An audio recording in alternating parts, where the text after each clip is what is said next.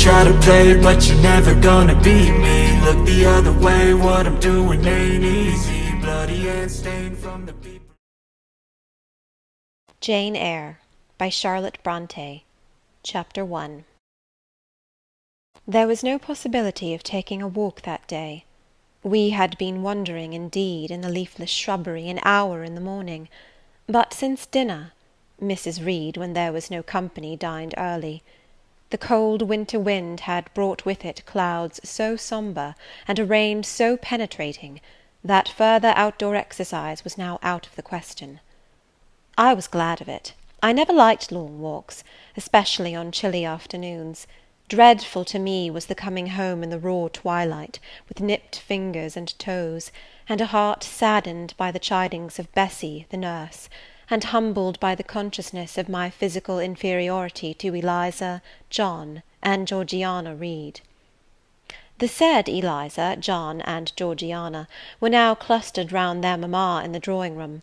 She lay reclined on a sofa by the fireside, and with her darlings about her, for the time neither quarrelling nor crying, looked perfectly happy.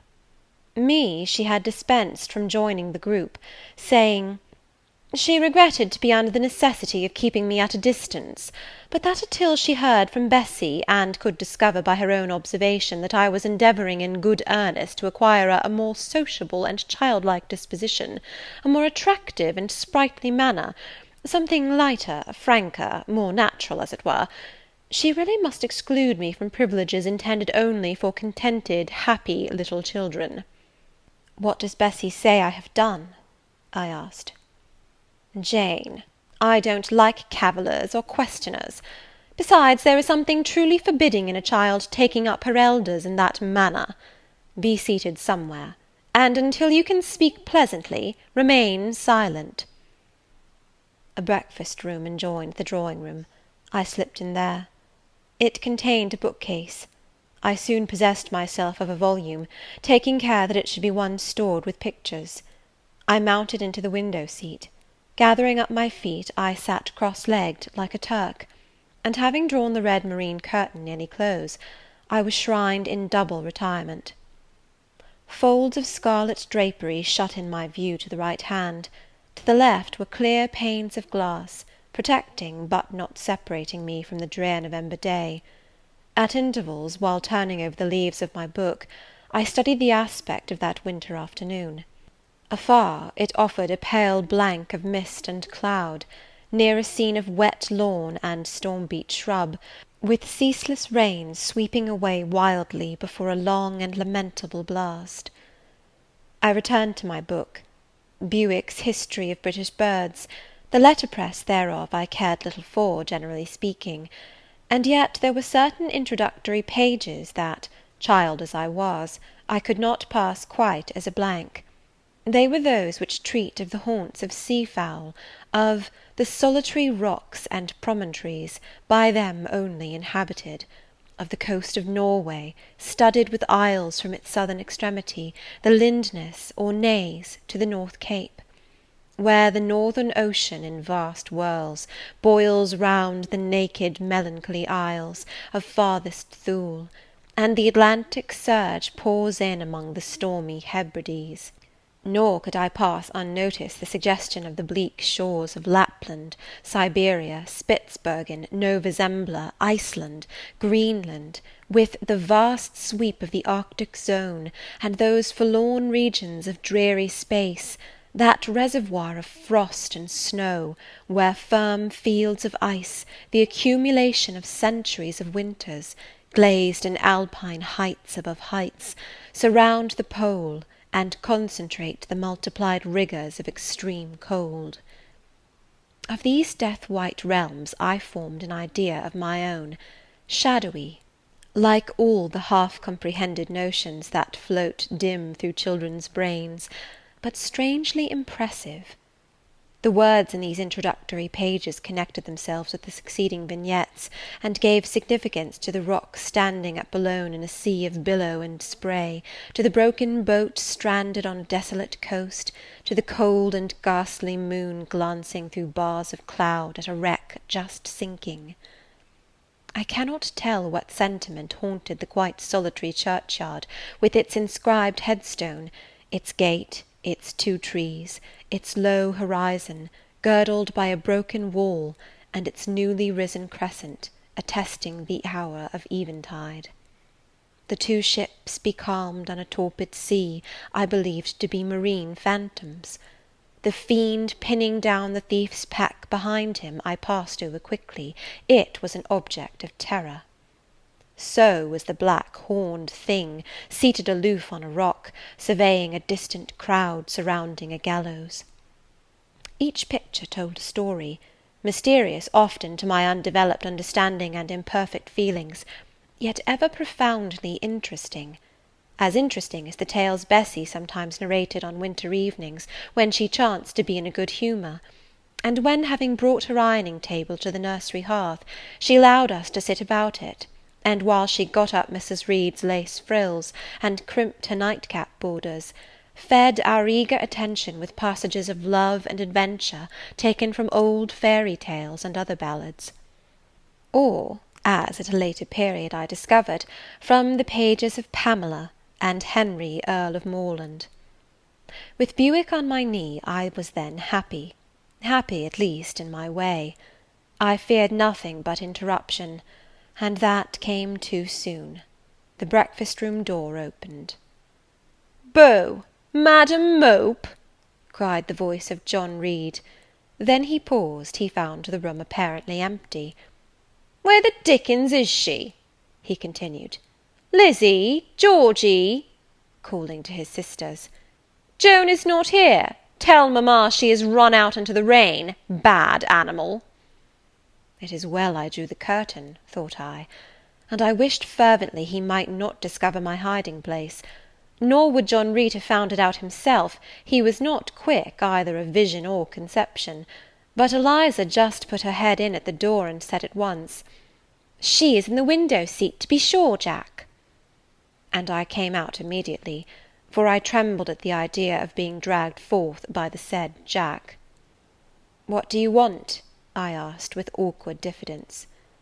"Say, what do you want, Master Reed?" was the answer. "I want you to come here." And seating himself in an arm-chair, he intimated by a gesture that I was to approach and stand before him. John Reed was a schoolboy of 14 years old, 4 years older than I, for I was but 10, large and stout for his age, with a dingy and unwholesome skin, thick lineaments in a spacious visage, heavy limbs, and large extremities. He gorged himself habitually at table, which made him bilious, and gave him a dim and bleared eye and flabby cheeks. He ought now to have been at school, but his mamma had taken him home for a month or 2, "on account of his delicate health." Mr. Miles, the master, affirmed that he would do very well if he had fewer cakes and sweetmeats sent him from home; but the mother's heart turned from an opinion so harsh, and inclined rather to the more refined idea that John's sallowness was owing to over-application, and perhaps to pining after home. John had not much affection for his mother and sisters, and an antipathy to me. He bullied and punished me, not 2 or 3 times in the week, nor once or twice in the day, but continually. Every nerve I had feared him, and every morsel of flesh in my bones shrank when he came near. There were moments when I was bewildered by the terror he inspired, because I had no appeal whatever against either his menaces or his inflictions. The servants did not like to offend their young master by taking my part against him, and Mrs. Reed was blind and deaf on the subject. She never saw him strike or heard him abuse me, though he did both now and then in her very presence, more frequently, however, behind her back. Habitually obedient to John, I came up to his chair. He spent some 3 minutes in thrusting out his tongue at me as far as he could without damaging the roots. I knew he would soon strike, and while dreading the blow, I mused on the disgusting and ugly appearance of him who would presently deal it. I wonder if he read that notion in my face, for all at once, without speaking, he struck suddenly and strongly. I tottered, and on regaining my equilibrium retired back a step or 2 from his chair. "That is for your impudence in answering mamma a while since," said he, "and for your sneaking way of getting behind curtains, and for the look you had in your eyes 2 minutes since, you rat." Accustomed to John Reed's abuse, I never had an idea of replying to it. My care was how to endure the blow which would certainly follow the insult. "What were you doing behind the curtain?" he asked. "I was reading." "Show the book." I returned to the window and fetched it thence.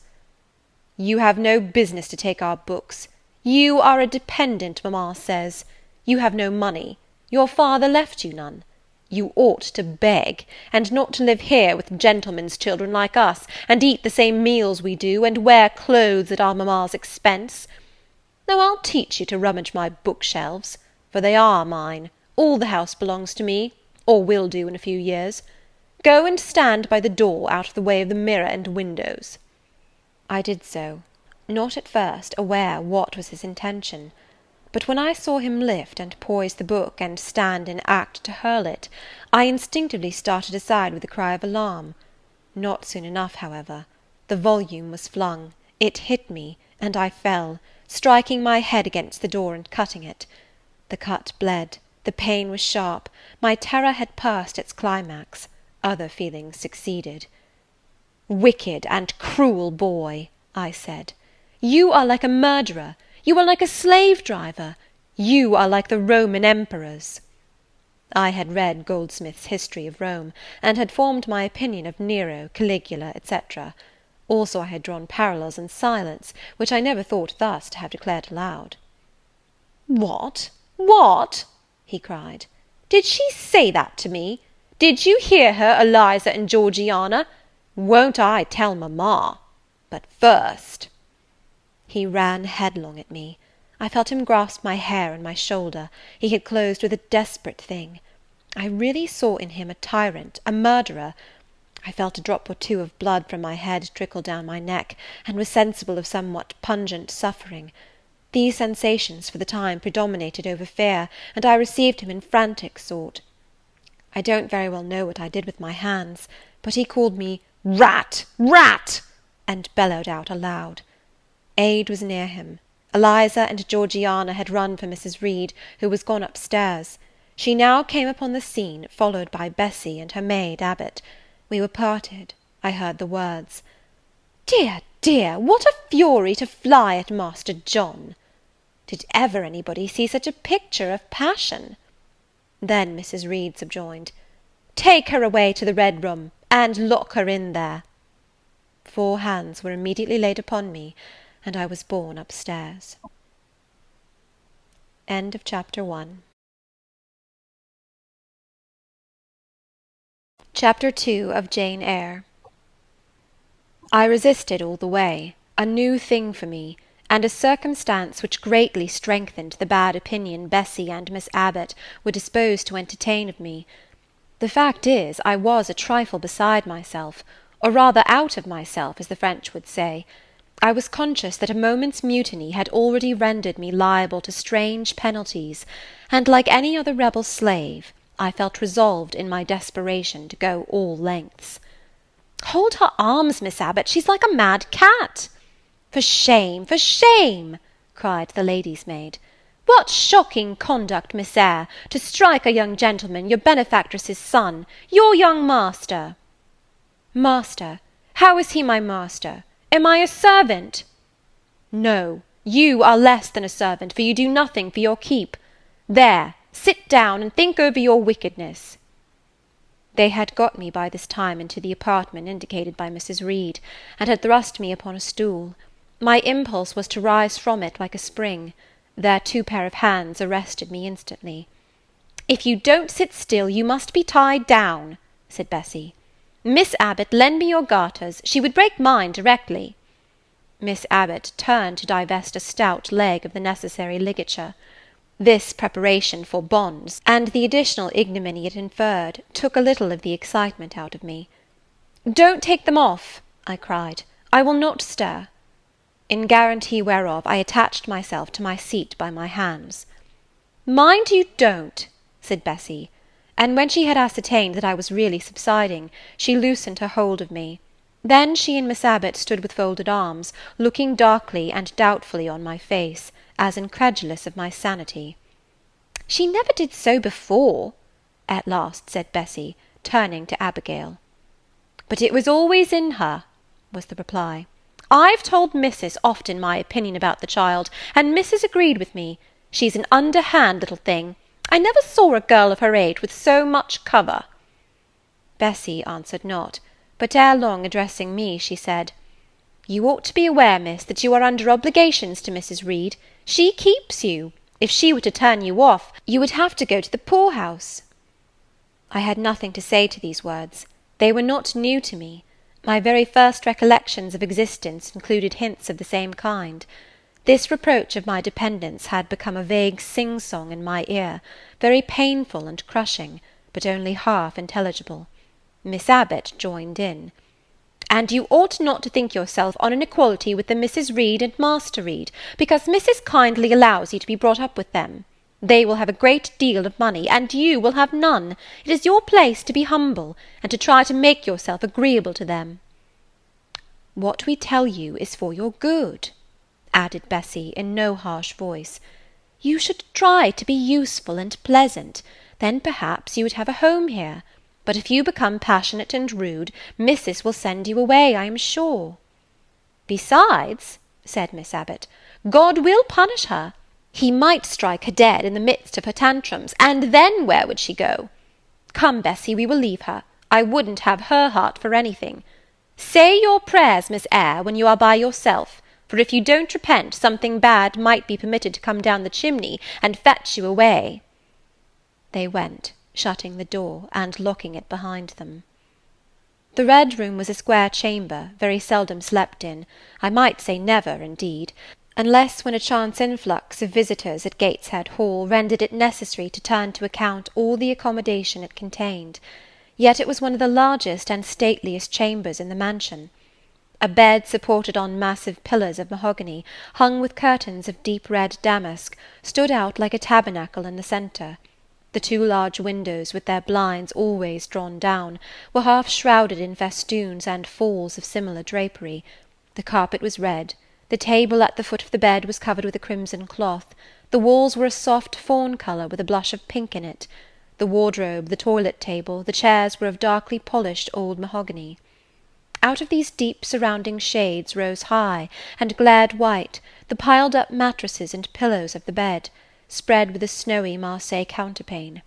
Scarcely less prominent was an ample cushioned easy-chair near the head of the bed, also white, with a footstool before it, and looking, as I thought, like a pale throne. This room was chill, because it seldom had a fire. It was silent, because remote from the nursery and kitchen; solemn, because it was known to be so seldom entered. The housemaid alone came here on Saturdays, to wipe from the mirrors and the furniture a week's quiet dust, and Mrs. Reed herself, at far intervals, visited it to review the contents of a certain secret drawer in the wardrobe, where were stored divers parchments, her jewel casket, and a miniature of her deceased husband. And in those last words lies the secret of the Red Room, the spell which kept it so lonely in spite of its grandeur. Mr. Reed had been dead 9 years. It was in this chamber he breathed his last. Here he lay in state, hence his coffin was borne by the undertaker's men, and since that day a sense of dreary consecration had guarded it from frequent intrusion. My seat, to which Bessie and the bitter Miss Abbot had left me riveted, was a low ottoman near the marble chimney-piece. The bed rose before me. To my right hand there was the high dark wardrobe, with subdued broken reflections varying the gloss of its panels. To my left were muffled windows. A great looking-glass between them repeated the vacant majesty of the bed and room.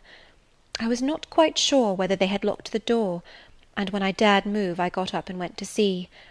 Alas! Yes, no jail was ever more secure. Returning, I had to cross before the looking-glass. My fascinated glance involuntarily explored the depth it revealed. All looked colder and darker in that visionary hollow than in reality. and the strange little figure there gazing at me, with a white face and arms specking the gloom, and glittering eyes of fear moving where all else was still, had the effect of a real spirit. I thought it like one of the tiny phantoms, half fairy, half imp, Bessie's evening stories represented as coming out of lone ferny dells and moors, and appearing before the eyes of belated travellers. I returned to my stool. Superstition was with me at that moment, but it was not yet her hour for complete victory.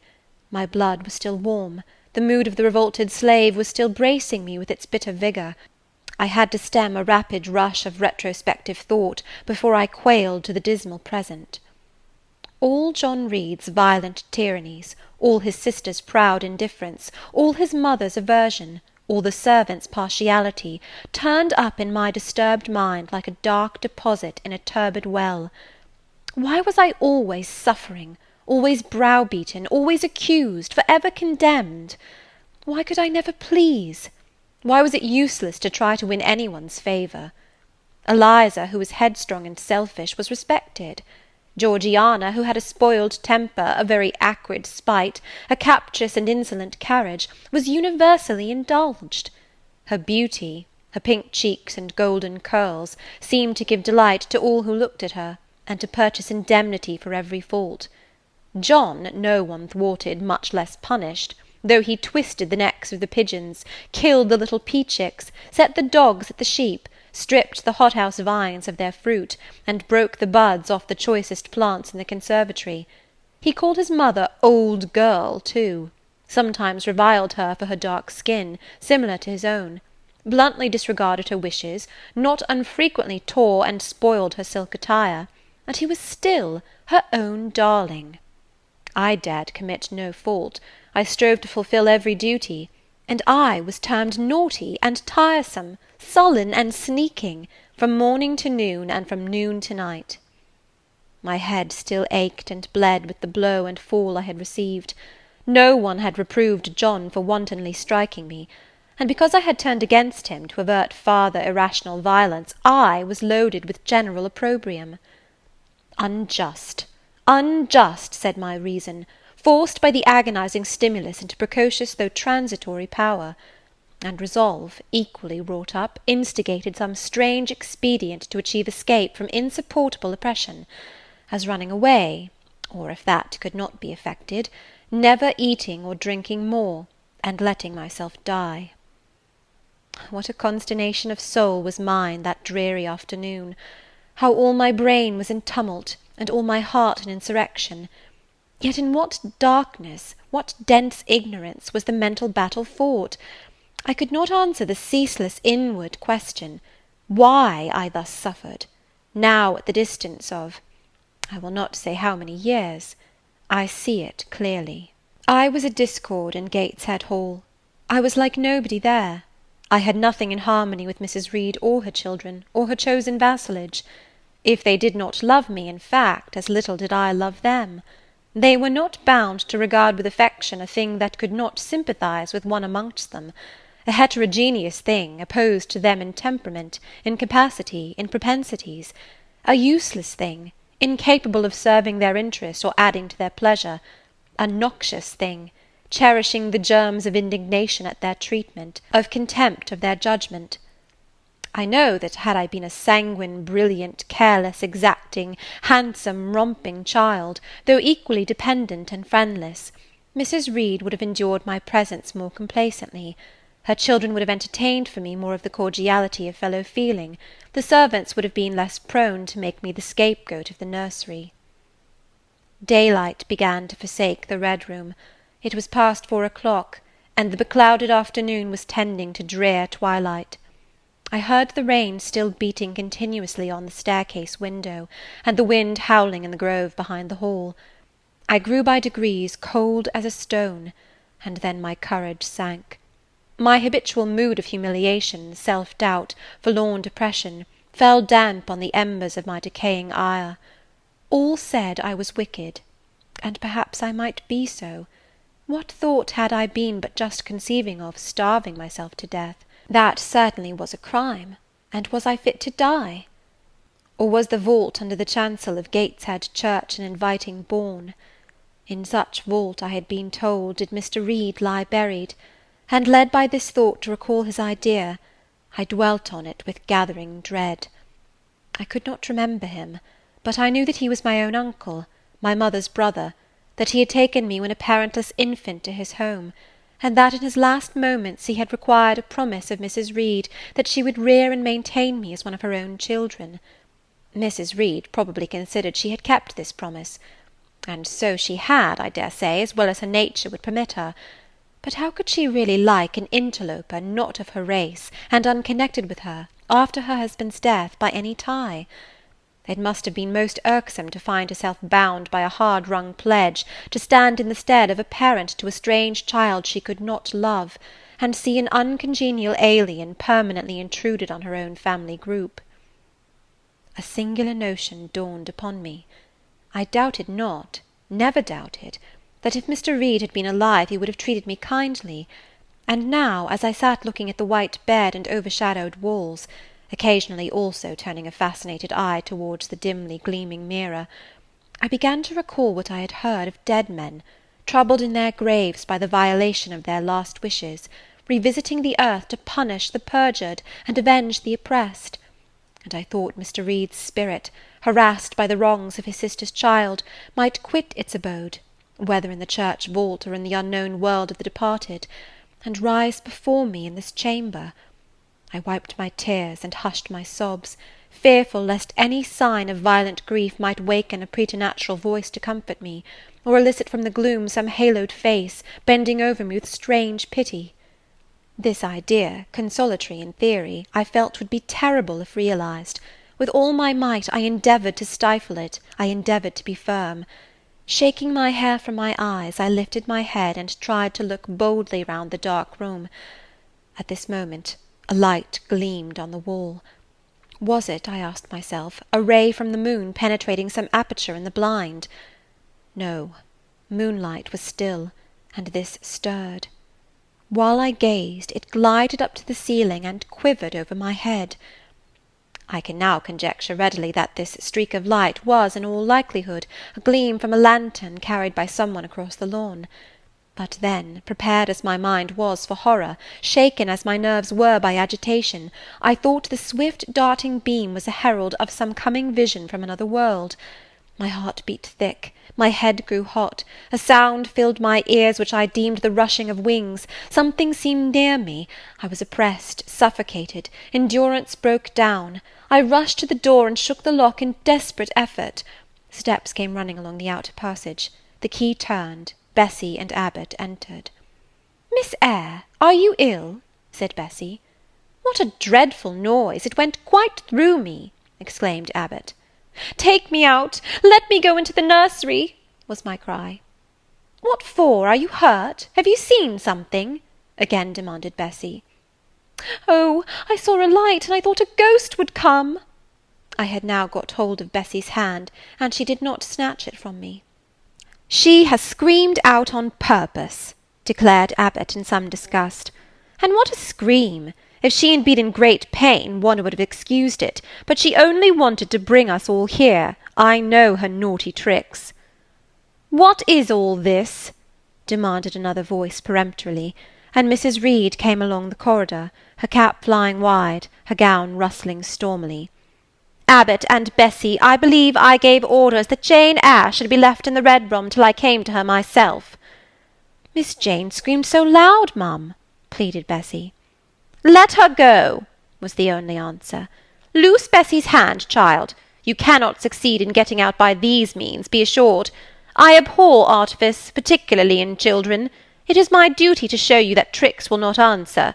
You will now stay here an hour longer, and it is only on condition of perfect submission and stillness that I shall liberate you then." "Oh, aunt, have pity! Forgive me! I cannot endure it! Let me be punished some other way! I shall be killed if—" "Silence! This violence is all most repulsive." And so, no doubt, she felt it. I was a precocious actress in her eyes. She sincerely looked on me as a compound of virulent passions, mean spirit, and dangerous duplicity. Bessy and Abbot having retreated, Mrs. Reed, impatient of my now frantic anguish and wild sobs, abruptly thrust me back and locked me in without further parley. I heard her sweeping away, and soon after she was gone, I suppose I had a species of fit. Unconsciousness closed the scene. End of Chapter 2. Chapter 3 of Jane Eyre. The next thing I remember is waking up with a feeling as if I had had a frightful nightmare, and seeing before me a terrible red glare, crossed with thick black bars. I heard voices, too, speaking with a hollow sound, and as if muffled by a rush of wind or water. Agitation, uncertainty, and an all-predominating sense of terror confused my faculties. Ere long I became aware that some one was handling me, lifting me up and supporting me in a sitting posture, and that more tenderly than I had ever been raised or upheld before. I rested my head against a pillow or an arm, and felt easy. In 5 minutes more the cloud of bewilderment dissolved. I knew quite well that I was in my own bed, and that the red glare was the nursery fire. It was night. A candle burnt on the table. Bessy stood at the bed-foot with a basin in her hand, and a gentleman sat in a chair near my pillow, leaning over me. I felt an inexpressible relief, a soothing conviction of protection and security, when I knew that there was a stranger in the room, an individual not belonging to Gateshead, and not related to Mrs. Reed. Turning from Bessy, though her presence was far less obnoxious to me than that of Abbot, for instance, would have been, I scrutinized the face of the gentleman. I knew him. It was Mr. Lloyd, an apothecary, sometimes called in by Mrs. Reed when the servants were ailing. For herself and the children she employed a physician. "Well, who am I?" he asked. I pronounced his name, offering him at the same time my hand. He took it, smiling and saying, "We shall do very well by and by." Then he laid me down, and addressing Bessy, charged her to be very careful that I was not disturbed during the night. Having given some further directions, and intimates that he should call again the next day, he departed, to my grief. I felt so sheltered and befriended while he sat in the chair near my pillow, and as he closed the door after him, all the room darkened, and my heart again sank. Inexpressible sadness weighed it down. "Do you feel as if you should sleep, miss?" asked Bessy, rather softly. Scarcely dared I answer her, for I feared the next sentence might be rough. "I will try." "Would you like to drink, or could you eat anything?" "No, thank you, Bessy." "Then I think I shall go to bed, for it is past 12 o'clock, but you may call me if you want anything in the night." Wonderful civility this!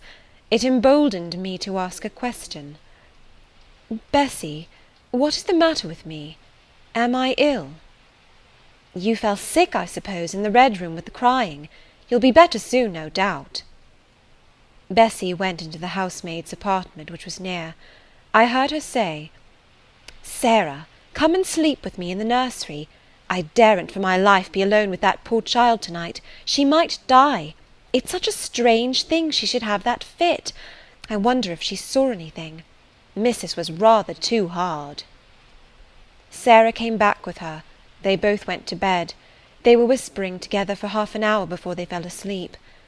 I caught scraps of their conversation, from which I was able only too distinctly to infer the main subject discussed. Something passed her, all dressed in white, and vanished. A great black dog behind him. 3 loud raps on the chamber door. A light in the churchyard just over his grave, etc., etc. At last both slept. The fire and the candle went out. For me, the watches of that long night passed in ghastly wakefulness, strained by dread, such dread as children only can feel. No severe or prolonged bodily illness followed this incident of the Red Room.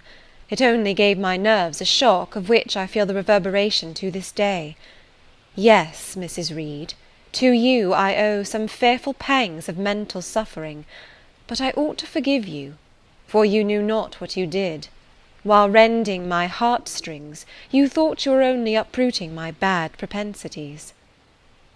Next day by noon I was up and dressed, and sat wrapped in a shawl by the nursery hearth. I felt physically weak and broken down, but my worst ailment was an unutterable wretchedness of mind, a wretchedness which kept drawing from me silent tears. No sooner had I wiped one salt drop from my cheek than another followed. Yet, I thought, I ought to have been happy, for none of the Reeds were there. They were all gone out in the carriage with their mamma. Abbot, too, was sewing in another room, and Bessy, as she moved hither and thither, putting away toys and arranging drawers, addressed to me every now and then a word of unwonted kindness. This state of things should have been to me a paradise of peace, accustomed as I was to a life of ceaseless reprimand and thankless fagging. But in fact my racked nerves were now in such a state that no calm could soothe, and no pleasure excite them agreeably.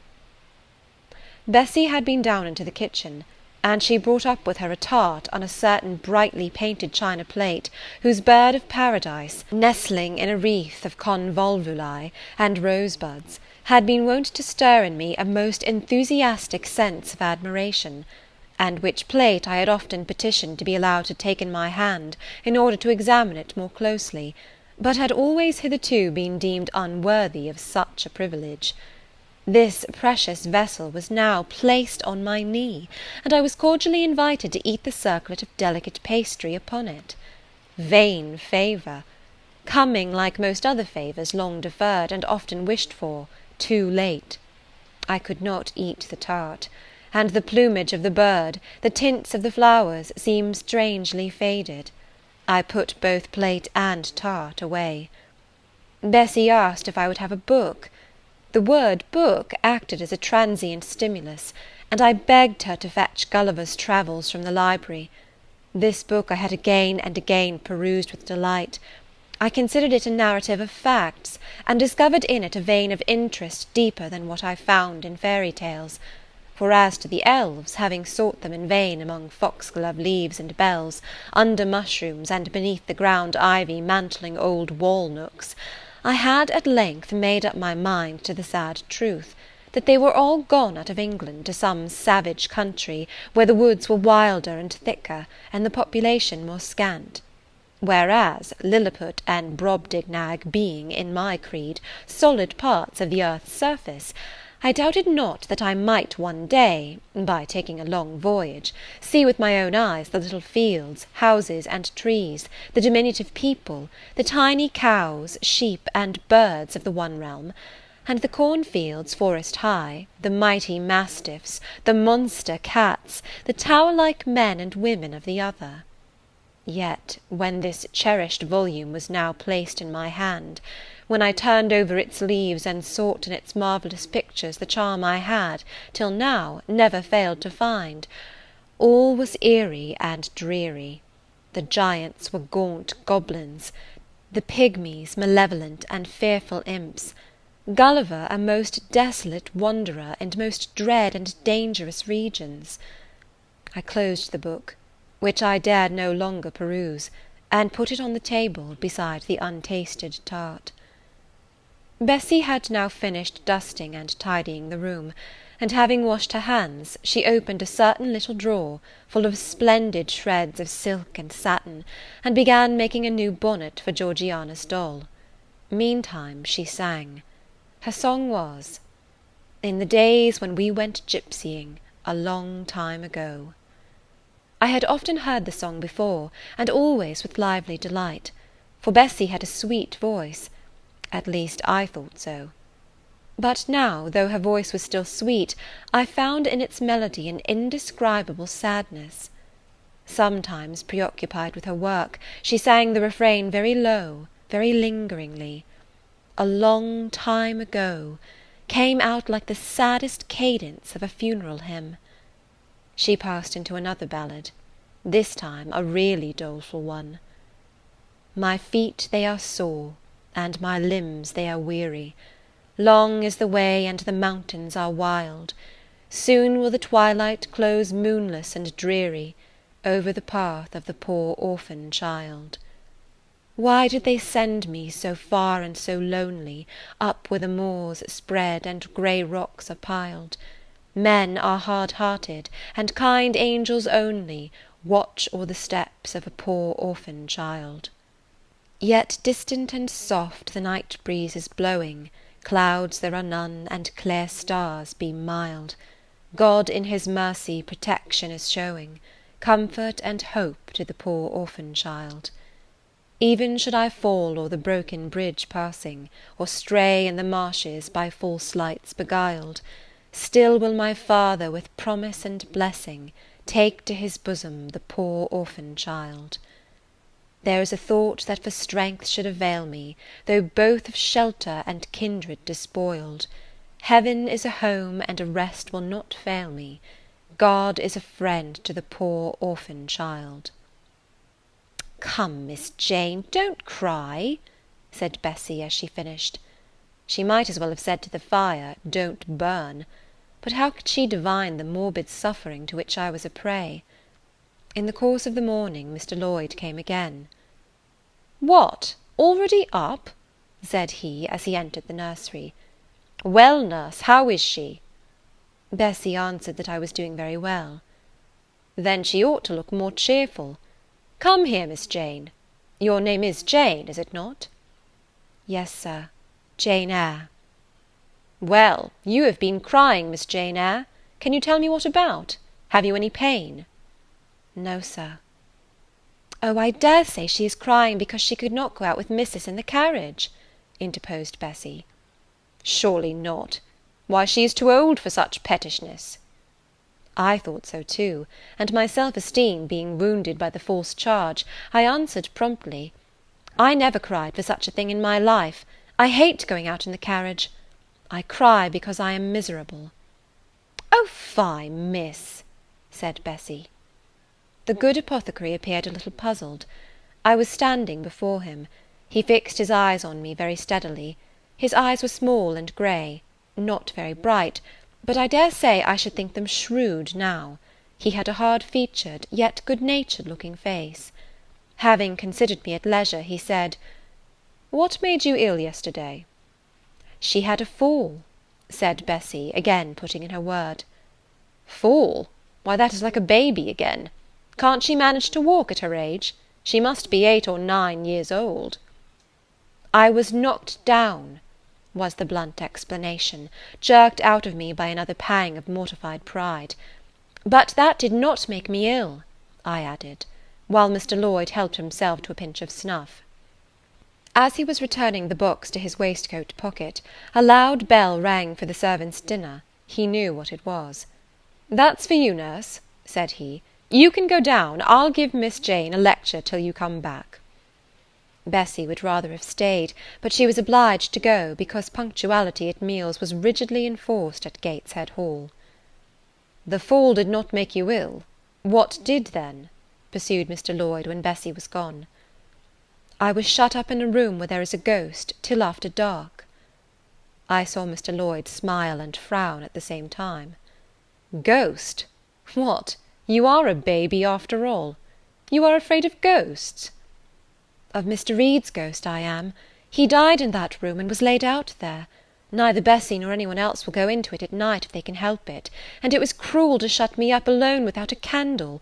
So cruel, I think I shall never forget it." "Nonsense! And is it that makes you so miserable? Are you afraid now in daylight?"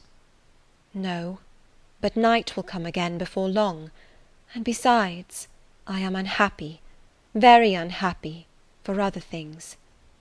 "What other things? Can you tell me some of them?" How much I wished to reply fully to this question! How difficult it was to frame any answer! Children can feel, but they cannot analyse their feelings, and if the analysis is partially effected in thought, they know not how to express the result of the process in words. Fearful, however, of losing this first and only opportunity of relieving my grief by imparting it, I, after a disturbed pause, contrived to frame a meagre, though, as far as it went, true response. For one thing, I have no father or mother, brothers or sisters." "You have a kind aunt and cousins." Again I paused, then bunglingly announced, "But John Reed knocked me down, and my aunt shut me up in the Red Room." Mr. Lloyd second time produced his snuff box. "Don't you think Gateshead Hall a very beautiful house?" asked he. "Are you not very thankful to have such a fine place to live at?" "It is not my house, sir, and Abbot says I have less right to be here than a servant." "Pooh! You can't be silly enough to wish to leave such a splendid place." "If I had anywhere else to go, I should be glad to leave it, but I can never get away from Gateshead till I am a woman." "Perhaps you may. Who knows? Have you any relations besides Mrs. Reed?" "I think not, sir." "None belonging to your father?" "I don't know. I asked Aunt Reed once, and she said possibly I might have some poor, low relations called Eyre, but she knew nothing about them." "If you had such, would you like to go to them?" I reflected. Poverty looks grim to grown people, still more so to children. They have not much idea of industrious, working, respectable poverty. They think of the word only as connected with ragged clothes, scanty food, fireless grates, rude manners, and debasing vices. Poverty for me was synonymous with degradation. "No, I should not like to belong to poor people," was my reply. "Not even if they were kind to you?" I shook my head. I could not see how poor people had the means of being kind. And then to learn to speak like them, to adopt their manners, to be uneducated, to grow up like one of the poor women I saw sometimes nursing their children or washing their clothes at the cottage doors of the village of Gateshead. No, I was not heroic enough to purchase liberty at the price of caste. "But are your relatives so very poor? Are they working people?" "I cannot tell. Aunt Reed says if I have any they must be a beggarly set. I should not like to go a-begging." "Would you like to go to school?" Again I reflected. I scarcely knew what school was. Bessie sometimes spoke of it as a place where young ladies sat in the stocks, wore backboards, and were expected to be exceedingly genteel and precise. John Reed hated his school, and abused his master. But John Reed's tastes were no rule for mine, and if Bessie's accounts of school discipline, gathered from the young ladies of a family where she had lived before coming to Gateshead, were somewhat appalling, her details of certain accomplishments attained by these same young ladies were, I thought, equally attractive.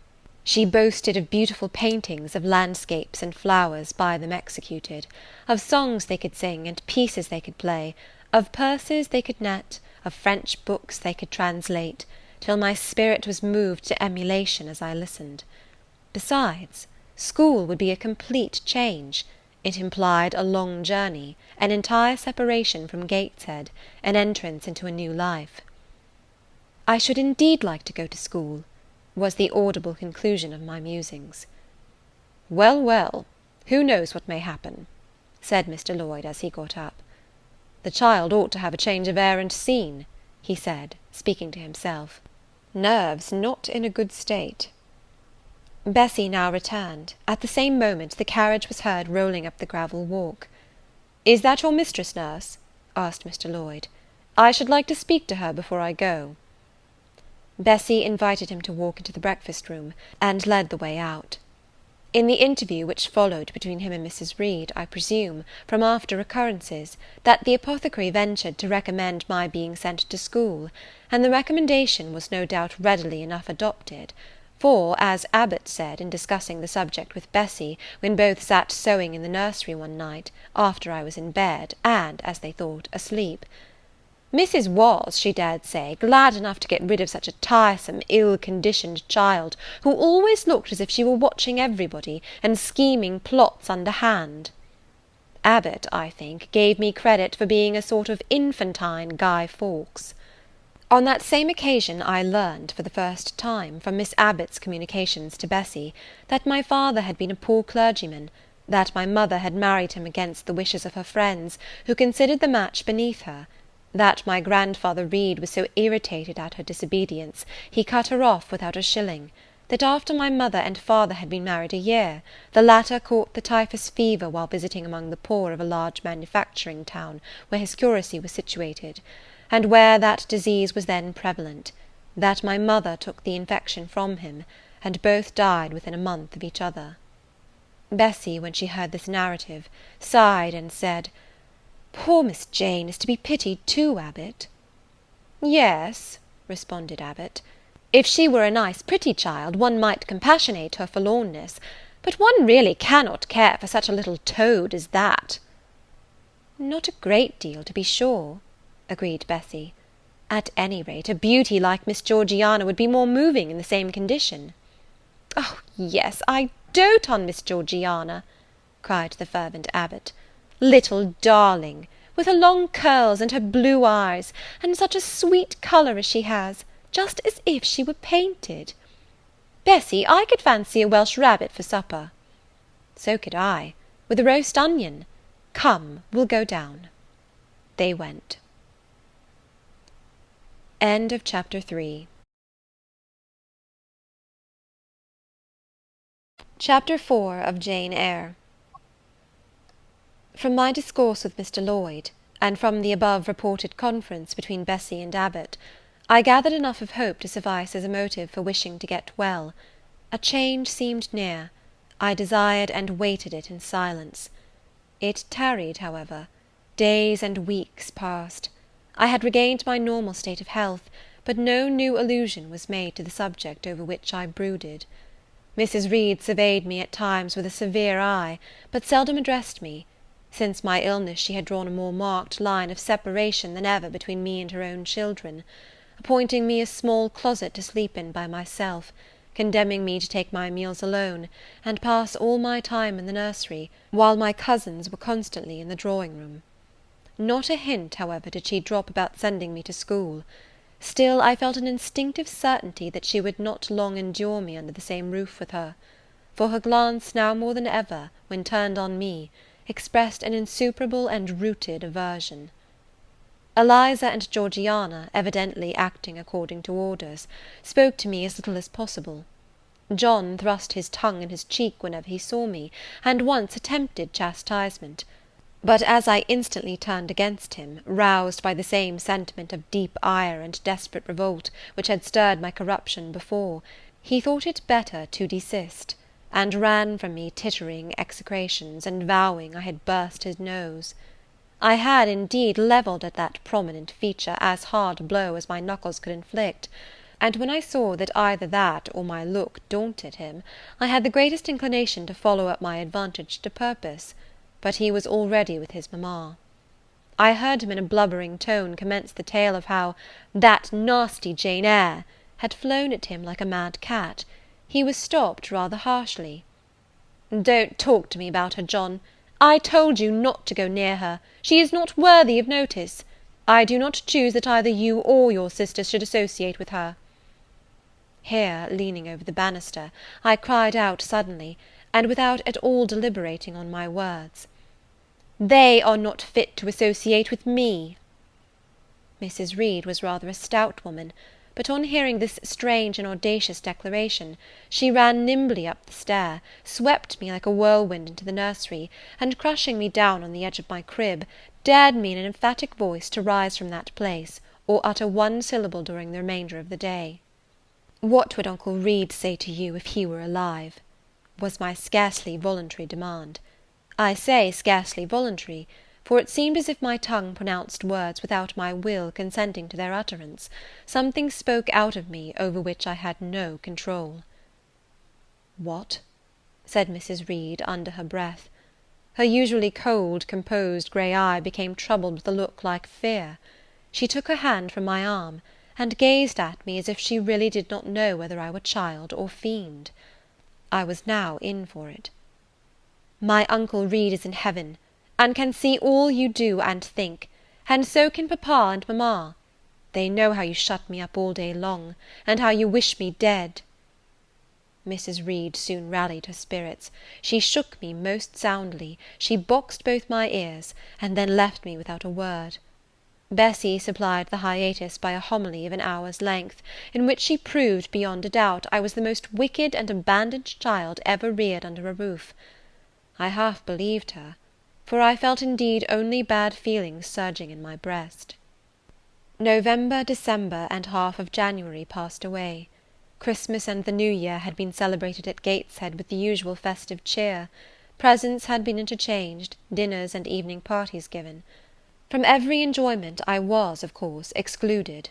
My share of the gaiety consisted in witnessing the daily apparelling of Eliza and Georgiana, and seeing them descend to the drawing-room, dressed out in thin muslin frocks and scarlet sashes, with hair elaborately ringleted, and afterwards in listening to the sound of the piano or the harp played below, to the passing to and fro of the butler and footman, to the jingling of glass and china as refreshments were handed, to the broken hum of conversation as the drawing-room door opened and closed. When tired of this occupation, I would retire from the stair-head to the solitary and silent nursery. There, though somewhat sad, I was not miserable. To speak truth, I had not the least wish to go into company, for in company I was very rarely noticed, and if Bessy had but been kind and companionable, I should have deemed it a treat to spend the evenings quietly with her, instead of passing them under the formidable eyes of Mrs. Reed, in a room full of ladies and gentlemen. But Bessy, as soon as she had dressed her young ladies, used to take herself off to the lively regions of the kitchen and the housekeeper's room, generally bearing the candle along with her. I then sat with my doll on my knee till the fire got low, glancing round occasionally to make sure that nothing worse than myself haunted the shadowy room; and when the embers sank to a dull red, I undressed hastily, tugging at knots and strings as I best might, and sought shelter from cold and darkness in my crib. To this crib I always took my doll. Human beings must love something, and in the dearth of worthier objects of affection, I contrived to find a pleasure in loving and cherishing a faded graven image, shabby as a miniature scarecrow. It puzzles me now to remember with what absurd sincerity I doted on this little toy, half fancying it alive and capable of sensation. I could not sleep unless it was folded in my night-gown, and when it lay there safe and warm, I was comparatively happy, believing it to be happy likewise. Long did the hours seem while I waited the departure of the company, and listened for the sound of Bessy's step on the stairs. Sometimes she would come up in the interval to seek her thimble or her scissors, or perhaps to bring me something by way of supper, a bun or a cheesecake.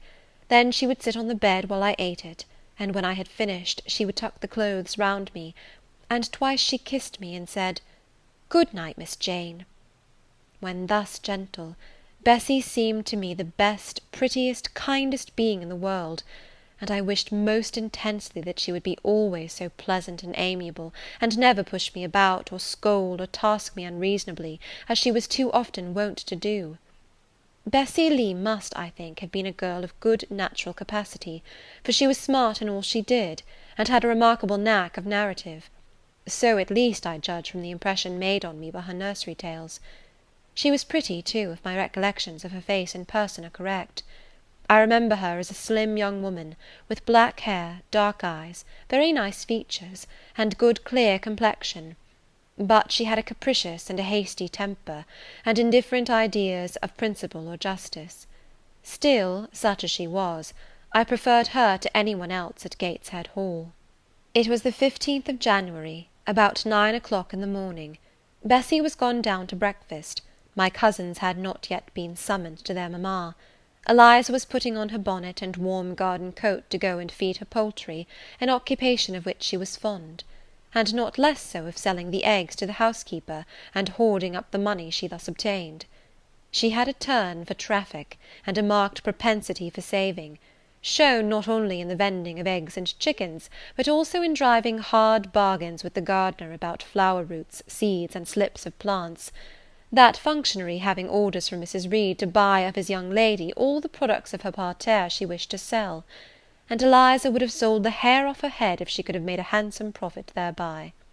As to her money, she first secreted it in odd corners, wrapping it in a rag or an old curl paper; but some of these hoards having been discovered by the housemaid, Eliza, fearful of one day losing her valued treasure, consented to entrust it to her mother, at a usurious rate of interest, 50 or 60%, which interest she exacted every quarter, keeping her accounts in a little book with anxious accuracy. Georgiana sat on a high stool, dressing her hair at the glass, and interweaving her curls with artificial flowers and faded feathers, of which she had found a store in a drawer in the attic. I was making my bed, having received strict orders from Bessie to get it arranged before she returned; for Bessie now frequently employed me as a sort of under nursery maid, to tidy the room, dust the chairs, etc. Having spread the quilt and folded my night dress, I went to the window seat to put in order some picture books and doll's house furniture scattered there. An abrupt command from Georgiana to let her playthings alone, for the tiny chairs and mirrors, the fairy plates and cups were her property, stopped my proceedings; and then, for lack of other occupation, I fell to breathing on the frost flowers with which the window was fretted, and thus clearing a space in the glass through which I might look out on the grounds, where all was still and petrified under the influence of a hard frost. From this window were visible the porter's lodge and the carriage road, and just as I had dissolved so much of the silver-white foliage veiling the panes as left room to look out, I saw the gates thrown open and a carriage roll through. I watched it ascending the drive with indifference. Carriages often came to Gateshead, but none ever brought visitors in whom I was interested. It stopped in front of the house, the door-bell rang loudly, the new-comer was admitted. All this being nothing to me, my vacant attention soon found livelier attraction in the spectacle of a hungry little robin, which came and chirruped on the twigs of the leafless cherry-tree nailed against the wall near the casement. The remains of my breakfast of bread and milk stood on the table, and having crumbled a morsel of roll, I was tugging at the sash to put out the crumbs on the window-sill, when Bessie came running upstairs to the nursery. "Miss Jane, take off your pinafore. What are you doing there? Have you washed your hands and face this morning?" I gave another tug before I answered, for I wanted the bird to be secure of its bread. The sash yielded, I scattered the crumbs, some on the stone sill, some on the cherry-tree bough; then, closing the window, I replied, "No, Bessie, I have only just finished dusting." "Oh, troublesome, careless child! And what are you doing now? You look quite red, as if you had been about some mischief. What were you opening the window for?" I was spared the trouble of answering, for Bessie seemed in too great a hurry to listen to explanations. She hauled me to the washstand, inflicted a merciless but happily brief scrub on my face and hands with soap, water, and a coarse towel, disciplined my head with a bristly brush, denuded me of my pinafore, and then hurrying me to the top of the stairs, bid me go down directly, as I was wanted in the breakfast-room. I would have asked who wanted me. I would have demanded if Mrs. Reed was there, but Bessie was already gone, and had closed the nursery door upon me. I slowly descended. For nearly 3 months I had never been called to Mrs. Reed's presence. Restricted so long to the nursery, the breakfast, dining, and drawing-rooms were become for me awful regions, on which it dismayed me to intrude. I now stood in the empty hall; before me was the breakfast-room door, and I stopped, intimidated and trembling. What a miserable little poltroon had fear, engendered of unjust punishment, made of me in those days! I feared to return to the nursery, and feared to go forward to the parlour. 10 minutes I stood in agitated hesitation; the vehement ringing of the breakfast-room bell decided me. I must enter. Who could want me? I asked inwardly, as with both hands I turned the stiff door-handle, which for a second or two resisted my efforts. What should I see besides Aunt Reed in this apartment? A man or a woman? The handle turned, the door unclosed, and passing through and curtsying low, I looked up at a black pillar. Such at least appeared to me at first sight the straight, narrow, sable-clad shape standing erect on the rug. The grim face at the top was like a carved mask, placed above the shaft by way of capital. Mrs. Reed occupied her usual seat by the fireside. She made a signal to me to approach. I did so, and she introduced me to the stony stranger with the words, "This is the little girl respecting whom I applied to you." He, for it was a man, turned his head slowly towards where I stood, and having examined me with the 2 inquisitive-looking grey eyes which twinkled under a pair of bushy brows, said solemnly, and in a bass voice, "Her size is small. What is her age?" 10 years. "So much," was the doubtful answer. and he prolonged his scrutiny for some minutes. Presently he addressed me. "Your name, little girl?" "Jane Eyre, sir." In uttering these words I looked up. He seemed to me a tall gentleman, but then I was very little. His features were large, and they and all the lines of his frame were equally harsh and prim. "Well, Jane Eyre, and are you a good child?" Impossible to reply to this in the affirmative. My little world held a contrary opinion. I was silent. Mrs. Reed answered for me by an expressive shake of the head, adding soon, "Perhaps the less said on that subject the better, Mr. Brocklehurst." "Sorry indeed to hear it. She and I must have some talk." And bending from the perpendicular, he installed his person in the arm-chair opposite Mrs. Reed's. "Come here," he said. I stepped across the rug. He placed me square and straight before him. What a face he had, now that it was almost on a level with mine! What a great nose! And what a mouth! And what large prominent teeth! "No sight so sad as that of a naughty child," he began, "especially a naughty little girl. Do you know where the wicked go after death?" "They go to hell," was my ready and orthodox answer. "And what is hell? Can you tell me that?" "A pit full of fire." "And should you like to fall into that pit, and then be burning there for ever?" "No, sir." "What must you do to avoid it?" I deliberated a moment. My answer, when it did come, was objectionable. "I must keep in good health, and not die." "How can you keep in good health? Children younger than you die daily. I buried a little child of 5 years old only a day or two since, a good little child, whose soul is now in heaven. It is to be feared the same could not be said of you, were you to be called hence." Not being in a condition to remove his doubt, I only cast my eyes down on the 2 large feet planted on the rug, and sighed, wishing myself far enough away. "I hope that sigh is from the heart, and that you repent of ever having been the occasion of discomfort to your excellent benefactress." "Benefactress, benefactress," said I, inwardly. "They all call Mrs. Reed my benefactress. If so, a benefactress is a disagreeable thing." "Do you say your prayers night and morning?" continued my interrogator.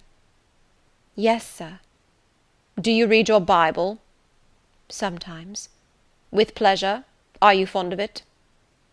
"I like Revelations, and the book of Daniel, and Genesis and Samuel, and a little bit of Exodus, and some parts of Kings and Chronicles, and Job and Jonah." "And the Psalms? I hope you like them?" "No, sir." "No? Oh, shocking! I have a little boy younger than you who knows 6 Psalms by heart, and when you ask him which he would rather have, a gingerbread nut to eat, or a verse of Psalm to learn, he says, 'Oh, the verse of a Psalm! Angels sing Psalms,' says he. 'I wish to be a little angel here below.'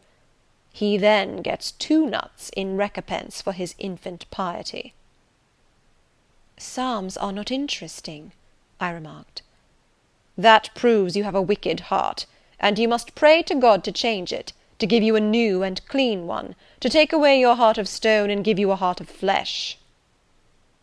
I was about to propound a question, touching the manner in which that operation of changing my heart was to be performed, when Mrs. Reed interposed, telling me to sit down. She then proceeded to carry on the conversation herself. "Mr. Brocklehurst, I believe I intimated in the letter which I wrote to you 3 weeks ago, that this little girl has not quite the character and disposition I could wish.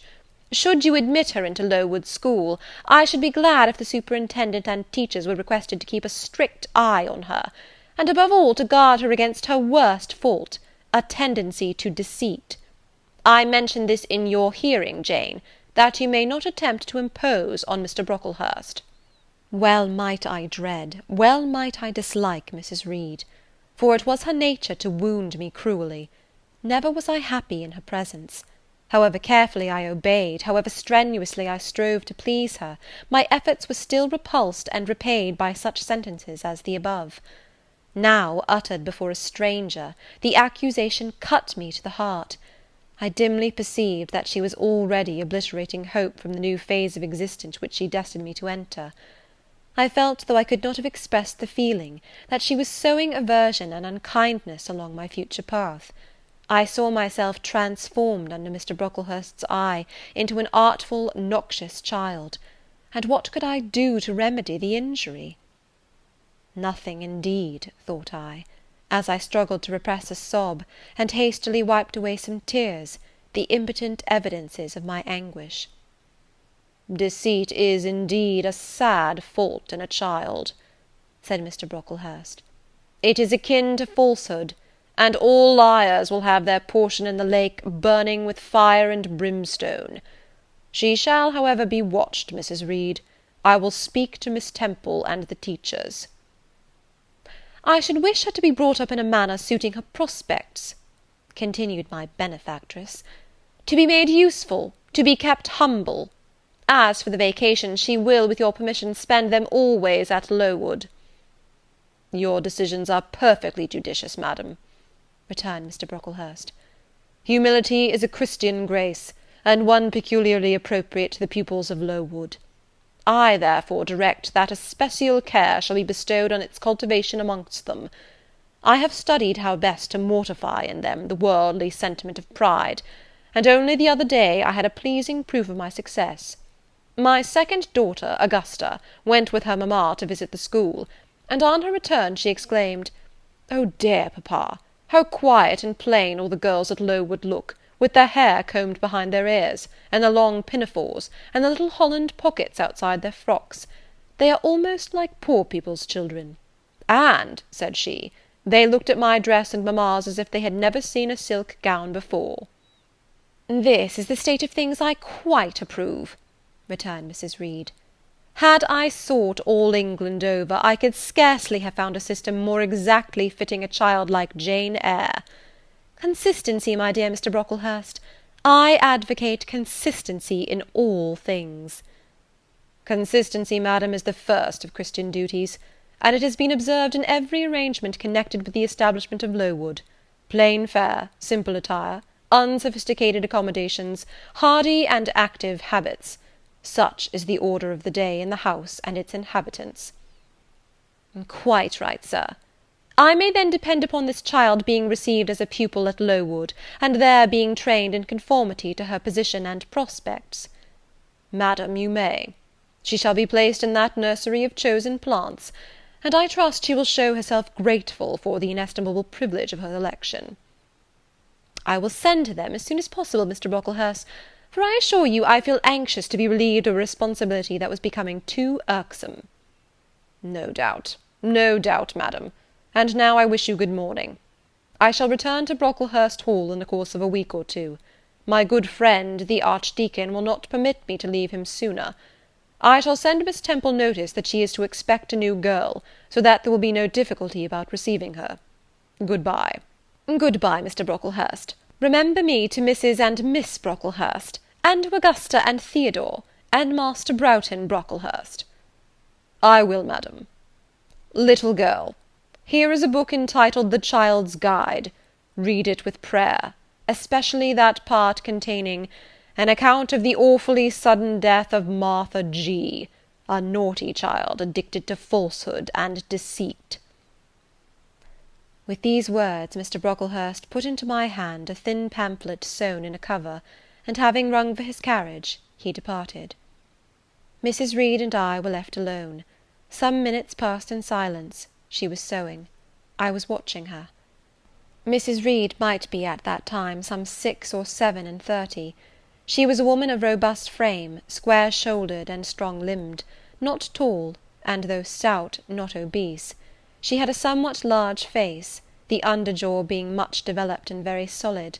Her brow was low, her chin large and prominent, mouth and nose sufficiently regular. Under her light eyebrows glimmered an eye devoid of ruth. Her skin was dark and opaque, her hair nearly flaxen. Her constitution was sound as a bell. Illness never came near her. She was an exact, clever manager. Her household and tenantry were thoroughly under her control. Her children only at times defied her authority, and laughed to scorn. She dressed well, and had a presence and port calculated to set off handsome attire. Sitting on a low stool a few yards from her arm-chair, I examined her figure, I perused her features. In my hand I held the tract containing the sudden death of the liar, to which narrative my attention had been pointed as to an appropriate warning. What had just passed, what Mrs. Reed had said concerning me to Mr. Brocklehurst, the whole tenor of their conversation, was recent, raw, and stinging in my mind. I had felt every word as acutely as I had heard it plainly, and a passion of resentment fermented now within me. Mrs. Reed looked up from her work, her eye settled on mine, her fingers at the same time suspended their nimble movements.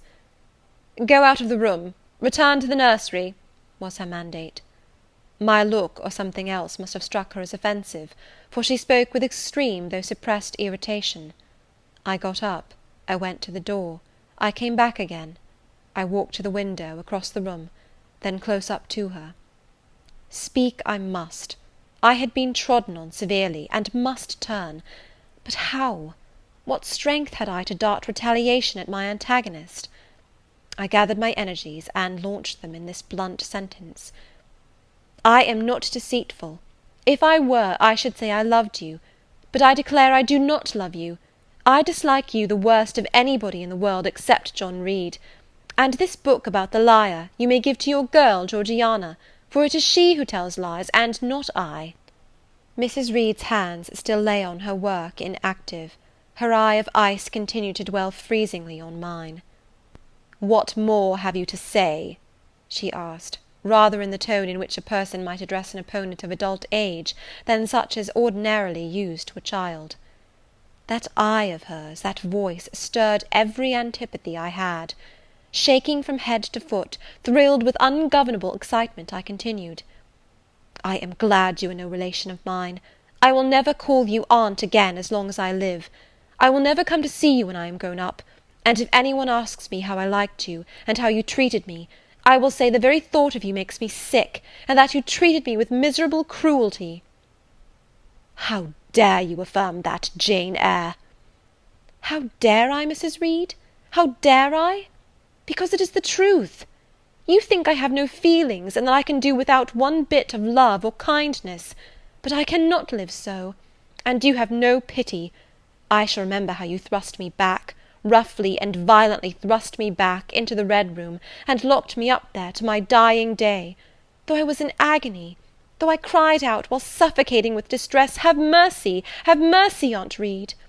And that punishment you made me suffer because your wicked boy struck me, knocked me down for nothing. I will tell anybody who asks me questions this exact tale. People think you a good woman, but you are bad, hard-hearted. You are deceitful." Ere I had finished this reply, my soul began to expand, to exult, with the strangest sense of freedom, of triumph, I ever felt. It seemed as if an invisible bond had burst, and that I had struggled out into unhoped-for liberty. Not without cause with this sentiment. Mrs. Reed looked frightened. Her work had slipped from her knee. She was lifting up her hands, rocking herself to and fro, and even twisting her face as if she would cry. "Jane, you are under a mistake. What is the matter with you? Why do you tremble so violently? Would you like to drink some water?" "No, Mrs. Reed." "Is there anything else you wish for, Jane? I assure you I desire to be your friend." "Not you. You told Mr. Brocklehurst I had a bad character, a deceitful disposition, and I'll let everybody at Lowood know what you are, and what you have done." "Jane, you don't understand these things. Children must be corrected for their faults." "Deceit is not my fault," I cried out in a high, savage voice. "But you are passionate, Jane, that you must allow. And now return to the nursery, there's a dear, and lie down a little." "I am not your dear. I cannot lie down.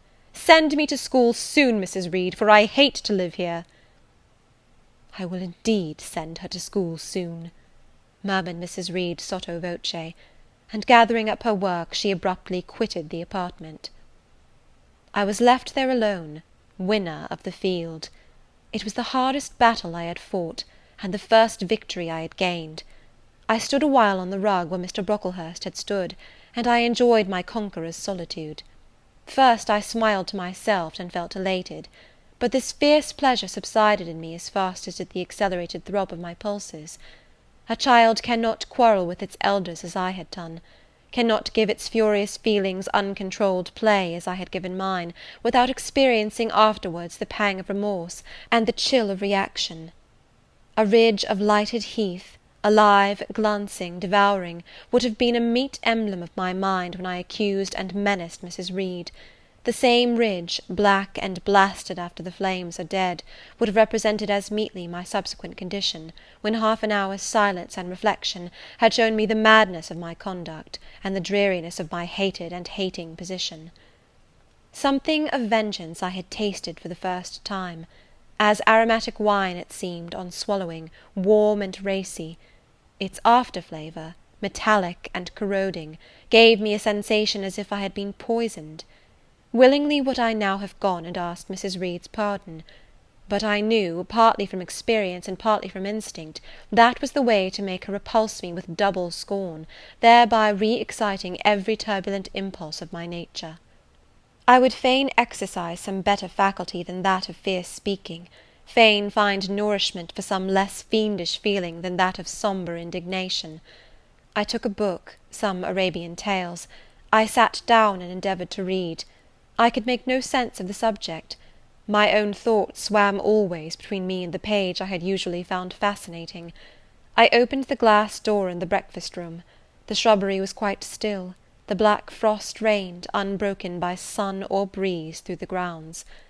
I covered my head and arms with the skirt of my frock, and went out to walk in part of the plantation which was quite sequestered; but I found no pleasure in the silent trees, the falling fir cones, the congealed relics of autumn, russet leaves, swept by past winds in heaps, and now stiffened together.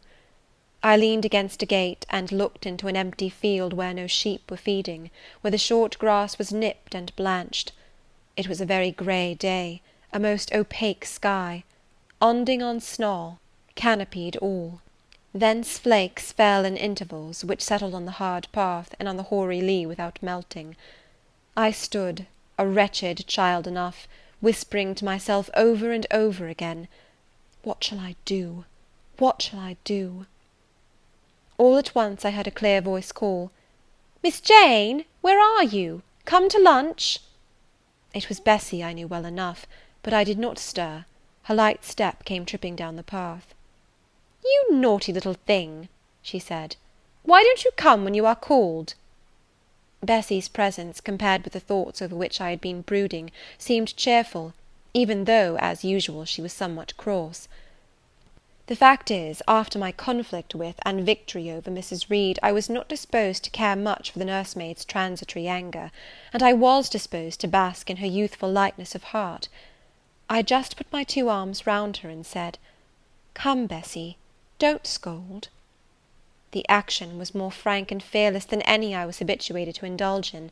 Somehow it pleased her. "You are a strange child, Miss Jane," she said, as she looked down at me. "A little roving, solitary thing. And you are going to school, I suppose?" I nodded. "And won't you be sorry to leave poor Bessie?" "What does Bessie care for me? She's always scolding me." "Because you're such a queer, frightened, shy little thing. You should be bolder." "What, to get more knocks?" "Nonsense." "But you are rather put upon, that's certain. My mother said, when she came to see me last week, that she would not like a little one of her own to be in your place. Now come in, and I've some good news for you." "I don't think you have, Bessie." "Child, what do you mean? What sorrowful eyes you fix on me?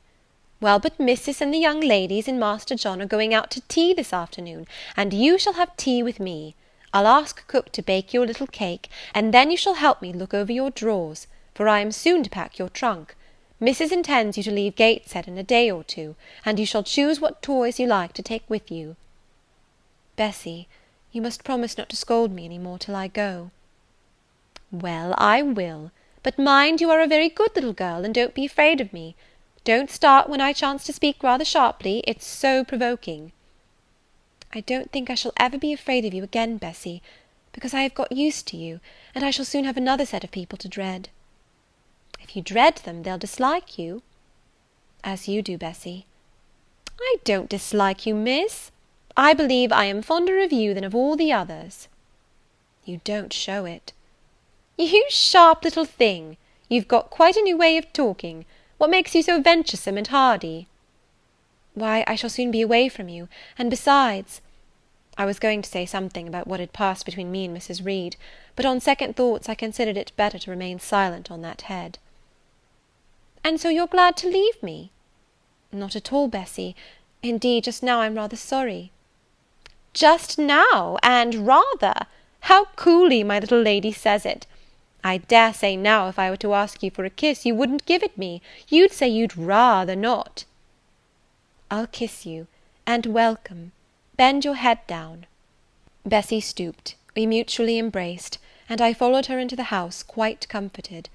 That afternoon lapsed in peace and harmony, and in the evening Bessy told me some of her most enchanting stories, and sang me some of her sweetest songs. Even for me, life had its gleams of sunshine. End of Chapter 4. Chapter 5 of Jane Eyre. 5 o'clock had hardly struck on the morning of the 19th of January, when Bessy brought a candle into my closet, and found me already up and nearly dressed. I had risen half an hour before her entrance, and had washed my face and put on my clothes by the light of a half-moon just setting, whose rays streamed through the narrow window near my crib. I was to leave Gateshead that day by a coach which passed the lodge gates at 6 a.m.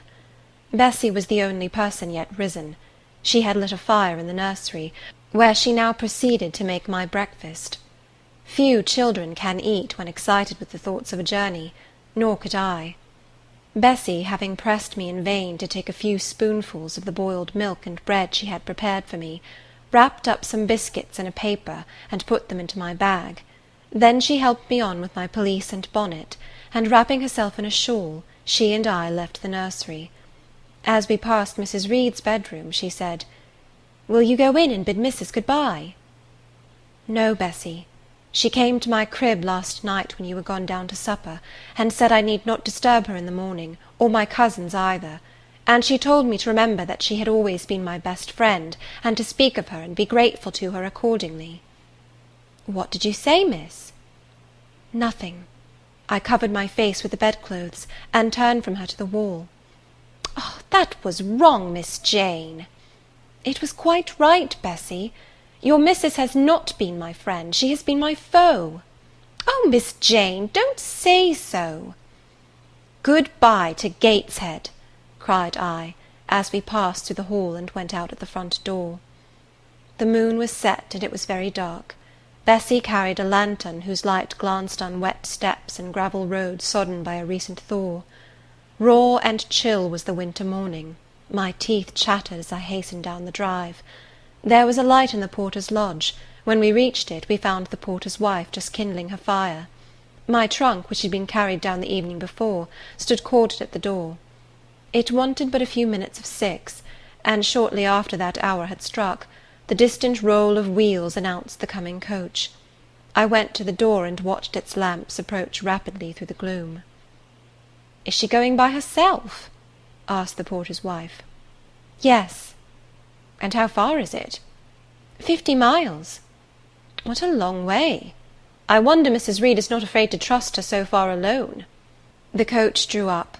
There it was at the gates, with its 4 horses, and its top laden with passengers. The guard and coachman loudly urged haste. My trunk was hoisted up. I was taken from Bessy's neck, to which I clung with kisses. "Be sure and take good care of her," cried she to the guard, as he lifted me into the inside.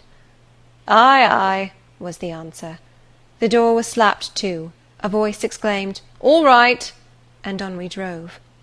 Thus was I severed from Bessy and Gateshead, thus whirled away to unknown, and, as I then deemed, remote and mysterious regions. I remember but little of the journey. I only know that the day seemed to me of a preternatural length, and that we appeared to travel over hundreds of miles of road. We passed through several towns, and in one, a very large one, the coach stopped. The horses were taken out, and the passengers alighted to dine. I was carried into an inn, where the guard wanted me to have some dinner, but as I had no appetite, he left me in an immense room with a fireplace at each end, a chandelier pendant from the ceiling, and a little red gallery high up against the wall filled with musical instruments. Here I walked about for a long time, feeling very strange, and mortally apprehensive of some one coming in and kidnapping me, for I believed in kidnappers, their exploits having frequently figured in Bessy's fireside chronicles. At last the guard returned. Once more I was stowed away in the coach. My protector mounted his own seat, sounded his hollow horn, and away we rattled over the stony street of L. The afternoon came on wet and somewhat misty. As it waned into dusk, I began to feel that we were getting very far indeed from Gateshead. We ceased to pass through towns, the country changed, great grey hills heaved up round the horizon. As twilight deepened, we descended a valley dark with wood, and long after night had overclouded the prospect, I heard a wild wind rushing amongst trees. Lulled by the sound, I at last dropped asleep. I had not long slumbered when the sudden cessation of motion awoke me. The coach door was open, and a person like a servant was standing at it. I saw her face and dress by the light of the lamps. "Is there a little girl called Jane Eyre here?" she asked. I answered yes, and was then lifted out. My trunk was handed down, and the coach instantly drove away. I was stiff with long sitting, and bewildered with the noise and motion of the coach.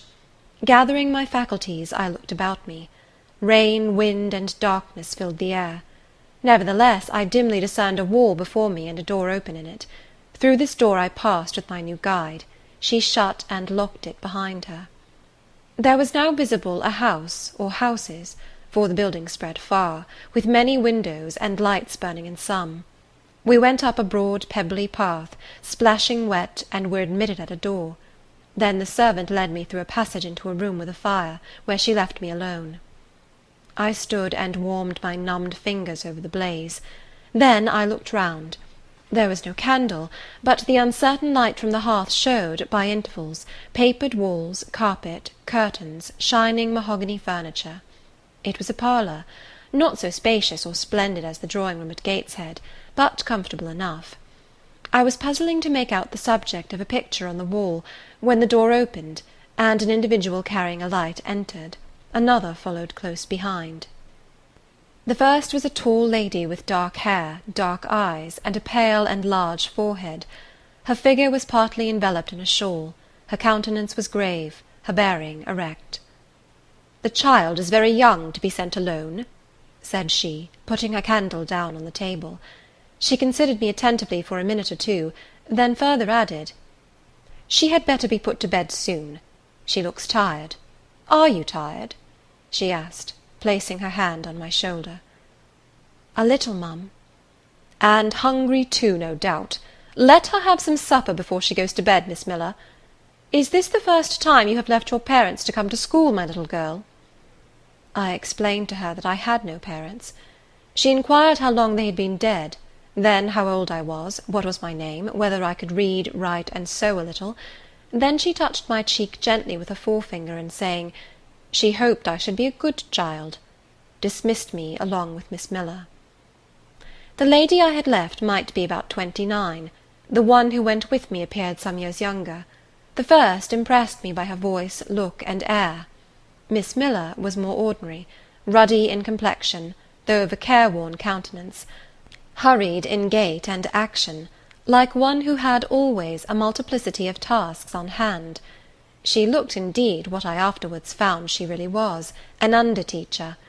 Led by her, I passed from compartment to compartment, from passage to passage, of a large and irregular building, till, emerging from the total and somewhat dreary silence pervading that portion of the house we had traversed, we came upon the hum of many voices, and presently entered a wide long room, with great deal tables, 2 at each end, on each of which burnt a pair of candles, and seated all round on benches a congregation of girls of every age, from 9 or 10 to 20. Seen by the dim light of the dips, their number to me appeared countless, though not in reality exceeding 80. They were uniformly dressed in brown stuff frocks of quaint fashion, and long Holland pinafores. It was the hour of study. They were engaged in conning over their to-morrow's task, and the hum I had heard was the combined result of their whispered repetitions. Miss Miller signed to me to sit on a bench near the door. Then, walking up to the top of the long room, she cried out, "Monitors, collect the lesson books and put them away." 4 tall girls arose from different tables, and going round, gathered the books and removed them. Miss Miller again gave the word of command, "Monitors, fetch the supper trays." The tall girls went out and returned presently, each bearing a tray with portions of something, I knew not what, arranged thereon, and a pitcher of water and mug in the middle of each tray. The portions were handed round. Those who liked took a draught of the water, the mug being common to all. When it came to my turn, I drank, for I was thirsty, but did not touch the food, excitement and fatigue rendering me incapable of eating. I now saw, however, that it was a thin oaten cake shared into fragments. The meal over, prayers were read by Miss Miller, and the classes filed off, 2 and 2, upstairs.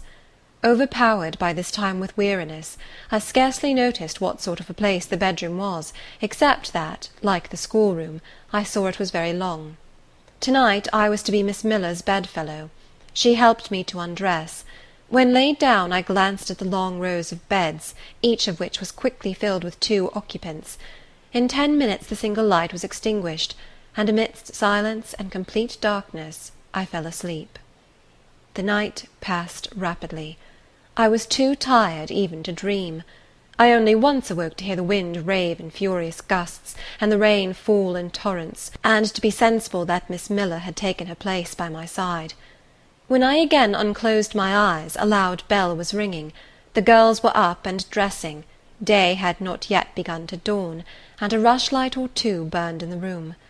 I too rose reluctantly.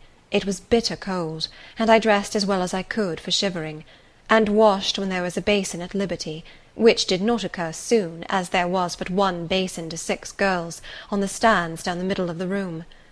Again the bell rang. All formed in file, 2 and 2, and in that order descended the stairs, and entered the cold and dimly lit schoolroom. Here prayers were read by Miss Miller. Afterwards she called out, "Form classes." A great tumult succeeded for some minutes, during which Miss Miller repeatedly exclaimed, "Silence!" and "Order!" When it subsided, I saw them all drawn up in 4 semicircles, before 4 chairs, placed at the 4 tables. All held books in their hands, and a great book, like a Bible, lay on each table before the vacant seat. A pause of some seconds succeeded, filled up by the low, vague hum of numbers. Miss Miller walked from class to class, hushing this indefinite sound. A distant bell tinkled. Immediately 3 ladies entered the room. Each walked to a table and took her seat.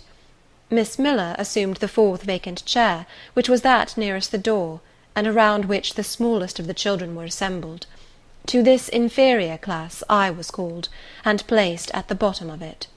Business now began. The day's collect was repeated, then certain texts of Scripture were said, and to these succeeded a protracted reading of chapters in the Bible, which lasted an hour. By the time that exercise was terminated, day had fully dawned. The indefatigable bell now sounded for the 4th time. The classes were marshalled and marched into another room to breakfast. How glad I was to behold a prospect of getting something to eat! I was now nearly sick from inanition, having taken so little of the day before. The refectory was a great low-ceiled, gloomy room. On 2 low tables smoked basins of something hot, which, however, to my dismay, sent forth an odour far from inviting. I saw a universal manifestation of discontent when the fumes of the repast met the nostrils of those destined to swallow it. From the van of the procession, the tall girls of the 1st class, rose the whispered words, "Disgusting! The porridge is burnt again!" "Silence!" ejaculated a voice. but not that of Miss Miller, but one of the upper teachers, a little and dark personage, smartly dressed, but of somewhat morose aspect, who installed herself at the top of one table, while a more buxom lady presided at the other. I looked in vain for her I had first seen the night before. She was not visible. Miss Miller occupied the foot of the table where I sat, and a strange, foreign-looking, elderly lady, the French teacher, as I afterwards found, took the corresponding seat at the other board. A long grace was said, and a hymn sung. Then a servant brought in some tea for the teachers, and the meal began. Ravenous, and now very faint, I devoured a spoonful or two of my portion without thinking of its taste; but the first edge of hunger blunted, I perceived I had got in hand a nauseous mess. Burnt porridge is almost as bad as rotten potatoes. Famine itself soon sickens over it. The spoons were moved slowly. I saw each girl taste her food and try to swallow it, but in most cases the effort was soon relinquished.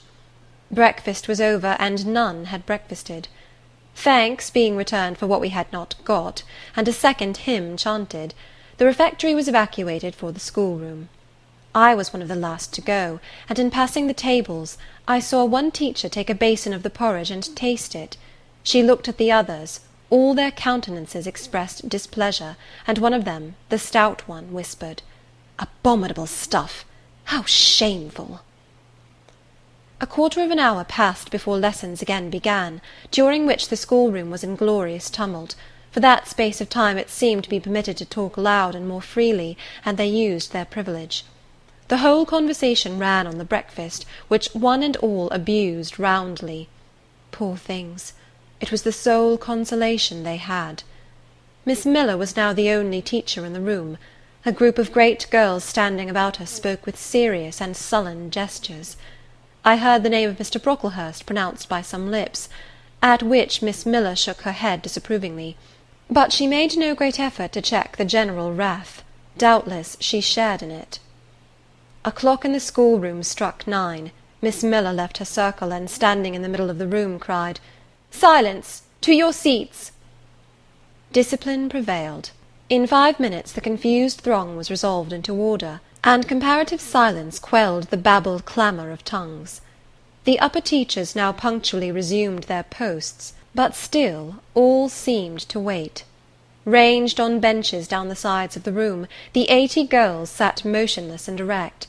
A quaint assemblage they appeared, all with plain locks combed from their faces, not a curl visible, in brown dresses, made high and surrounded by a narrow tucker about the throat, with little pockets of holland, shaped something like a Highlander's purse, tied in front of their frocks, and destined to serve the purpose of a work-bag.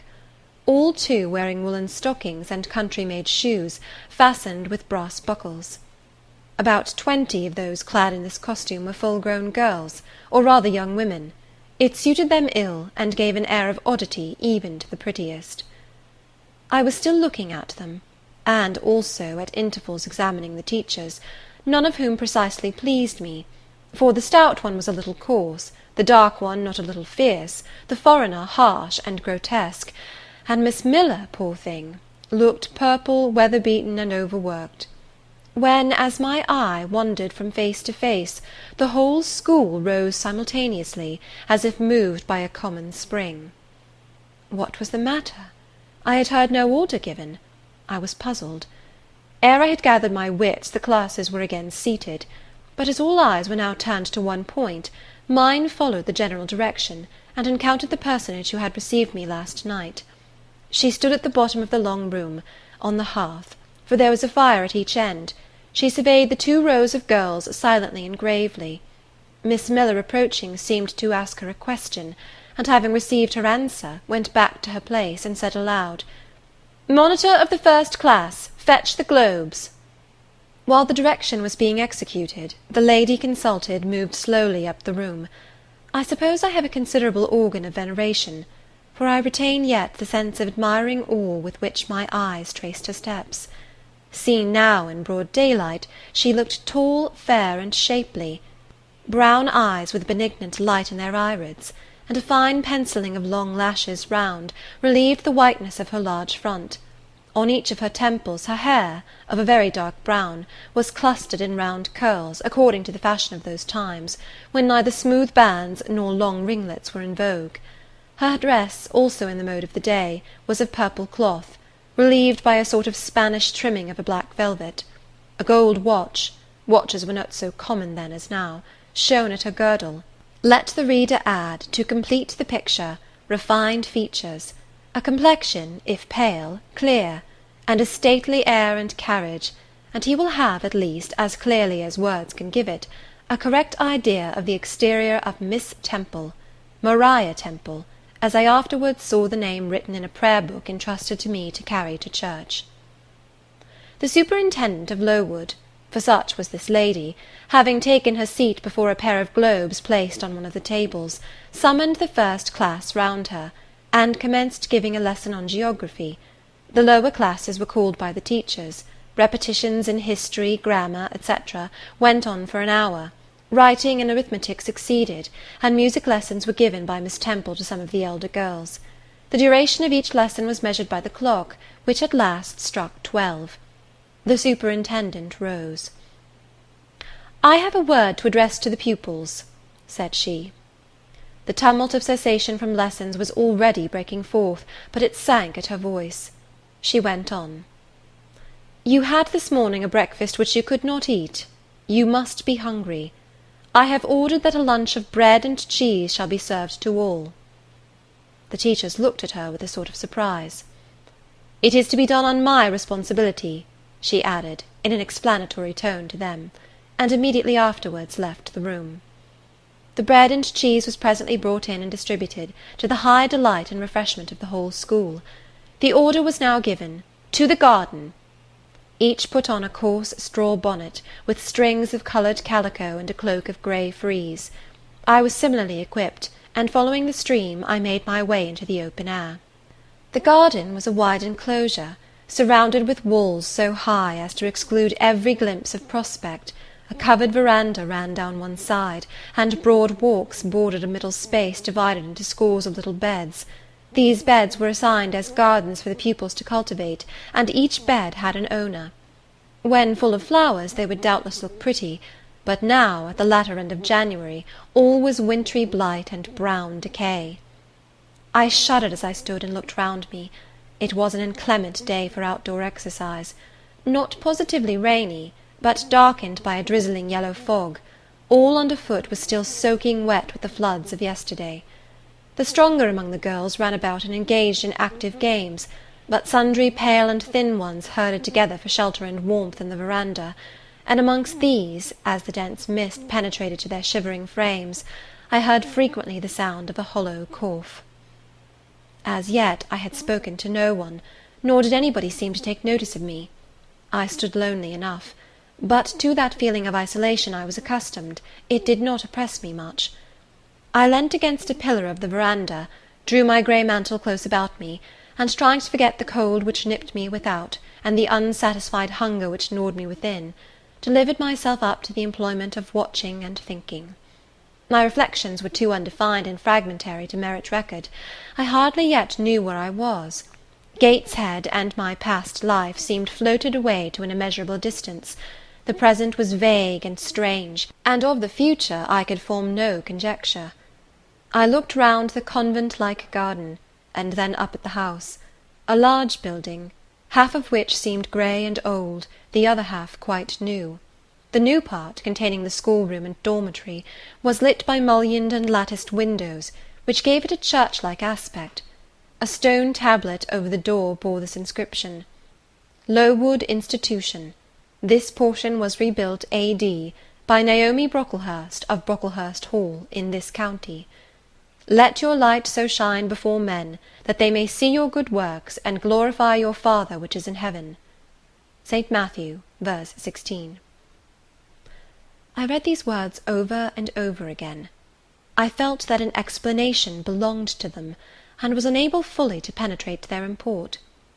I was still pondering the significance of institution, and endeavouring to make out a connection between the first words and verse of Scripture, when the sound of a cough close behind me made me turn my head. I saw a girl sitting on a stone bench near. She was bent over a book, on the perusal of which she seemed intent. From where I stood I could see the title. It was Rasselas, a name that struck me as strange, and consequently attractive. In turning a leaf she happened to look up, and I said to her directly, "Is your book interesting?" I had already formed the intention of asking her to lend it to me some day. "I like it," she answered, after a pause of a second or two, during which she examined me. "What is it about?" I continued. I hardly know where I found the hardihood thus to open a conversation with a stranger. The step was contrary to my nature and habits. But I think her occupation touched a chord of sympathy somewhere, for I too liked reading, though of a frivolous and childish kind. I could not digest or comprehend the serious or substantial. "You may look at it," replied the girl, offering me the book. I did so. A brief examination convinced me that the contents were less taking than the title. Rasselas looked dull to my trifling taste. I saw nothing about fairies, nothing about genii, no bright variety seemed spread over the closely printed pages. I returned it to her. She received it quietly, and without saying anything she was about to relapse into her former studious mood. Again I ventured to disturb her. "Can you tell me what the writing on that stone over the door means? What is Lowood Institution?" "This house where you are come to live." "And why do they call it an institution? Is it in any way different from other schools?" "It is partly a charity school. You and I and all the rest of us are charity children. I suppose you are an orphan. Are not either your father or your mother dead?" "Both died before I can remember." "Well, all the girls here have lost either one or both parents, and this is called an institution for educating orphans." "Do we pay no money? Do they keep us for nothing?" "We pay, or our friends pay, £15 a year for each." "Then why do they call us charity children?" "Because £15 is not enough for board and teaching, and the deficiency is supplied by subscription." "Who subscribes?" "Different benevolent-minded ladies and gentlemen in this neighbourhood and in London." "Who is Naomi Brocklehurst?" "The lady who built the new part of this house, as that tablet records, and whose son overlooks and directs everything here." "Why?" "Because he is treasurer and manager of the establishment." "Then this house does not belong to that tall lady who wears a watch, and who said we were to have some bread and cheese?" "To Miss Temple? Oh, no, I wish it did. She has to answer to Mr. Brocklehurst for all she does. Mr. Brocklehurst buys all our food and all our clothes." "Does he live here?" "No, 2 miles off at a large hall." "Is he a good man?" "He is a clergyman, and is said to do a great deal of good." "Did you say that tall lady was called Miss Temple?" "Yes." "And what are the other teachers called?" "The one with red cheeks is called Miss Smith. She attends to the work, and cuts out, for we make our own clothes, our frocks and pelisses, and everything. And the little one with black hair is Miss Scatcherd. She teaches history and grammar, and hears the second-class repetitions. And the one who wears a shawl, and has a pocket-handkerchief tied to her side with a yellow ribbon, is Madame Pirot. She comes from Lille, in France, and teaches French." "Do you like the teachers?" "Well enough." "Do you like the little black one, and the Madame— I cannot pronounce her name as you do. Miss Scatcherd is hasty. You must take care not to offend her. Madame Pirot is not a bad sort of person." "But Miss Temple is the best, isn't she?" "Miss Temple is very good, and very clever. She is above the rest, because she knows far more than they do." "Have you been long here?" 2 years. "Are you an orphan?" "My mother is dead." "Are you happy here?" "You ask rather too many questions. I have given you enough answers for the present. Now I want to read." But at that moment the summons sounded for dinner. All re-entered the house. The odour which now filled the refectory was scarcely more appetizing than that which had regaled our nostrils at breakfast. The dinner was served in 2 huge tin-plated vessels, whence rose a strong steam redolent of rancid fat. I found the mess to consist of indifferent potatoes and strange shreds of rusty meat, mixed and cooked together. Of this preparation a tolerably abundant plateful was apportioned to each pupil. I ate what I could, and wondered within myself whether every day's fare would be like this. After dinner we immediately adjourned to the schoolroom. Lessons recommenced, and were continued till 5 o'clock. The only marked event of the afternoon was, that I saw the girl with whom I had conversed in the verandah dismissed and disgraced by Miss Scatcherd from a history class, and sent to stand in the middle of the large schoolroom. The punishment seemed to me in high degree ignominious, especially for so great a girl. She looked 13 or upwards. I expected she would show signs of great distress and shame, but to my surprise she neither wept nor blushed. Composed, though grave, she stood, the central mark of all eyes. How can she bear it so quietly, so firmly? I asked myself. Were I in her place, it seems to me I should wish the earth to open and swallow me up. She looks as if she were thinking of something beyond her punishment, beyond her situation, of something not round her, nor before her. I have heard of daydreams. Is she in a daydream now? Her eyes are fixed on the floor, but I am sure they do not see it. Her sight seems turned in, gone down into her heart. She is looking at what she can remember, I believe, not at what is really present. I wonder what sort of a girl she is, whether good or naughty. Soon after 5 p.m. we had another meal, consisting of a small mug of coffee and half a slice of brown bread. I devoured my bread and drank my coffee with relish, but I should have been glad of as much more. I was still hungry. Half an hour's recreation succeeded, then study, then the glass of water and the piece of oat-cake, prayers, and bed. Such was my first day at Lowood. End of chapter 5. Chapter 6 of Jane Eyre. The next day commenced as before, getting up and dressing by rushlight, but this morning we were obliged to dispense with the ceremony of washing. The water in the pitchers was frozen. A change had taken place in the weather the preceding evening, and a keen north-east wind, whistling through the crevices of our bedroom windows all night long, had made us shiver in our beds, and turned the contents of the ewers to ice. Before the long hour and a half of prayers and Bible reading was over, I felt ready to perish with cold. Breakfast time came at last, and this morning the porridge was not burnt. The quality was eatable, the quantity small. How small my portion seemed!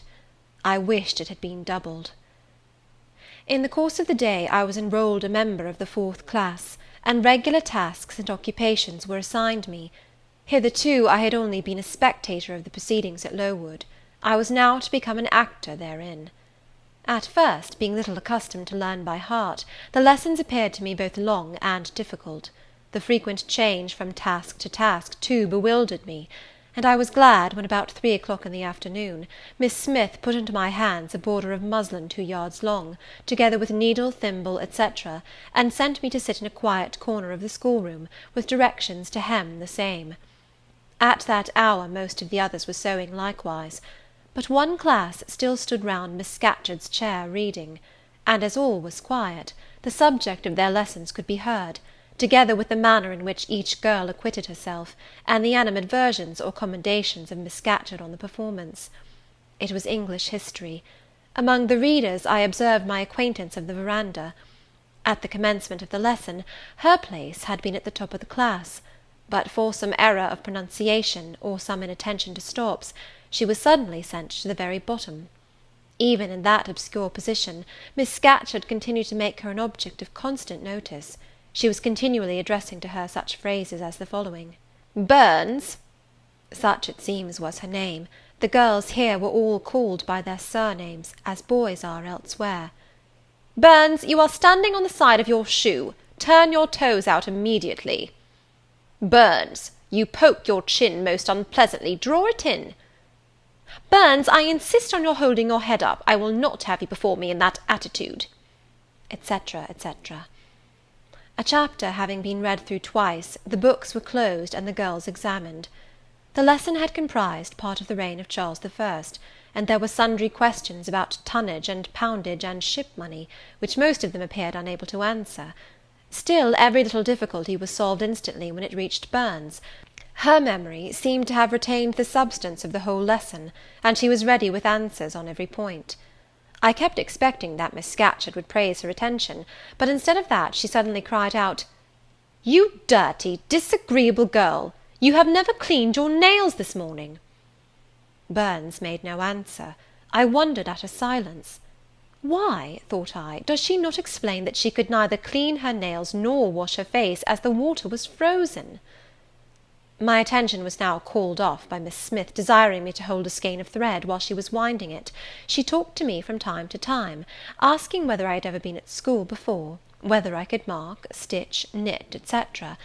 Till she dismissed me, I could not pursue my observations on Miss Scatcherd's movements. When I returned to my seat, that lady was just delivering an order of which I did not catch the import; but Burns immediately left the class, and going into the small inner room where the books were kept, returned in half a minute, carrying in her hand a bundle of twigs tied together at one end. This ominous tool she presented to Miss Scatcherd with a respectful courtesy. Then she quietly, and without being told, unloosed her pinafore, and the teacher instantly and sharply inflicted on her neck a dozen strokes with the bunch of twigs. Not a tear rose to Burns's eye, and while I paused from my sewing, because my fingers quivered at this spectacle with a sentiment of unavailing and impotent anger, not a feature of her pensive face altered its ordinary expression.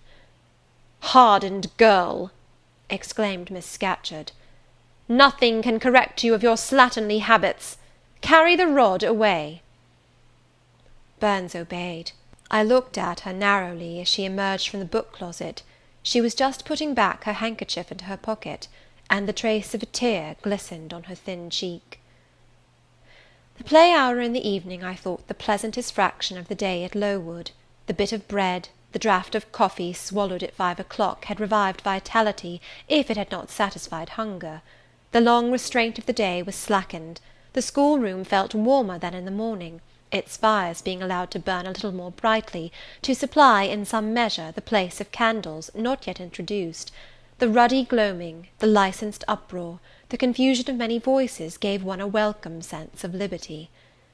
On the evening of the day on which I had seen Miss Scatcherd flog her pupil, Burns, I wandered as usual among the forms and tables and laughing groups without a companion, yet not feeling lonely. When I passed the windows, I now and then lifted a blind and looked out. It snowed fast. A drift was already forming against the lower panes.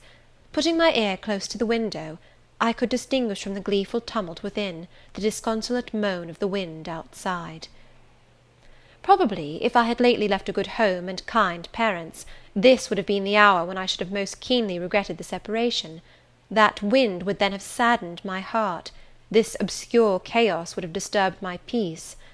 As it was, I derived from both a strange excitement, and reckless and feverish I wished the wind to howl more wildly, the gloom to deepen to darkness, and the confusion to rise to clamour.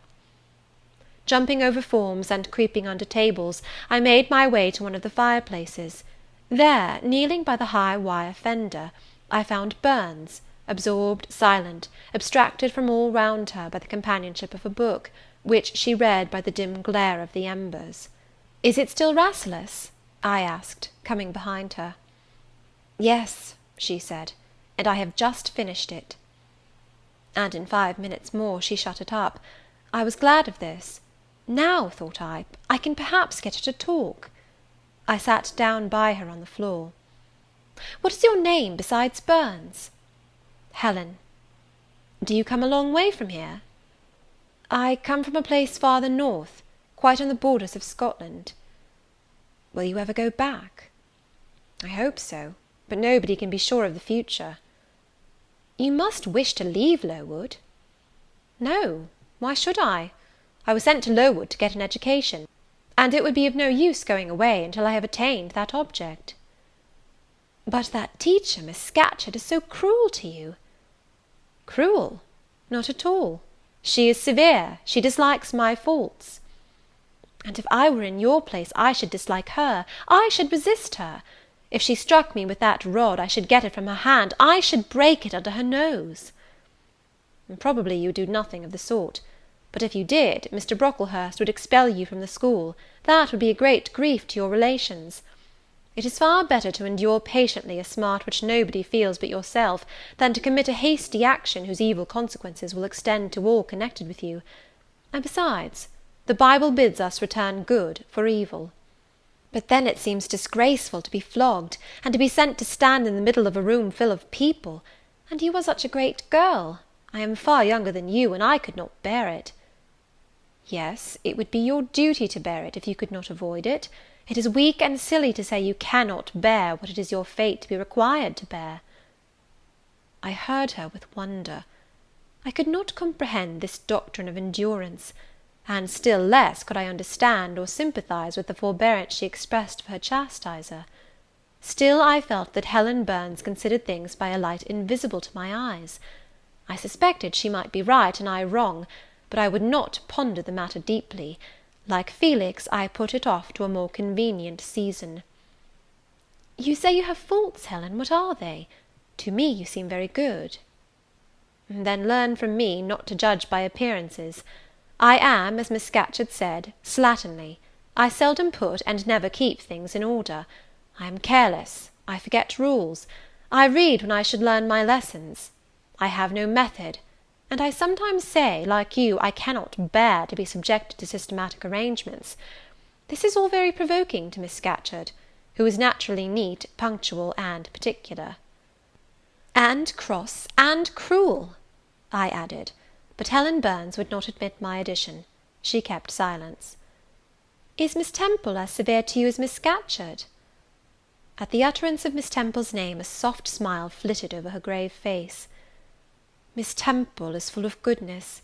It pains her to be severe to any one, even the worst in the school. She sees my errors, and tells me of them gently, and if I do anything worthy of praise, she gives me my meed liberally. One strong proof of my wretchedly defective nature is, that even her expostulations, so mild, so rational, have not influence to cure me of my faults, and even her praise, though I value it most highly, cannot stimulate me to continued care and foresight. That is curious, said I. It is so easy to be careful. For you, I have no doubt it is. I observed you in your class this morning, and saw you were closely attentive.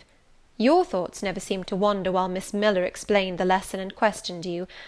Now mine continually rove away. When I should be listening to Miss Scatcherd and collecting all she says with assiduity, often I lose the very sound of her voice. I fall into a sort of dream. Sometimes I think I am in Northumberland, and that the noises I hear round me are the bubbling of a little brook which runs through Deepton near our house. Then, when it comes to my turn to reply, I have to be awakened, and having heard nothing of what was read for listening to the visionary brook, I have no answer ready. Yet how well you replied this afternoon! It was mere chance. The subject on which we had been reading had interested me. This afternoon, instead of dreaming of Deepton, I was wondering how a man who wished to do right could act so unjustly and unwisely as Charles I sometimes did, and I thought what a pity it was that, with his integrity and conscientiousness, he could see no farther than the prerogatives of the crown. If he had but been able to look to a distance, and see how what they call the spirit of the age was tending. Still, I like Charles. I respect him. I pity him, poor murdered king. Yes, his enemies were the worst. They shed blood they had no right to shed. How dared they kill him? Helen was talking to herself now. She had forgotten I could not very well understand her, that I was ignorant, or nearly so, of the subject she discussed. I recalled her to my level. And when Miss Temple teaches you, do your thoughts wander then? No, certainly not often. Because Miss Temple has generally something to say which is newer than my own reflections, her language is singularly agreeable to me, and the information she communicates is often just what I wish to gain. Well, then, with Miss Temple you are good. Yes, in a passive way. I make no effort. I follow as inclination guides me. There is no merit in such goodness. A great deal. You are good to those who are good to you. It is all I ever desire to be. If people were always kind and obedient to those who are cruel and unjust, the wicked people would have it all their own way. They would never feel afraid, and so they would never alter, but would grow worse and worse. When we are struck at without a reason, we should strike back again very hard. I am sure we should. so hard as to teach the person who struck us never to do it again. You will change your mind, I hope, when you grow older. As yet you are but a little untaught girl. But I feel this, Helen. I must dislike those who, whatever I do to please them, persist in disliking me. I must resist those who punish me unjustly. It is as natural as that I should love those who show me affection, or submit to punishment when I feel it is deserved. Heathens and savage tribes hold that doctrine, but Christians and civilized nations disown it. How? I don't understand. It is not violence that best overcomes hate, nor vengeance that most certainly heals injury. What then? Read the New Testament, and observe what Christ says, and how he acts. Make his word your rule, and his conduct your example. What does he say? Love your enemies, bless them that curse you, do good to them that hate you, and despitefully use you. Then I should love Mrs. Reed, which I cannot do. I should bless her son John, which is impossible. In her turn, Helen Burns asked me to explain, and I proceeded forthwith to pour out in my own way the tale of my sufferings and resentments. Bitter and truculent when excited, I spoke as I felt, without reserve or softening. Helen heard me patiently to the end. I expected she would then make a remark, but she said nothing. "Well," I asked impatiently, "is not Mrs. Reed a hard-hearted, bad woman?" "She has been unkind to you, no doubt, because, you see, she dislikes your cast of character, as Miss Scatcherd does mine. But how minutely you remember all she has done and said to you! What a singularly deep impression her injustice seems to have made on your heart! No ill usage so brands its record on my feelings. Would you not be happier if you tried to forget her severity, together with the passionate emotions it excited? Life appears to me too short to be spent in nursing animosity or registering wrongs.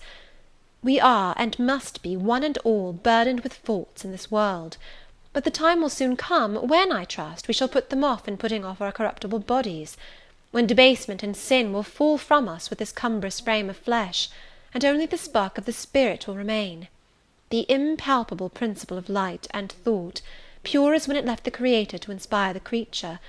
Whence it came, it will return, perhaps again to be communicated to some being higher than man, perhaps to pass through gradations of glory, from the pale human soul to brighten to the seraph. Surely it will never, on the contrary, be suffered to degenerate from man to fiend. No, I cannot believe that.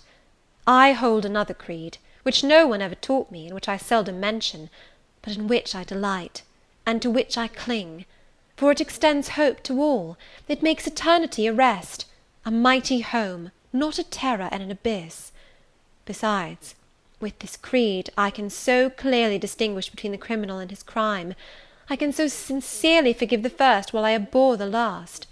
With this creed, revenge never worries my heart, degradation never too deeply disgusts me, injustice never crushes me too low. I live in calm, looking to the end. Helen's head, always drooping, sank a little lower as she finished this sentence. I saw by her look she wished no longer to talk to me, but rather to converse with her own thoughts. She was not allowed much time for meditation. A monitor, a great rough girl, presently came up, exclaiming in a strong Cumberland accent, "Helen Burns, if you don't go and put your drawer in order, and fold up your work this minute, I'll tell Miss Scatcherd to come and look at it." Helen sighed as her reverie fled, and getting up, obeyed the monitor without reply as without delay. End of chapter 6. Chapter 7 of Jane Eyre. My first quarter at Lowood seemed an age, and not the golden age either. It comprised an irksome struggle with difficulties in habituating myself to new rules and unwonted tasks. The fear of failure in these points harassed me worse than the physical hardships of my lot, though these were no trifles. During January, February, and part of March, the deep snows, and after their melting, the almost impassable roads, prevented our stirring beyond the garden walls, except to go to church; but within these limits we had to pass an hour every day in the open air. Our clothing was insufficient to protect us from the severe cold. We had no boots, the snow got into our shoes and melted there. Our ungloved hands became numbed and covered with chilblains, as were our feet. I remember well the distracting irritation I endured from this cause every evening, when my feet inflamed, and the torture of thrusting the swelled, raw, and stiff toes into my shoes in the morning. Then the scanty supply of food was distressing. With the keen appetites of growing children, we had scarcely sufficient to keep alive a delicate invalid. From this deficiency of nourishment resulted an abuse, which pressed hardly on the younger pupils. Whenever the famished great girls had an opportunity, they would coax or menace the little ones out of their portion. Many a time I have shared between two claimants the precious morsel of brown bread distributed at tea-time, and after relinquishing to a third half the contents of my mug of coffee, I have swallowed the remainder with an accompaniment of secret tears, forced from me by the exigency of hunger. Sundays were dreary days in that wintry season. We had to walk 2 miles to Brocklebridge Church, where our patron officiated. We set out cold, we arrived at church colder. During the morning service we became almost paralyzed. It was too far to return to dinner, and an allowance of cold meat and bread, in the same penurious proportion observed in our ordinary meals, was served round between the services. At the close of the afternoon service we returned by an exposed and hilly road, where the bitter winter wind, blowing over a range of snowy summits to the north, almost flayed the skin from our faces. I can remember Miss Temple walking lightly and rapidly along our drooping line, her plaid cloak, which the frosty wind fluttered, gathered close about her, and encouraging us by precept and example to keep up our spirits and march forward, as she said, like stalwart soldiers. The other teachers, poor things, were generally themselves too much dejected to attempt the task of cheering others. How we longed for the light and heat of a blazing fire when we got back! But to the little ones at least this was denied. Each hearth in the schoolroom was immediately surrounded by a double row of great girls, and behind them the younger children crouched in groups, wrapping their starved arms in their pinafores. A little solace came at tea-time in the shape of a double ration of bread, a whole instead of a half slice, with the delicious addition of a thin scrape of butter. It was the hebdomadal treat to which we all looked forward from Sabbath to Sabbath. I generally contrived to reserve a moiety of this bounteous repast for myself, but the remainder I was invariably obliged to part with. The Sunday evening was spent in repeating by heart the church catechism, and the 5th, 6th, and 7th chapters of St. Matthew, and in listening to a long sermon read by Miss Miller, whose irrepressible yawns attested her weariness.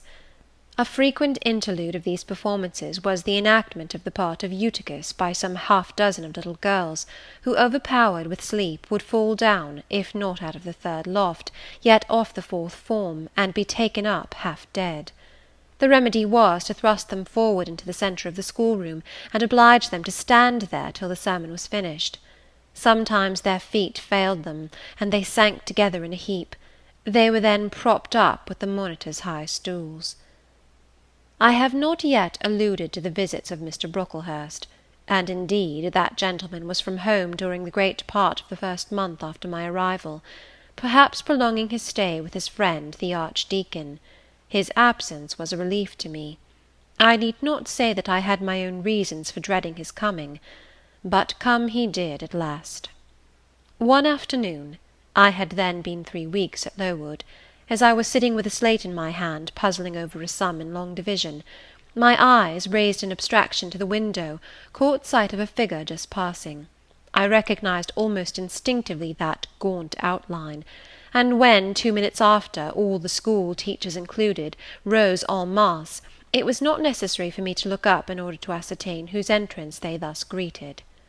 A long stride measured the schoolroom, and presently beside Miss Temple, who had herself risen, stood the same black column which had frowned on me so ominously from the hearthrug of Gateshead.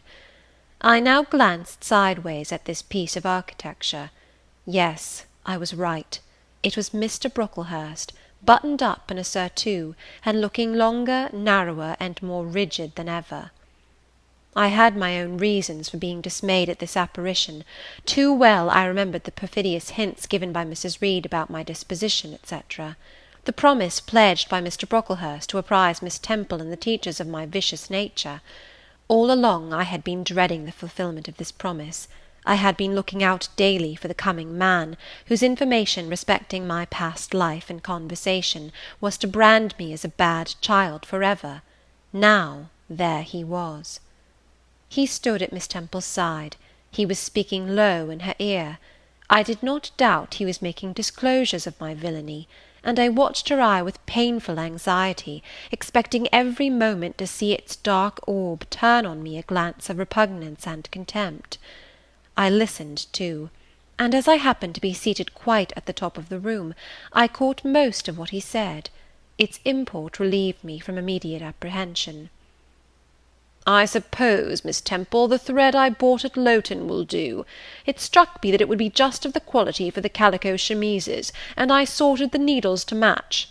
You may tell Miss Smith that I forgot to make a memorandum of the darning needles, but she shall have some papers sent in next week, and she is not, on any account, to give out more than one at a time to each pupil. If they have more, they are apt to be careless and lose them. And oh, ma'am, I wish the woollen stockings were better looked to. When I was here last, I went into the kitchen garden and examined the clothes drying on the line. There was a quantity of black hose in a very bad state of repair. From the size of the holes in them, I was sure they had not been well mended from time to time." He paused. "Your directions shall be attended to, sir," said Miss Temple. "And, ma'am," he continued, "the laundress tells me some of the girls have 2 clean tuckers in the week. It is too much. The rules limit them to 1. "I think I can explain that circumstance, sir. Agnes and Catherine Johnston were invited to take tea with some friends at Lowton last Thursday, and I gave them leave to put on clean tuckers for the occasion." Mr. Brocklehurst nodded. "Well, for once it may pass. But please not to let the circumstance occur too often. And there is another thing which surprised me. I find in settling accounts with the housekeeper that a lunch, consisting of bread and cheese, has twice been served out to the girls during the past fortnight. How is this? I looked over the regulations, and I find no such meal as lunch mentioned. Who introduced this innovation, and by what authority?" "I must be responsible for the circumstance, sir," replied Miss Temple. "The breakfast was so ill prepared that the pupils could not possibly eat it, and I dared not allow them to remain fasting till dinner-time." "Madam, allow me an instant. You are aware that my plan in bringing up these girls is not to accustom them to habits of luxury and indulgence, but to render them hardy, patient, self-denying. Should any little accidental disappointment of the appetite occur, such as the spoiling of a meal, the under or the over-dressing of a dish, the incident ought not to be neutralized by replacing with something more delicate the comfort lost, thus pampering the body, and obviating the aim of this institution. It ought to be improved to the spiritual edification of the pupils, by encouraging them to evince fortitude under temporary privation. A brief address on those occasions would not be mistimed, wherein a judicious instructor would take the opportunity of referring to the sufferings of the primitive Christians, to the torments of martyrs, to the exhortations of our blessed Lord himself, calling upon his disciples to take up their cross and follow him, to his warnings that man shall not live by bread alone, but by every word that proceedeth out of the mouth of God, to his divine consolations. If ye suffer hunger or thirst for my sake, happy are ye. Oh, madam, when you put bread and cheese instead of burnt porridge into these children's mouths, you may indeed feed their vile bodies, but you little think how you starve their immortal souls." Mr. Brocklehurst again paused, perhaps overcome by his feelings. Miss Temple had looked down when he first began to speak to her, but she now gazed straight before her, and her face, naturally pale as marble, appeared to be assuming also the coldness and fixity of that material, especially her mouth, closed as if it would have required a sculptor's chisel to open it, and her brow settled gradually into petrified severity. Meantime, Mr. Brocklehurst, standing on the hearth with his hands behind his back, majestically surveyed the whole school. Suddenly his eye gave a blink, as if it had met something that either dazzled or shocked its pupil. Turning, he said in more rapid accents than he had hitherto used, Miss Temple, what is that girl with curled hair? Red hair, ma'am, curled all over?" And extending his cane, he pointed to the awful object, his hand shaking as he did so. "It is Julius Seven," replied Miss Temple very quietly. "Julius Seven, ma'am? And why has she or any other curled hair? Why, in defiance of every precept and principle of this house, does she conform to the world so openly, here in an evangelical charitable establishment, as to wear her hair one mass of curls?" "Julia's hair curls naturally," returned Miss Temple, still more quietly. "Naturally? Yes, but we are not to conform to nature. I wish these girls to be the children of grace. And why that abundance? I have again and again intimated that I desire the hair to be arranged closely, modestly, plainly. Miss Temple, that girl's hair must be cut off entirely. I will send a barber to-morrow. And I see others who have far too much of the excrescence. That tall girl, tell her to turn round. Tell all the first form to rise up and direct their faces to the wall." Miss Temple passed her handkerchief over her lips, as if to smooth away the involuntary smile that curled them. She gave the order, however, and when the first class could take in what was required of them, they obeyed. Leaning a little back on my bench, I could see the looks and grimaces with which they commented on this manoeuvre. It was a pity Mr. Brocklehurst could not see them too. He would perhaps have felt that, whatever he might do with the outside of the cup and platter, the inside was further beyond his interference than he imagined. He scrutinized the reverse of these living medals some 5 minutes, then pronounced sentence. These words fell like the knell of doom. "All those top-knots must be cut off." Miss Temple seemed to remonstrate. "Madam," he pursued, "I have a master to serve whose kingdom is not of this world. My mission is to mortify in these girls the lusts of the flesh, to teach them to clothe themselves with shamefacedness and sobriety, not with braided hair and costly apparel. And each of the young persons before us has a string of hair twisted in plaits, which vanity itself might have woven. These, I repeat, must be cut off. Think of the time wasted of—" Mr. Brocklehurst was here interrupted. 3 other visitors, ladies, now entered the room. They ought to have come a little sooner to have heard his lecture on dress, for they were splendidly attired in velvet, silk, and furs. The 2 younger of the trio, fine girls of 16 and 17, had grey beaver hats, then in fashion, shaded with ostrich plumes, and from under the brim of this graceful head-dress fell a profusion of light tresses, elaborately curled. The elder lady was enveloped in a costly velvet shawl, trimmed with ermine, and she wore a false front of French curls. These ladies were deferentially received by Miss Temple as Mrs. and the Misses Brocklehurst, and conducted to seats of honour at the top of the room.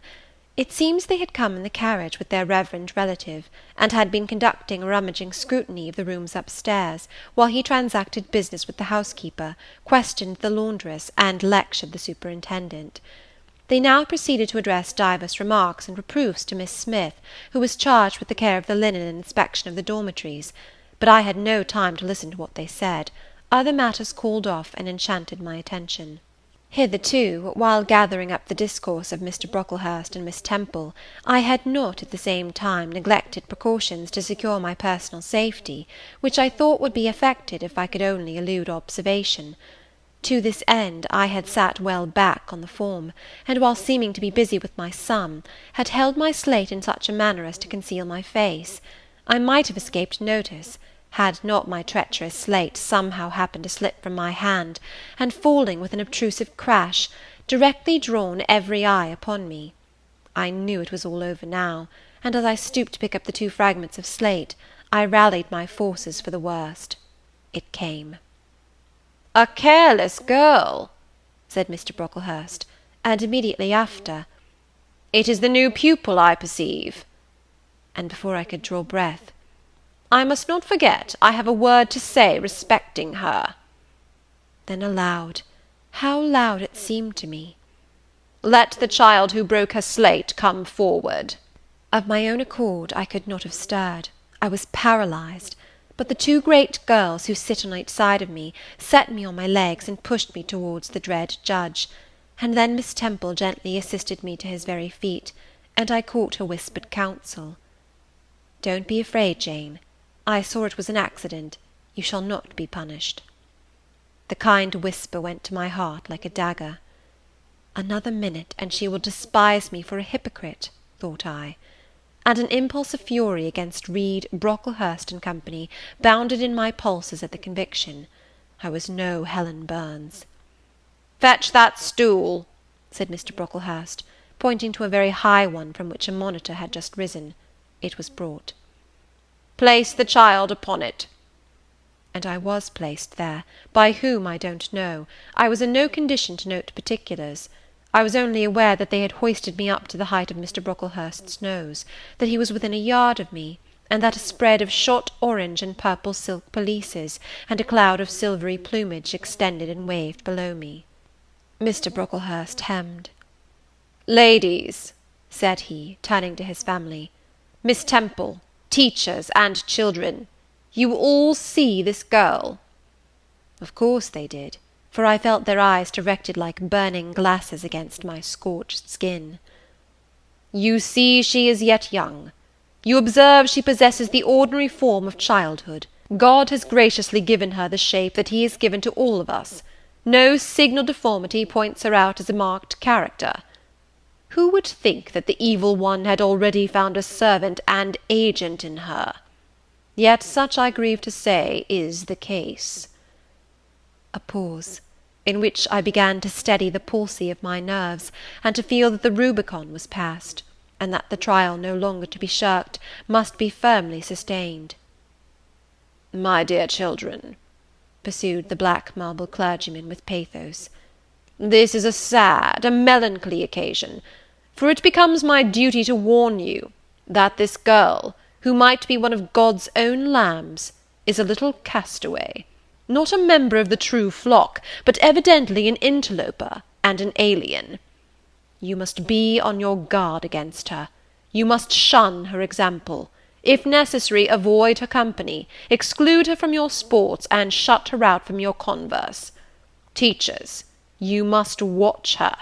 Keep your eyes on her movements, weigh well her words, scrutinize her actions, punish her body to save her soul, if indeed such salvation be possible, for, my tongue falters while I tell it, this girl, this child, the native of a Christian land, worse than many a little heathen who says its prayers to Brahma and kneels before Juggernaut, this girl is a liar."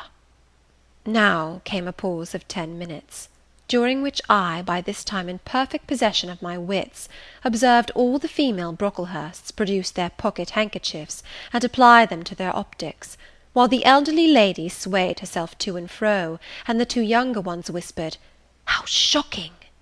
Mr. Brocklehurst resumed.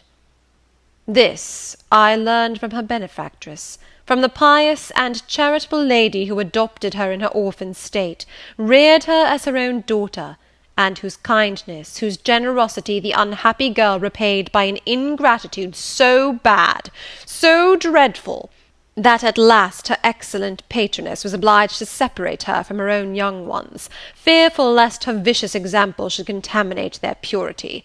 She has sent her here to be healed, even as the Jews of old sent their disease to the troubled pool of Bethesda. And teachers, superintendent, I beg of you not to allow the waters to stagnate round her." With this sublime conclusion, Mr. Brocklehurst adjusted the top button of his surtout, muttered something to his family, who rose, bowed to Miss Temple, and then all of the great people sailed in state from the room.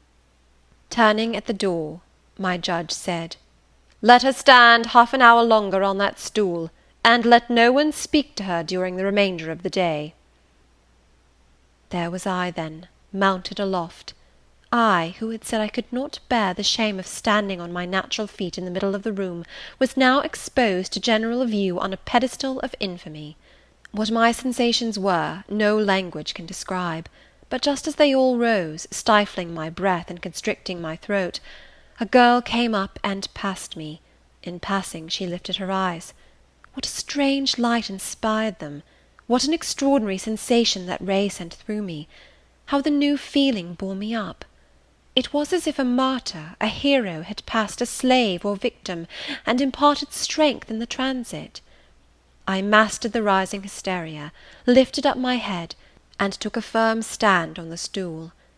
Helen Burns, asked some slight question about her work of Miss Smith, was chidden for the triviality of the inquiry, returned to her place, and smiled at me again as she went by. What a smile! I remember it now, and I know that it was the effluence of fine intellect, of true courage. It lit up her marked lineaments, her thin face, her sunken grey eye, like a reflection from the aspect of an angel. Yet at that moment Helen Burns wore on her arm the untidy badge. Scarcely an hour ago I had heard her condemned by Miss Scatcherd to a dinner of bread and water on the morrow, because she had blotted an exercise in copying it out. Such is the imperfect nature of man. Such spots are there on the disk of the clearest planet, and eyes like Miss Scatcherd's can only see those minute defects, and are blind to the full brightness of the orb. End of Chapter 7. Chapter 8 of Jane Eyre. Ere the half-hour ended, 5 o'clock struck. School was dismissed, and all were gone into the refectory to tea. I now ventured to descend. It was deep dusk. I retired into a corner, and sat down on the floor. The spell by which I had been so far supported began to dissolve. Reaction took place, and soon so overwhelming was the grief that seized me, I sank prostrate with my face to the ground. Now I wept. Helen Burns was not here. Nothing sustained me. Left to myself, I abandoned myself, and my tears watered the boards. I had meant to be so good, and to do so much at Lowood, to make so many friends, to earn respect and win affection. Already I had made visible progress. That very morning I had reached the head of my class. Miss Miller had praised me warmly, Miss Temple had smiled approbation.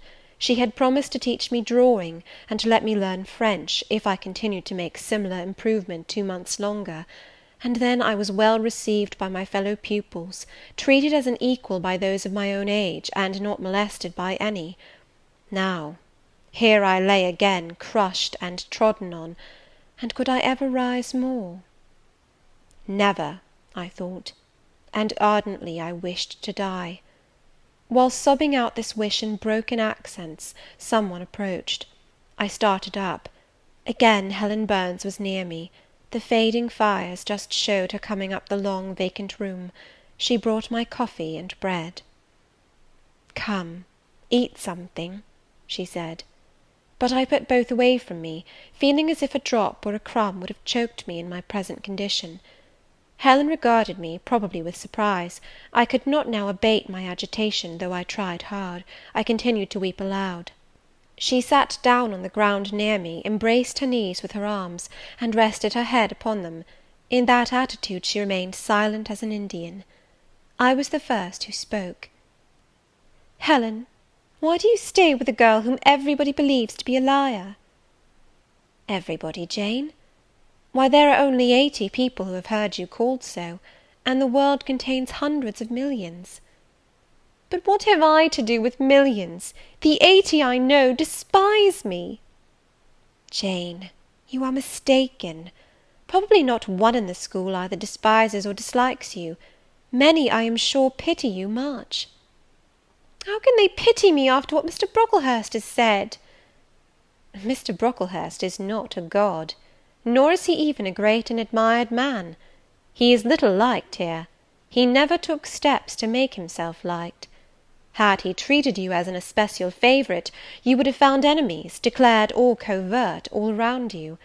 As it is, the greater number would offer you sympathy if they dared. Teachers and pupils may look coldly on you for a day or two, but friendly feelings are concealed in their hearts, and if you persevere in doing well, these feelings will ere long appear so much the more evidently for their temporary suppression. Besides, Jane, she paused. "Well, Helen?"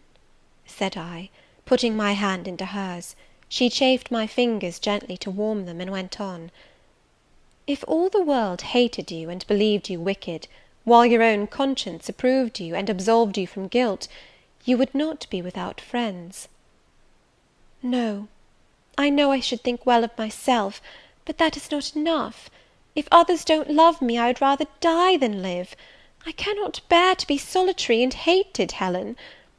Look here, to gain some real affection from you, or Miss Temple, or any other whom I truly love, I would willingly submit to have the bone of my arm broken, or to let a bull toss me, or to stand behind a kicking horse, and let it dash its hoof at my chest. Hush, Jane! You think too much of the love of human beings. You are too impulsive, too vehement. The sovereign hand that created your frame, and put life into it, has provided you with other resources than your feeble self, or than creatures feeble as you. Besides this earth, and besides the race of men, there is an invisible world and a kingdom of spirits. That world is round us, for it is everywhere, and those spirits watch us, for they are commissioned to guard us.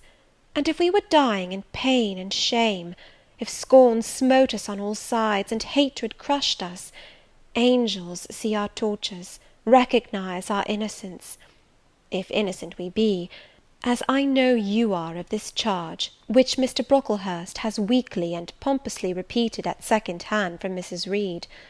For I read a sincere nature in your ardent eyes, and on your clear front.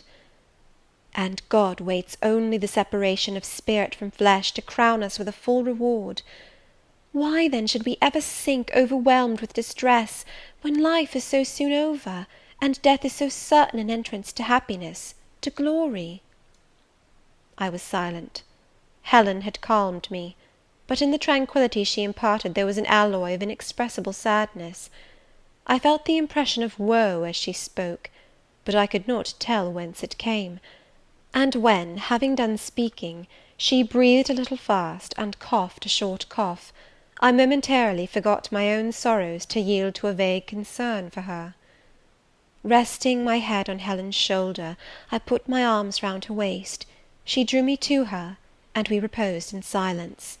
We had not sat long thus, when another person came in. Some heavy clouds, swept from the sky by a rising wind, had left the moon bare, and her light, streaming in through a window near, shone full both on us and on the approaching figure, which we at once recognized as Miss Temple. "I came on purpose to find you, Jane Eyre," said she.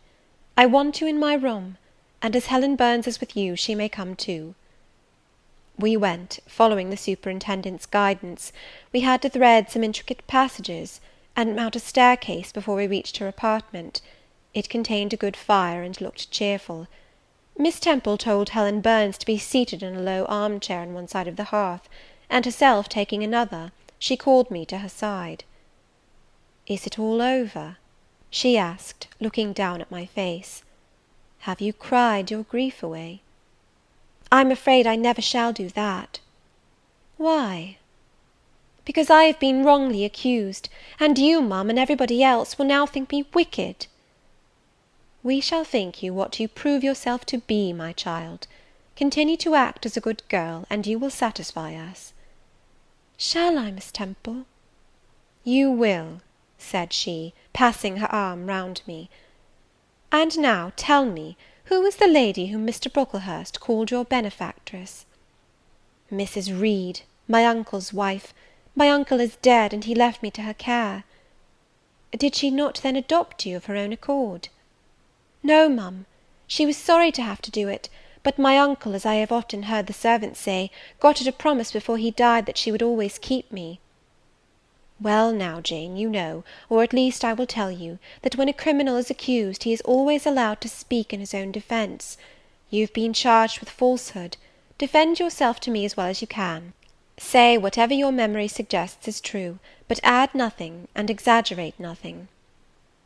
I resolved, in the depth of my heart, that I would be most moderate, most correct, and having a few minutes in order to arrange coherently what I had to say, I told her all the story of my sad childhood. Exhausted by emotion, my language was more subdued than it generally was when it developed that sad theme; and mindful of Helen's warnings against the indulgence of resentment, I infused into the narrative far less of gall and wormwood than ordinary. Thus restrained and simplified, it sounded more credible. I felt as I went on that Miss Temple fully believed me. In the course of the tale I had mentioned Mr. Lloyd as having come to see me after the fit.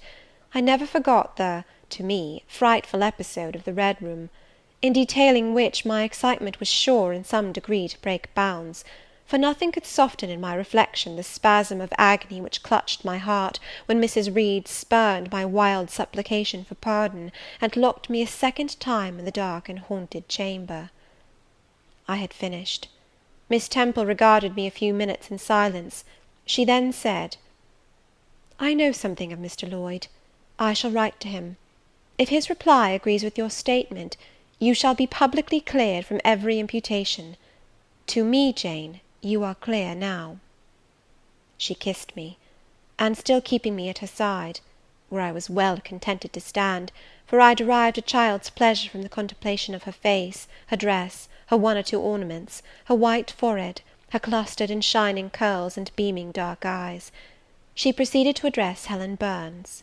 "How are you to night, Helen? Have you coughed much to day?"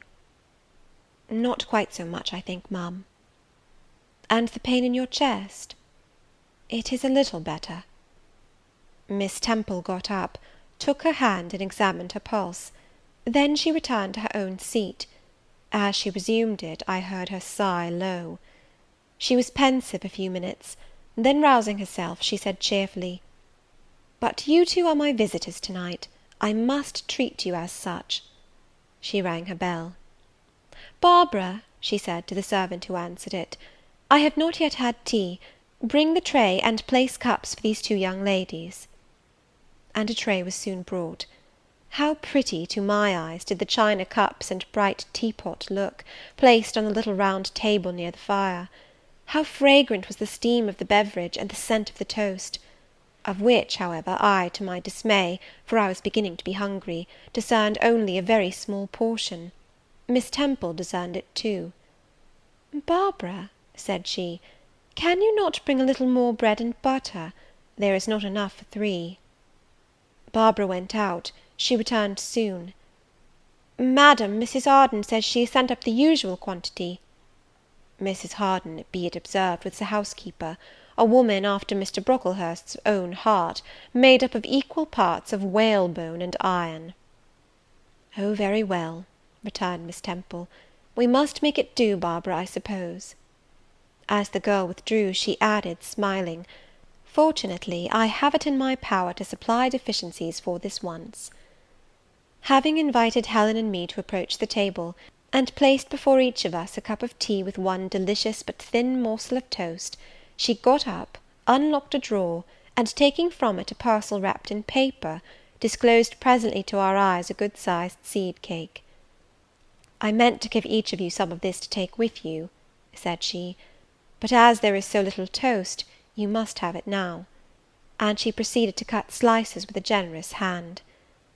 We feasted that evening as on nectar and ambrosia, and not the least delight of the entertainment was the smile of gratification with which our hostess regarded us, as we satisfied our famished appetites on the delicate fare she liberally supplied. Tea over, and the tray removed, she again summoned us to the fire. We sat one on each side of her, and now a conversation followed between her and Helen, which it was indeed a privilege to be admitted to hear. Miss Temple had always something of serenity in her air, of state in her mien, of refined propriety in her language, which precluded deviation into the ardent, the excited, the eager; something which chastened the pleasure of those who looked on her and listened to her, by a controlling sense of awe; and such was my feeling now; but as to Helen Burns, I was struck with wonder. The refreshing meal, the brilliant fire, the presence and kindness of her beloved instructress, or perhaps, more than all these, something in her own unique mind, had roused her powers within her. They woke, they kindled. First they glowed in the bright tint of her cheek, which till this hour I had never seen but pale and bloodless. Then they shone in the liquid lustre of her eyes, which had suddenly acquired a beauty more singular than that of Miss Temple's, a beauty neither of fine colour, nor long eyelash, nor pencilled brow, but of meaning, of movement, of radiance. Then her soul sat on her lips, and language flowed, from what source I cannot tell. Has a girl of 14 a heart large enough, vigorous enough, to hold the swelling spring of pure, full, fervid eloquence? Such was the characteristic of Helen's discourse on that, to me, memorable evening. Her spirit seemed hastening to live within a very brief span as much as many live during a protracted existence. They conversed of things I had never heard of nations and times past, of countries far away, of secrets of nature discovered or guessed at. They spoke of books, how many they had read, what stores of knowledge they possessed. Then they seemed so familiar with French names and French authors; but my amazement reached its climax when Miss Temple asked Helen if she sometimes snatched a moment to recall the Latin her father had taught her, and, taking a book from a shelf, bade her read and construe a page of Virgil. And Helen obeyed, my organ of veneration expanding at every sounding line. She had scarcely finished ere the bell announced bedtime. No delay could be admitted. Miss Temple embraced us both, saying, as she drew us to her heart, "God bless you, my children." Helen she held a little longer than me. She let her go more reluctantly. It was Helen her eye followed to the door. It was for her she a second time breathed a sad sigh; for her she wiped a tear from her cheek. On reaching the bedroom, we heard the voice of Miss Scatcherd. She was examining drawers. She had just pulled out Helen Burns, and when we entered, Helen was greeted with a sharp reprimand, and told that to-morrow she should have half a dozen of untidily folded articles pinned to her shoulder. "My things were indeed in shameful disorder," murmured Helen to me in a low voice. "I intended to have arranged them, but I forgot." Next morning Miss Scatcherd wrote in conspicuous characters on a piece of pasteboard the word "Slattern," and bound it like a phylactery around Helen's large, mild, intelligent, and benign-looking forehead. She wore it till evening, patient, unresentful, regarding it as deserved punishment. The moment Miss Scatcherd withdrew after afternoon school, I ran to Helen, tore it off, and thrust it into the fire. The fury of which she was incapable had been burning in my soul all day, and tears, hot and large, had continually been scalding my cheek, for the spectacle of her sad resignation gave me an intolerable pain at the heart. About a week subsequently to the incidents above narrated, Miss Temple, who had written to Mr. Lowood, received his answer. It appeared that what he said went to corroborate my account. Miss Temple, having assembled the whole school, announced that inquiry had been made into the charges alleged against Jane Eyre, and that she was most happy to be able to pronounce her completely cleared from every imputation. The teachers then shook hands with me and kissed me, and a murmur of pleasure ran through the ranks of my companions.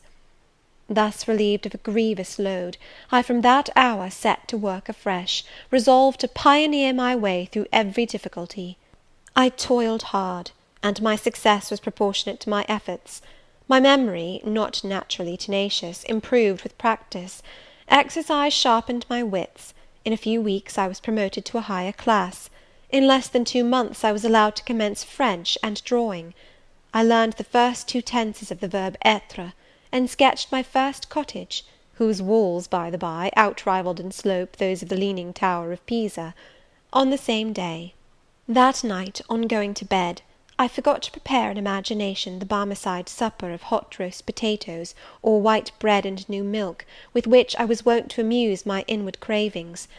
I feasted instead on the spectacle of ideal drawings which I saw in the dark, all the work of my own hands, freely pencilled houses and trees, picturesque rocks and ruins, Cuyp-like groups of cattle, sweet paintings of butterflies hovering over unblown roses, of birds picking at ripe cherries, of wrens' nests enclosing pearl-like eggs, wreathed about with young ivy sprays. I examined, too, in thought, the possibility of my ever being able to translate currently a certain little French story which Madame Pirot had that day shown me, nor was that problem solved to my satisfaction ere I fell sweetly asleep. Well has Solomon said, better is a dinner of herbs where love is, than a stalled ox and hatred therewith. I would not now have exchanged Lowood with all its privations for Gateshead and its daily luxuries.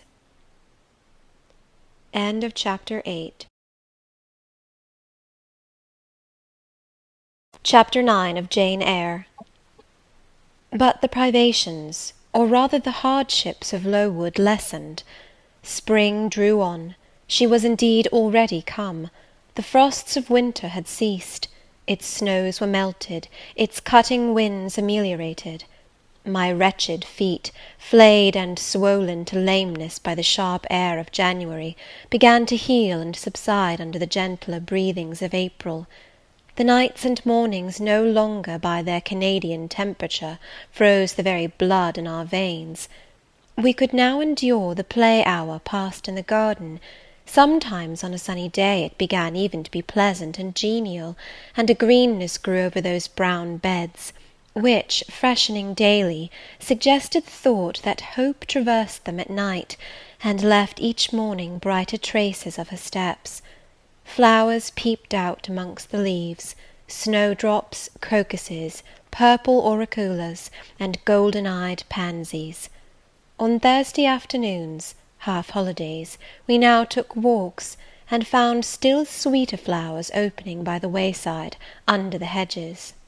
I discovered, too, that a great pleasure, an enjoyment which the horizon only bounded, lay all outside the high and spike-guarded walls of our garden. This pleasure consisted in prospect of noble summits girdling a great hill-hollow, rich in verdure and shadow, in a bright beck, full of dark stones and sparkling eddies. How different had this scene looked when I viewed it laid out beneath the iron sky of winter, stiffened in frost, shrouded with snow! When mists as chill as death wandered to the impulse of east winds along those purple peaks, and rolled down Ing and Holm till they blended with the frozen fog of the beck. The beck itself was then a torrent, turbid and curbless. It tore asunder the wood, and sent a raving sound through the air, often thickened with wild rain or whirling sleet; and for the forest on its banks, that showed only ranks of skeletons. April advanced to May. A bright serene May it was; days of blue sky, placid sunshine, and soft western or southern gales filled up its duration. And now vegetation matured with vigour. Lowood shook loose its tresses; it became all green, all flowery. Its great elm, ash, and oak skeletons were restored to majestic life. Woodland plants sprang up profusely in its recesses. Unnumbered varieties of moss filled its hollows, and it made a strange ground sunshine out of the wealth of its wild primrose plants. I have seen their pale gold gleam in overshadowed spots, like scatterings of the sweetest lustre. All this I enjoyed often and fully, free, unwatched, and almost alone. For this unwonted liberty and pleasure there was a cause, to which it now becomes my task to advert. Have I not described a pleasant site for a dwelling, when I speak of it as bosomed in hill and wood, and rising from the verge of a stream? Assuredly pleasant enough, but whether healthy or not is another question. That forest dell, where Lowood lay, was the cradle of fog, and fog-bred pestilence, which, quickening with the quickening spring, crept into the orphan asylum, breathed typhus through its crowded schoolroom and dormitory, and ere May arrived, transformed the seminary into a hospital. Semi-starvation and neglected colds had predisposed most of the pupils to receive infection. 45 out of the 80 girls lay ill at one time. Classes were broken up, rules relaxed. The few who continued well were allowed almost unlimited license, because the medical attendant insisted on the necessity of frequent exercise to keep them in health, and had it been otherwise, no one had leisure to watch or restrain them. Miss Temple's whole attention was absorbed by the patients. She lived in the sick room, never quitting it except to snatch a few hours' rest at night. The teachers were fully occupied with packing up and making other necessary preparations for the departure of those girls who were fortunate enough to have friends and relations able and willing to remove them from the seat of contagion. Many, already smitten, went home only to die. Some died at the school, and were buried quietly and quickly, the nature of the malady forbidding delay. While disease had thus become an inhabitant of Lowood, and death its frequent visitor, while there was gloom and fear within its walls, while its rooms and passages steamed with hospital smells, the drug and the pastille striving vainly to overcome the effluvia of mortality, that bright May shone unclouded over the bold hills and beautiful woodland out of doors. Its garden, too, glowed with flowers. Hollyhocks had sprung up tall as trees, lilies had opened, tulips and roses were in bloom, the borders of the little beds were gay with pink thrift and crimson double daisies, the sweetbriars gave out, morning and evening, their scent of spice and apples, and these fragrant treasures were all useless for most of the inmates of Lowood, except to furnish now and then a handful of herbs and blossoms to put in a coffin. But I, and the rest who continued well, enjoyed fully the beauties of the scene and season. They let us ramble in the wood, like gipsies, from morning till night. We did what we liked, went where we liked. We lived better, too. Mr. Brocklehurst and his family never came near Lowood now. Household matters were not scrutinized into. The cross housekeeper was gone, driven away by the fear of infection. Her successor, who had been matron at the Lowton dispensary, unused to the ways of her new abode, provided with comparative liberality. Besides, there were fewer to feed. The sick could eat little. Our breakfast basins were better filled. When there was no time to prepare a regular dinner, which happened often, she would give us a large piece of cold pie, or a thick slice of bread and cheese, and this we carried away with us to the wood, where we each chose the spot we liked best, and dined sumptuously. My favourite seat was a smooth and broad stone, rising white and dry from the very middle of the beck, and only to be got at by wading through the water, a feat I accomplished barefoot. The stone was just broad enough to accommodate, comfortably, another girl and me, at that time my chosen comrade, one Mary Ann Wilson, a shrewd, observant personage, whose society I took pleasure in, partly because she was witty and original, and partly because she had a manner which set me at my ease. Some years older than I, she knew more of the world, and could tell me many things I liked to hear. With her my curiosity found gratification. To my faults also she gave ample indulgence, never imposing curb or rein on anything I said. She had a turn for narrative, I for analysis. She liked to inform, I to question. So we got on swimmingly together, deriving much entertainment, if not much improvement, from our mutual intercourse. And where, meantime, was Helen Burns? Why did I not spend these sweet days of liberty with her? Had I forgotten her? Or was I so worthless as to have grown tired of her pure society? Surely the Mary Ann Wilson I have mentioned was inferior to my first acquaintance. She could only tell me amusing stories, and reciprocate any racy and pungent gossip I chose to indulge in; while, if I have spoken truth of Helen, she was qualified to give those who enjoyed the privilege of her converse a taste of far higher things.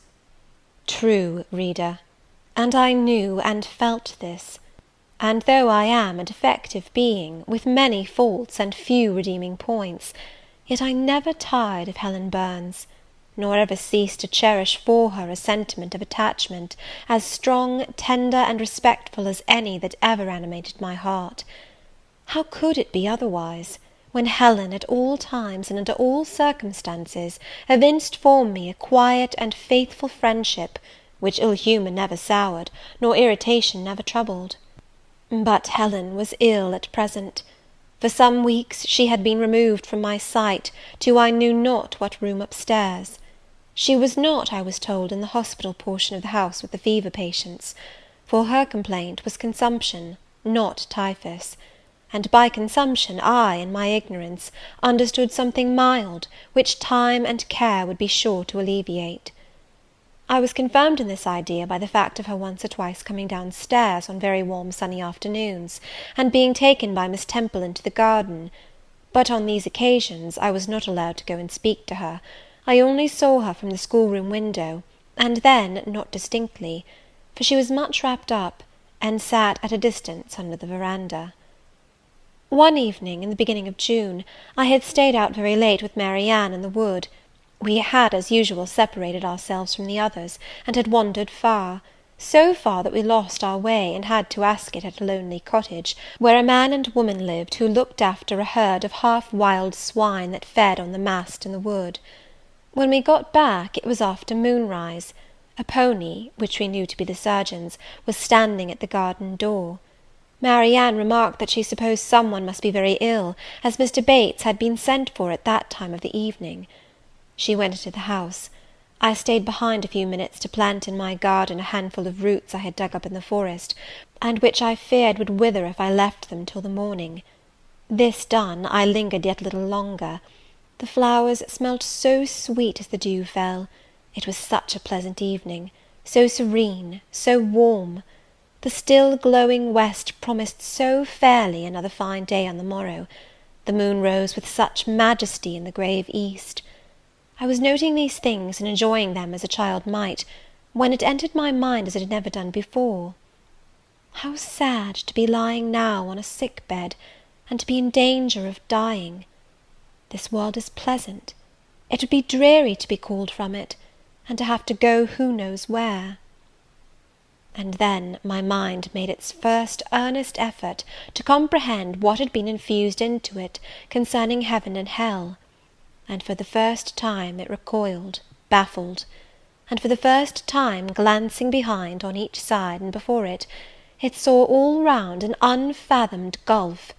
It felt the one point where it stood, the present; all the rest was formless cloud and vacant depth, and it shuddered at the thought of tottering and plunging amid that chaos. While pondering this new idea, I heard the front door open. Mr. Bates came out, and with him was a nurse. After she had seen him mount his horse and depart, she was about to close the door, but I ran up to her. "How is Helen Burns?" "Very poorly," was the answer. "Is it her Mr. Bates has been to see?" "Yes." "And what does he say about her?" "He says she'll not be here long." This phrase, uttered in my hearing yesterday, would have only conveyed the notion that she was about to be removed to Northumberland, to her own home. I should not have suspected that it meant she was dying; but I knew instantly now. It opened clear on my comprehension that Helen Burns was numbering her last days in this world, and that she was going to be taken to the region of spirits, if such region there were. I experienced a shock of horror, then a strong thrill of grief, then a desire, a necessity to see her, and I asked in what room she lay. "She is in Miss Temple's room," said the nurse. "May I go up and speak to her?" "Oh, no, child, it is not likely; and now it is time for you to come in. You'll catch the fever if you stop out when the dew is falling."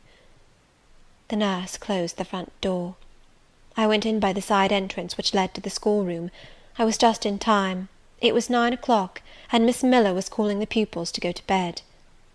It might be 2 hours later, probably near 11, when I, not having been able to fall asleep, and deeming from the perfect silence of the dormitory that my companions were all wrapped in profound repose, rose softly, put on my frock over my night-dress, and without shoes crept from the apartment, and set off in quest of Miss Temple's room.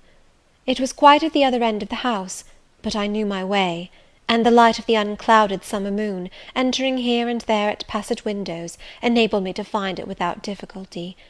An odour of camphor and burnt vinegar warned me when I came near the fever room, and I passed its door quickly, fearful lest the nurse who sat up all night should hear me.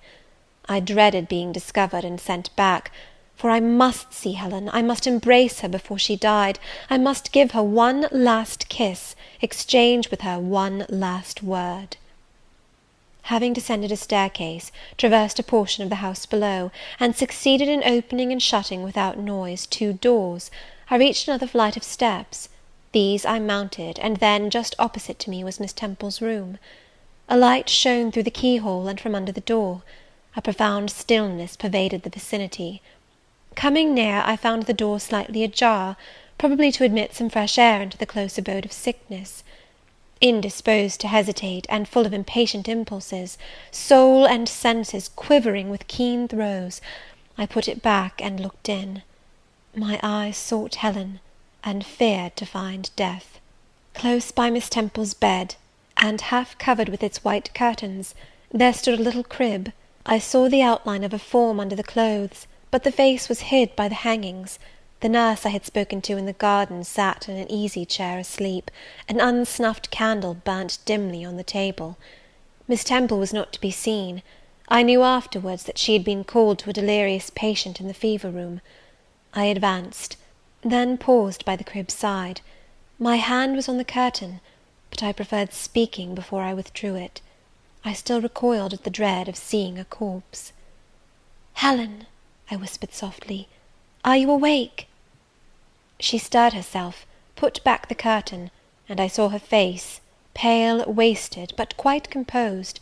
She looked so little changed that my fear was instantly dissipated. "Can it be you, Jane?" she asked, in her own gentle voice. "Oh," I thought, "she is not going to die! They are mistaken! She could not speak and look so calmly if she were." I got under her crib and kissed her. Her forehead was cold, and her cheek both cold and thin, and so were her hand and wrist, but she smiled as of old. "Why are you come here, Jane? It is past 11 o'clock. I heard it strike some minutes since." "I came to see you, Helen. I heard you were very ill, and I could not sleep till I had spoken to you." "You came to bid me good-bye, then? You are just in time, probably." "Are you going somewhere, Helen? Are you going home?" "Yes, to my long home, my last home." "No, no, Helen!" I stopped, distressed. While I tried to devour my tears, a fit of coughing seized Helen. It did not, however, wake the nurse. When it was over, she lay some minutes exhausted. Then she whispered, "Jane, your little feet are bare. Lie down and cover yourself with my quilt." I did so. She put her arm over me, and I nestled close to her. After a long silence, she resumed, still whispering, "I am very happy, Jane, and when you hear that I am dead, you must be sure and not grieve. There is nothing to grieve about. We all must die one day, and the illness which is removing me is not painful. It is gentle and gradual. My mind is at rest. I leave no one to regret me much. I have only a father, and he is lately married and will not miss me. By dying young I shall escape great sufferings. I had not qualities or talents to make my way very well in the world. I should have been continually at fault. But where are you going to, Helen? Can you see? Do you know?" "I believe. I have faith. I am going to God." "Where is God? What is God?" "My Maker and yours, who will never destroy what he created. I rely implicitly on his power, and confide wholly in his goodness. I count the hours till that eventful one arrives which shall restore me to him, reveal him to me." "You are sure, then, Helen, that there is such a place as heaven, and that our souls can get to it when we die?" "I am sure there is a future state. I believe God is good. I can resign my immortal part to him without any misgiving. God is my Father, God is my friend. I love him. I believe he loves me." "And shall I see you again, Helen, when I die?" "You will come to the same region of happiness, be received by the same mighty universal parent, no doubt, dear Jane." Again I questioned, but this time only in thought. Where is that region? Does it exist? and I clasped my arms closer round Helen. She seemed dearer to me than ever.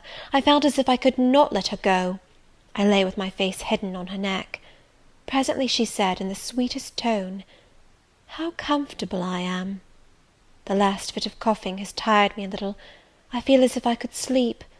But don't leave me, Jane. I like to have you near me."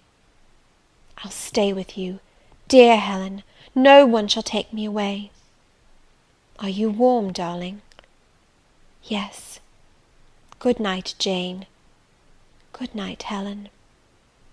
She kissed me, and I her, and we both soon slumbered.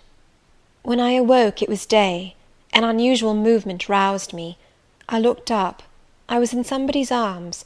The nurse held me. She was carrying me through the passage back to the dormitory. I was not reprimanded for leaving my bed.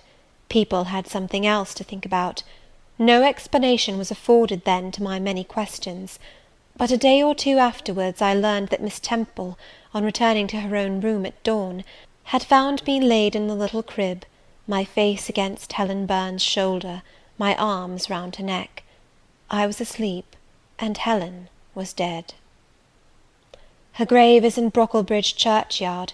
For 15 years after her death it was only covered by a grassy mound, but now a grey marble tablet marks the spot, inscribed with her name, and the word Resurgam. End of Chapter 9. Chapter 10 of Jane Eyre. Hitherto I have recorded in detail the events of my insignificant existence. To the first 10 years of my life I have given almost as many chapters. But this is not to be a regular autobiography. I am only bound to invoke memory where I know her responses will possess some degree of interest. Therefore I now pass a space of 8 years almost in silence. A few lines only are necessary to keep up the links of connection. When the typhus fever had fulfilled its mission of devastation at Lowood, it gradually disappeared from thence, but not till its virulence and the number of its victims had drawn public attention on the school. Inquiry was made into the origin of the scourge, and by degrees various facts came out which excited public indignation in a high degree. The unhealthy nature of the sight, the quantity and quality of the children's food, the brackish, fetid water used in its preparation, the pupils' wretched clothing and accommodations, all these things were discovered, and the discovery produced a result mortifying to Mr. Brocklehurst, but beneficial to the institution. Several wealthy and benevolent individuals in the county subscribed largely for the erection of a more convenient building in a better situation. New regulations were made, improvements in diet and clothing introduced. The funds of the school were entrusted to the management of a committee. Mr. Brocklehurst, who, from his wealth and family connections, could not be overlooked, still retained the post of treasurer, but he was aided in the discharge of his duties by gentlemen of rather more enlarged and sympathizing minds. His office of inspector, too, was shared by those who knew how to combine reason with strictness, comfort with economy, compassion with uprightness. The school, thus improved, became in time a truly useful and noble institution. I remained an inmate of its walls, after its regeneration, for 8 years, 6 as a pupil and 2 as a teacher, and in both capacities I bear my testimony to its value and importance. During those 8 years my life was uniform, but not unhappy, because it was not inactive. I had the means of an excellent education placed within my reach, a fondness for some of my studies, and a desire to excel in all, together with a great delight in pleasing my teachers, especially such as I loved, urged me on. I availed myself fully of the advantages offered me. In time I rose to be the first girl of the first class. Then I was invested with the office of teacher, which I discharged with zeal for 2 years. But at the end of that time I altered.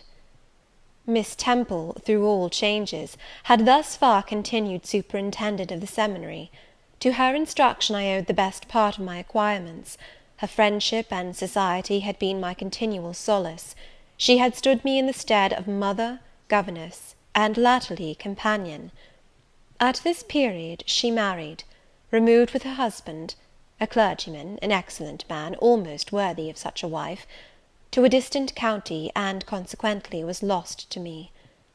From the day she left I was no longer the same. With her was gone every settled feeling, every association that had made Lowood in some degree a home to me. I had imbibed from her something of her nature and much of her habits. More harmonious thoughts, what seemed better regulated feelings, had become the inmates of my mind. I had given an allegiance to duty and order. I was quiet, I believed I was content. To the eyes of others, usually even to my own, I appeared a disciplined and subdued character. But destiny, in the shape of the Reverend Mr. Nasmyth, came between me and Miss Temple. I saw her in her travelling dress step into a post chaise, shortly after the marriage ceremony. I watched the chaise mount the hill and disappear beyond its brow, and then retired to my own room, and there spent in solitude the greatest part of the half-holiday granted in honour of the occasion. I walked about the chamber most of the time. I imagined myself only to be regretting my loss, and thinking how to repair it; but when my reflections were concluded, and I looked up and found that the afternoon was gone, and evening far advanced, another discovery dawned on me, namely, that in the interval I had undergone a transforming process, that my mind had put off all it had borrowed of Miss Temple, or rather that she had taken with her the serene atmosphere I had been breathing in her vicinity, and that now I was left in my natural element, and beginning to feel the stirring of old emotions. It did not seem as if a prop were withdrawn, but rather as if a motive were gone. It was not the power to be tranquil which had failed me, but the reason for tranquillity was no more. My world had for some years been in Lowood; my experience had been of its rules and systems. Now I remembered that the real world was wide, and that a varied field of hopes and fears, of sensations and excitements, awaited those who had courage to go forth into its expanse, to seek real knowledge of life amidst its perils. I went to my window, opened it, and looked out. There were the two wings of the building, there was the garden, there were the skirts of Lowood, there was the hilly horizon. My eye passed all other objects to rest on those most remote, the blue peaks. It was those I longed to surmount. All within their boundary of rock and heath seemed prison ground, exile limits. I traced the white road, winding round the base of one mountain, and vanishing in a gorge between two. How I longed to follow it farther! I recalled the time when I had travelled that very road in a coach. I remembered descending that hill at twilight. An age seemed to have elapsed since the day which brought me first to Lowood, and I had never quitted it since. My vacations had been all spent at school. Mrs. Reed had never sent for me to Gateshead; neither she nor any of her family had ever been to visit me. I had had no communication by letter or message with the outer world. School rules, school duties, school habits and notions, and voices and faces and phrases and costumes, and preferences and antipathies, such was what I knew of existence. And now I felt that it was not enough. I tired of the routine of 8 years in one afternoon. I desired liberty. For liberty I gasped, for liberty I uttered a prayer. It seemed scattered on the wind, then faintly blowing. I abandoned it, and framed a humbler supplication, for change, stimulus. That petition, too, seemed swept off into vague space. Then, cried I, half desperate, grant me at least a new servitude. Here a bell ringing the hour of supper called me down stairs. I was not free to resume the interrupted chain of my reflections till bedtime. Even then, a teacher who occupied the same room with me kept me from the subject to which I longed to recur, by a prolonged effusion of small talk. How I wished sleep would silence her! It seemed as if, could I but go back to the idea which had last entered my mind as I stood by the window, some inventive suggestion would rise for my relief. Miss Gryce snored at last. She was a heavy Welshwoman, and till now her habitual nasal strains had never been regarded by me in any other light than as a nuisance. To-night I hailed the first deep notes with satisfaction. I was debarrassed of interruption; my half-effaced thought instantly revived. A new servitude, there is something in that, I soliloquized. Mentally, be it understood, I did not talk aloud. I know there is, because it does not sound too sweet. It is not like such words as liberty, excitement, enjoyment. Delightful sounds, truly, but no more than sounds for me, and so hollow and fleeting that it is mere waste of time to listen to them. But servitude, that must be matter of fact. Any one may serve. I have served here 8 years. Now all I want is to serve elsewhere. Can I not get so much of my own will? Is not the thing feasible? Yes, yes, the end is not so difficult, if I had only a brain active enough to ferret out the means of attaining it. I sat up in bed, by way of arousing this said brain. It was a chilly night. I covered my shoulders with a shawl, and then I proceeded to think again with all my might. What do I want? A new place, in a new house, amongst new faces, under new circumstances. I want this, because it is of no use wanting anything better. How do people do to get a new place? They apply to friends, I suppose. I have no friends. There are many others who have no friends, who must look about for themselves, and be their own helpers. And what is their resource? I could not tell. Nothing answered me. I then ordered my brain to find a response, and quickly. It worked and worked faster. I felt the pulses throb in my head and temples, but for nearly an hour it worked in chaos, and no result came of its efforts. Feverish with vain labour, I got up and took a turn in the room, undrew the curtains, noted a star or two, shivered with cold, and again crept to bed. A kind fairy, in my absence, had surely dropped the required suggestion on my pillow, for as I lay down, it came quietly and naturally to my mind. Those who want situations advertise. You must advertise in the shire Herald. How? I know nothing about advertising. Replies rose smooth and prompt now.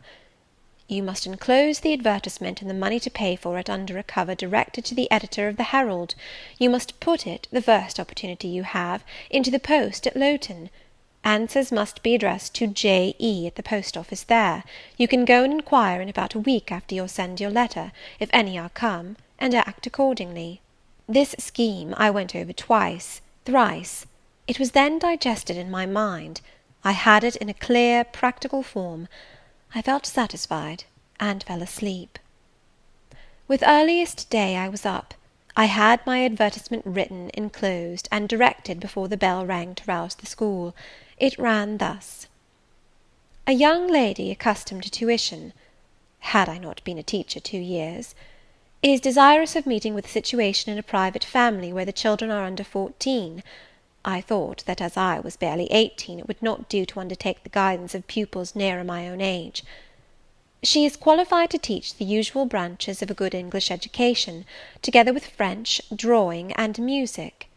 In those days, reader, this now narrow catalogue of accomplishments would have been held tolerably comprehensive. Address, J.E., Post Office, Lowton, shire. This document remained locked in my drawer all day. After tea, I asked leave of the new superintendent to go to Lowton, in order to perform some small commissions for myself and 1 or 2 of my fellow teachers. Permission was readily granted. I went. It was a walk of 2 miles, and the evening was wet, but the days were still long. I visited a shop or 2, slipped the letter into the post office, and came back through heavy rain, with streaming garments, but with a relieved heart. The succeeding week seemed long. It came to an end at last, however, like all sublunary things, and once more, towards the close of a pleasant autumn day, I found myself afoot on the road to Lowton. A picturesque track it was, by the way, lying along the side of the beck and through the sweetest curves of the dale. But that day I thought more of the letters that might or might not be awaiting me at the little burgh whither I was bound, than of the charms of lea and water. My ostensible errand on this occasion was to get measured for a pair of shoes, so I discharged that business first, and when it was done, I stepped across the clean and quiet little street from the shoemaker's to the post office. It was kept by an old dame, who wore horn spectacles on her nose, and black mittens on her hands. "Are there any letters for J.E.?" I asked.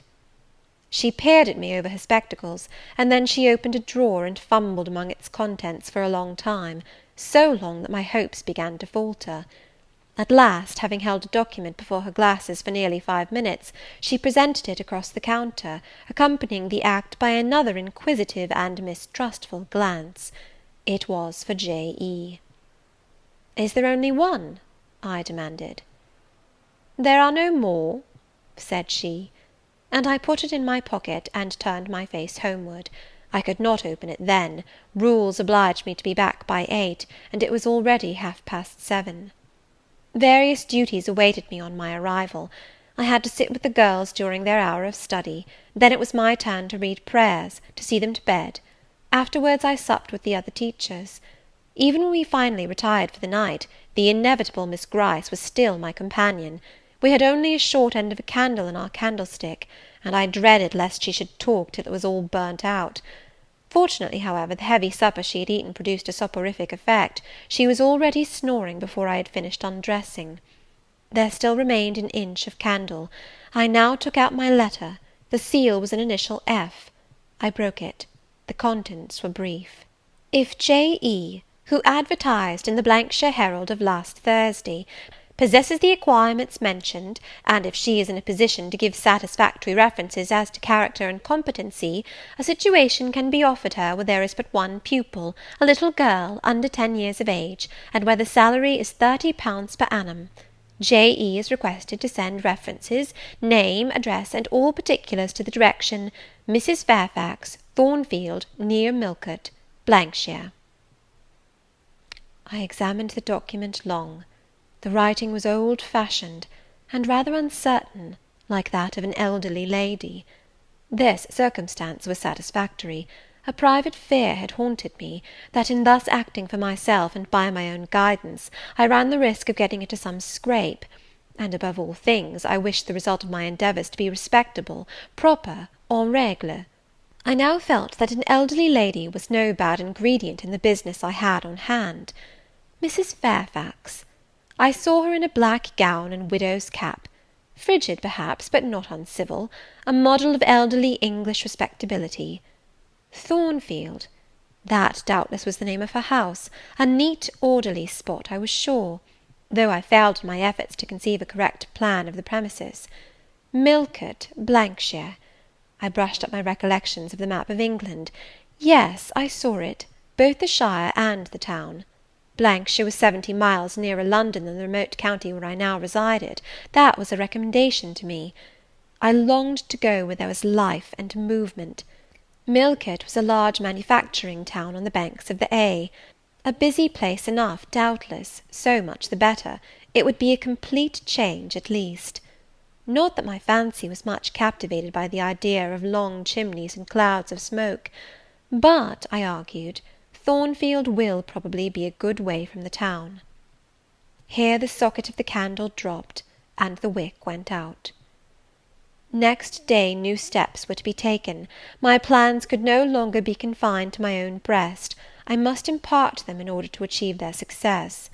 Having sought and obtained an audience of the superintendent during the noontide recreation, I told her I had a prospect of getting a new situation, where the salary would be double what I now received, for at Lowood I only got £15 per annum, and requested she would break the matter for me to Mr. Brocklehurst, or some of the committee, and ascertain whether they would permit me to mention them as references. She obligingly consented to act as mediatrix in the matter.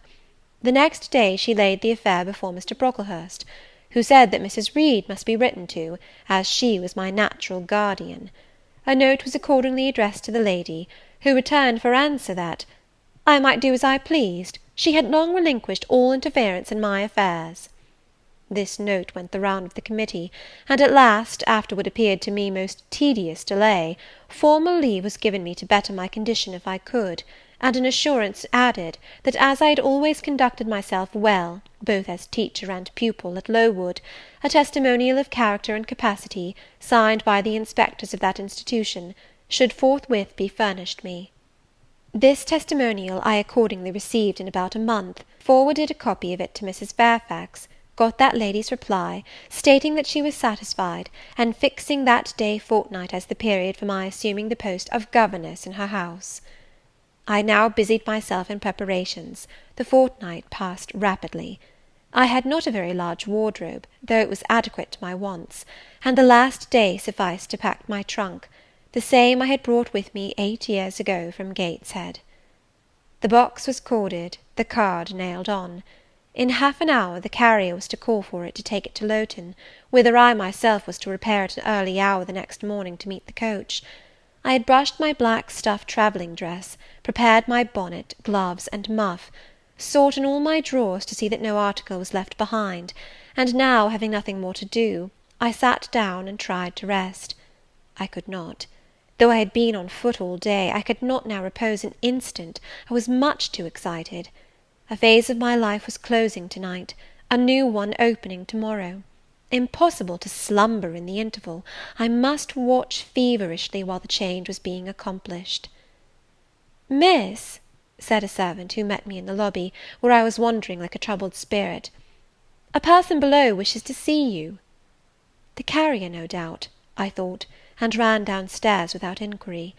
I was passing the back parlour or teacher's sitting room, the door of which was half open, to go to the kitchen, when some one ran out. "It's her, I'm sure! I could have told her anywhere!" cried the individual who stopped my progress and took my hand. I looked.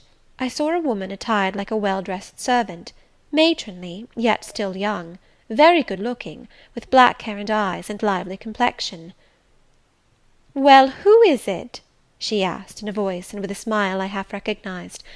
"You've not quite forgotten me, I think, Miss Jane." In another second I was embracing and kissing her rapturously. "Bessy! Bessy! Bessy!" That was all I said, whereat she half laughed, half cried, and we both went into the parlour. By the fire stood a little fellow of 3 years old, in plaid frock and trousers.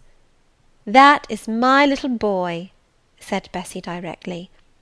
"Then you are married, Bessy?"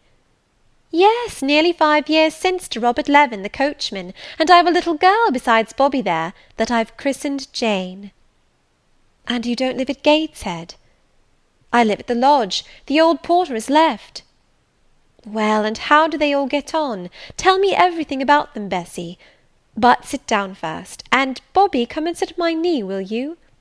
But Bobby preferred sidling over to his mother. "You're not grown so very tall, Miss Jane, nor so very stout," continued Mrs. Levin. "I dare say they've not kept you too well at school. Miss Reed is the head and shoulders taller than you are, and Miss Georgiana would make 2 of you in breadth."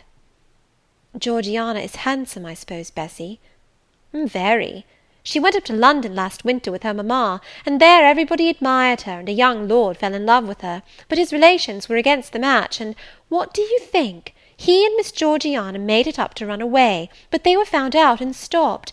It was Miss Reed that found them out. I believe she was envious, and now she and her sister lead a cat and dog life together. They are always quarrelling." "Well, and what of John Reed?" "Oh, he is not doing so well as his mamma could wish. He went to college, and he got plucked, I think they call it, and then his uncles wanted him to be a barrister, and study the law, but he is such a dissipated young man, they will never make much of him, I think." "What does he look like?" "He is very tall. Some people call him a fine-looking young man, but he has such thick lips." "And Mrs. Reed?" "Mrs. looks stout and well enough in the face, but I think she's not quite easy in her mind. Mr. John's conduct does not please her. He spends a great deal of money." "Did she send you here, Bessy?" "No, indeed. But I have long wanted to see you, and when I heard that there had been a letter from you, and that you were going to another part of the country, I thought I'd just set off and get a look at you before you were quite out of my reach." "I am afraid you are disappointed in me, Bessy." I said this laughing. I perceived that Bessy's glance, though it expressed regard, did in no shape denote admiration. "No, Miss Jane, not exactly. You are genteel enough, you look like a lady, and it is as much as I ever expected of you. You were no beauty as a child." I smiled at Bessy's frank answer. I felt that it was correct. but I confess I was not quite indifferent to its import. At 18 most people wish to please, and the conviction that they have not an exterior likely to second that desire brings anything but gratification. "I dare say you are clever, though," continued Bessie, by way of solace. "What can you do? Can you play on the piano?" "A little." There was one in the room. Bessie went and opened it, and then asked me to sit down and give her a tune. I played a waltz or two, and she was charmed. "The Miss Reeds could not play as well," said she exultingly. "I always said you would surpass them in learning. And can you draw?" "That is one of my paintings over the chimney-piece." It was a landscape in water-colours, of which I had made a present to the superintendent, in acknowledgment of her obliging mediation with the committee on my behalf, and which she had framed and glazed. "Well, that is beautiful, Miss Jane. It is as fine a picture as any Miss Reed's drawing master could paint, let alone the young ladies themselves, who could not come near it. And have you learnt French?" "Yes, Bessie, I can both read it and speak it." "And you can work on muslin and canvas?" "I can." "Oh, you are quite a lady, Miss Jane. I knew you would be. You will get on whether your relations notice you or not. There was something I wanted to ask you. Have you ever heard anything from your father's kinsfolk, the Eyres?" "Never in my life." "Well, you know Missus always said they were poor and quite despicable. And they may be poor, but I believe they are as much gentry as the Reeds are; for one day, nearly 7 years ago, a Mr. Eyre came to Gateshead and wanted to see you. Missus said you were at school 50 miles off. He seemed so much disappointed, for he could not stay. He was going on a voyage to a foreign country, and the ship was to sail from London in a day or two. He looked quite a gentleman, and I believe he was your father's brother." "What foreign country was he going to, Bessie?" "An island thousands of miles off, where they make wine. The butler did tell me." "Madeira?" I suggested. "Yes, that is it, the very word." "So he went?" "Yes, he did not stay many minutes in the house. Missus was very high with him. She called him afterwards a sneaking tradesman. My Robert believes he was a wine merchant." "Very likely," I returned; "or perhaps clerk or agent to a wine merchant." Bessie and I conversed about old times an hour longer, and then she was obliged to leave me. I saw her again for a few minutes the next morning at Lowton, while I was waiting for the coach. We parted finally at the door of the Brocklehurst Arms there. Each went her separate way. She set off for the brow of Lowood Fell to meet the conveyance which was to take her back to Gateshead. I mounted the vehicle which was to bear me to new duties and a new life in the unknown environs of Millcote. End of Chapter 10. Chapter 11 of Jane Eyre.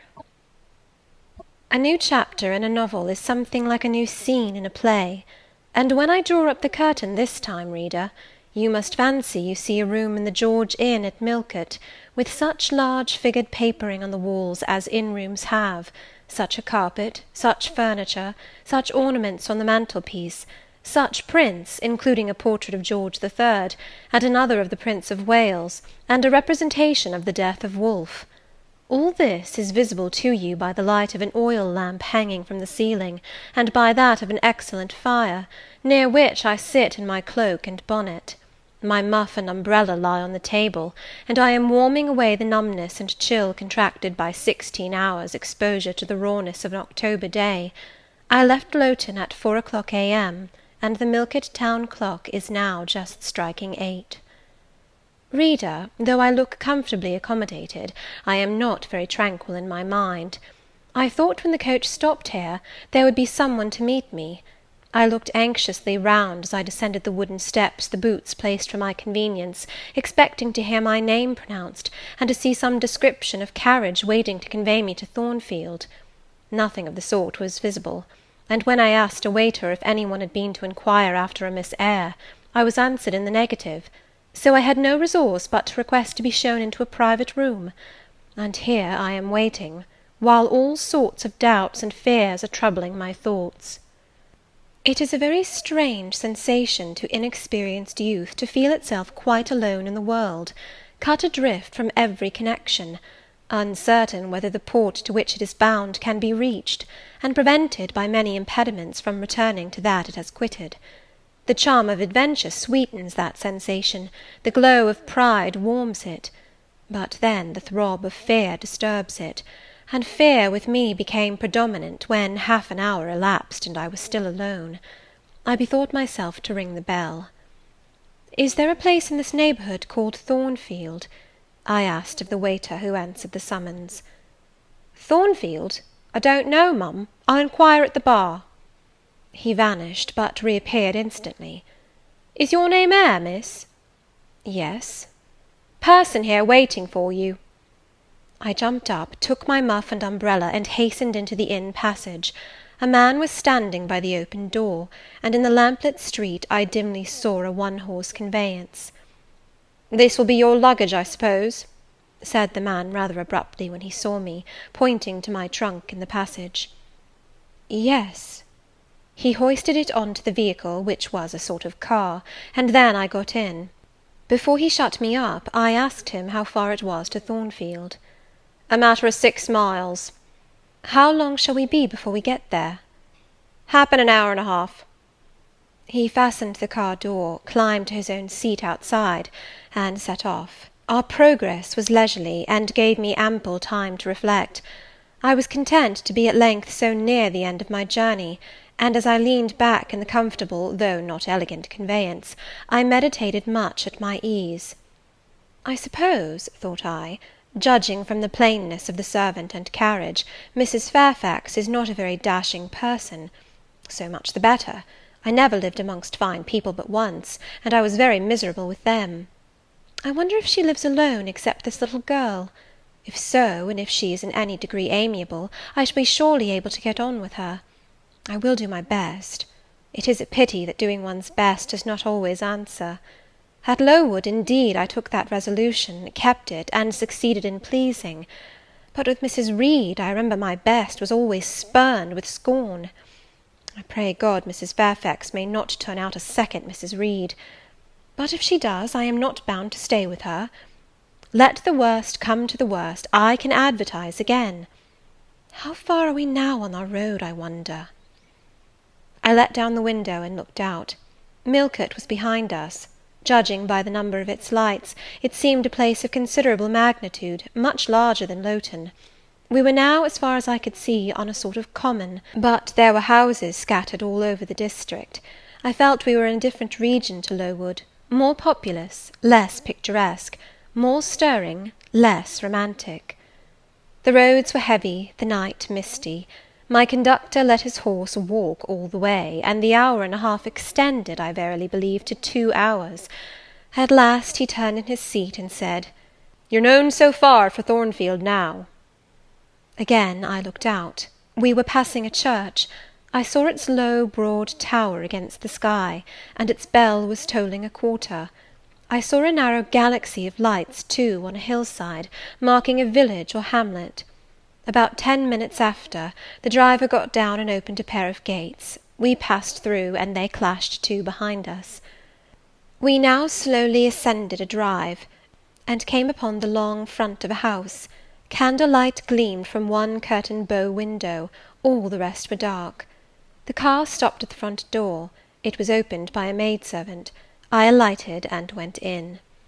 "Will you walk this way, ma'am?" said the girl, and I followed her across a square hall with high doors all round. She ushered me into a room whose double illumination of fire and candle at first dazzled me, contrasting as it did with the darkness to which my eyes had been for 2 hours inured. When I could see, however, a cosy and agreeable picture presented itself to my view. A snug small room, a round table by a cheerful fire, an arm-chair high-backed and old-fashioned, wherein sat the neatest imaginable little elderly lady, in widow's cap, black silk gown, and snowy muslin apron, exactly like what I had fancied Mrs. Fairfax, only less stately and milder looking. She was occupied in knitting. A large cat sat demurely at her feet. Nothing, in short, was wanting to complete the beau ideal of domestic comfort. A more reassuring introduction for a new governess could scarcely be conceived. There was no grandeur to overwhelm, no stateliness to embarrass. and then, as I entered, the old lady got up, and promptly and kindly came forward to meet me. "How do you do, my dear? I'm afraid you have had a tedious ride. John drives so slowly. You must be cold. Come to the fire." "Mrs. Fairfax, I suppose?" said I. "Yes, you are right. Do sit down." She conducted me to her own chair, and then began to remove my shawl and untie my bonnet strings. I begged she would not give herself so much trouble. "Oh, it is no trouble. I dare say your own hands are almost numbed with cold. Leah, make a little hot negus and cut a sandwich or two. Here are the keys of the store-room." And she produced from her pocket a most housewifely bunch of keys, and delivered them to the servant. "Now then, draw nearer to the fire," she continued. "You've brought your luggage with you, haven't you, my dear?" "Yes, ma'am." "I'll see it carried into your room," she said, and bustled out. She treats me like a visitor, thought I. I little expected such a reception. I anticipated only coldness and stiffness. This is not like what I have heard of the treatment of governesses, but I must not exult too soon. She returned, with her own hands cleared her knitting apparatus and a book or two from the table, to make room for the tray which Leah now brought, and then herself handed me the refreshments. I felt rather confused at being the object of more attention than I had ever before received, and that, too, shown by my employer and superior; but as she did not seem herself to consider she was doing anything out of her place, I thought it better to take her civilities quietly. "Shall I have the pleasure of seeing Miss Fairfax to-night?" I asked, when I had partaken of what she offered me. "What did you say, my dear? I am a little deaf," returned the good lady, approaching her ear to my mouth. I repeated the question more distinctly. "Miss Fairfax? Oh, you mean Miss Varenne. Varenne is the name of your future pupil." "Indeed? Then she is not your daughter?" "No, I have no family."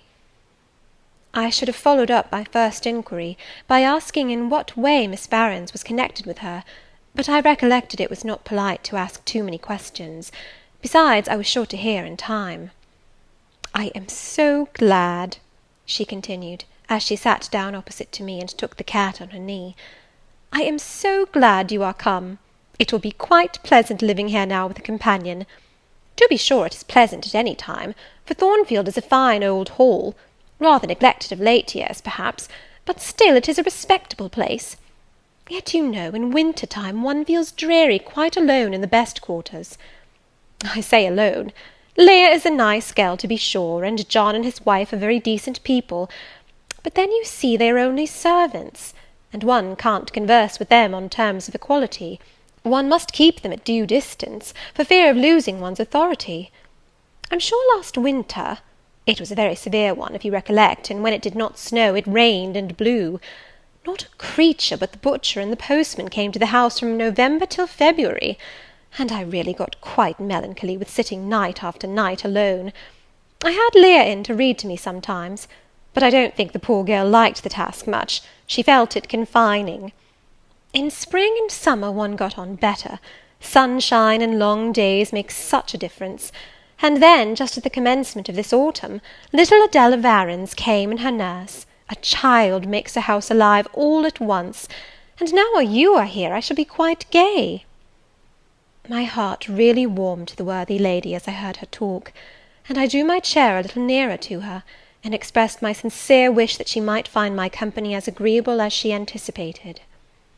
"But I'll not keep you sitting up late to-night," said she. "It is on the stroke of 12 now, and you have been travelling all day. You must feel tired. If you have got your feet well warmed, I'll show you your bedroom.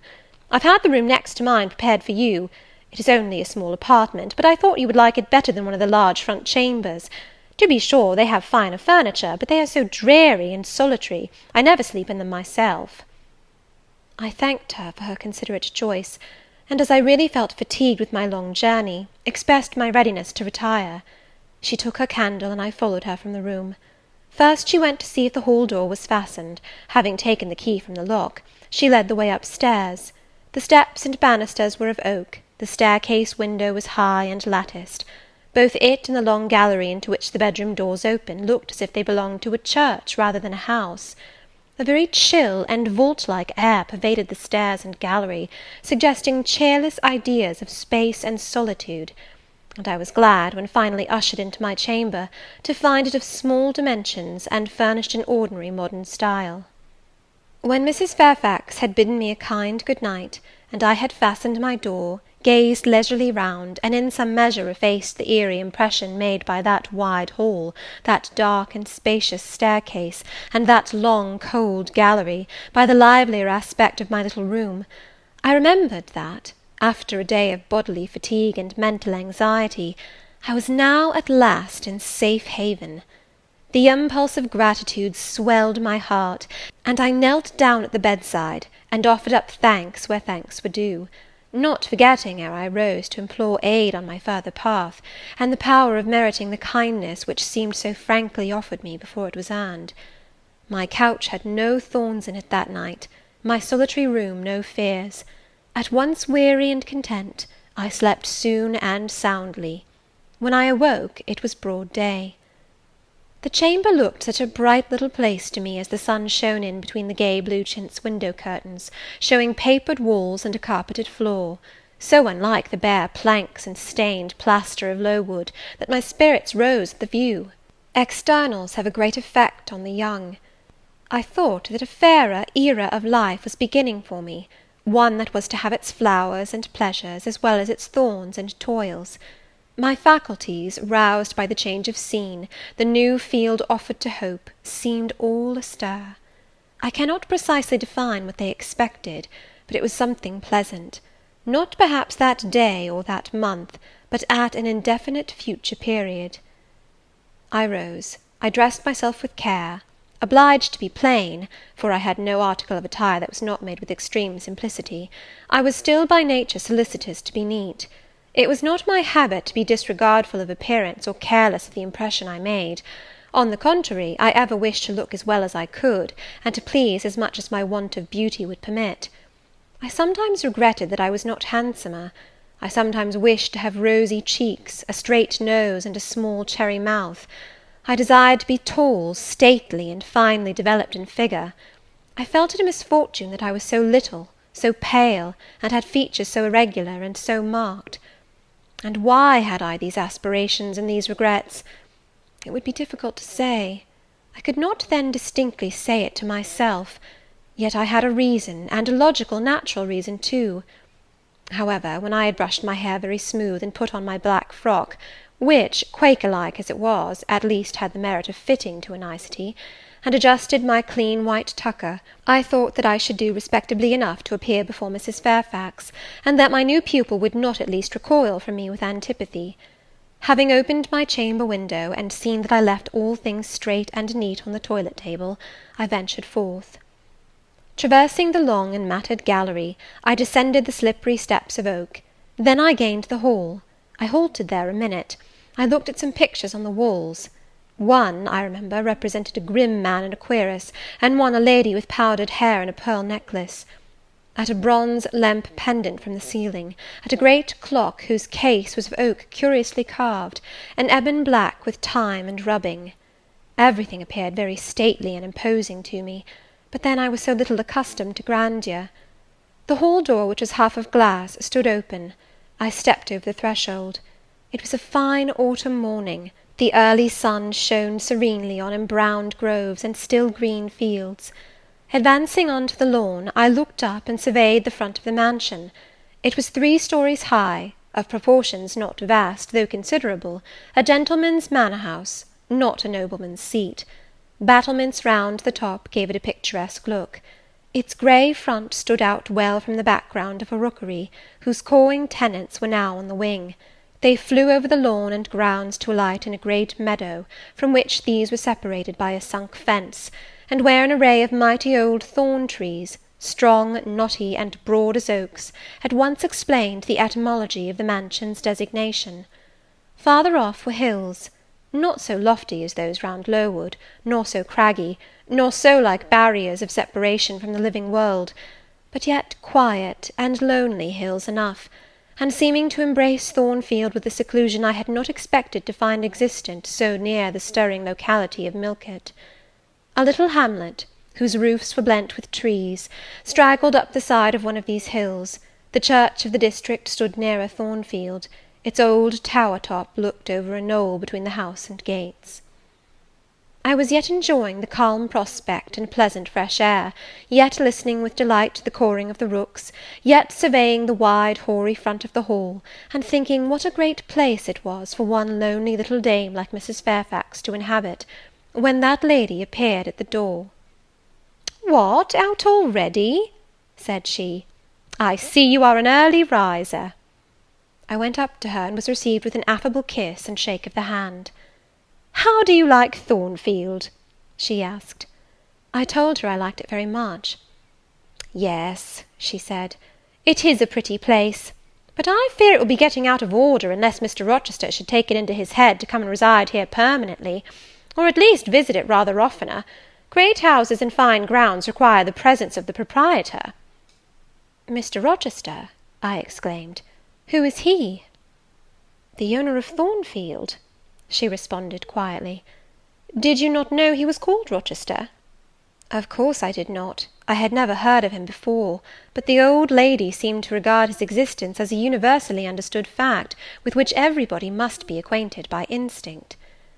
"I thought," I continued, "Thornfield belonged to you."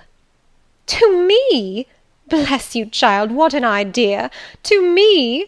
I am only the housekeeper, the manager. To be sure, I am distantly related to the Rochesters by the mother's side, or at least my husband was. He was a clergyman, incumbent of Hay, that little village yonder on the hill, and that church near the gates was his. The present Mr. Rochester's mother was a Fairfax, and second cousin to my husband. But I never presume on the connection. In fact, it is nothing to me. I consider myself quite in the light of an ordinary housekeeper. My employer is always civil, and I expect nothing more." "And the little girl, my pupil?" "She is Mr. Rochester's ward. He commissioned me to find a governess for her. He intended to have her brought up in Blankshire, I believe. Here she comes, with her bonne, as she calls her nurse." The enigma then was explained. This affable and kind little widow was no great dame, but a dependent like myself. I did not like her the worse for that. On the contrary, I felt better pleased than ever. The equality between her and me was real, not the mere result of condescension on her part. So much the better, my position was all the freer. As I was meditating on this discovery, a little girl, followed by her attendant, came running up the lawn. I looked at my pupil, who did not at first appear to notice me. She was quite a child, perhaps 7 or 8 years old, slightly built, with a pale, small-featured face, and a redundancy of hair falling in curls to her waist. "Good morning, Miss Adela," said Mrs. Fairfax. "Come and speak to the lady who is to teach you, and to make you a clever woman some day." She approached. "C'est là ma gouvernante," said she, pointing to me, and addressing her nurse, who answered, "Mais oui, certainement." "Are they foreigners?" I inquired, amazed at hearing the French language. "The nurse is a foreigner, and Adela was born on the continent, and I believe never left it until within 6 months ago. When she first came here she could speak no English. Now she can make shift to talk it a little. I don't understand her, she mixes it so with French, but you will make out her meaning very well, I dare say." Fortunately, I had had the advantage of being taught French by a French lady, and as I had always made a point of conversing with Madame Pirot as often as I could, and had, besides, during the last 7 years, learnt a portion of French by heart daily, applying myself to take pains with my accent, and imitating as closely as possible the pronunciation of my teacher, I had acquired a certain degree of readiness and correctness in the language, and was not likely to be much at a loss with Mademoiselle Adela. She came and shook hands with me when she heard that I was her governess, and as I led her into breakfast, I addressed some phrases to her in her own tongue. She replied briefly at first, but after we were seated at the table, and she had examined me some 10 minutes with her large hazel eyes, she suddenly commenced chattering fluently. "Ah," cried she in French, "you speak my language as well as Mr. Rochester does. I can talk to you as I can to him, and so can Sophie. She will be glad. Nobody here understands her. Madame Fairfax is all English." Sophie is my nurse. She came with me over the sea in a great ship with a chimney that smoked. How it did smoke! And I was sick, and so was Sophie, and so was Mr. Rochester. Mr. Rochester lay down on a sofa in a pretty room called the salon, and Sophie and I had little beds in another place. I nearly fell out of mine, it was like a shelf, and Mademoiselle, what is your name? Eyre, Jane Eyre. Eyre? Bah! I cannot say it. Well, our ship stopped in the morning, before it was quite daylight, at a great city, a huge city, with very dark houses, and all smoky, not at all like the pretty clean town I came from. And Mr. Rochester carried me in his arms over a plank to the land, and Sophie came after, and we all got into a coach, which took us to a beautiful large house, larger than this, and finer, called an hotel. We stayed there nearly a week. I and Sophie used to walk every day in a great green place full of trees, called the park, and there were many children there besides me, and a pond with beautiful birds in it that I fed with crumbs. Can you understand her when she runs on so fast? asked Mrs. Fairfax. I understood her very well, for I had been accustomed to the fluent tongue of Madame Pirot. I wish, continued the good lady, you would ask her a question or two about her parents. I wonder if she remembers them. Adèle, I inquired, with whom did you live when you were in that pretty clean town you spoke of? I lived long ago with mamma, but she is gone to the Holy Virgin. Mamma used to teach me to dance and sing and to say verses. A great many gentlemen and ladies came to see mamma, and I used to dance before them or to sit on their knees and sing to them. I liked it. Shall I let you hear me sing now? She had finished her breakfast, so I permitted her to give a specimen of her accomplishments. Descending from her chair, she came and placed herself on my knee. Then, folding her little hands demurely before her, shaking back her curls and lifting her eyes to the ceiling, she commenced singing a song from some opera. It was the strain of a forsaken lady, who, after bewailing the perfidy of her lover, calls pride to her aid, desires her attendant to deck her in her brightest jewels and richest robes, and resolves to meet the false one that night at a ball, and prove to him, by the gaiety of her demeanour, how little his desertion has affected her. The subject seems strangely chosen for an infant singer, but I suppose the point of the exhibition lay in hearing the notes of love and jealousy warbled with the lisp of childhood, and in very bad taste that point was.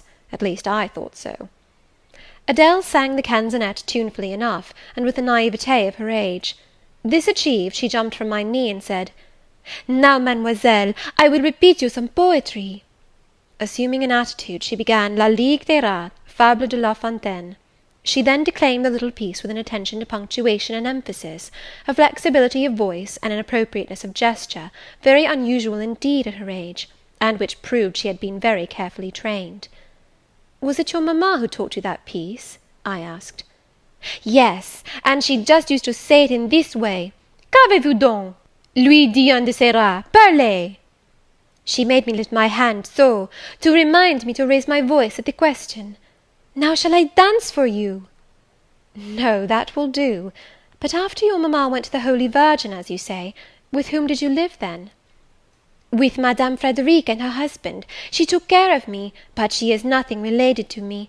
I think she is poor, for she had not so fine a house as mamma. I was not long there. Mr. Rochester asked me if I would like to go and live with him in England, and I said yes, for I knew Mr. Rochester before I knew Madame Frederic, and he was always kind to me, and gave me pretty dresses and toys. But you see, he has not kept his word, for he has brought me to England, and now he has gone back again himself, and I never see him. After breakfast, Adèle and I withdrew to the library, which room, it appears, Mr. Rochester had directed should be used as the schoolroom.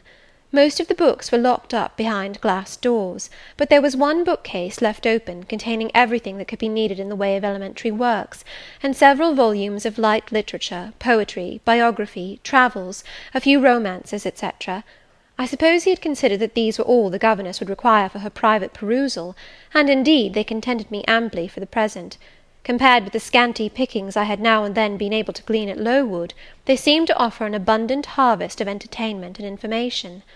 In this room, too, there was a cabinet piano, quite new and of superior tone, also an easel for painting, and a pair of globes. I found my pupil sufficiently docile, Though disinclined to apply, she had not been used to regular occupation of any kind.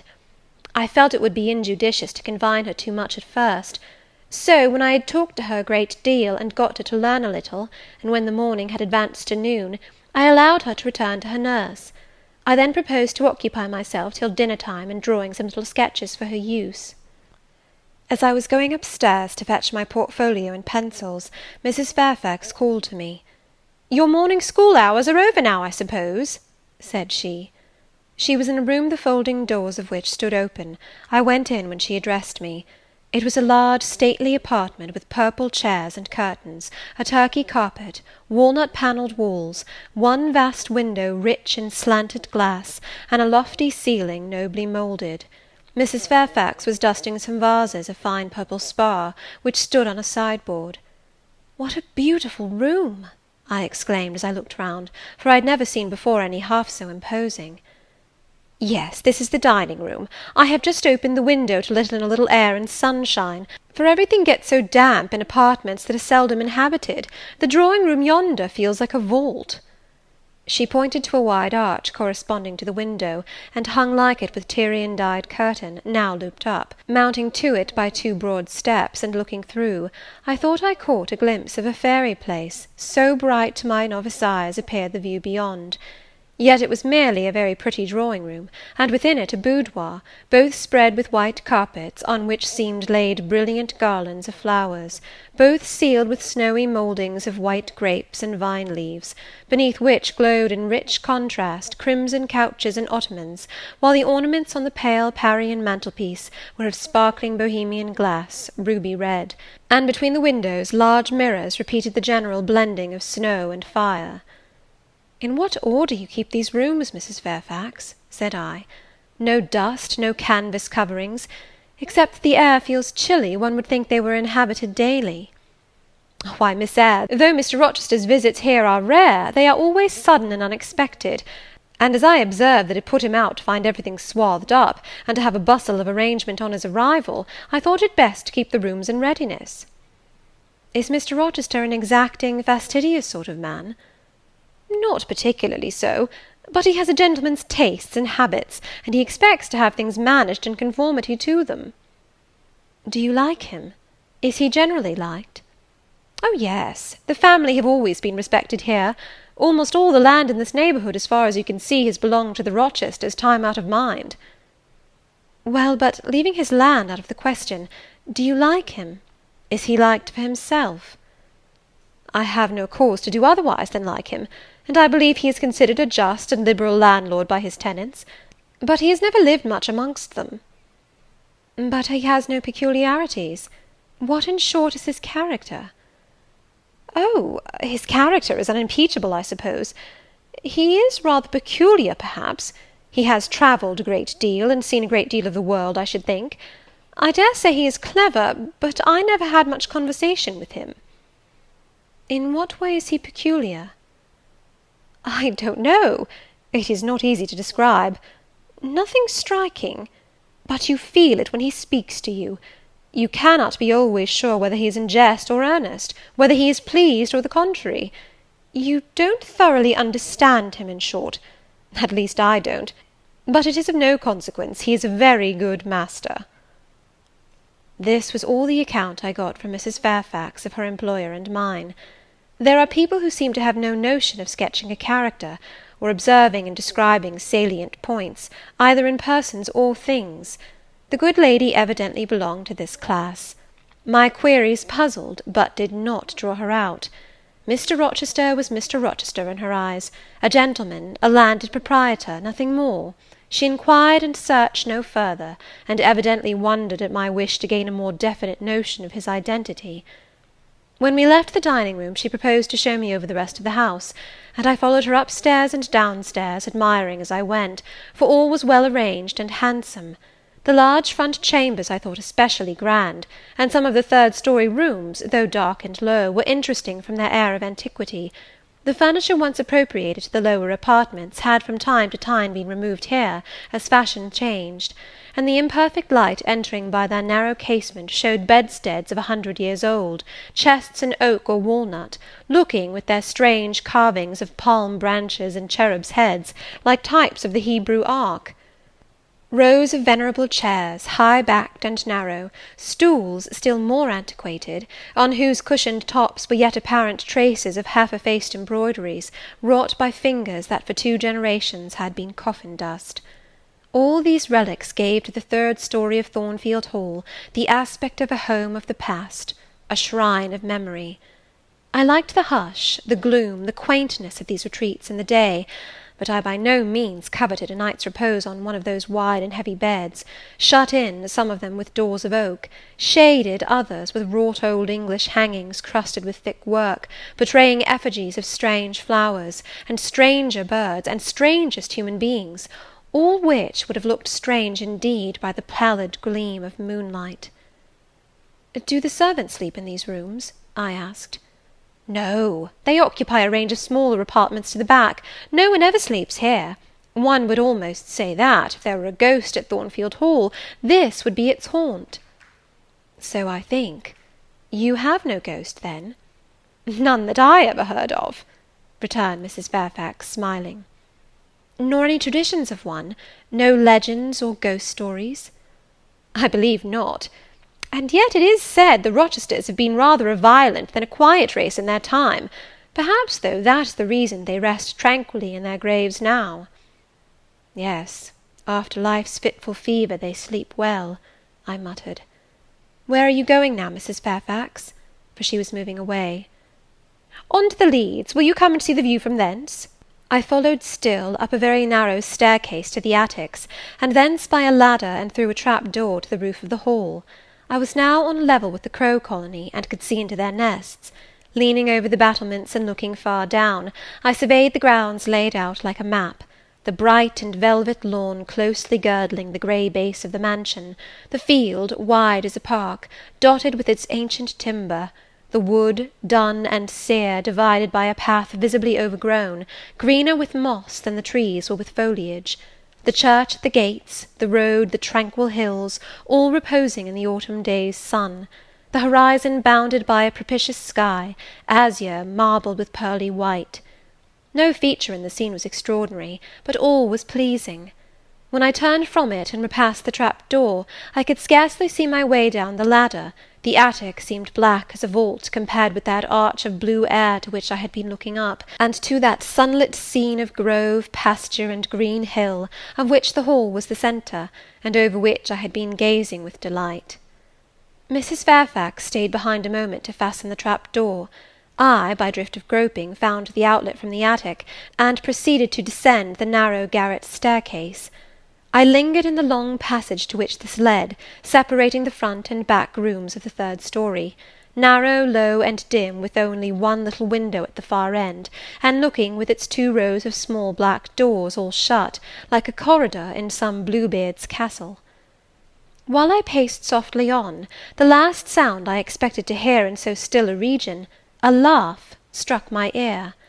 It was a curious laugh, distinct, formal, mirthless. I stopped. The sound ceased, only for an instant. It began again, louder; for at first, though distinct, it was very low. It passed off in a clamorous peal that seemed to wake an echo in every lonely chamber, though it originated but in one, and I could have pointed out the door from which the accents issued. "Mrs. Fairfax," I called out, for now I heard her descending the great stairs, "did you hear that loud laugh? Who is it?" "Some of the servants, very likely," she answered. "Perhaps Grace Poole." "Did you hear it?" I again inquired. "Yes, plainly. I often hear her. She sews in one of these rooms. Sometimes Leah is with her. They are frequently noisy together." The laugh was repeated in its low syllabic tone, and terminated in an odd murmur. "Grace!" exclaimed Mrs. Fairfax. I really did not expect any Grace to answer, for though the laugh was as tragic, as preternatural a laugh as any I have heard, and, but that it was high noon, and that no circumstance of ghostliness accompanied the curious cachinnation, but that neither scene nor season favoured fear, I should have been superstitiously afraid. However, the event showed me I was a fool for entertaining a sense even of surprise. The door nearest me opened, and a servant came out, a woman of between 30 and 40, a set, square-made figure, red-haired, and with a hard, plain face. Any apparition less romantic or less ghostly could scarcely be conceived. "Too much noise, Grace," said Mrs. Fairfax. "Remember directions." Grace curtsied silently, and went in. "She is a person we have to sew and assist Leah in her housemaid's work," continued the widow. "Not altogether unobjectionable in some points, but she does well enough. By the by, how have you got on with your new pupil this morning?" The conversation, thus turned on Adele, continued till we reached the light and cheerful region below. Adele came running to meet us in the hall, exclaiming, "Mesdames, vous êtes servies!" adding, "J'ai bien faim, moi!" We found dinner ready, and waiting for us in Mrs. Fairfax's room. Chapter XII. Chapter XII. Of Jane Eyre. The promise of a smooth career, which my first calm introduction to Thornfield Hall seemed to pledge, was not belied on a longer acquaintance with the place and its inmates. Mrs. Fairfax turned out to be what she appeared, a placid-tempered, kind-natured woman, of competent education and average intelligence. My pupil was a lively child, who had been spoilt and indulged, and therefore was sometimes wayward; but as she was committed entirely to my care, and no injudicious interference from any quarter ever thwarted my plans for her improvement, she soon forgot her little freaks, and became obedient and teachable. She had no great talents, no marked traits of character, no peculiar development of feeling or taste which raised her 1 inch above the ordinary level of childhood; but neither had she any deficiency or vice which sunk her below it. She made reasonable progress, entertained for me a vivacious, though perhaps not very profound, affection, and by her simplicity, gay prattle, and efforts to please, inspired me, in return, with a degree of attachment sufficient to make us both content in each other's society. This, par parenthèse, will be thought cool language by persons who entertain solemn doctrines about the angelic nature of children, and the duty of those charged with their education to conceive for them an idolatrous devotion. But I am not writing to flatter parental egotism, to echo cant, or prop up humbug. I am merely telling the truth. I felt a conscientious solicitude for Adele's welfare and progress, and a quiet liking for her little self, just as I cherished towards Mrs. Fairfax a thankfulness for her kindness, and a pleasure in her society proportionate to the tranquil regard she had for me, and the moderation of her mind and character. Anybody may blame me who likes, when I add further, that now and then, when I took a walk by myself in the grounds, when I went down to the gates and looked through them along the road, or when, while Adele played with her nurse, and Mrs. Fairfax made jellies in the store-room, I climbed the 3 staircases, raised the trap-door of the attic, and having reached the leads, looked out afar over sequestered field and hill, and along dim sky-line, that then I longed for a power of vision which might overpass that limit, which might reach the busy world, towns, regions full of life I had heard of but never seen; that then I desired more of practical experience than I possessed, more of intercourse with my kind, of acquaintance with variety of character, than was here within my reach. I valued what was good in Mrs. Fairfax, and what was good in Adele; but I believed in the existence of other and more vivid kinds of goodness, and what I believed in I wished to behold. Who blames me? Many, no doubt, and I shall be called discontented. I could not help it. The restlessness was in my nature; it agitated me to pain sometimes. Then my sole relief was to walk along the corridor of the 3rd story, backwards and forwards, safe in the silence and solitude of the spot, and allow my mind's eye to dwell on whatever bright visions rose before it; and certainly they were many and glowing. to let my heart be heaved by the exultant movement, which, while it swelled it in trouble, expanded it with life; and, best of all, to open my inward ear to a tale that was never ended, a tale my imagination created, and narrated continuously, quickened with all of incident, life, fire, feeling, that I desired and had not in my actual existence.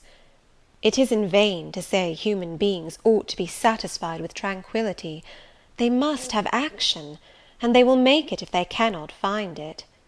Millions are condemned to a stiller doom than mine, and millions are in silent revolt against their lot.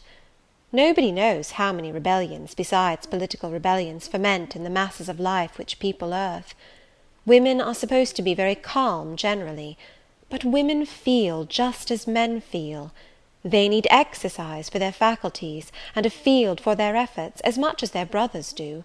They suffer from too rigid a restraint, too absolute a stagnation, precisely as men would suffer; and it is narrow-minded in their more privileged fellow creatures to say that they ought to confine themselves to making puddings and knitting stockings, to playing on the piano and embroidering bags. It is thoughtless to condemn them, or laugh at them, if they seek to do more or learn more than custom has pronounced necessary for their sex. When thus alone, I not unfrequently heard Grace Poole's laugh, the same peal, the same low, slow ha, ha, which, when first heard, had thrilled me. I heard, too, her eccentric murmurs, stranger than her laugh. There were days when she was quite silent, but there were others when I could not account for the sounds she made. Sometimes I saw her. She would come out of her room with a basin, or a plate, or a tray in her hand, go down to the kitchen, and shortly return, generally, oh, romantic reader, forgive me for telling the plain truth, bearing a pot of porter. Her appearance always acted as a damper to the curiosity raised by her oral oddities. Hard-featured and staid, she had no point to which interest could attach. I made some attempts to draw her into conversation, but she seemed a person of few words. A monosyllabic reply usually cut short every effort of that sort. The other members of the household, viz., John and his wife, Leah the housemaid, and Sophy the French nurse, were decent people, but in no respect remarkable. With Sophy I used to talk French, and sometimes I asked her questions about her native country, but she was not of a descriptive or narrative turn, and generally gave such vapid and confused answers as were calculated rather to check than encourage inquiry. October, November, December passed away. One afternoon in January, Mrs. Fairfax had begged a holiday for Adele because she had a cold, and as Adele seconded the request with an ardour that reminded me how precious occasional holidays had been to me in my own childhood, I accorded it, deeming that I did well in showing pliability on the point. It was a fine calm day, though very cold. I was tired of sitting still in the library through a whole long morning. Mrs. Fairfax had just written a letter which was waiting to be posted, so I put on my bonnet and cloak, and volunteered to carry it to Hay. The distance, 2 miles, would be a pleasant winter afternoon walk. Having seen Adele comfortably seated in her little chair by Mrs. Fairfax's parlour fireside, and given her best wax doll, which I usually kept enveloped in a silver paper in a drawer, to play with, and a story book for change of amusement, and having replied to her, "Revenez bientôt, mon bon ami, ma chère Mademoiselle Jeannette," with a kiss, I set out. The ground was hard, the air was still, my road was lonely. I walked fast till I got warm, and then I walked slowly to enjoy and analyse the species of pleasure brooding for me in the hour and situation. It was 3 o'clock. The church bell tolled as I passed under the belfry. The charm of the hour lay in its approaching dimness, in the low gliding and pale beaming sun. I was a mile from Thornfield, in a lane noted for wild roses in summer, for nuts and blackberries in autumn, and even now possessing a few coral treasures and hips and haws, but whose best winter delight lay in its utter solitude and leafless repose. If a breath of air stirred, it made no sound here, for there was not a holly, not an evergreen to rustle, and the stripped hawthorn and hazel bushes were as still as the white, worn stones which causewayed the middle of the path. Far and wide on each side there were only fields, where no cattle now browsed, and the little brown birds, which stirred occasionally in the hedge, looked like single russet leaves that had forgotten to drop.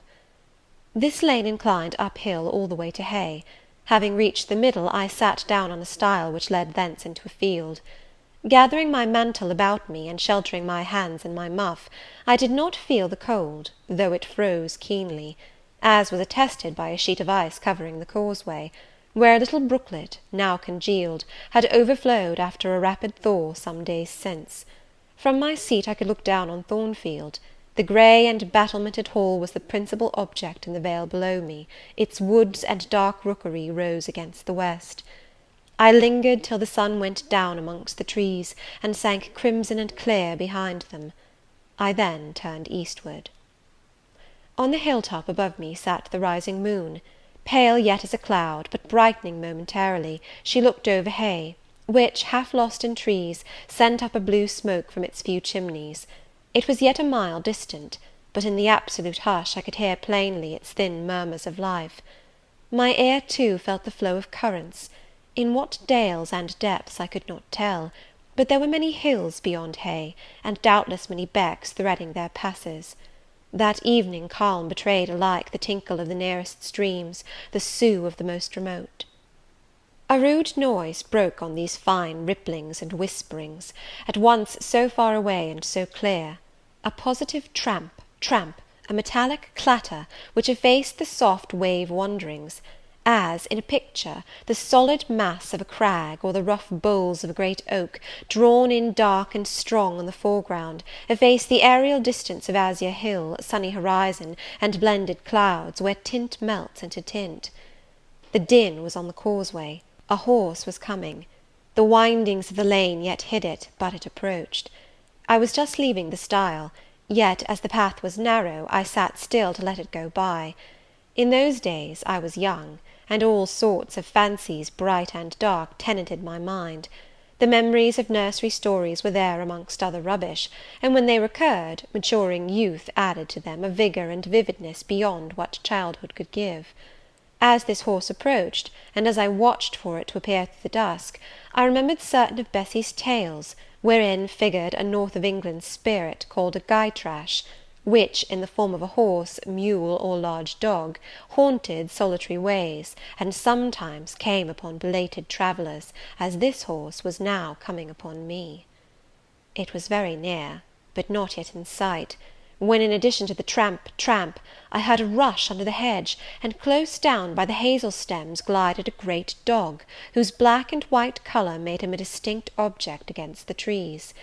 It was exactly one form of Bessy's Gytrash, a lion-like creature, with long hair and a huge head. It passed me, however, quietly enough, not staying to look up, with strange pretercanine eyes, in my face, as I half expected it would.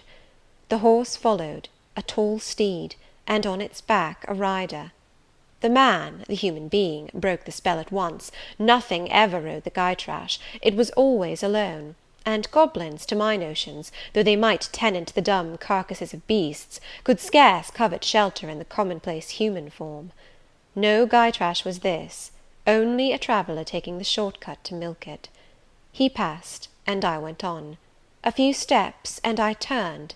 A sliding sound, and an exclamation of "What the deuce is to do now?" and a clattering tumble arrested my attention. Man and horse were down; they had slipped on the sheet of ice which glazed the causeway. The dog came bounding back, and seeing his master in a predicament, and hearing the horse groan, barked till the evening hills echoed the sound, which was deep in proportion to his magnitude. He snuffed round the prostrate group, and then he ran up to me. It was all he could do; there was no other help at hand to summon. I obeyed him, and walked down to the traveller, by this time struggling himself free of his steed.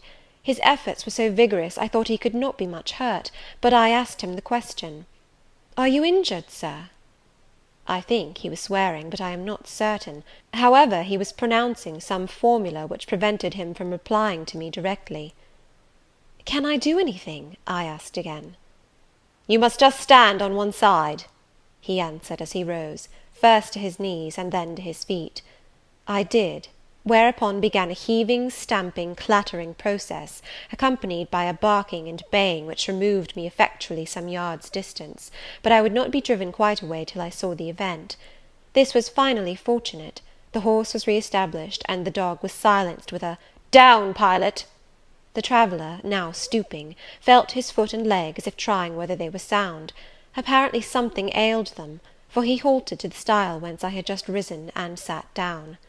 I was in the mood for being useful, or at least officious, I think, for I now drew near him again. "If you are hurt, and want help, Sir, I can fetch some one either from Thornfield Hall or from Hay." "Thank you, I shall do. I have no broken bones, only a sprain." And again he stood up and tried his foot, but the result extorted an involuntary "Ugh!" Something of daylight still lingered, and the moon was waxing bright. I could see him plainly. His figure was enveloped in a riding cloak, fur-collared and steel-clasped. Its details were not apparent, but I traced the general points of middle height and considerable breadth of chest. He had a dark face, with stern features and a heavy brow. His eyes and gathered eyebrows looked ireful and thwarted just now. He was past youth, but had not reached middle age. Perhaps he might be 35. I felt no fear of him, and but little shyness. Had he been a handsome, heroic-looking young gentleman, I should not have dared to stand thus questioning him against his will, and offering my services unasked. I had hardly ever seen a handsome youth, never in my life spoken to one. I had a theoretical reverence and homage for beauty, elegance, gallantry, fascination; but had I met those qualities incarnate in masculine shape, I should have known instinctively that they neither had nor could have sympathy with anything in me, and should have shunned them as one would fire, lightning, or anything else that is bright but antipathetic. If even the stranger had smiled and been good-humoured to me when I addressed him, if he had put off my offer with assistance gaily and with thanks, I should have gone on my way and not felt any vocation to renew inquiries; but the frown, the roughness of the traveller set me at my ease.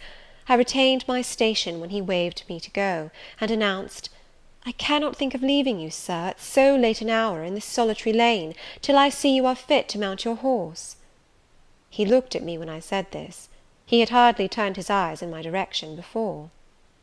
"I should think you ought to be at home yourself," said he, "if you have a home in this neighbourhood. Where do you come from?" "From just below, and I am not at all afraid of being out late when it is moonlight. I will run over to Hay for you with pleasure, if you wish it. Indeed, I am going there to post a letter." "You live just below? Do you mean at that house with the battlements?" pointing to Thornfield Hall, on which the moon cast a hoary gleam, bringing it out distinct and pale from the woods, that, by contrast with the western sky, now seemed one mass of shadow. "Yes, Sir." "Whose house is it?" "Mr. Rochester's." "Do you know Mr. Rochester?" "No, I have never seen him." "He is not resident, then?" "No." "Can you tell me where he is?" "I cannot." "You are not a servant at the Hall, of course? You are—" He stopped, ran his eye over my dress, which, as usual, was quite simple, a black merino cloak, a black beaver bonnet, neither of them half fine enough for a lady's maid. He seemed puzzled to decide what I was. I helped him. "I am the governess." "Ah, the governess," he repeated. "Deuce take me if I had not forgotten, the governess." And again my raiment underwent scrutiny. In 2 minutes he rose from the stile. His face expressed pain when he tried to move. "I cannot commission you to fetch help," he said, "but you may help me a little yourself, if you will be so kind." "Yes, Sir." "You have not an umbrella that I can use as a stick?" "No." "Try to get hold of my horse's bridle, and lead him to me. You are not afraid?" I should have been afraid to touch a horse when alone, but when told to do it, I was disposed to obey. I put down my muff on the stile, and went up to the tall steed. I endeavoured to catch the bridle, but it was a spirited thing, and would not let me come near its head. I made effort on effort, though in vain. Meantime I was mortally afraid of its trampling forefeet. The traveller waited and watched for some time, and at last he laughed. "I see," he said. The mountain will never be brought to Mahomet, so all you can do is to aid Mahomet to go to the mountain. I must beg of you to come here." I came. "Excuse me," he continued, "necessity compels me to make you useful." He laid a heavy hand on my shoulder, and leaning on me with some stress, limped to his horse. Having once caught the bridle, he mastered it directly, and sprang to his saddle, grimacing grimly as he made the effort, for it wrenched his sprain. "Now," said he, releasing his under lip from a hard bite, "just hand me my whip. It lies there under the hedge." I sought it, and found it. "Thank you. Now make haste with a letter to Hay, and return as fast as you can." A touch of a spurred heel made his horse first start and rear, and then bound away. The dog rushed in his traces. All three vanished. Like heath that in the wilderness the wild wind whirls away. I took up my muff and walked on. The incident had occurred and was gone for me. It was an incident of no moment, no romance, no interest in a sense; yet it marked with change one single hour of a monotonous life. My help had been needed and claimed. I had given it. I was pleased to have done something. Trivial, transitory though the deed was, it was yet an active thing, and I was weary of an existence all passive. The new face, too, was like a new picture introduced to the gallery of memory, and it was dissimilar to all the others hanging there, firstly, because it was masculine, and secondly, because it was dark, strong, and stern. I had it still before me when I entered Hay, and slipped the letter into the post office. I saw it as I walked fast down hill all the way home. When I came to the stile, I stopped a minute, looked round, and listened, with an idea that a horse's hoofs might ring on the causeway again, and that a rider in a cloak, and a guy-trash like Newfoundland dog might be again apparent. I saw only the hedge and a pollard willow before me, rising up still and straight to meet the moonbeams.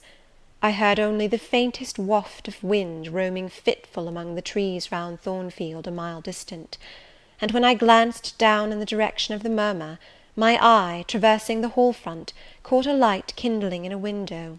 It reminded me that I was late, and I hurried on. I did not like re-entering Thornfield. To pass its threshold was to return to stagnation. To cross the silent hall, to ascend the darksome staircase, to seek my own lonely little room, and then to meet tranquil Mrs. Fairfax, and spend the long winter evening with her, and her only, was to quell wholly the faint excitement awakened by my walk; to slip again over my faculties the viewless fetters of a uniform and too still existence; of an existence whose very privileges of security and ease I was becoming incapable of appreciating. What good it would have done me at that time to have been tossed in the storms of an uncertain, struggling life, and to have been taught by rough and bitter experience to long for the calm amidst which I now repined. Yes, just as much good as it would do a man tired of sitting still in a too easy chair to take a long walk, and just as natural was the wish to stir, under my circumstances, as it would be under his. I lingered at the gates. I lingered on the lawn. I paced backwards and forwards on the pavement. The shutters of the glass door were closed. I could not see into the interior, and both my eyes and spirit seemed drawn from the gloomy house, from the grey hollow filled with rayless cells, as it appeared to me, to that sky expanded before me, a blue sea absolved from taint of cloud, the moon ascending it in solemn march, her orb seeming to look up as she left the hill-tops, from behind which she had come, far and farther below her, and aspired to the zenith, midnight dark in its fathomless depth and measureless distance; and for those trembling stars that followed her course, they made my heart tremble, my veins glow when I viewed them. Little things recall us to earth. The clock struck in the hall; that sufficed. I turned from moon and stars, opened a side door, and went in. The hall was not dark, nor yet was it lit, only by the high-hung bronze lamp. A warm glow suffused both it and the lower steps of the oak staircase. This ruddy shine issued from the great dining-room, whose two-leaved door stood open, and showed a genial fire in the grate, glancing on marble hearth and brass fire-irons, and revealing purple draperies and polished furniture, in the most pleasant radiance. It revealed, too, a group near the mantelpiece.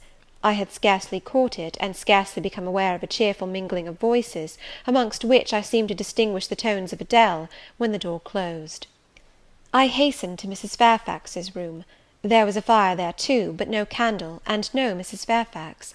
Instead, all alone, sitting upright on the rug, and gazing with gravity at the blaze, I beheld a great black and white long-haired dog, just like the Gytrash of the lane. It was so like it that I went forward and said, "Pilot?" and the thing got up and came to me and snuffed me. I caressed him, and he wagged his great tail; but he looked an eerie creature to be alone with, and I could not tell whence he had come. I rang the bell, for I wanted a candle, and I wanted, too, to get an account of this visitant. Leah entered. "What dog is this?" "He came with master." "With whom?"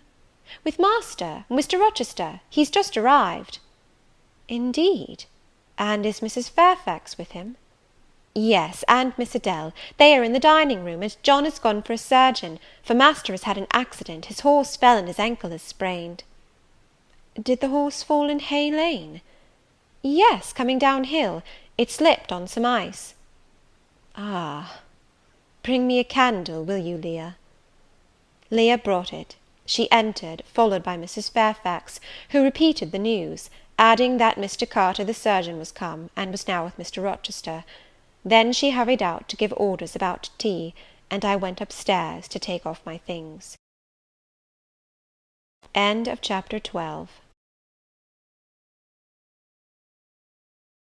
Chapter 13 of Jane Eyre.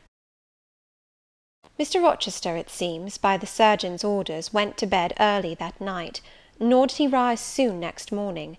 When he did come down, it was to attend to business. His agent and some of his tenants were arrived, and waiting to speak with him. Adele and I had now to vacate the library. It would be in daily requisition as a reception room for callers. A fire was lit in an apartment upstairs, and there I carried our books, and arranged it for the future schoolroom. I discerned in the course of the morning that Thornfield Hall was a changed place. No longer silent as a church, it echoed every hour or two to a knock at the door, or a clang of the bell. Steps, too, often traversed the hall, and new voices spoke in different keys below. A rill from the outer world was flowing through it. It had a master. For my part, I liked it better. Adele was not easy to teach that day. She could not apply. She kept running to the door, and looking over the banisters to see if she could get a glimpse of Mr. Rochester. Then she coined pretexts to go downstairs, in order, as I shrewdly suspected, to visit the library, where I knew she was not wanted. Then, when I got a little angry, and made her sit still, she continued to talk incessantly of her ami, Monsieur Edward Fairfax de Rochester, as she dubbed him. I had not before heard his pranomens, and to conjecture what presents he had brought her; for it appears he had intimated the night before, that when his luggage came from Millcote, there would be found amongst it a little box in whose contents she had an interest. "Et cela doit signifier," said she, "qu'il y aura là dedans un cadeau pour moi, et peut-être pour vous aussi, mademoiselle. Monsieur a parlé de vous, il m'a demandé le nom de ma gouvernante, et si elle n'était pas une petite personne, assez mince, et un peu pâle. J'ai dit que oui, car c'est vrai, n'est-ce pas, mademoiselle?" I and my pupil dined as usual in Mrs. Fairfax's parlour. The afternoon was wild and snowy, and we passed it in the schoolroom. At dark I allowed Adele to put away books and work, and to run down stairs; for, from the comparative silence below, and from the cessation of appeals to the door-bell, I conjectured that Mr. Rochester was now at liberty. Left alone, I walked to the window, but nothing was to be seen thence. Twilight and snowflakes together thickened the air, and hid the very shrubs on the lawn. I let down the curtain, and went back to the fireside. In the clear embers I was tracing a view, not unlike a picture I remembered to have seen of the castle of Heidelberg on the Rhine, when Mrs. Fairfax came in, breaking up by her entrance the fiery mosaic I had been piecing together, and scattering, too, some heavy unwelcome thoughts that were beginning to throng on my solitude. "Mr. Rochester would be glad if you and your pupil would take tea with him in the drawing-room this evening," said she. "He has been so much engaged all day, that he could not ask to see you before." "When is his tea time?" I inquired. "Oh, at 6 o'clock. He keeps early hours in the country. You had better change your frock now. I will go with you and fasten it. Here is a candle." "Is it necessary to change my frock?" "Yes, you had better. I always dress for the evening when Mr. Rochester is here." This additional ceremony seemed somewhat stately. However, I repaired to my room, and, with Mrs. Fairfax's aid, replaced my black stuff dress by one of black silk, the best and the only additional one I had, except one of light grey, which, in my Lowood notions of the toilet, I thought too fine to be worn, except on first-rate occasions. "You want a brooch," said Mrs. Fairfax. I had a single little pearl ornament, which Miss Temple gave me as a parting keepsake. I put it on, and then we went downstairs. Unused as I was to strangers, it was rather a trial to appear thus formally summoned in Mr. Rochester's presence. I let Mrs. Fairfax precede me into the dining-room, and kept in her shade as we crossed that apartment, and, passing the arch, whose curtain was now dropped, entered the elegant recess beyond. 2 wax candles stood lighted on the table, and 2 on the mantelpiece. Basking in the light and heat of a superb fire lay Pilot. Adele knelt near him. Half reclined on a couch appeared Mr. Rochester, his foot supported by the cushion. He was looking at Adele and the dog. The fire shone full on his face. I knew my traveller, with his broad and jetty eyebrows, his square forehead, made squarer by the horizontal sweep of his black hair. I recognized his decisive nose, more remarkable for character than beauty, his full nostrils, denoting, I thought, choler, his grim mouth, chin, and jaw. Yes, all 3 were very grim, and no mistake. His shape, now divested of cloak, I perceived harmonized in squareness with his physiognomy. I suppose it was a good figure, in the athletic sense of the term, broad-chested and thin-flanked, though neither tall nor graceful. Mr. Rochester must have been aware of the entrance of Mrs. Fairfax and myself, but it appeared he was not in the mood to notice us, for he never lifted his head as we approached. "Here is Miss Eyre, sir," said Mrs. Fairfax, in her quiet way. He bowed, still not taking his eyes from the group of the dog and child. "Let Miss Eyre be seated," said he, and there was something in the forced, stiff bow, in the impatient yet formal tone, which seemed further to express, "What the deuce is it to me whether Miss Eyre is there or not? At this moment I am not disposed to accost her." I sat down quite disembarrassed. A reception of finished politeness would probably have confused me. I could not have returned or repaid it by answering grace and elegance on my part. But harsh caprice laid me under no obligation. On the contrary, a decent quiescence, under the freak of manner, gave me the advantage. Besides, the eccentricity of the proceeding was piquant.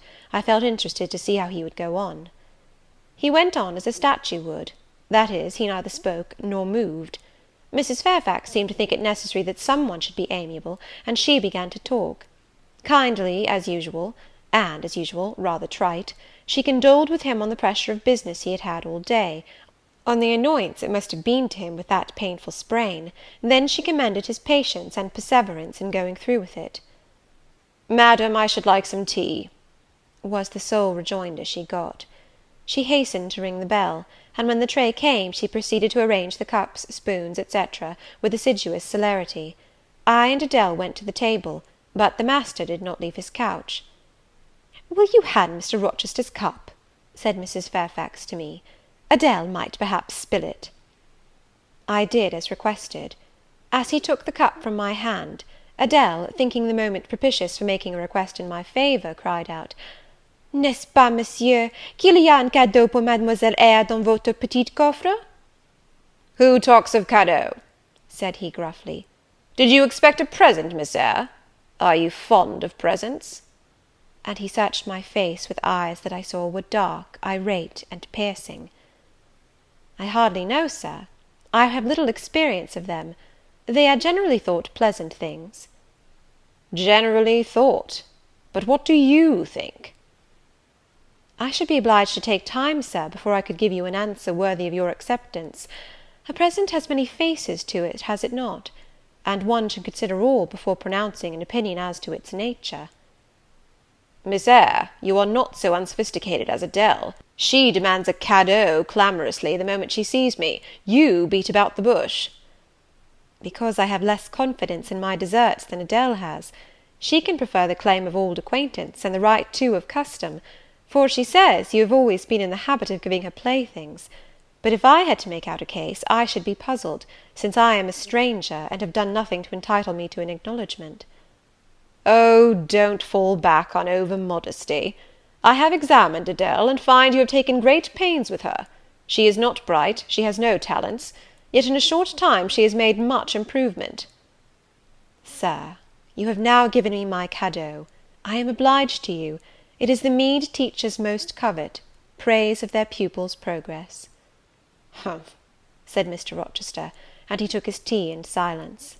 "Come to the fire," said the master, when the tray was taken away, and Mrs. Fairfax had settled into a corner with her knitting, while Adele was leading me by the hand round the room, showing me the beautiful books and ornaments on the consoles and chiffoniere.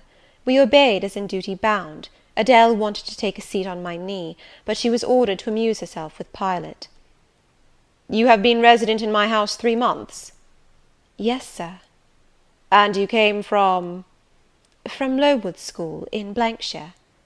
"Ah, a charitable concern. How long were you there?" 8 years. 8 years! You must be tenacious of life. I thought half the time in such a place would have done up any constitution. No wonder you have rather the look of another world. I marvelled where you had got that sort of face.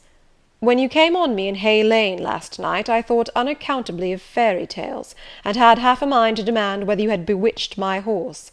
I am not sure yet. Who are your parents?" "I have none." "Nor ever had, I suppose. Do you remember them?" "No." "I thought not. And so you were waiting for your people when you sat on that stile?"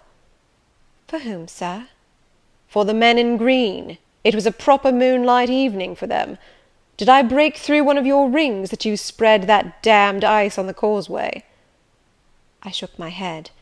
"The men in green all forsook England 100 years ago," said I, speaking as seriously as he had done; "and not even in Hay Lane, or the fields about it, could you find a trace of them. I don't think either summer or harvest, or winter moon, will ever shine on their revels more." Mrs. Fairfax had dropped her knitting, and, with raised eyebrows, seemed wondering what sort of talk this was. "Well," resumed Mr. Rochester, "if you disown parents, you must have some sort of kinsfolk, uncles and aunts?" "No, none that I ever saw." "And your home?" "I have none." "Where do your brothers and sisters live?"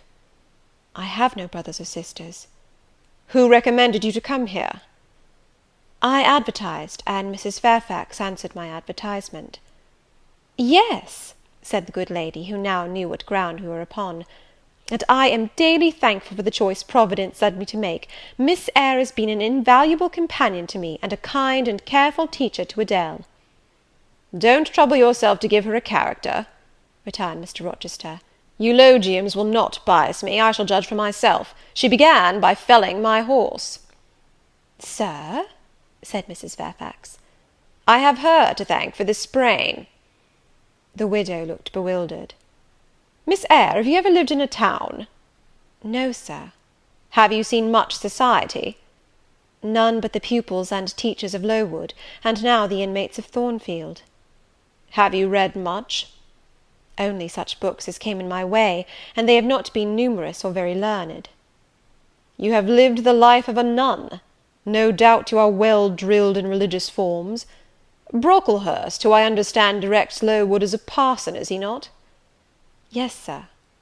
"And you girls probably worshipped him, as a convent full of religieuses would worship their director." "Oh, no." "You are very cool. No? What? A novice not worship her priest? That sounds blasphemous." "I disliked Mr. Brocklehurst, and I was not alone in the feeling. He is a harsh man, at once pompous and meddling. He cut off our hair, and for economy's sake brought us bad needles and thread, with which we could hardly sew."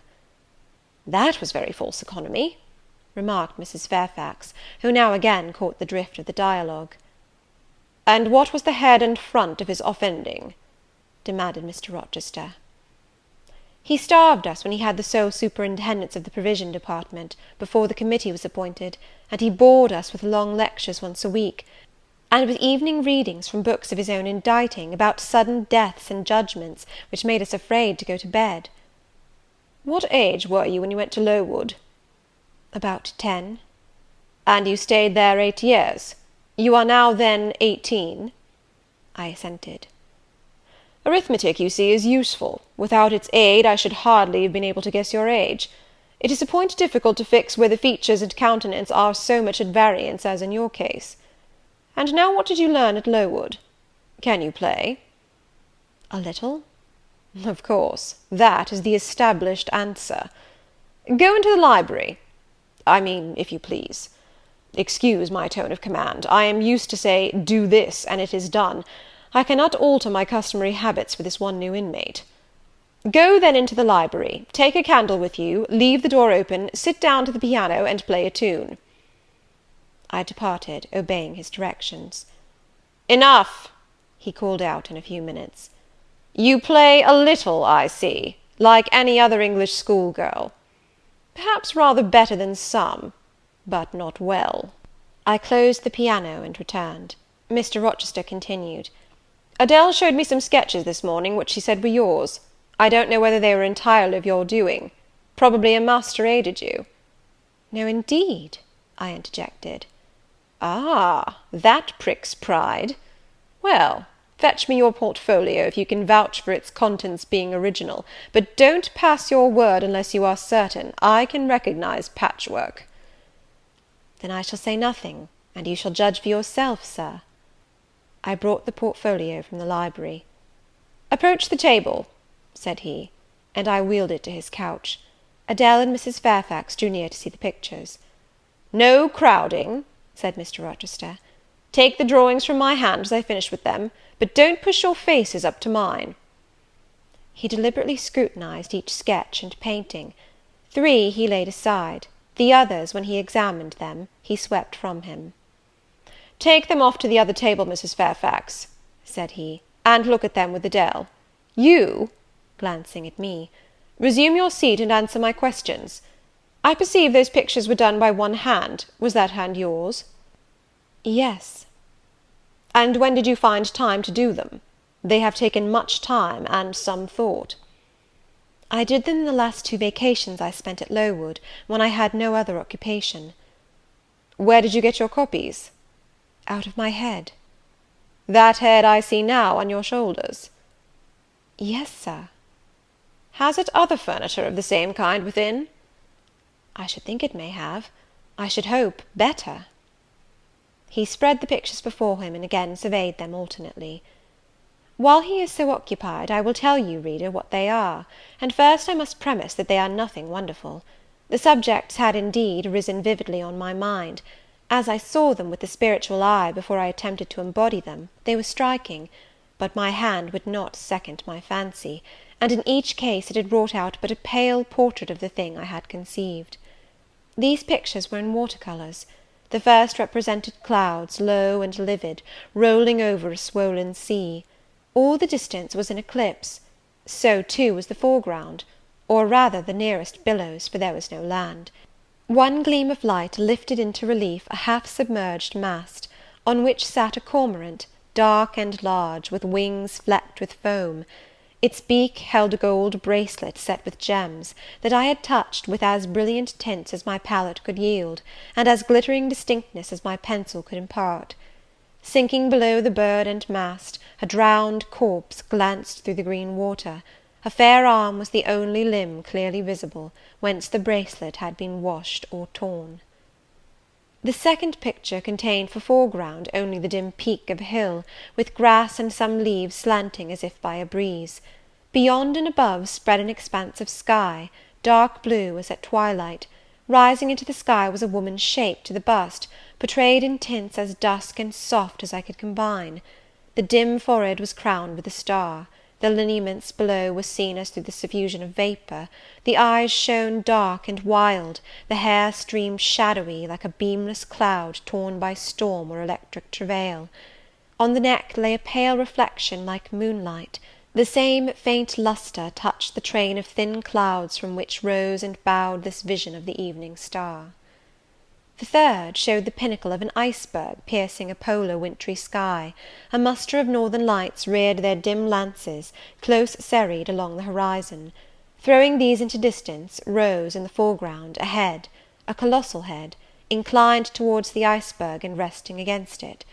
Two thin hands, joined under the forehead, and supporting it, drew up before the lower features a sable veil, a brow quite bloodless, white as bone, and an eye hollow and fixed, a blank of meaning, but for the glassiness of despair, alone were visible.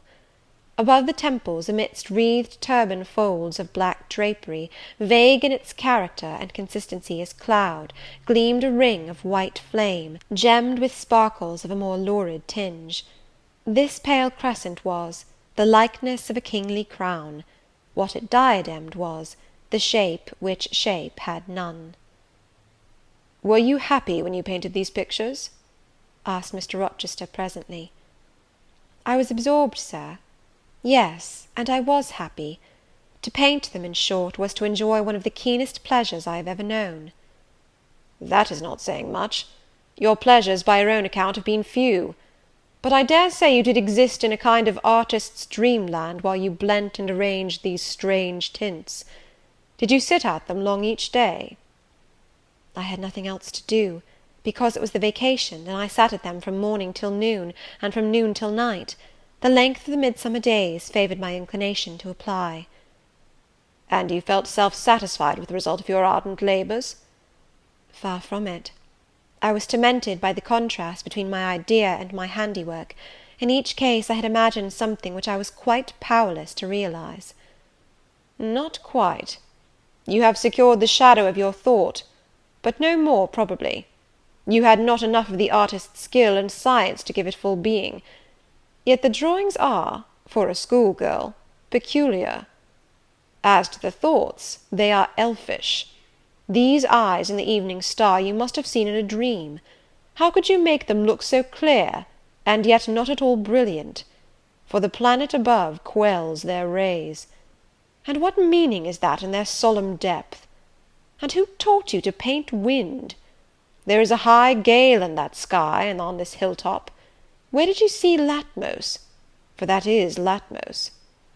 There, put the drawings away." I had scarce tied the strings of the portfolio, when, looking at his watch, he said abruptly, "It is 9 o'clock. What are you about, Miss Eyre, to let Adele sit up so long? Take her to bed." Adele went to kiss him before quitting the room. He endured the caress, but scarcely seemed to relish it more than Pilot would have done, nor so much. "I wish you all good night now," said he, making a movement of the hand towards the door, in token that he was tired of our company, and wished to dismiss us. Mrs. Fairfax folded up her knitting, I took my portfolio, we curtsied to him, received a frigid bow in return, and so withdrew. "You said Mr. Rochester was not strikingly peculiar, Mrs. Fairfax," I observed, when I rejoined her in her room, after putting Adele to bed. "Well, is he?" "I think so. He is very changeful and abrupt." "True. No doubt he may appear so to a stranger, but I am so accustomed to his manner, I never think of it. And then if he has peculiarities of temper, allowance should be made." "Why?" "Partly because it is his nature, and we can none of us help our nature; and partly because he has painful thoughts, no doubt, to harass him, and make his spirits unequal." "What about?" "Family troubles, for one thing." "But he has no family." "Not now, but he has had, or at least relatives. He lost his elder brother a few years since." "His elder brother?" "Yes, the present Mr. Rochester has not been very long in possession of the property, only about 9 years." "9 years is a tolerable time. Was he so very fond of his brother as to be still inconsolable for his loss?" "Why, no, perhaps not. I believe there was some misunderstanding between them. Mr. Rowland Rochester was not quite just to Mr. Edward, and perhaps he prejudiced his father against him. The old gentleman was fond of money, and anxious to keep the family estate together. He did not like to diminish the property by division, and yet he was anxious that Mr. Edward should have wealth too, to keep up the consequence of the name. And soon after he was of age, some steps were taken that were not quite fair, and made a great deal of mischief. Old Mr. Rochester and Mr. Rowland combined to bring Mr. Edward into what he considered a painful position, for the sake of making his fortune. What the precise nature of that position was, I never clearly knew, but his spirit could not brook what he had to suffer in it. He is not very forgiving. He broke with his family, and now for many years he has led an unsettled kind of life. I don't think he has ever been resident at Thornfield for a fortnight together, since the death of his brother without a will left him master of the estate, and indeed no wonder he shuns the old place. Why should he shun it? Perhaps he thinks it gloomy. The answer was evasive. I should have liked something clearer, but Mrs. Fairfax either could not or would not give me more explicit information of the origin and nature of Mr. Rochester's trials. She averred they were a mystery to herself, and that what she knew was chiefly from conjecture. It was evident, indeed, that she wished me to drop the subject, which I did accordingly. Chapter 14. Chapter 14 of Jane Eyre. For several subsequent days I saw little of Mr. Rochester. In the mornings he seemed much engaged with business, and in the afternoon gentlemen from Millcote or the neighbourhood called, and sometimes stayed to dine with him. When his brain was well enough to admit of horse exercise, he rode out a good deal, probably to return these visits, as he generally did not come back till late at night. During this interval, even Adele was seldom sent for to his presence, and all my acquaintance with him was confined to an occasional rencontre in the hall, on the stairs, or in the gallery, when he would sometimes pass me haughtily and coldly, just acknowledging my presence by a distant nod or a cool glance, and sometimes bow and smile with gentlemanlike affability. His changes of mood did not offend me, because I saw that I had nothing to do with their alternation. The ebb and flow depended on causes quite disconnected with me. One day he had had company to dinner, and had sent for my portfolio, in order, doubtless, to exhibit its contents. The gentleman went away early, to attend a public meeting at Millcote, as Mrs. Fairfax informed me; but the night being wet and inclement, Mr. Rochester did not accompany them. Soon after they were gone, he rang the bell. A message came that I and Adele were to go down stairs. I brushed Adele's hair and made her neat, and having ascertained that I was myself in my usual Quaker trim, where there was nothing to retouch, all being too close and plain, braided locks included, to admit of disarrangement, we descended. Adele wondering whether the petit coffre was at length come, for, owing to some mistake, its arrival had hitherto been delayed. She was gratified. There it stood, a little carton, on the table when we entered the dining room. She appeared to know it by instinct. "Ma boîte! Ma boîte!" exclaimed she, running towards it. "Yes, there is your boîte at last. Take it into a corner, you genuine daughter of Paris, and amuse yourself with disemboweling it," said the deep and rather sarcastic voice of Mr. Rochester, proceeding from the depths of an immense easy-chair at the fireside. "And mind," he continued, "don't bother me with any details of the anatomical process, or any notice of the condition of the entrails. Let your operation be conducted in silence. Tiens-toi tranquille, enfant, comprends-tu?" Adele seemed scarcely to need the warning. She had already retired to a sofa with her treasure, and was busy untying the cord which secured the lid. Having removed this impediment, and lifted certain silvery envelopes of tissue paper, she merely exclaimed, "Oh, ciel, que c'est beau!" and then remained absorbed in ecstatic contemplation. "Is Miss Eyre there?" now demanded the master, half rising from his seat to look round to the door, near which I still stood. "Ah, well, come forward. Be seated here." He drew a chair near his own. "I am not fond of the prattle of children," he continued. "For, old bachelor as I am, I have no pleasant associations connected with their lisp. It would be intolerable to me to pass a whole evening tête-à-tête with a brat. Don't draw that chair farther off, Miss Eyre. Sit down exactly where I placed it, if you please, that is. Confound these civilities! I continually forget them. nor do I particularly affect simple-minded old ladies. By the by, I must have mine in mind. It won't do to neglect her. She is a Fairfax, or wed to one, and blood is said to be thicker than water." He rang, and dispatched an invitation to Mrs. Fairfax, who soon arrived, knitting basket in hand. "Good evening, madam. I sent to you for a charitable purpose. I have forbidden Adele to talk to me about her presents, and she is bursting with repletion. Have the goodness to serve her as an auditress and interlocutrice. It will be one of the most benevolent acts you ever performed."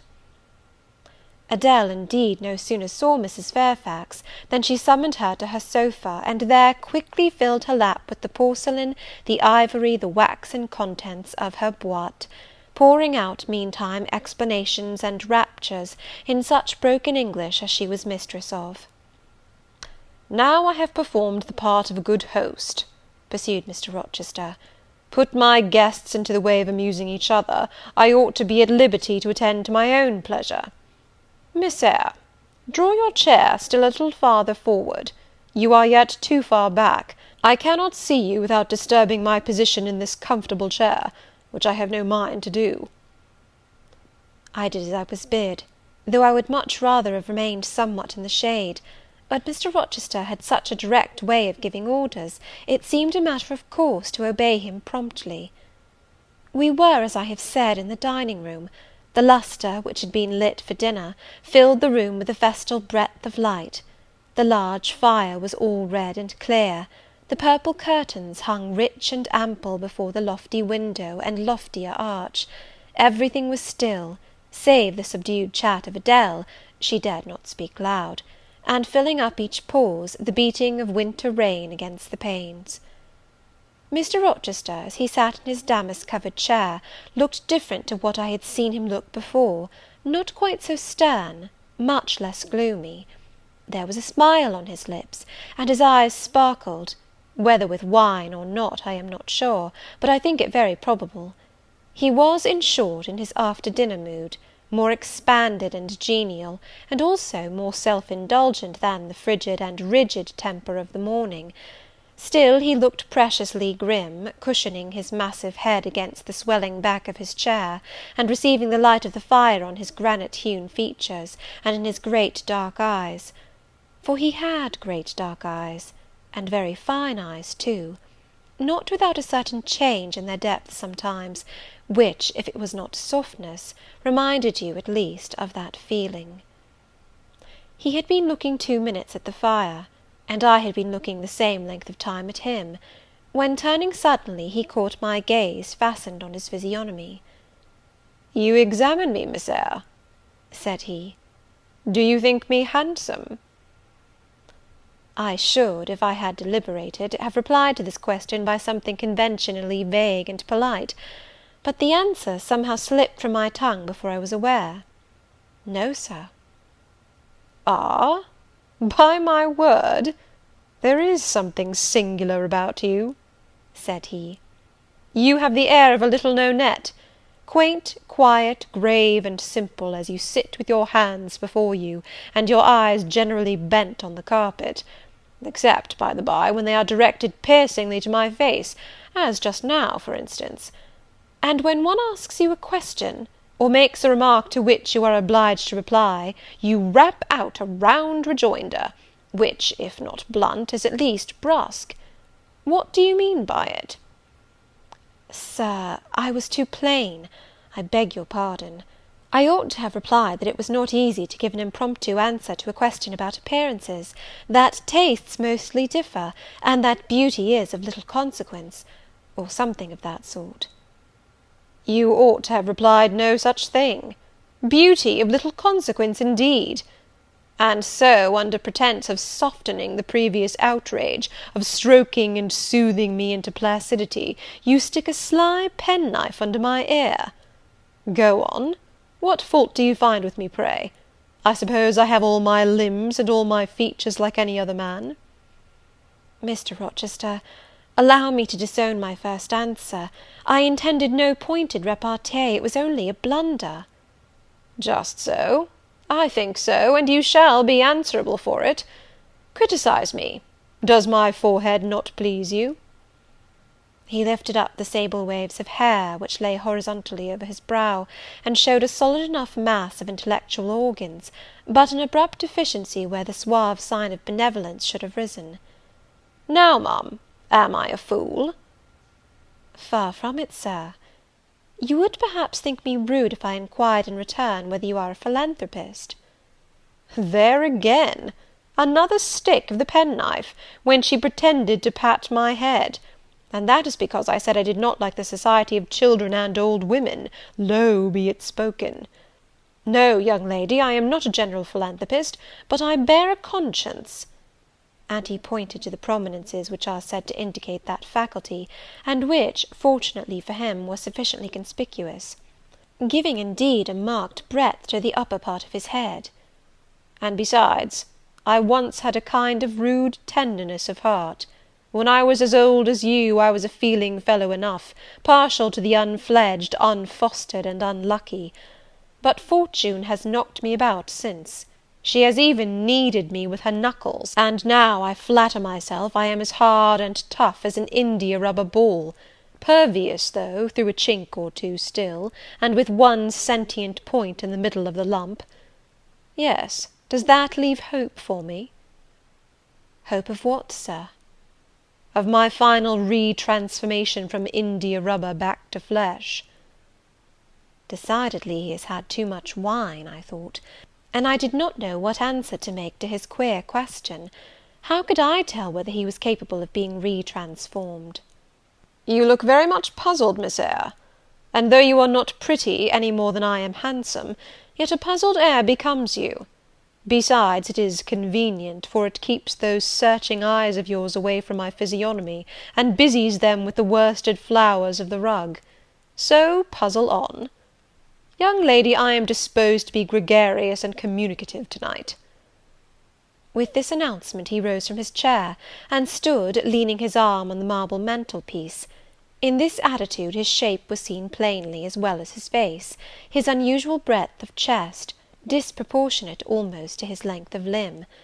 I am sure most people would have thought him an ugly man, yet there was so much unconscious pride in his port, so much ease in his demeanour, such a look of complete indifference to his own external appearance, so haughty a reliance on the power of other qualities, intrinsic or adventitious, to atone for the lack of mere personal attractiveness, that in looking at him one inevitably shared the indifference, and even in a blind imperfect sense put faith in the confidence.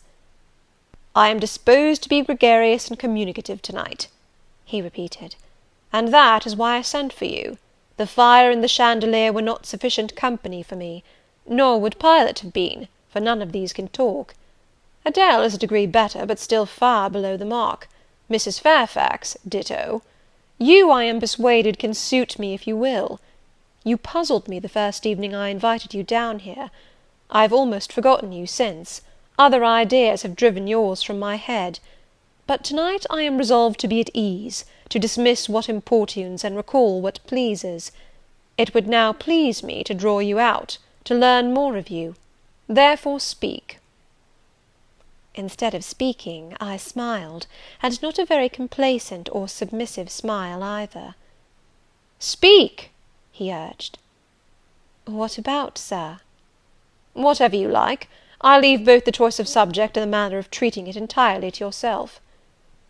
Accordingly I sat and said nothing. If he expects me to talk for the mere sake of talking and showing off, he will find he has addressed himself to the wrong person, I thought. "You are dumb, Miss Eyre." I was dumb still. He bent his head a little towards me, and with a single hasty glance seemed to dive into my eyes. "Stubborn?" he said. "And annoyed? Ah, it is consistent. I put my request in an absurd, almost insolent form. Miss Eyre, I beg your pardon. The fact is, once for all, I don't wish to treat you as an inferior. That is," correcting himself, "I claim only such superiority as must result from 20 years' difference in age and a century's advance in experience. This is legitimate, et j'y tiens, as Adele would say. and it is by virtue of this superiority, and this alone, that I desire you to have the goodness to talk to me a little now, and divert my thoughts, which are galled with dwelling on one point, cankering as a rusty nail." He had deigned an explanation, almost an apology, and I did not feel insensible to his condescension, and would not seem so. "I am willing to amuse you, if I can, Sir, quite willing; but I cannot introduce a topic, because how do I know what will interest you? Ask me questions, and I will do my best to answer them." "Then, in the first place, do you agree with me that I have a right to be a little masterful, abrupt, perhaps exacting sometimes, on the grounds I stated, namely, that I am old enough to be your father, and that I have battled through a varied experience with many men of many nations, and roamed over half the globe, while you have lived quietly with one settled people in one house?" "Do as you please, Sir." "That is no answer; or rather it is very irritating, because a very evasive one. Reply clearly." "I don't think, Sir, you have a right to command me, merely because you are older than I, or because you have seen more of the world than I have. Your claim to superiority depends on the use you have made of your time and experience." Promptly spoken. But I won't allow that, seeing it would never suit my case, as I have made an indifferent, not to say a bad, use of both advantages.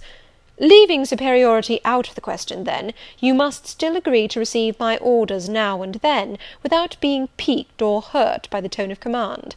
Will you?" I smiled. I thought to myself, Mr. Rochester is peculiar. He seems to forget that he pays me £30 per annum for receiving his orders.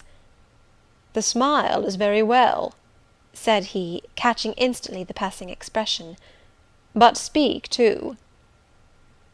"I was thinking, Sir, that very few masters would trouble themselves to inquire whether or not their paid subordinates were piqued and hurt by their orders." "Paid subordinates? What, you are my paid subordinate, are you? Oh yes, I had forgotten the salary. Well, then, on that mercenary ground, will you agree to let me hector a little?" "No, Sir, not on that ground; but on the ground that you did forget it, and that you care whether or not a dependent is comfortable in his dependency, I agree heartily." "And will you consent to dispense with a great many conventional forms and phrases, without thinking that the omission arises from insolence?" "I am sure, Sir, I should never mistake informality for insolence. One I rather like, the other nothing free-born would submit to, even for a salary." "Humbug! Most things free-born will submit to anything for a salary. Therefore keep to yourself, and don't venture on generalities of which you are intensely ignorant. However, I mentally shake hands with you for your answer, despite its inaccuracy, and as much for the manner in which it was said, as for the substance of the speech. The manner was frank and sincere. One does not often see such a manner. No, on the contrary, affectation, or coldness, or stupid, coarse-minded misapprehension of one's meaning, are the usual rewards of candour. Not 3 in 3,000 raw schoolgirl governesses would have answered me as you have just done. But I don't mean to flatter you. If you are cast in a different mould to the majority, it is no merit of yours. Nature did it. And then, after all, I go too fast in my conclusions. For what I yet know, you may be no better than the rest. You may have intolerable defects to counterbalance your few good points." And so may you, I thought. My eye met his as the idea crossed my mind. He seemed to read the glance, answering as if its import had been spoken as well as imagined. "Yes, yes, you are right," said he. "I have plenty of faults of my own. I know it, and I don't wish to palliate them, I assure you. God wot, I need not be too severe about others. I have a past experience, a series of deeds, a colour of life to contemplate within my own breast, which I might well call my sneers and censures from my neighbours to myself. I started, or rather, for like other defaulters, I like to lay half the blame on ill fortune and adverse circumstances, was thrust on to a wrong tack at the age of 21, and have never recovered the right course since. But I might have been very different. I might have been as good as you, wiser, almost as stainless. I envy you your peace of mind, your clean conscience, your unpolluted memory. Little girl, a memory without blot or contamination must be an exquisite treasure, an inexhaustible source of pure refreshment, is it not? How was your memory when you were 18, sir? All right, then. Limpid, salubrious. No gush of bilge water had turned it to fetid puddle. I was your equal at 18, quite your equal. Nature meant me to be, on the whole, a good man, Miss Eyre, one of the better kind, and you see I am not so. You would say you don't see it, at least I flatter myself I read as much in your eye. Beware, by the by, what you express with that organ, I am quick at interpreting its language. Then take my word for it, I am not a villain, you are not to suppose that, not to attribute to me any such bad eminence, but owing, I verily believe, rather to circumstances than to my natural bent, I am a trite, commonplace sinner, hackneyed in all the poor petty dissipations with which the rich and worthless try to put on life. Do you wonder that I avow this to you? Know that in the course of your future life you will often find yourself elected the involuntarily confidant of your acquaintances' secrets. People will instinctively find out, as I have done, that it is not your forte to tell of yourself, but to listen while others talk of themselves. They will feel, too, that you listen with no malevolent scorn of their indiscretion, but with a kind of innate sympathy, not the less comforting and encouraging because it is very unobtrusive in its manifestations. How do you know? How can you guess all this, sir? I know it well. Therefore I proceed almost as freely as if I were writing my thoughts in a diary. You would say I should have been superior to circumstances. So I should. But you see I was not. When fate wronged me, I had not the wisdom to remain cool. I turned desperate. Then I degenerated. Now, when any vicious simpleton excites my disgust by his paltry ribaldry, I cannot flatter myself that I am better than he. I am forced to confess that he and I are on a level. I wish I had stood firm. God knows I do. Dread remorse when you are tempted to err, Miss Eyre. Remorse is the poison of life. Repentance is said to be its cure, sir. It is not its cure. Reformation may be its cure, and I could reform. I have strength yet for that, if— But where is the use of thinking of it, hampered, burdened, cursed as I am?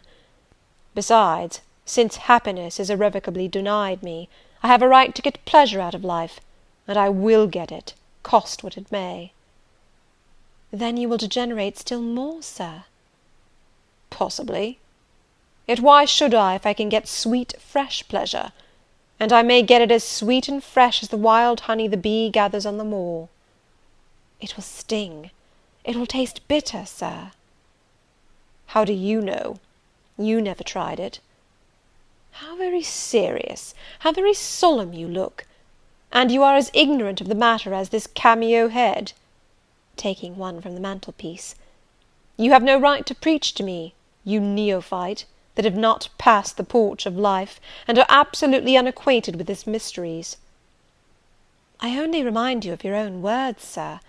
You said error brought remorse, and you pronounced remorse the poison of existence. And who talks of error now? I scarcely think the notion that flitted across my brain was an error. I believe it was an inspiration rather than a temptation. It was very genial, very soothing. I know that. Here it comes again. It is no devil, I assure you. Or if it be, it has put on the robes of an angel of light. I think I must admit so fair a guest when it asks entrance to my heart. Distrust it, sir. It is not a true angel. Once more, how do you know? By what instinct do you pretend to distinguish between a fallen seraph of the abyss and a messenger from the eternal throne, between a guide and a seducer? I judge by your countenance, sir, which was troubled when you said the suggestion had returned upon you. I feel sure it will work you more misery if you listen to it. Not at all. It bears the most gracious message in the world. For the rest, you are not my conscience keeper, so don't make yourself uneasy. Here, come in, bonny wanderer. He said this as if he spoke to a vision, viewless to any eye but his own. Then folding his arms, which he had half extended, on his chest, he seemed to enclose in their embrace the invisible being. "Now," he continued, again addressing me, "I have received the pilgrim, a disguised deity, as I verily believe. Already it has done me good. My heart was a sort of charnel, it will now be a shrine." To speak truth, Sir, I don't understand you at all. I cannot keep up the conversation because it has got out of my depth. Only one thing I know. You said you were not as good as you should like to be, and that you regretted your own imperfection. One thing I can comprehend. You intimated that to have a sullied memory was a perpetual bane. It seems to me that if you tried hard, you would in time find it possible to become what you yourself would approve, and that if from this day you began with resolution to correct your thoughts and actions, you would in a few years have laid up a new and stainless store of recollections, to which you might revert with pleasure. Justly thought, rightly said, Miss Eyre, and at this moment I am paving hell with energy. Sir? I am laying down good intentions, which I believe durable as flint. Certainly my associates and pursuits shall be other than they have been. And better? And better. So much better as pure ore is than foul dross. You seem to doubt me. I don't doubt myself. I know what my aim is, what my motives are, and at this moment I pass a law, unalterable as that of the Medes and Persians, that both are right. They cannot be, Sir, if they require a new statute to legalize them. They are, Miss Eyre, though they absolutely require a new statute. Unheard of combinations of circumstances demand unheard of rules. That sounds a dangerous maxim, Sir, because one can see at once that it is liable to abuse. Sententious sage! So it is, but I swear by my household gods not to abuse it. You are human and fallible. I am. So are you. What then? The human and fallible should not arrogate a power with which the divine and perfect alone can be safely entrusted. What power? That of saying of any strange, unsanctioned line of action, let it be right. Let it be right. The very words, you have pronounced them. May it be right, then? I said, as I rose, deeming it useless to continue a discourse which was all darkness to me, and besides, sensible that the character of my interlocutor was beyond my penetration, at least beyond its present reach, and feeling the uncertainty, the vague sense of insecurity which accompanies a conviction of ignorance. Where are you going? To put Adele to bed. It is past her bedtime. You are afraid of me, because I talk like a sphinx.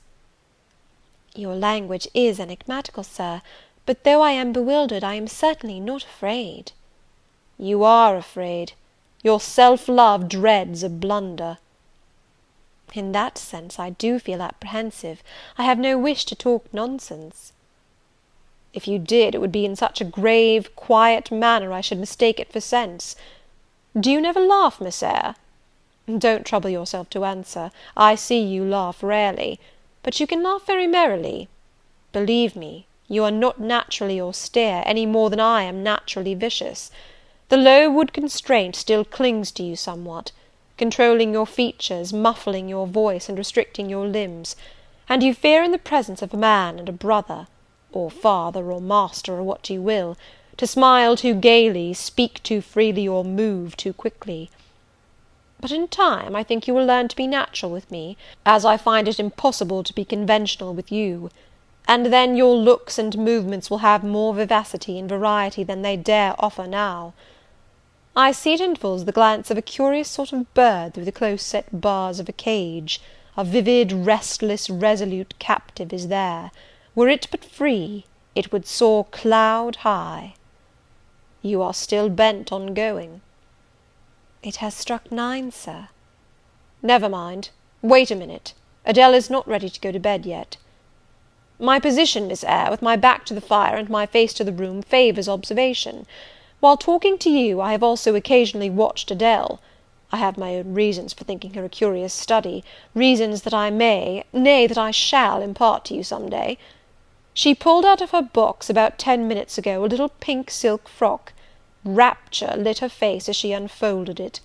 Coquetry runs in her blood, blends with her brains, and seasons the marrow of her bones. Il faut que je sais, cried she, et à l'instant même. She rushed out of the room. She is now with Sophy, undergoing a robing process. In a few minutes she will re-enter, and I know what I shall see. A miniature of Céline Varenne as she used to appear on the boards at the rising of... but never mind that. However, my tenderest feelings are about to receive a shock, such as my presentiment. Stay now to see whether it will be realized.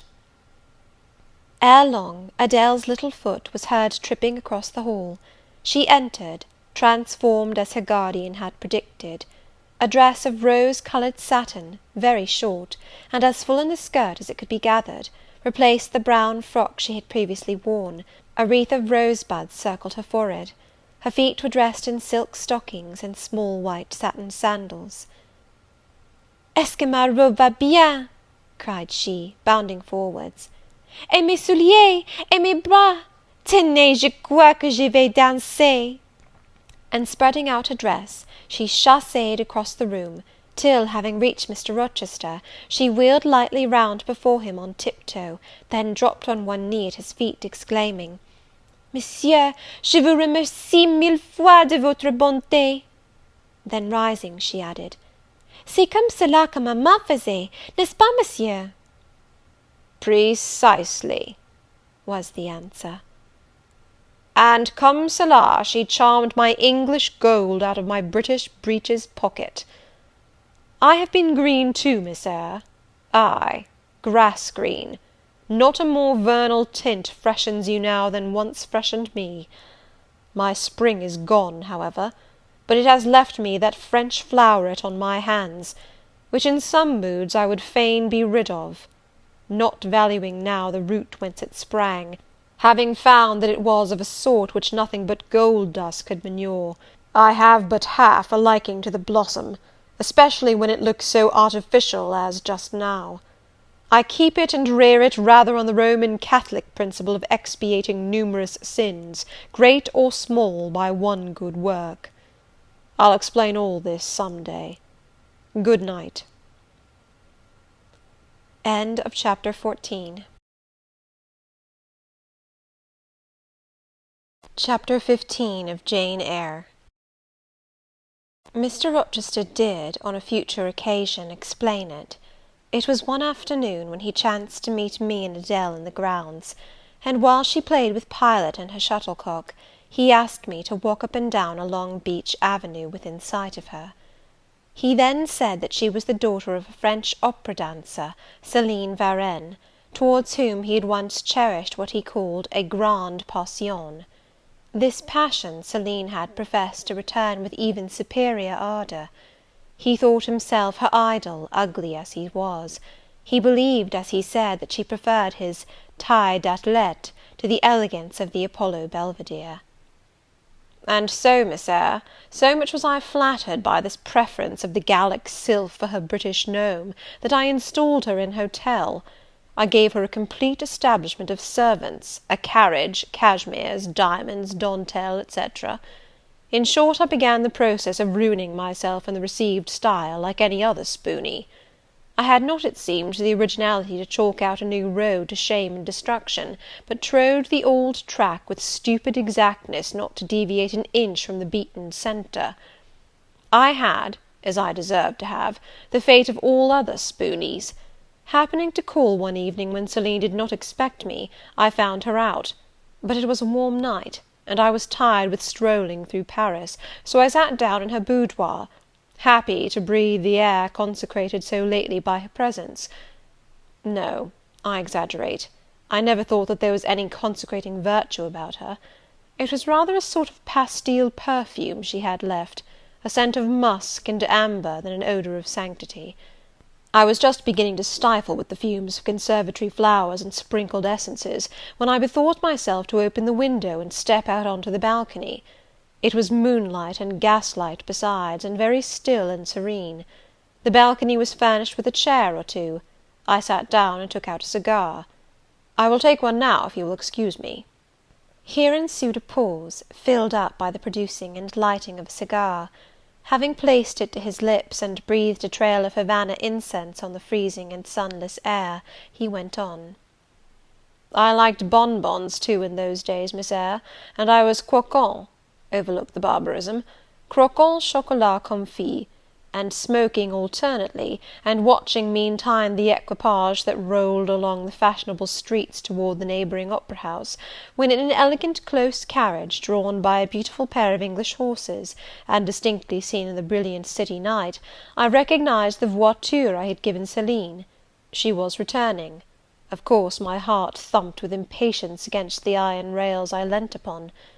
The carriage stopped, as I had expected, at the hotel door.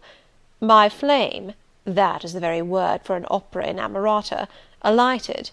Though muffled in a cloak, an unnecessary encumbrance, by the by, on so warm a June evening, I knew her instantly by her little foot, seen peeping from the skirt of her dress as she skipped from the carriage step. Bending over the balcony, I was about to murmur, "Mon ange," in a tone, of course, which should be audible to the ear of love alone, when a figure jumped from the carriage after her, cloaked also; but that was a spurred heel which had rung on the pavement, and that was a hatted head which now passed under the arched porte cochere of the hotel. You never felt jealousy, did you, Miss Eyre? Of course not. I need not ask you, because you have never felt love. You have both sentiments yet to experience. Your soul sleeps, the shock is yet to be given which shall waken it.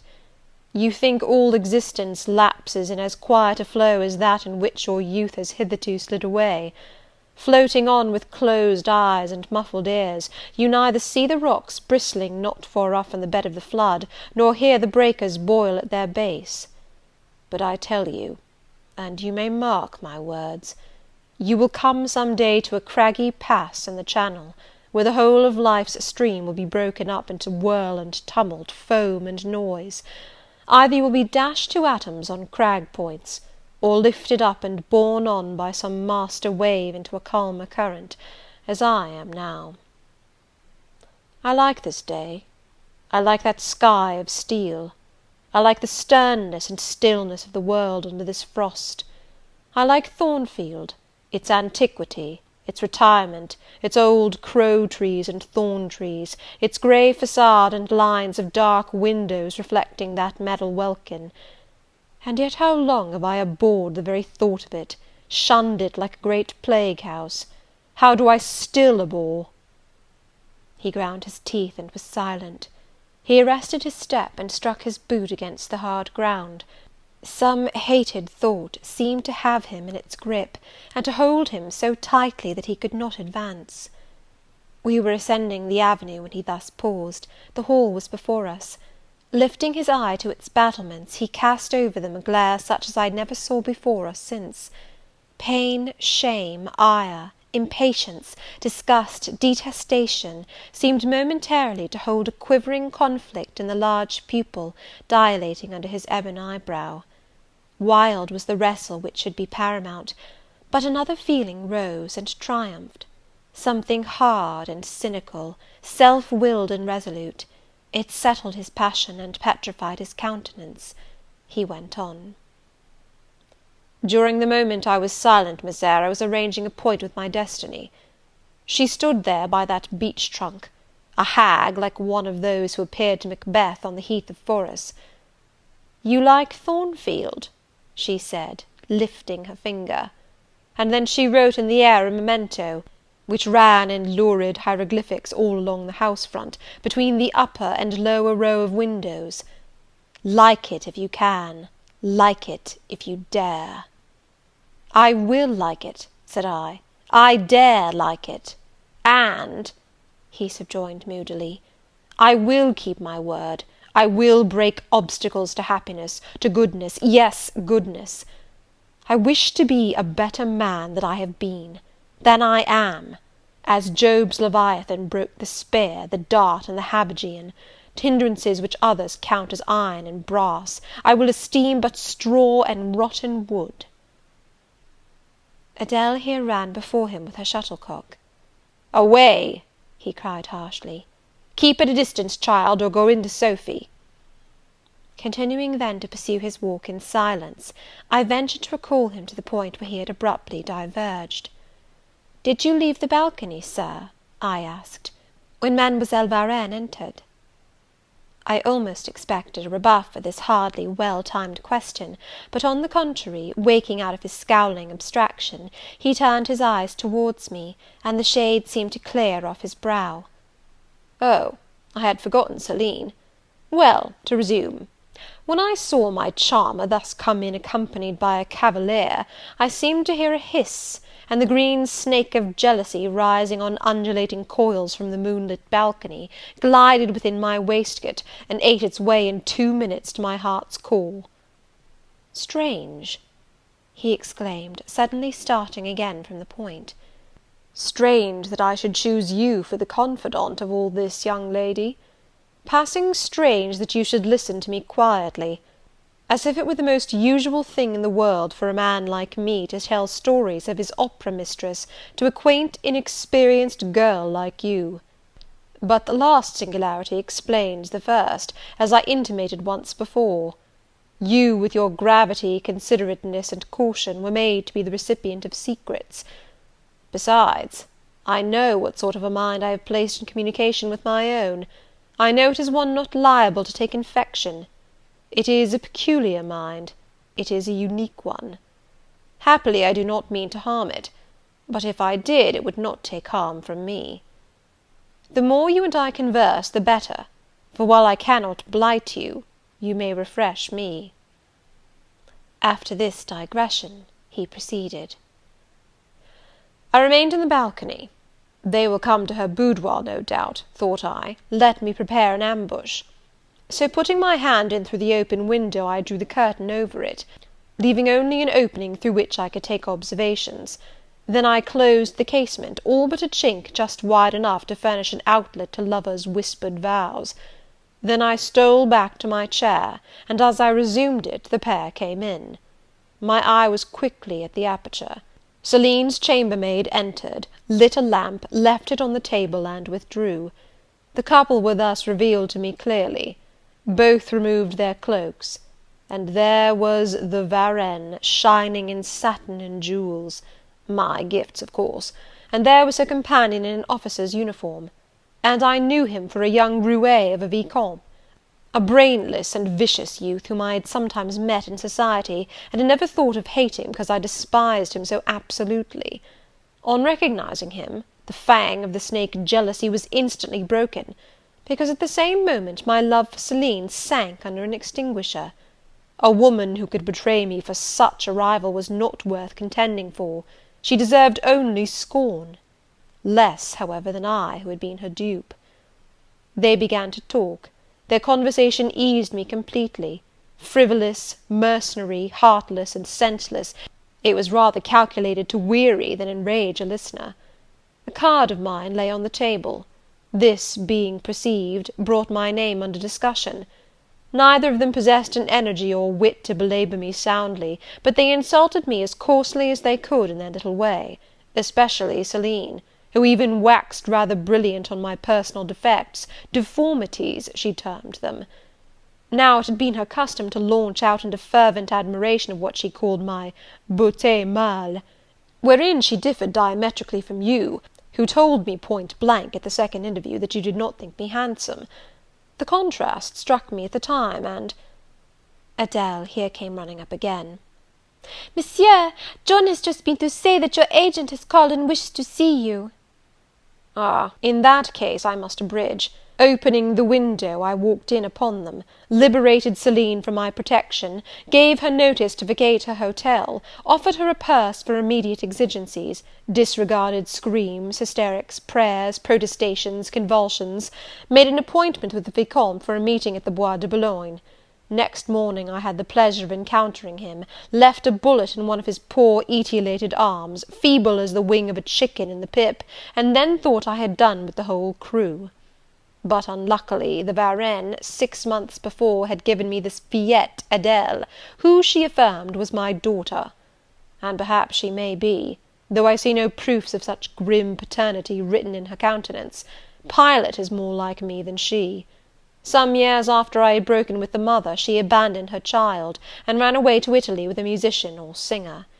I acknowledged no natural claim, on Adèle's part, to be more supported by me, nor do I now acknowledge any, for I am not her father; but hearing that she was quite destitute, I e'en took the poor thing out of the slime and mud of Paris, and transplanted it here, to grow up clean in the wholesome soil of an English country garden.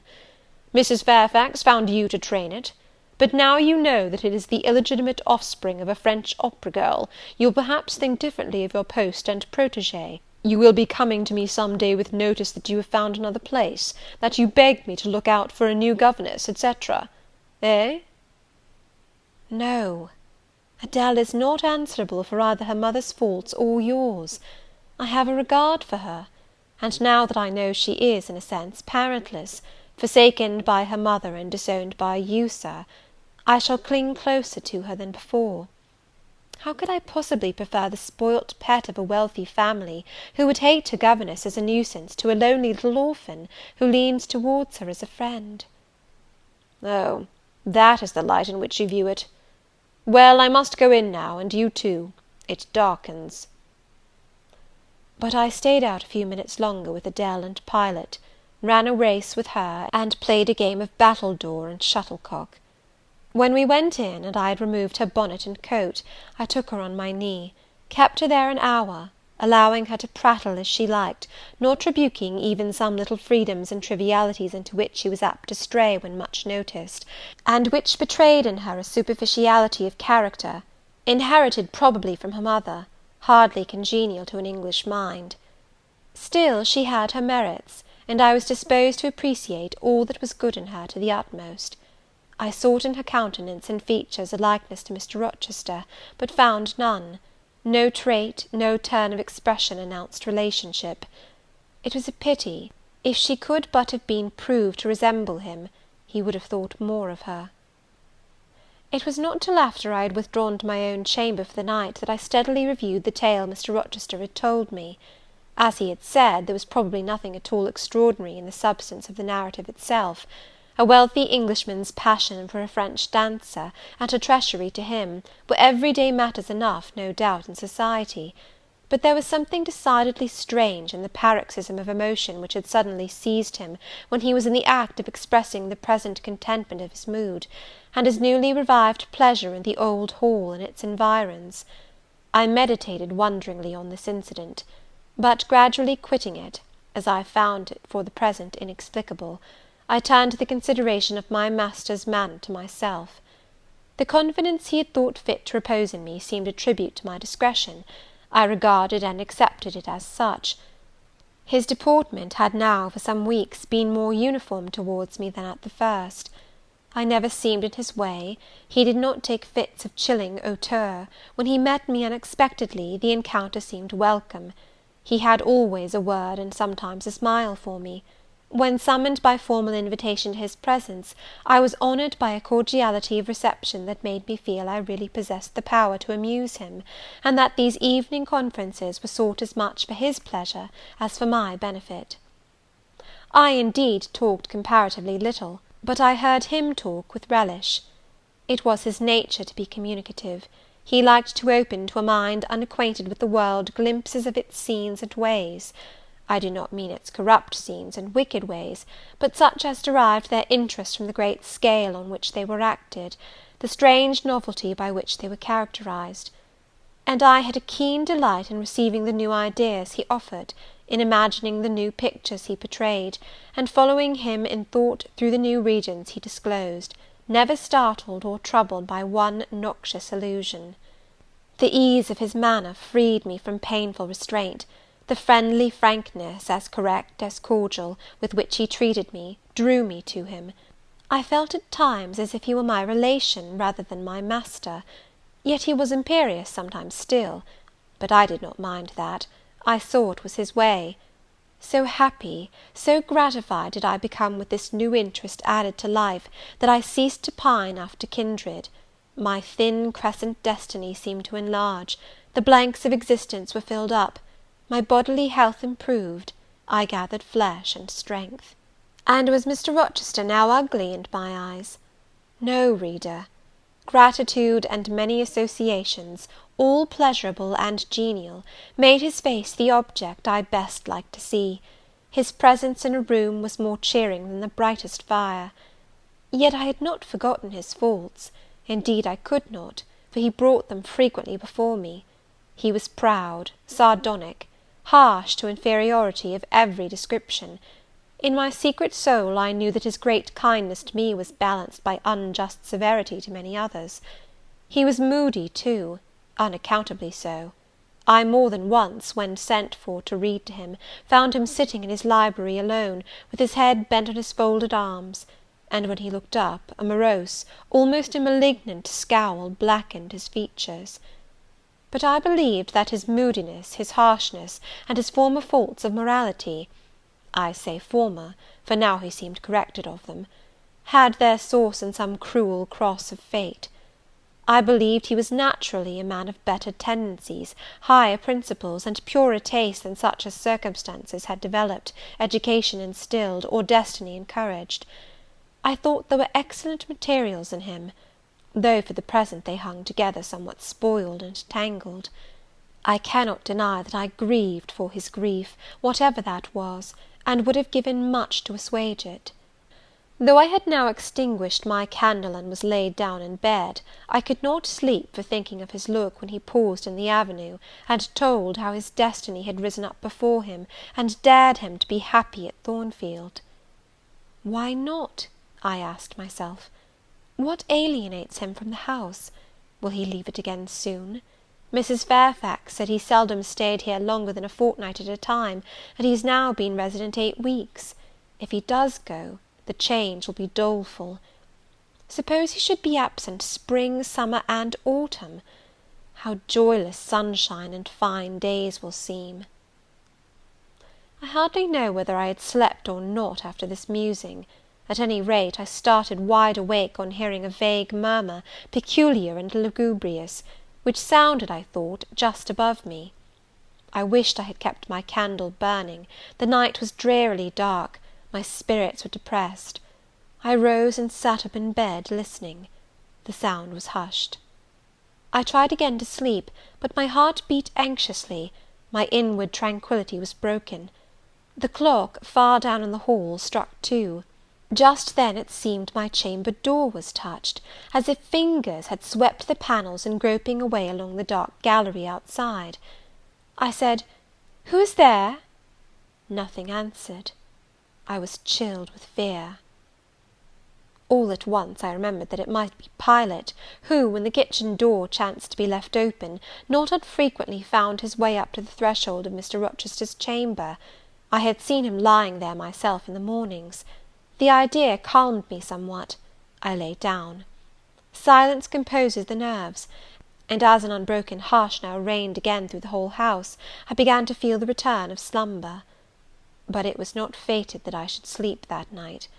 A dream had scarcely approached my ear, when it fled affrighted, scared by a marrow-freezing incident enough. This was a demonic laugh, low, suppressed, and deep, uttered, as it seemed, at the very keyhole of my chamber door.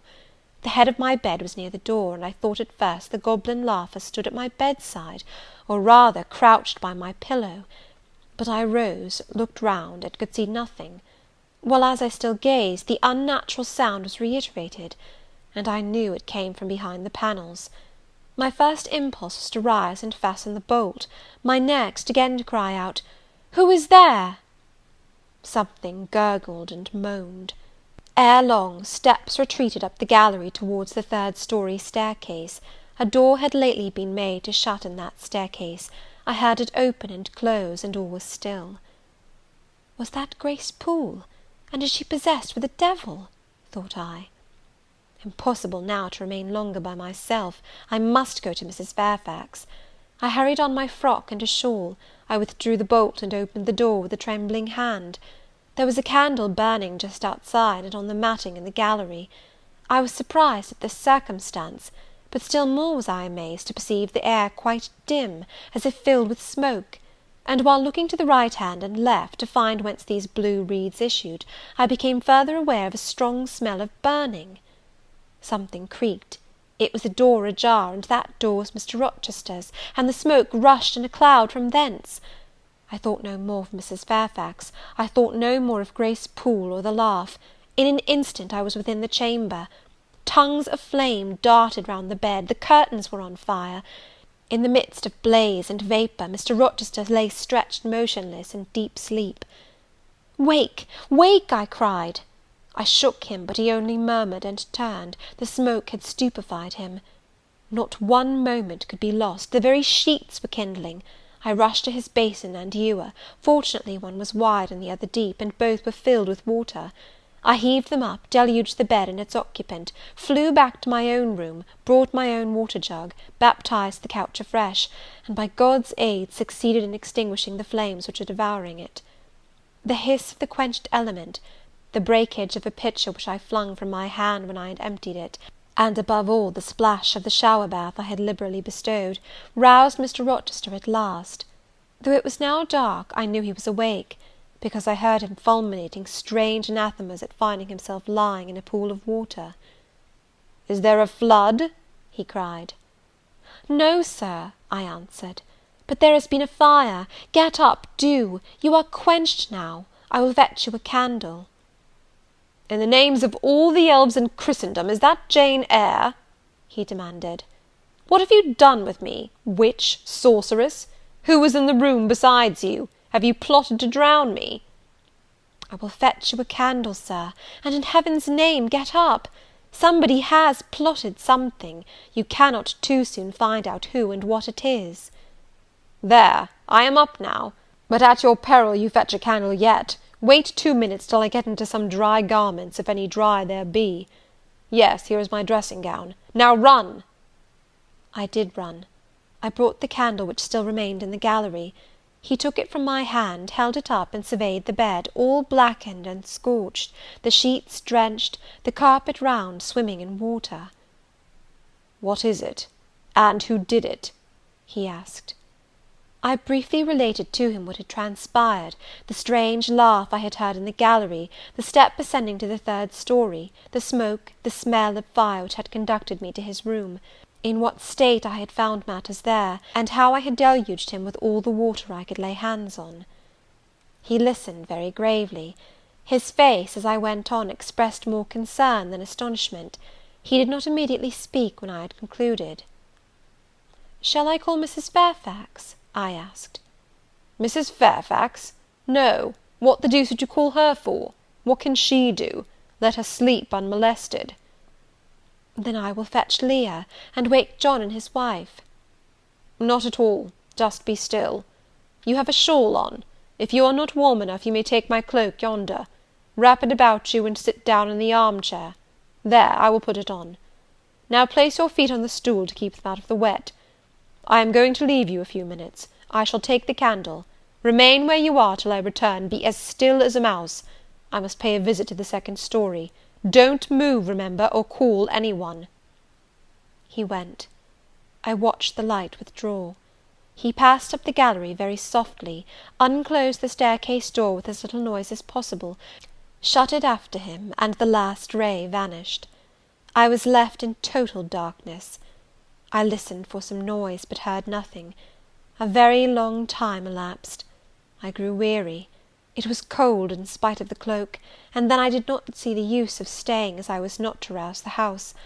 I was at the point of risking Mr. Rochester's displeasure by disobeying his orders, when the light once more gleamed dimly on the gallery wall, and I heard his unshod feet tread the matting. I hope it is he, thought I, and not something worse. He re-entered, pale and very gloomy. "I have found it all out," said he, setting his candle down on the washstand. "It is as I thought." "How, Sir?" He made no reply, but stood with his arms folded, looking at the ground. At the end of a few minutes he inquired in rather a peculiar tone, "I forget whether you said you saw anything when you opened your chamber door?" "No, Sir, only the candlestick on the ground." "But you heard an odd laugh? You have heard that laugh before, I should think, or something like it?" "Yes, Sir, there is a woman who sews here, called Grace Poole. She laughs in that way. She is a singular person." "Just so, Grace Poole, you have guessed it. She is, as you say, singular, very. Well, I shall reflect on the subject. Meantime, I am glad that you are the only person besides myself acquainted with the precise details of to-night's incident. You are no talking fool, say nothing about it. I will account for this state of affairs," pointing to the bed, "and now return to your own room. I shall do very well on the sofa in the library for the rest of the night. It is near 4. In 2 hours the servants will be up." "Good night, then, Sir," said I, departing. He seemed surprised, very inconsistently so, as he had just told me to go. "What!" he exclaimed, "are you quitting me already, and in that way?" "You said I might go, Sir." "But not without taking leave? Not without a word or two of acknowledgment and good-will? Not, in short, in that brief, dry fashion? Why, you have saved my life, snatched me from a horrible and excruciating death, and you walk past me as if we were mutual strangers. At least shake hands." He held out his hand. I gave him mine. He took it first in one, then in both his own. "You have saved my life. I have a pleasure in owing you so immense a debt. I cannot say more. Nothing else that has being would have been tolerable to me in the character of creditor for such an obligation; but you, it is different. I feel your benefits no burden, Jane." He paused, gazed at me. Words almost visible trembled on his lips, but his voice was checked. "Good night again, Sir. There is no debt, benefit, burden, obligation in the case." "I knew," he continued, "you would do me good in some way, at some time. I saw it in your eyes when I first beheld you. Their expression and smile did not—" Again he stopped. "Did not," he proceeded hastily, "strike delight to my very inmost heart so for nothing. People talk of natural sympathies. I have heard of good genii. There are grains of truth in the wildest fable. My cherished preserver, good night." Strange energy was in his voice, strange fire in his look. "I am glad I happened to be awake," I said, and then I was going. "What! You will go?" "I am cold, Sir." "Cold? Yes, and standing in a pool. Go, then, Jane, go." But still he retained my hand, and I could not free it. I bethought myself an expedient. "I think I hear Mrs. Fairfax move, Sir," said I. "Well, leave me." He relaxed his fingers, and I was gone. I regained my couch, but never thought of sleep. Till morning dawned, I was tossed on a buoyant but unquiet sea, where billows of trouble rolled under surges of joy. I thought sometimes I saw beyond its wild waters a shore, sweet as the hills of Beulah, and now and then a freshening gale, wakened by hope, bore my spirit triumphantly towards the bourne. But I could not reach it, even in fancy. A counteracting breeze blew off land, and continually drove me back. Sense would resist delirium, judgment would warn passion. Too feverish to rest, I rose as soon as day dawned. End of Chapter 15. Chapter 16 of Jane Eyre. I both wished and feared to see Mr. Rochester on the day which followed this sleepless night. I wanted to hear his voice again, yet feared to meet his eye. During the early part of the morning I momentarily expected his coming. He was not in the frequent habit of entering the schoolroom, but he did step in for a few minutes sometimes, and I had the impression that he was sure to visit it that day. But the morning passed just as usual. nothing happened to interrupt the quiet course of Adele's studies.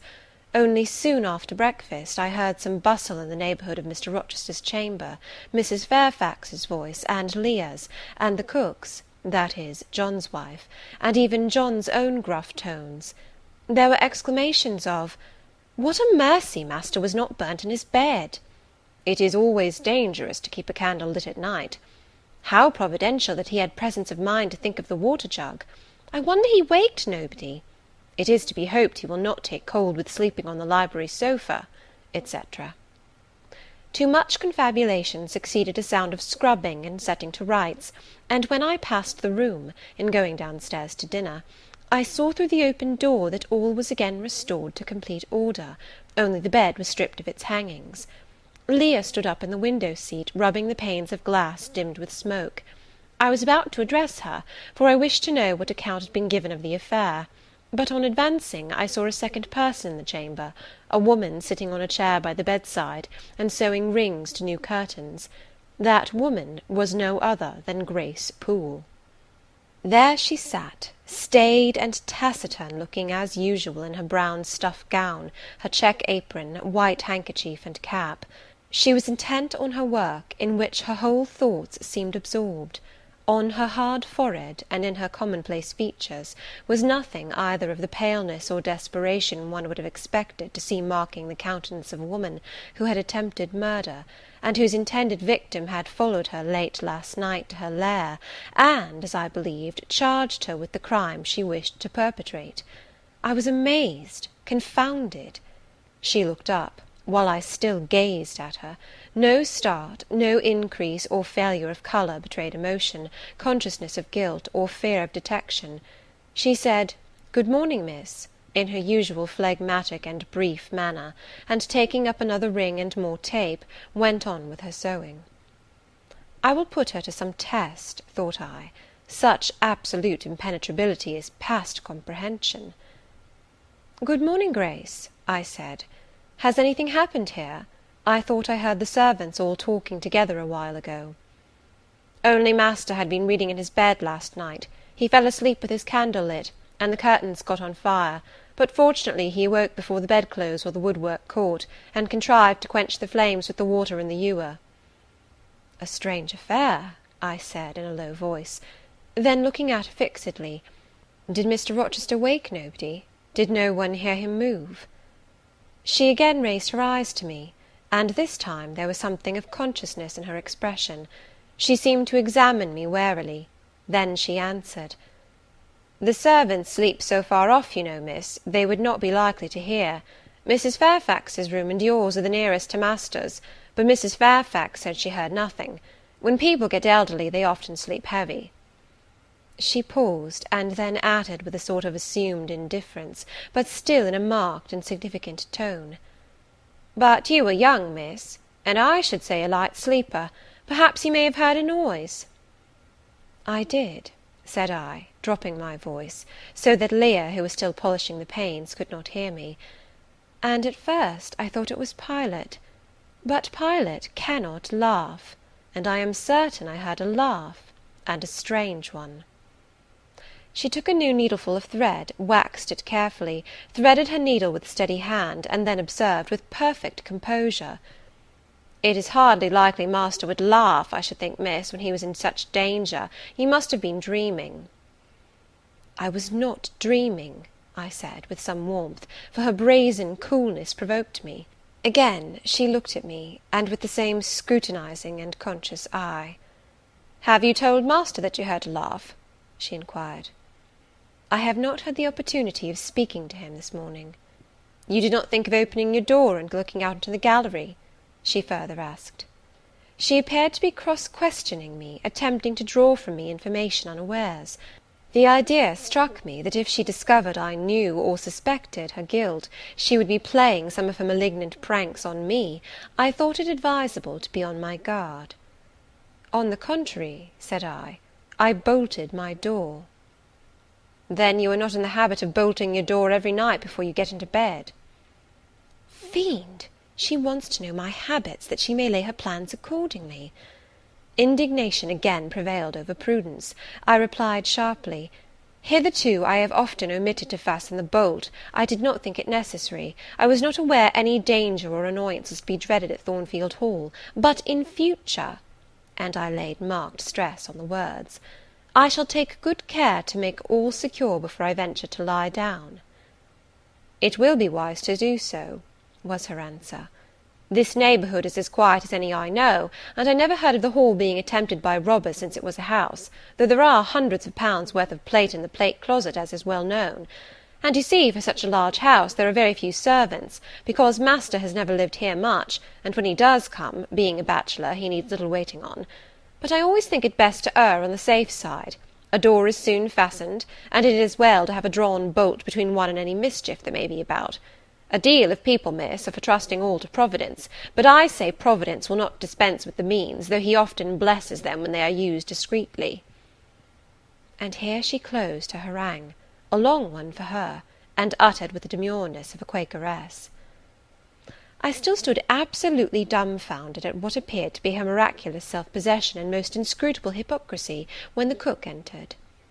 "Mrs. Poole," said she, addressing Grace, "the servants' dinner will soon be ready. Will you come down?" "No, just put my pint of porter and a bit of pudding on a tray, and I'll carry it upstairs." "You'll have some meat?" "Just a morsel, and a taste of cheese, that's all." "And the sago?" "Never mind it at present. I shall be coming down before tea-time. I'll make it myself." The cook here turned to me, saying that Mrs. Fairfax was waiting for me, so I departed. I hardly heard Mrs. Fairfax's account of the curtain conflagration during dinner, so much was I occupied in puzzling my brains over the enigmatical character of Grace Poole, and still more in pondering the problem of her position at Thornfield, and questioning why she had not been given into custody that morning, or at the very least dismissed from her master's service. He had almost as much as declared his conviction of her criminality last night. What mysterious cause withheld him from accusing her? Why had he enjoined me, too, to secrecy? It was strange. A bold, vindictive, and haughty gentleman seemed somehow in the power of one of the meanest of his dependents, so much in her power, that even when she lifted her hand against his life, he dared not openly charge her with the attempt, much less punish her for it. Had Grace been young and handsome, I should have been tempted to think that tenderer feelings than prudence or fear influenced Mr. Rochester in her behalf; but, hard-favoured and matronly as she was, the idea could not be admitted. Yet, I reflected, she has been young once. Her youth would be contemporary with her master's. Mrs. Fairfax told me once she had lived here many years. I don't think she can ever have been pretty, but for aught I know, she may possess originality and strength of character to compensate for the want of personal advantages. Mr. Rochester is an amateur of the decided and eccentric. Grace is eccentric, at least. What of a former caprice, a freak very possible to a nature so sudden and headstrong as his, has delivered him into her power, and she now exercises over his actions a secret influence, the result of his own indiscretion, which he cannot shake off, and dare not disregard? But having reached this point of conjecture, Mrs. Poole's square, flat figure, and uncommonly dry, even coarse face, recurred so distinctly to my mind's eye, that I thought, no, impossible, my supposition cannot be correct. Yet, suggested the secret voice which talks to us in our own hearts, you are not beautiful either, and perhaps Mr. Rochester approves you. At any rate, you have often felt as if he did, and last night, remember his words, remember his look, remember his voice. I well remembered all. Language, glance, and tone seemed at the moment vividly renewed. I was now in the schoolroom. Adele was drawing. I bent over her and directed her pencil. She looked up with a sort of start. "Qu'avez-vous, mademoiselle?" said she. "Vos doigts tremblent comme la feuille, et vos joues sont rouges, mais rouges comme des cerises." "I am hot, Adele, with stooping." She went on sketching. I went on thinking. I hastened to drive from my mind the hateful notion I had been conceiving respecting Grace Poole. It disgusted me. I compared myself with her, and found we were different. Bessie Levin had said I was quite a lady, and she spoke truth. I was a lady. and now I looked much better than I did when Bessie saw me. I had more colour and more flesh, more life, more vivacity, because I had brighter hopes and keener enjoyments. "Evening approaches," said I, as I looked towards the window. I had never heard Mr. Rochester's voice or step in the house to-day, but surely I shall see him before night. I feared the meeting in the morning. Now I desire it, because expectation has been so long baffled that it has grown impatient. When dusk actually closed, and when Adele left me to go and play in the nursery with Sophie, I did most keenly desire it. I listened for the bell to ring below. I listened for Leah coming up with a message. I fancied sometimes I heard Mr. Rochester's own tread, and I turned to the door, expecting it to open and admit him. The door remained shut. Darkness only came in through the window. Still it was not late. He often sent for me at 7 and 8 o'clock, and it was yet but 6. Surely I should not be wholly disappointed to-night, when I had so many things to say to him. I wanted again to introduce the subject of Grace Poole, and to hear what he would answer. I wanted to ask him plainly if he really believed it was she who had made last night's hideous attempt, and if so, why he kept her wickedness a secret. It little mattered whether my curiosity irritated him. I knew the pleasure of vexing and soothing him by turns. It was one I chiefly delighted in, and a sure instinct always prevented me from going too far. Beyond the verge of provocation I never ventured. On the extreme brink I liked well to try my skill. Retaining every minute form of respect, every propriety of my station, I could still meet him in argument without fear or uneasy restraint. This suited both him and me. A tread creaked on the stairs at last. Leah made her appearance, but it was only to intimate that tea was ready in Mrs. Fairfax's room. Thither I repaired, glad at least to go down stairs, for that brought me, I imagined, nearer to Mr. Rochester's presence. "You must want your tea," said the good lady, as I joined her. "You ate so little at dinner. I am afraid," she continued, "you are not well to-day. You look flushed and feverish." "Oh, quite well. I never felt better." "Then you must prove it by evincing a good appetite. Will you fill the teapot while I knit off this needle?" Having completed her task, she rose to draw down the blind, which she had hitherto kept up, by way, I suppose, of making the most of daylight, though dusk was now fast deepening into total obscurity. "It is fair to-night," said she, as she looked through the panes, "though not starlight.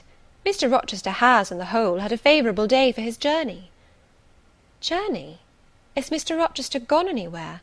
I did not know he was out." "Oh, he set off the moment he had breakfasted. He is gone to the Leas, Mr. Eshton's place, 10 miles on the other side Millcote. I believe there is quite a party assembled there. Lord Ingram, Sir George Lynn, Colonel Dent, and others." "Do you expect him back to-night?" "No, nor to-morrow either. I should think he is very likely to stay a week or more. When these fine, fashionable people get together, they are so surrounded by elegance and gaiety, so well provided with all that can please and entertain, they are in no hurry to separate. Gentlemen especially are often in request on such occasions, and Mr. Rochester is so talented and so lively in society, that I believe he is a general favourite. The ladies are very fond of him, though you would not think his appearance calculated to recommend him particularly in their eyes. But I suppose his acquirements and abilities, perhaps his wealth and good blood, make amends for any little fault of look." "Are there ladies at the Leas?" "There are Mrs. Eshton and her 3 daughters, very elegant young ladies indeed, and there are the Honourable Blanche and Mary Ingram, most beautiful women, I suppose. Indeed, I have seen Blanche 6 or 7 years since, when she was a girl of 18. She came here to a Christmas ball and party Mr. Rochester gave. You should have seen the dining room that day, how richly it was decorated, how brilliantly lit up.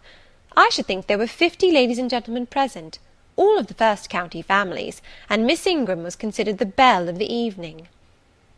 "You saw her, you say, Mrs. Fairfax. What was she like?" "Oh, yes, I saw her. The dining-room doors were thrown open, and as it was Christmas time, the servants were allowed to assemble in the hall, to hear some of the ladies sing and play. Mr. Rochester would have me to come in, and I sat down in a quiet corner and watched them. I never saw a more splendid scene. The ladies were magnificently dressed. Most of them, at least most of the younger ones, looked handsome, but Miss Ingram was certainly the queen." "And what was she like?" Tall, fine bust, sloping shoulders, long, graceful neck, olive complexion, dark and clear, noble features, eyes rather like Mr. Rochester's, large and black, and as brilliant as her jewels. And then she had such a fine head of hair, raven black, and so becomingly arranged, a crown of thick plaits behind, and in front the longest, the glossiest curls I ever saw. She was dressed in pure white. An amber-coloured scarf was passed over her shoulders and across her breast, tied at the side, and descending in a long fringed end below her knee. She wore an amber-coloured flower, too, in her hair. It contrasted well with the jetty mass of her curls. She was greatly admired, of course. Yes, indeed, and not only for her beauty, but for her accomplishments. She was one of the ladies who sang. A gentleman accompanied her on the piano. She and Mr. Rochester sang a duet. Mr. Rochester? I was not aware he could sing. Oh, he has a fine bass voice, and an excellent taste for music. And Miss Ingram, what sort of a voice had she? A very rich and powerful one. She sang delightfully. It was a treat to listen to her, and she played afterwards. I am no judge of music, but Mr. Rochester is, and I heard him say her execution was remarkably good. And this beautiful and accomplished lady, she is not yet married? It appears not. I fancy neither she nor her sister have very large fortunes. Old Lord Ingram's estates was chiefly entailed, and the eldest son came in for everything almost. But I wonder no wealthy nobleman or gentleman has taken a fancy to her. Mr. Rochester, for instance. He is rich, is he not? Oh, yes. But you see there is a considerable difference in age. Mr. Rochester is nearly 40. She is but 25. What of that? More unequal matches are made every day. True. Yet I should scarcely fancy Mr. Rochester would entertain an idea of the sort. But you eat nothing. You have scarcely tasted since you began tea. No, I am too thirsty to eat. Will you let me have another cup? I was about again to revert to the probability of a union between Mr. Rochester and the beautiful Blanche, but Adele came in, and the conversation was turned into another channel. When once more alone, I reviewed the information I had got, looked into my heart, examined its thoughts and feelings, and endeavoured to bring back with a strict hand such as had been straying through imagination's boundless and trackless waste into the safe fold of common sense.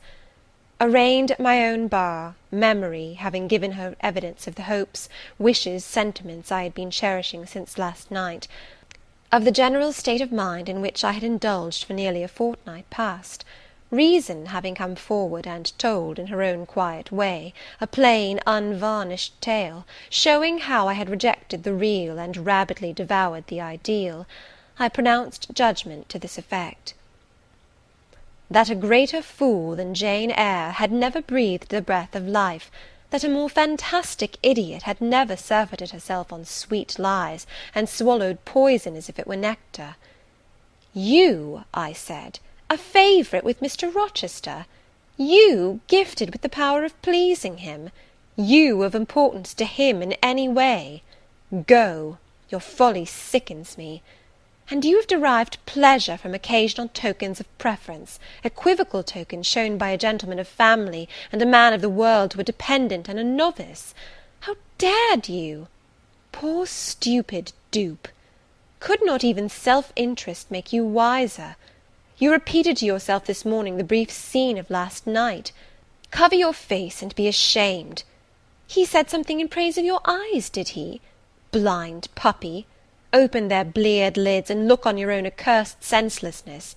It does good to no woman to be flattered by her superior, who cannot possibly intend to marry her, and it is madness in all women to let a secret love kindle within them, which, if unreturned and unknown, must devour the life that feeds it, and, if discovered and responded to, must lead, ignis fatuus like, into miry wilds whence there is no extrication.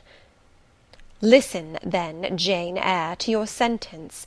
To-morrow, place the glass before you, and draw in chalk your own picture, faithfully, without softening one defect, omit no harsh line, smooth away no displeasing irregularity, write under it, Portrait of a Governess, disconnected, poor, and plain.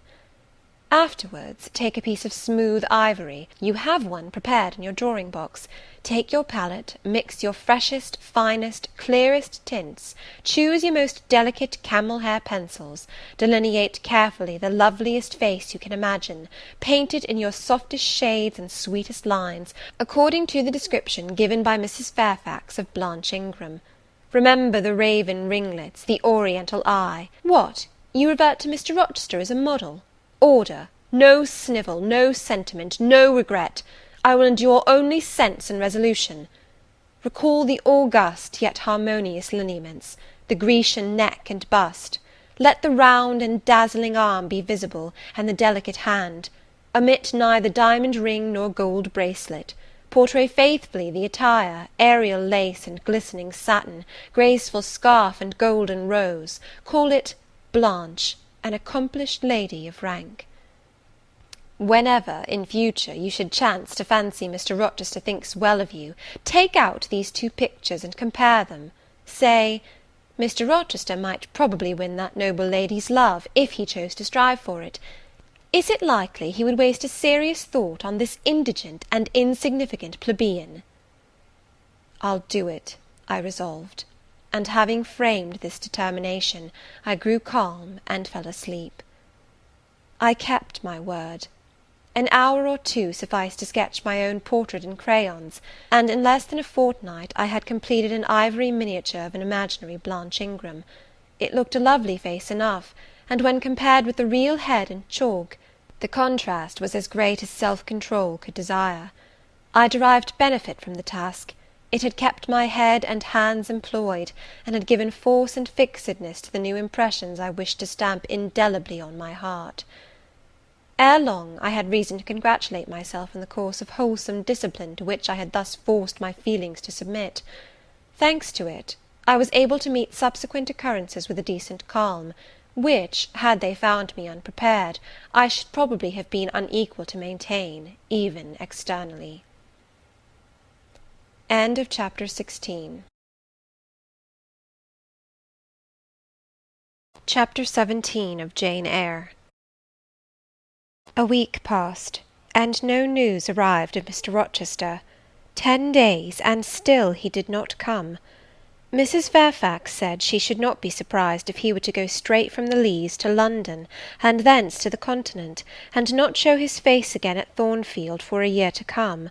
He had not unfrequently quitted it in a manner quite as abrupt and unexpected. When I heard this, I was beginning to feel a strange chill and failing at the heart. I was actually permitting myself to experience a sickening sense of disappointment; but rallying my wits and recollecting my principles, I at once called my sensations to order, and it was wonderful how I got over the temporary blunder, how I cleared up the mistake of supposing Mr. Rochester's movements a matter in which I had any cause to take a vital interest. Not that I humbled myself by a slavish notion of inferiority; on the contrary, I just said, "You have nothing to do with the master of Thornfield, further than to receive the salary he gives you for teaching his protégé, and to be grateful for such respectful and kind treatment as, if you do your duty, you have a right to expect at his hands. Be sure that is the only tie he seriously acknowledges between you and him, so don't make him the object of your fine feelings. Your raptures, agonies, and so forth, he is not of your order. Keep to your caste, and be too self-respecting to lavish the love of the whole heart, soul, and strength, where such a gift is not wanted and would be despised."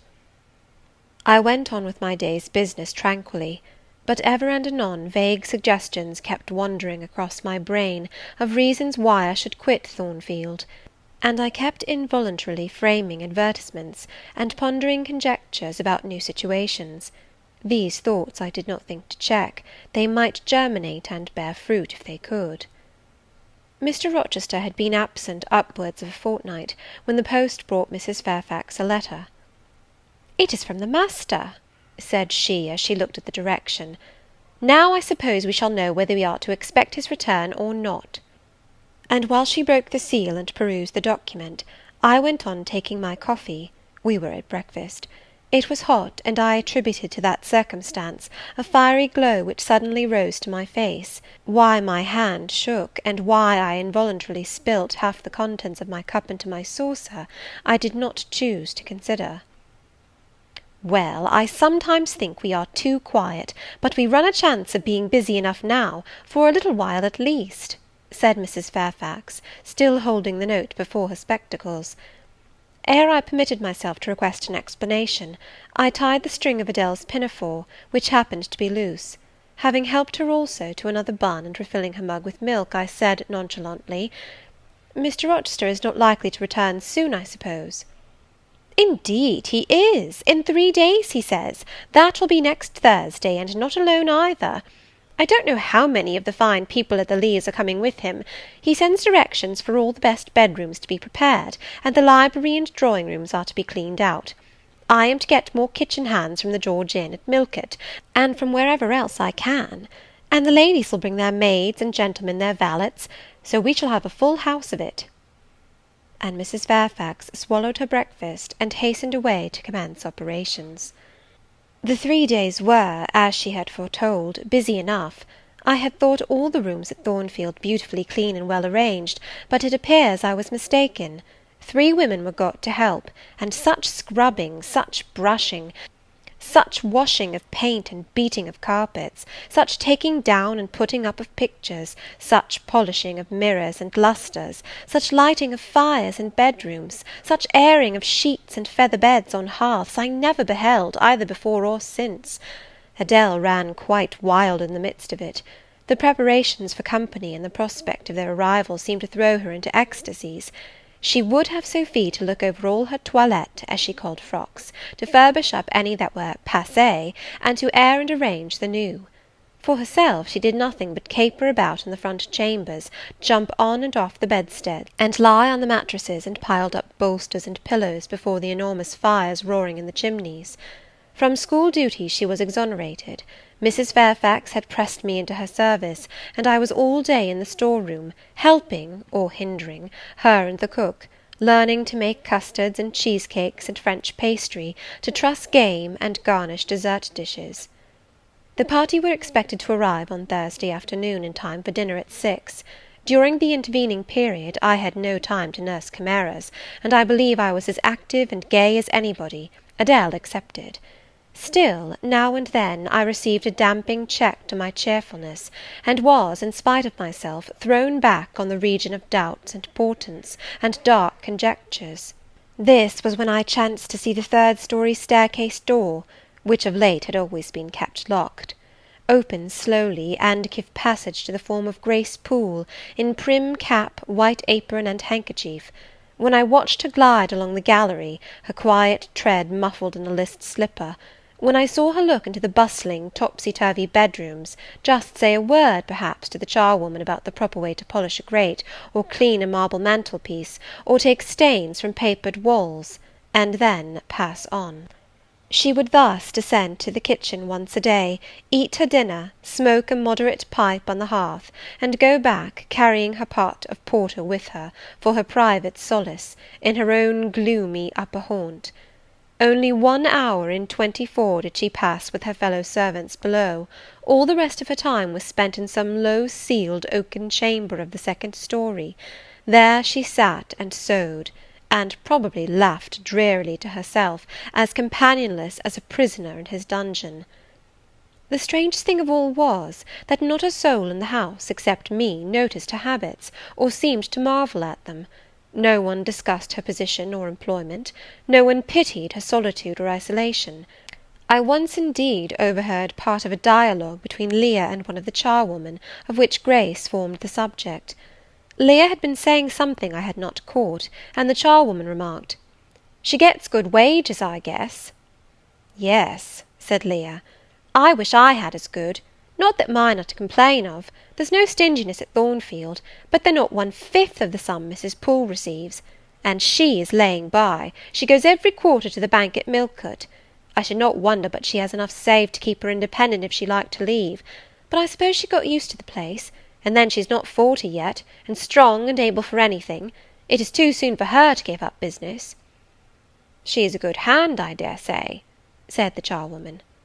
"Ah, she understands what she has to do, nobody better," rejoined Leah significantly.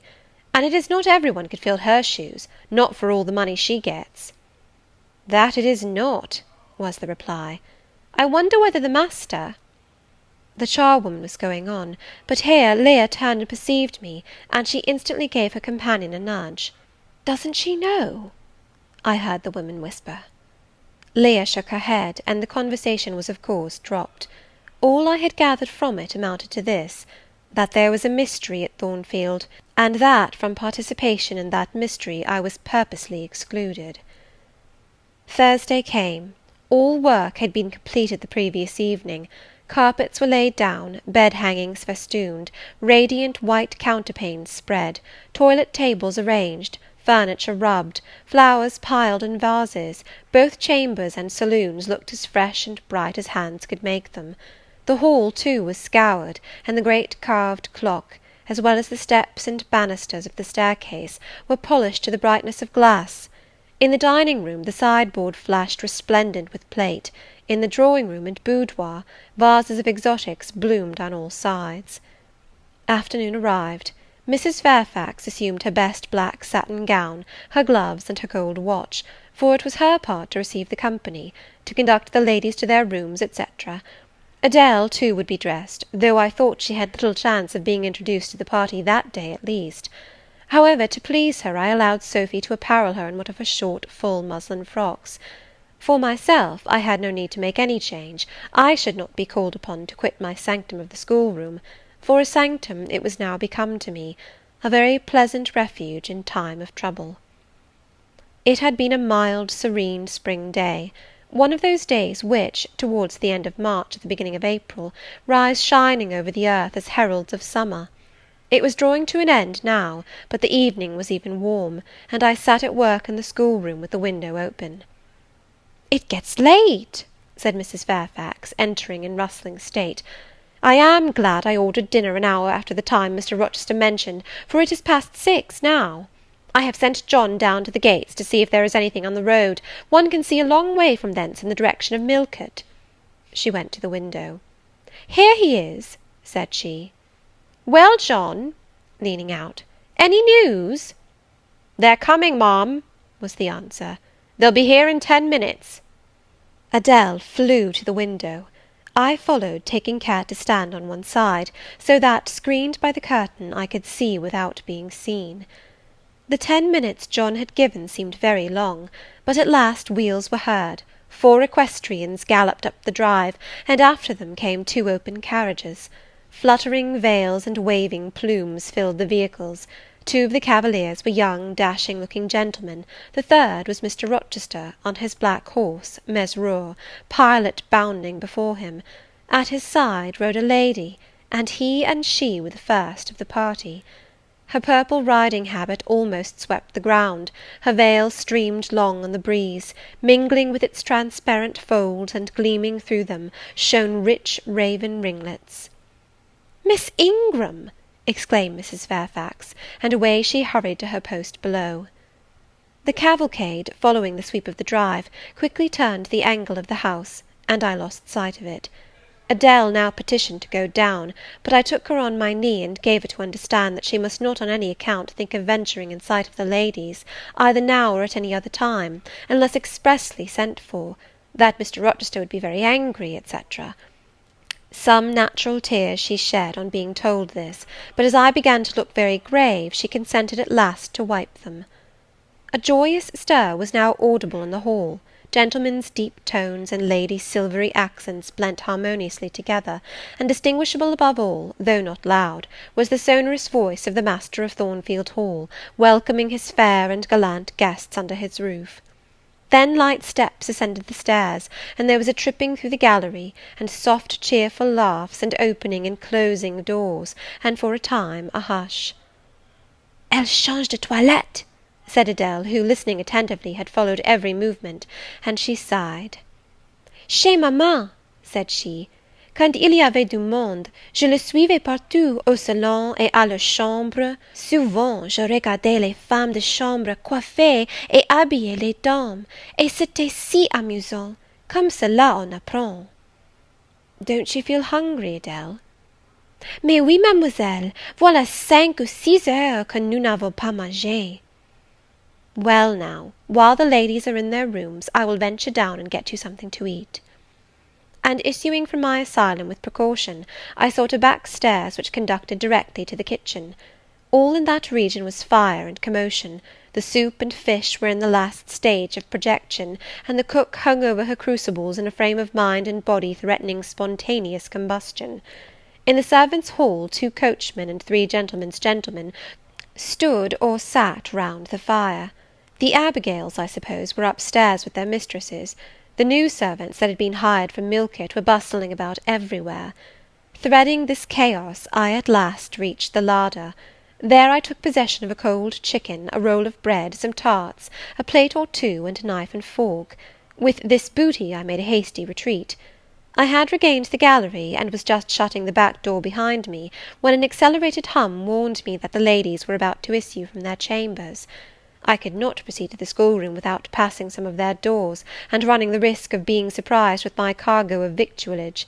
So I stood still at this end, which, being windowless, was dark, quite dark now, for the sun was set and twilight gathering.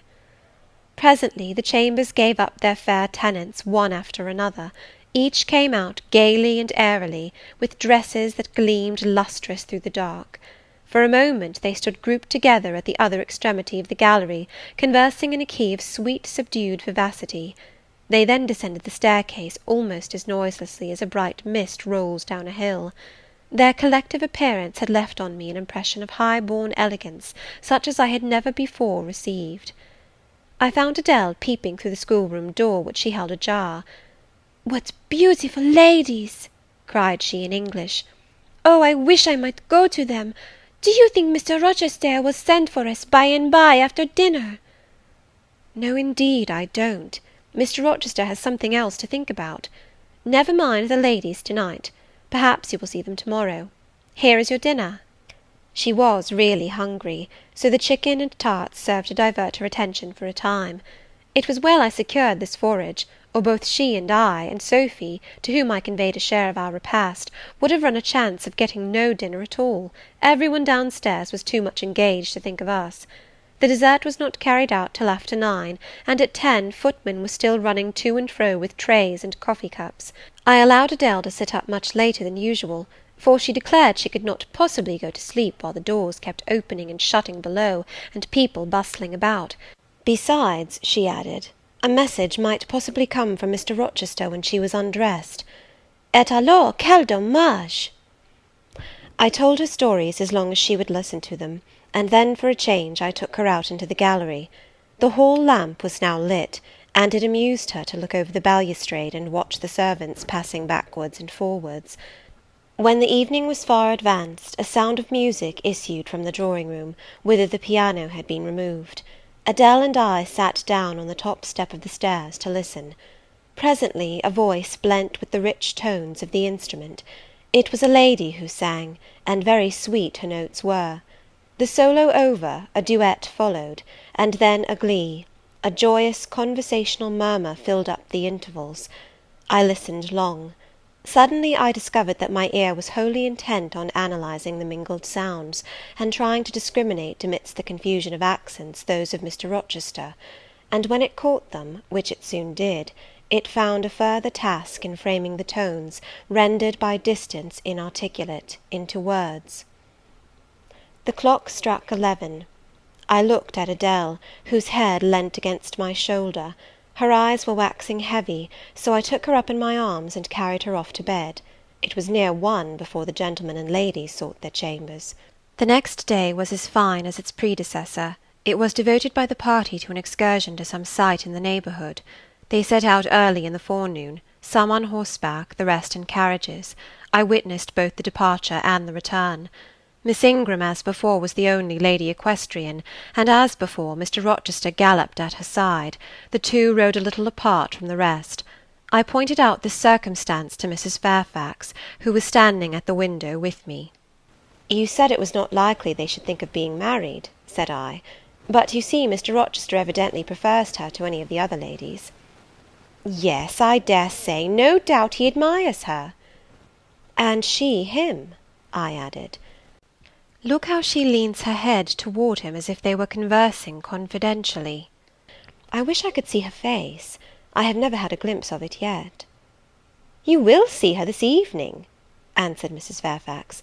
I happened to remark to Mr. Rochester how much Adele wished to be introduced to the ladies, and he said, "Oh, let her come into the drawing-room after dinner, and request Miss Eyre to accompany her."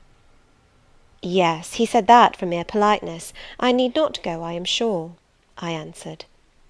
Well, I observed to him that as you were unused to company, I did not think you would like appearing before so gay a party, all strangers.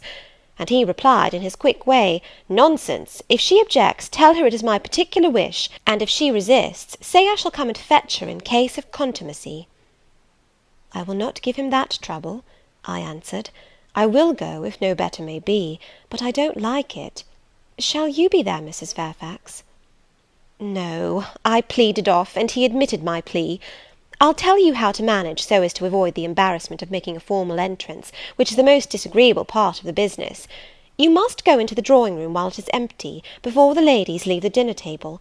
Choose your seat in any quiet nook you like. You need not stay long after the gentlemen come in, unless you please. Just let Mr. Rochester see you are there, and slip away. Nobody will notice you. Will these people remain long, do you think? Perhaps 2 or 3 weeks, certainly not more. After the Easter recess, Sir George Lynn, who is lately elected member for Millcote, will have to go up to town and take his seat. I dare say Mr. Rochester will accompany him. It surprises me that he has already made so protracted a stay at Thornfield. It was with some trepidation that I perceived the hour approach when I was to repair with my charge to the drawing-room. Adele had been in a state of ecstasy all day, after hearing she was to be presented to the ladies in the evening, and it was not till Sophy commenced the operation of dressing her that she sobered down. Then the importance of the process quickly steadied her, and by the time she had her curls arranged in well-smoothed drooping clusters, her pink satin frock put on, her long sash tied, and her lace mittens adjusted, she looked as grave as any judge. No need to warn her not to disarrange her attire. When she was dressed, she sat demurely down in her little chair, taking care previously to lift up the satin skirt, for fear she should crease it, and assured me she would not stir thence till I was ready. This I quickly was. My best dress, the silver grey one, purchased for Miss Temple's wedding, and never worn since, was soon put on, my hair was soon smoothed, my sole ornament, the pearl brooch, soon assumed. We descended. Fortunately, there was another entrance to the drawing-room than that through the saloon where they were all seated at dinner. We found the apartment vacant, a large fire burning silently on the marble hearth, and wax candles shining in bright solitude, amid the exquisite flowers with which the tables were adorned. The crimson curtain hung before the arch. Slight as was the separation this drapery formed from the party in the adjoining saloon, they spoke in so low a key, that nothing of their conversation could be distinguished beyond a soothing murmur. Adele, who appeared to be still under the influence of a most solemnizing impression, sat down without a word on the footstool I pointed out to her. I retired to a window-seat, and taking a book from a table near, endeavoured to read. Adele brought her stool to my feet. Ere long she touched my knee. What is it, Adele? Est-ce que je ne puis pas prendre une seule de ces fleurs magnifiques, mademoiselle, seulement pour compléter ma toilette? You think too much of your toilette, Adele, but you may have a flower. And I took a rose from a vase and fastened it in her sash.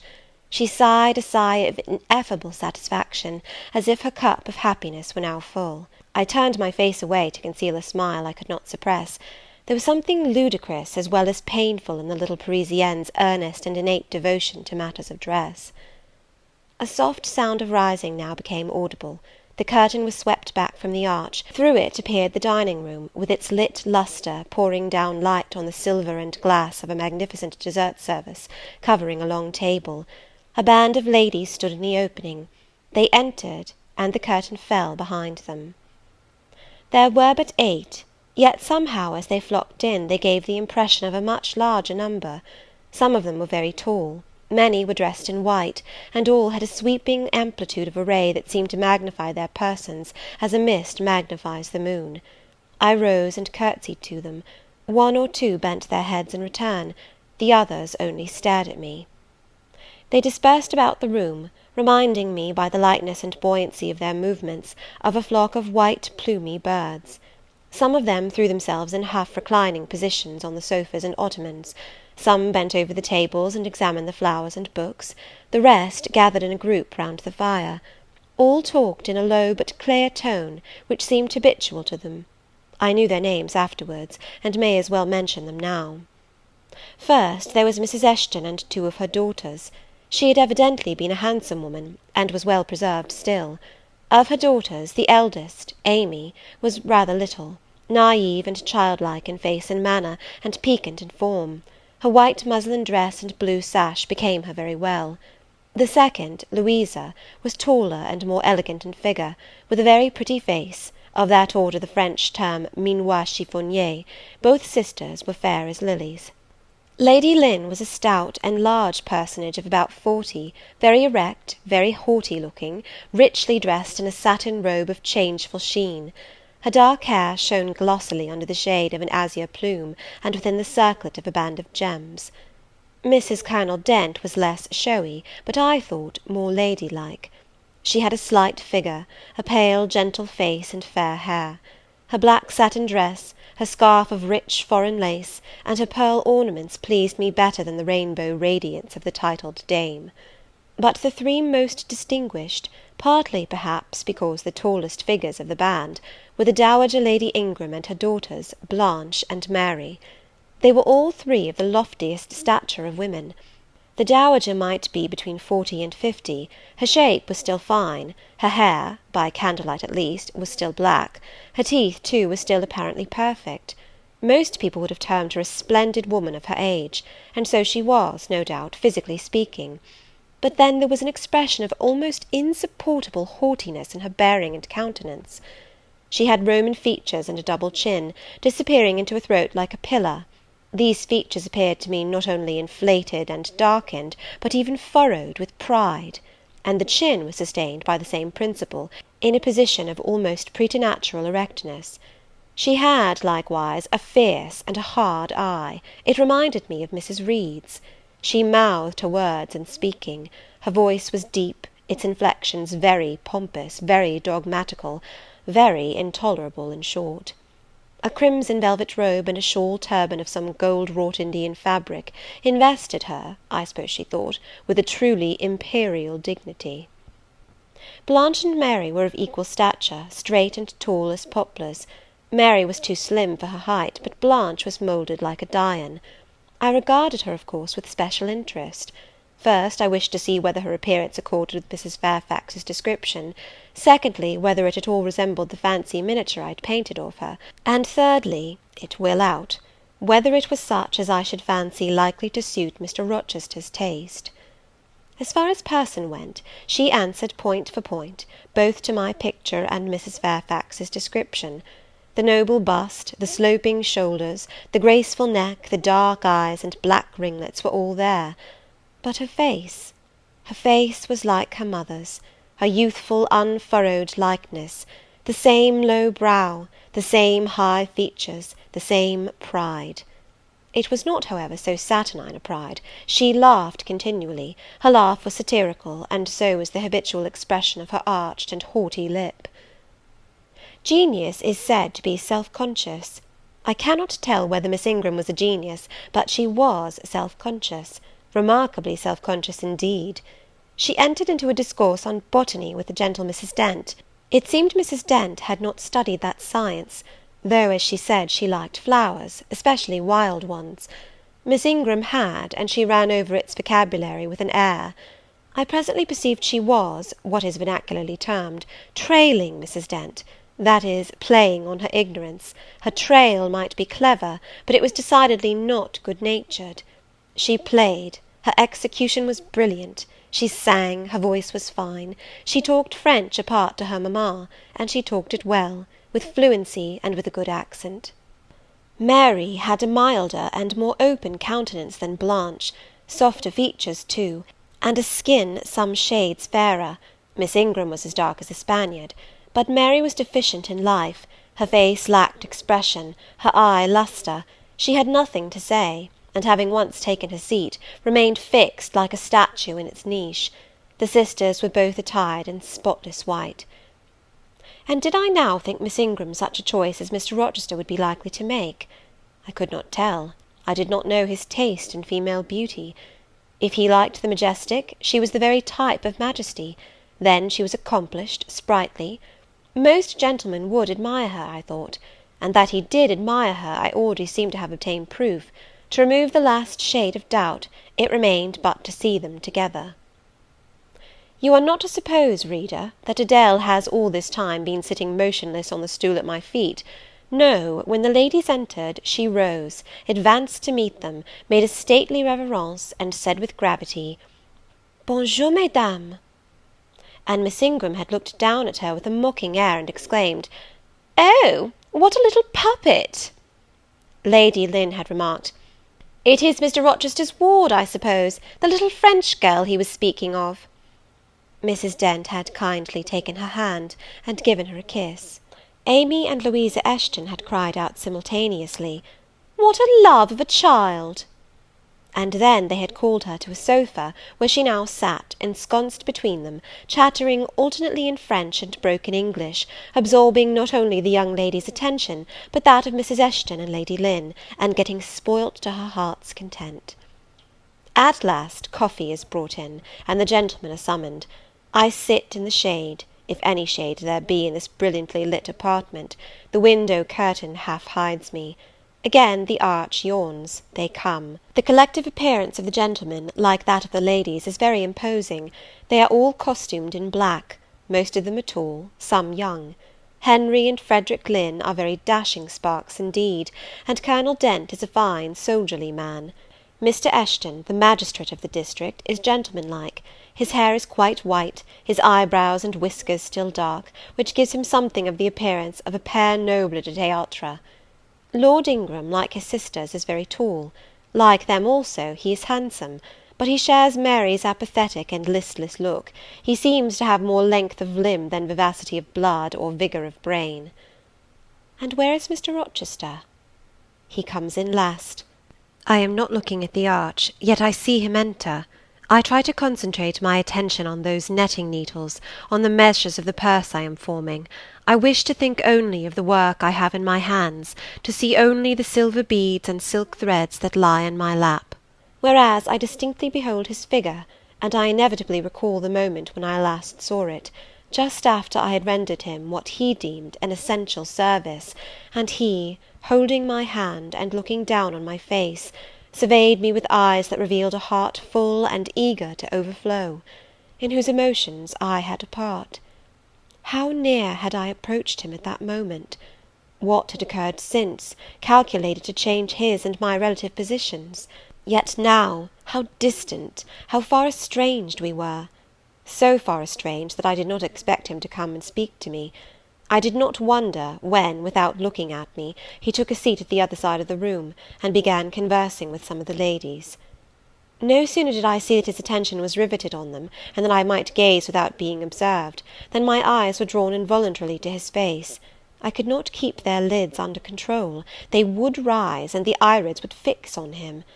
I looked, and had an acute pleasure in looking, a precious yet poignant pleasure, pure gold, with a steely point of agony, a pleasure like what the thirst perishing man might feel, who knows the well to which he has crept is poisoned, yet stoops and drinks divine draughts nevertheless. Most true it is that beauty is in the eye of the gazer. My master's colourless olive face, square massive brow, broad and jetty eyebrows, deep eyes, strong features, firm grim mouth, all energy, decision, will, were not beautiful, according to rule, but they were more than beautiful to me. They were full of an interest, an influence that quite mastered me, that took my feelings from my own power and fettered them in his. I had not intended to love him.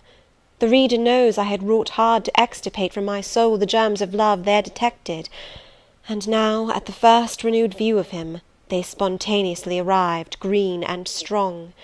He made me love him without looking at me. I compared him with his guests. What was the gallant grace of the Lynns, the languid elegance of Lord Ingram, even the military distinction of Colonel Dent, contrasted with his look of native pith and genuine power? I had no sympathy in their appearance, their expression, yet I could imagine that most observers would call them attractive, handsome, imposing, while they would pronounce Mr. Rochester at once harsh-featured and melancholy looking. I saw them smile, laugh. It was nothing. The light of the candles had as much soul in it as their smile, the tinkle of the bell as much significance as their laugh. I saw Mr. Rochester smile. His stern features softened. His eye grew both brilliant and gentle, its ray both searching and sweet. He was talking at the moment to Louisa and Amy Eshton. I wondered to see them receive with calm that look which seemed to me so penetrating. I expected their eyes to fall, their colour to rise under it, yet I was glad when I found they were in no sense moved. He is not to them what he is to me, I thought. He is not of their kind. I believe he is of mine. I am sure he is. I feel akin to him. I understand the language of his countenance and movements.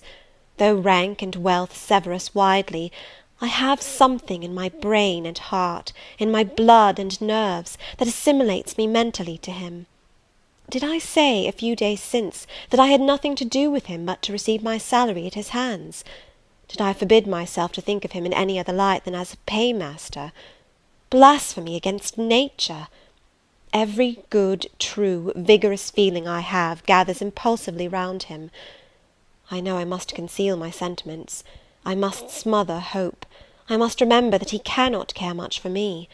For when I say that I am of his kind, I do not mean that I have his force to influence and his spell to attract.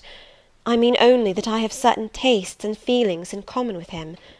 I must then repeat continually that we are forever sundered. And yet, while I breathe and think, I must love him. Coffee is handed. The ladies, since the gentlemen entered, have become lively as larks. Conversation waxes brisk and merry.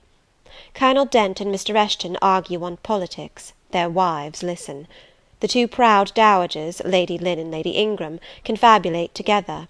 Sir George, whom, by the by, I have forgotten to describe, a very big and very fresh-looking country gentleman, stands before their sofa, coffee-cup in hand, and occasionally puts in a word. Mr. Frederick Lynn has taken a seat beside Mary Ingram, and is showing her the engravings of a splendid volume. She looks, smiles now and then, but apparently says little. The tall and phlegmatic Lord Ingram leans with folded arms on the chair-back of the little and lively Amy Eshton. She glances up at him, and chatters like a wren. She likes him better than she does Mr. Rochester. Henry Lynn has taken possession of an ottoman at the feet of Louisa. Adele shares it with him. He is trying to talk French with her, and Louisa laughs at his blunders. With whom will Blanche Ingram pair? She is standing alone at the table, bending gracefully over an album. She seems waiting to be sought, but she will not wait too long. She herself selects a mate. Mr. Rochester, having quitted the Eshtons, stands on the hearth as solitary as she stands by the table. She confronts him, taking her station on the opposite side of the mantelpiece. "Mr. Rochester, I thought you were not fond of children." "Nor am I." "Then what induced you to take charge of such a little doll as that?" pointing to Adele. "Where did you pick her up?" "I did not pick her up. She was left on my hands." "You should have sent her to school." "I could not afford it. Schools are so dear." "Why, I suppose you have a governess for her. I saw a person with her just now. Is she gone? Oh, no, there she is still, behind the window curtain. You pay her, of course. I should think it quite as expensive, more so, for you have them both to keep in addition." I feared, or should I say hoped, the allusion to me would make Mr. Rochester glance my way, and I involuntarily shrank further into the shade, but he never turned his eyes. "I have not considered the subject," said he indifferently, looking straight before him. "No, you men never do consider economy and common sense. You should hear mamma on the chapter of governesses. Mary and I have had, I should think, a dozen at least in our day, half of them detestable, and the rest ridiculous, and all incubi. Were they not, mamma?" "Did you speak my own?" The young lady, thus claimed as the dowager's special property, reiterated her question with an explanation. My dearest, don't mention governesses. The word makes me nervous. I have suffered a martyrdom from their incompetency and caprice. I thank heaven I have now done with them. Mrs. Dent here bent over to the pious lady and whispered something in her ear. I suppose, from the answer elicited, it was a reminder that one of the anathematized race was present. Tant pis, said her ladyship. I hope it may do her good. Then, in a lower tone, but still loud enough for me to hear, I noticed her. I am a judge of physiognomy, and in hers I see all the faults of her class. What are they, madam? inquired Mr. Rochester aloud. I will tell you in your private ear, replied she, wagging her turban 3 times with portentous significancy. But my curiosity will be past its appetite. It craves food now. Ask Blanche, she is nearer you than I. Oh, don't refer him to me, mamma. I have just one word to say of the whole tribe. They are a nuisance. Not that I ever suffered much from them. I took care to turn the tables. What tricks Theodore and I used to play on Miss Wilsons, and Mrs. Greys, and Madame Joubert! Mary was always too sleepy to join in a plot with spirit. The best fun was with Madame Joubert. Miss Wilson was a poor sickly thing, lachrymose and low-spirited, not worth the trouble of vanquishing, in short. And Mrs. Grey was coarse and insensible, no blow took effect on her. But poor Madame Joubert! I see her yet in her raging passions when we had driven her to extremities, spilt our tea, crumbled our bread and butter, tossed our books up to the ceiling, and played a charivari with the ruler and desk, the fender and fire-irons. Theodore, do you remember those merry days? Yes, to be sure I do, drawled Lord Ingram. And the poor old stick used to cry out, Oh, you villain Giles! And then we sermonized her on the presumption of attempting to teach such clever blades as we were, when she herself was so ignorant. We did. And Teddo, you know, I helped you in prosecuting, or persecuting, your tutor, whey-faced Mr. Vining, the parson in the pip, as we used to call him. He and Miss Wilson took the liberty of falling in love with each other. At least Teddo and I thought so. We surprised sundry tender glances and sighs which we interpreted as tokens of la belle passion, and I promise you the public soon had the benefit of our discovery. We employed it as a sort of lever to hoist our dead weights from the house. Dear mamma, there, as soon as she got an inkling of the business, found out that it wasn't of an immoral tendency. Did you not, my lady mother? Certainly, my best, and I was quite right. Depend on that. There are 1,000 reasons why liaison between governesses and tutors should never be tolerated a moment in any well-regulated house. Firstly, oh, gracious, mamma, spare us the enumeration. O rest, we all know them. Danger of bad example to innocence of childhood, distractions and consequent neglect of duty on the part of the attached, mutual alliance and reliance, confidence thence resulting, insolence accompanying, mutiny and general blow-up. Am I right, Baroness Ingram of Ingram Park? My lily flower, you are right now, as always. Then no more need be said. Change the subject. Amy Eshton, not hearing or not heeding this dictum, joined in with her soft infantine tone. Louisa and I used to quiz our governess too, but she was such a good creature, she would bear anything, nothing put her out. She was never cross with us, was she, Louisa? No, never. We might do what we pleased, ransack her desk and her work-box, and turn her drawers inside out, and she was so good-natured she would give us anything we asked for. I suppose now, said Miss Ingram, curling her lip sarcastically, we shall have an abstract of the memoirs of all the governesses extant. In order to avert such a visitation, I again move the introduction of a new topic. Mr. Rochester, do you second my motion? Madam, I support you on this point as on every other. Then on me be the onus of bringing it forward. Signor Eduardo, are you in voice to-night? Donna Bianca, if you command it, I will be. Then, Signor, I lay on you my sovereign behest to furbish up your lungs and other vocal organs, as they will be wanted on my royal service. Who would not be the Rizzio of so divine a Mary? A fig for Rizzio, cried she, tossing her head with all its curls as she moved to the piano. It is my opinion the fiddler David must have been an insipid sort of fellow. I like Black Bothwell better. To my mind, a man is nothing without a spice of the devil in him, and history may say what it will of James Hepburn, but I have a notion he was just the sort of wild, fierce, bandit hero whom I could have consented to gift with my hand." "Gentlemen, you hear. Now which of you most resembles Bothwell?" cried Mr. Rochester. "I should say the preference lies with you," responded Colonel Dent. "On my honour, I am much obliged to you," was the reply. Miss Ingram, who had now seated herself with proud grace at the piano, spreading out her snowy robes in queenly amplitude, commenced a brilliant prelude, talking meantime. She appeared to be on her high horse to-night. Both her words and her air seemed intended to excite not only the admiration, but the amazement of her auditors. She was evidently bent on striking them as something very dashing and daring indeed. "Oh, I am so sick of the young men of the present day!" exclaimed she, rattling away at the instrument. "Poor puny things, not fit to stir a step beyond papa's park gates, or not to go even so far without mamma's permission and guardianship.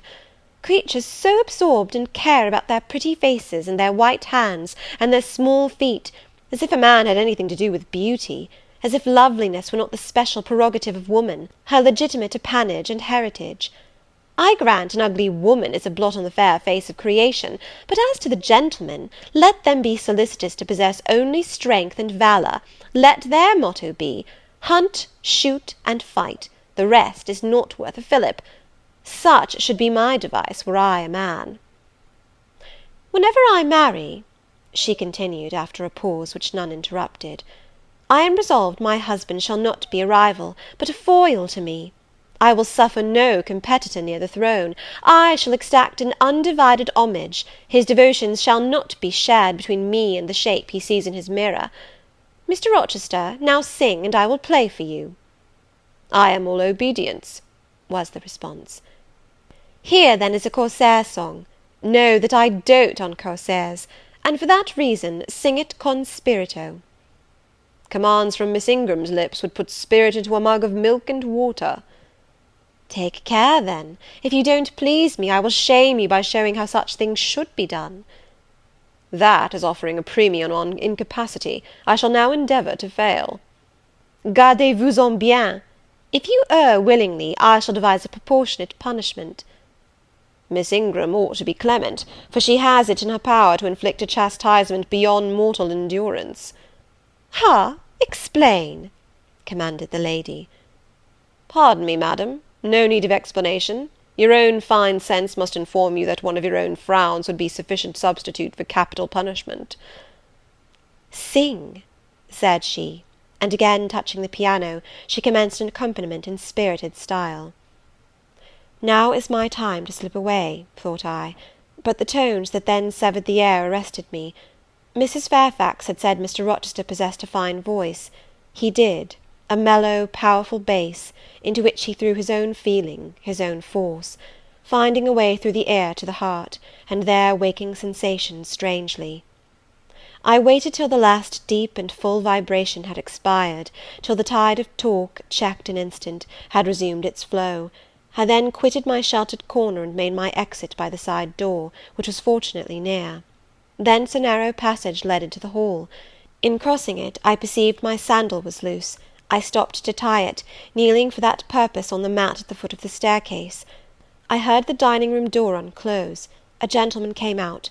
Rising hastily, I stood face to face with him. It was Mr. Rochester. "How do you do?" he asked. "I am very well, sir." "Why did you not come and speak to me in the room?" I thought I might have retorted the question on him who put it, but I would not take that freedom. I answered, "I did not wish to disturb you, as you seemed engaged, sir." "What have you been doing during my absence?" "Nothing particular. Teaching Adele, as usual." "And getting a good deal paler than you were, as I saw at first sight. What is the matter?" "Nothing at all, sir." "Did you take any cold that night you half drowned me?" "Not the least." "Return to the drawing-room. You are deserting too early." "I am tired, sir."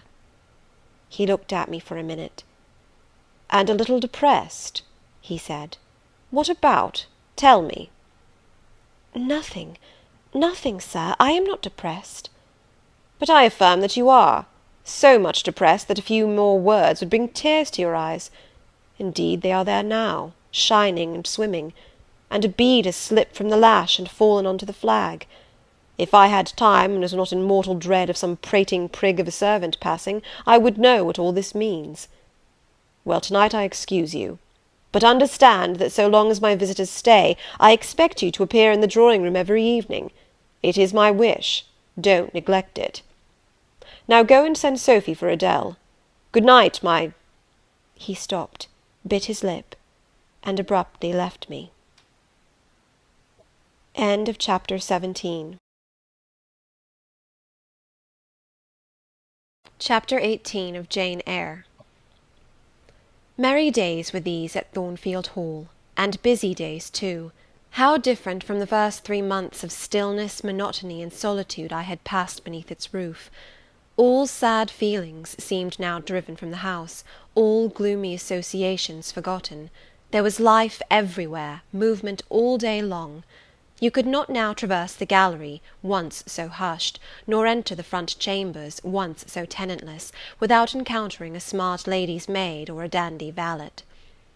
The kitchen, the butler's pantry, the servants' hall, the entrance hall were equally alive, and the saloons were only left void and still when the blue sky and halcyon sunshine of the genial spring weather called their occupants out into the grounds. Even when that weather was broken, and continuous rain set in for some days, no damp seemed cast over enjoyment. Indoor amusements only became more lively and varied, in consequence of the stop put to outdoor gaiety. I wondered what they were going to do the first evening a change of entertainment was proposed. They spoke of playing charades, but in my ignorance I did not understand the term. The servants were called in, the dining-room tables wheeled away, the lights otherwise disposed, the chairs placed in a semicircle opposite the arch. While Mr. Rochester and the other gentlemen directed these alterations, the ladies were running up and down stairs, ringing for their maids. Mrs. Fairfax was summoned to give information respecting the resources of the house in shawls, dresses, draperies of any kind, and certain wardrobes of the third story were ransacked, and their contents, in the shape of brocaded and hooped petticoats, satin sacks, black modes, lace lappets, etc., were brought down in armfuls by the Abigails. Then a selection was made, and such things as were chosen were carried to the boudoir within the drawing-room. Meantime Mr. Rochester had again summoned the ladies round him, and was selecting certain of their number to be of his party. "Miss Ingram is mine, of course," said he. Afterwards he named the two Misses Eshton and Mrs. Dent. He looked at me. I happened to be near him, as I had been fastening the clasp of Mrs. Dent's bracelet, which had got loose. "Will you play?" he asked. I shook my head. He did not insist, which I rather feared he would have done. He allowed me to return quietly to my usual seat. He and his aids now withdrew behind the curtain. The other party, which was headed by Colonel Dent, sat down on the crescent of chairs. One of the gentlemen, Mr. Eshton, observing me, seemed to propose that I should be asked to join them, but Lady Ingram instantly negatived the notion. "No," I heard her say, "she looks too stupid for any game of the sort." Ere long a bell tinkled, and the curtain drew up. Within the arch, the bulky figure of Sir George Lynn, whom Mr. Rochester had likewise chosen, was seen enveloped in a white sheet. Before him, on a table, lay open a large book, and at his side stood Amy Eshton, draped in Mr. Rochester's cloak, and holding a book in her hand. Somebody unseen rang the bell merrily. Then Adele, who had insisted on being one of her guardian's party, bounded forward, scattering round her the contents of a basket of flowers she carried on her arm. Then appeared the magnificent figure of Miss Ingram, clad in white, with a long veil on her head, and a wreath of roses round her brow. By her side walked Mr. Rochester, and together they drew near the table. They knelt, while Mrs. Dent and Louisa Eshton, dressed also in white, took up their stations behind them. A ceremony followed in dumb show, in which it was easy to recognise the pantomime of a marriage. At its termination, Colonel Dent and his party consulted in whispers for 2 minutes, then the Colonel called out, "Bride!" Mr. Rochester bowed, and the curtain fell. A considerable interval elapsed before it again rose. Its second rising displayed a more elaborately prepared scene than the last. The drawing-room, as I have observed before, was raised 2 steps above the dining-room, and on the top of the upper step, placed a yard or 2 back within the room, appeared a large marble basin, which I recognized as an ornament of the conservatory, where it usually stood, surrounded by exotics and tenanted by goldfish, and whence it must have been transported with some trouble, on account of its size and weight. Seated on the carpet, by the side of this basin, was seen Mr. Rochester, costumed in shawls, with a turban on his head. His dark eyes and swarthy skin and Paynim features suited the costume exactly. He looked the very model of an Eastern emir, an agent or a victim of the bowstring. Presently advanced into view Miss Ingram. She too was attired in oriental fashion, a crimson scarf tied sash-like round the waist, an embroidered handkerchief knotted about her temples, her beautifully moulded arms bare, one of them upraised in the act of supporting a pitcher, poised gracefully on her head. Both her cast of form and feature, her complexion and general air, suggested the idea of some Israelitish princess of the patriarchal days, and such was doubtless the character she intended to represent. She approached the basin, and bent over it as if to fill her pitcher. She again lifted it to her head. The personage on the well brink now seemed to accost her, to make some request. She hasted, let down her pitcher on her hand, and gave him to drink. From the bosom of his robe he then produced a casket, opened it, and showed magnificent bracelets and earrings. She acted astonishment and admiration. Kneeling, he laid the treasure at her feet. Incredulity and delight were expressed by her looks and gestures. The stranger fastened the bracelets on her arms, and the rings in her ears. It was Eliza and Rebecca; the camels only were wanting. The divining party again laid their heads together. Apparently they could not agree about the word or syllable the scene illustrated. Colonel Dent, their spokesman, demanded the tableau of the whole, whereupon the curtain again descended. On its third rising only a portion of the drawing-room was disclosed, the rest being concealed by a screen, hung with some sort of dark and coarse drapery. The marble basin was removed. In its place stood a deal table and a kitchen chair. These objects were visible by a very dim light proceeding from a horn lantern, the wax candles being all extinguished. Amidst this sordid scene sat a man with his clenched hands resting on his knees, and his eyes bent on the ground. I knew Mr. Rochester, though the begrimed face, the disordered dress, his coat hanging loose from one arm, as if it had been almost torn from his back in a scuffle, the desperate and scowling countenance, the rough bristling hair might well have disguised him. As he moved, a chain clanked. To his wrists were attached fetters. "Bridewell!" exclaimed Colonel Dent, and the charade was solved. A sufficient interval having elapsed for the performers to resume their ordinary costume, they re-entered the dining-room. Mr. Rochester led in Miss Ingram. She was complimenting him on his acting. "Do you know," said she, "that of the 3 characters I liked you in the last best? Oh, had you but lived a few years earlier, what a gallant gentleman highwayman you would have made!" "Is all the soot washed from my face?" he asked, turning it towards her. "Alas, yes, more's the pity. Nothing could be more becoming to your complexion than that ruffian's rouge." "You would like a hero of the road, then?" "An English hero of the road would be the next best thing to an Italian bandit, and that could only be surpassed by a Levantine pirate." "Well, whatever I am, remember you are my wife. We were married an hour since in the presence of all these witnesses." She giggled, and her colour rose. "Now, Dent," continued Mr. Rochester, "it is your turn." And as the other party withdrew, he and his band took the vacated seats. Miss Ingram placed herself at her leader's right hand. The other diviners filled the chairs on each side of him and her. I did not now watch the actors. I no longer waited with interest for the curtain to rise. My attention was absorbed by the spectators. My eyes, erewhile fixed on the arch, were now irresistibly attracted to the semicircle of chairs. What charade Colonel Dent and his party played, what word they chose, how they acquitted themselves, I no longer remember; but I still see the consultation which followed each scene. I see Mr. Rochester turn to Miss Ingram, and Miss Ingram to him. I see her incline her head towards him, till the jetty curls almost touch his shoulder and wave against his cheek. I hear their mutual whisperings. I recall their interchanged glances, and something even of the feeling roused by the spectacle returns in memory at this moment. I have told you, reader, that I had learnt to love Mr. Rochester. I could not unlove him now, merely because I found that he had ceased to notice me, because I might pass hours in his presence and he would never once turn his eyes in my direction, because I saw all his attentions appropriated by a great lady who scorned to touch me with the hem of her robes as she passed, who, if even her dark and imperious eye fell on me by chance, would withdraw it instantly as from an object too mean to merit observation. I could not unlove him, because I felt sure he would soon marry this very lady, because I read daily in her a proud security in his intentions respecting her, because I witnessed hourly in him a style of courtship which, if careless and choosing rather to be sought than to seek, was yet in its very carelessness captivating, and in its very pride irresistible. There was nothing to cool or banish love in these circumstances, though much to create despair. Much too, you will think, reader, to engender jealousy, if a woman in my position could presume to be jealous of a woman in Miss Ingram's. But I was not jealous, or very rarely. The nature of the pain I suffered could not be explained by that word.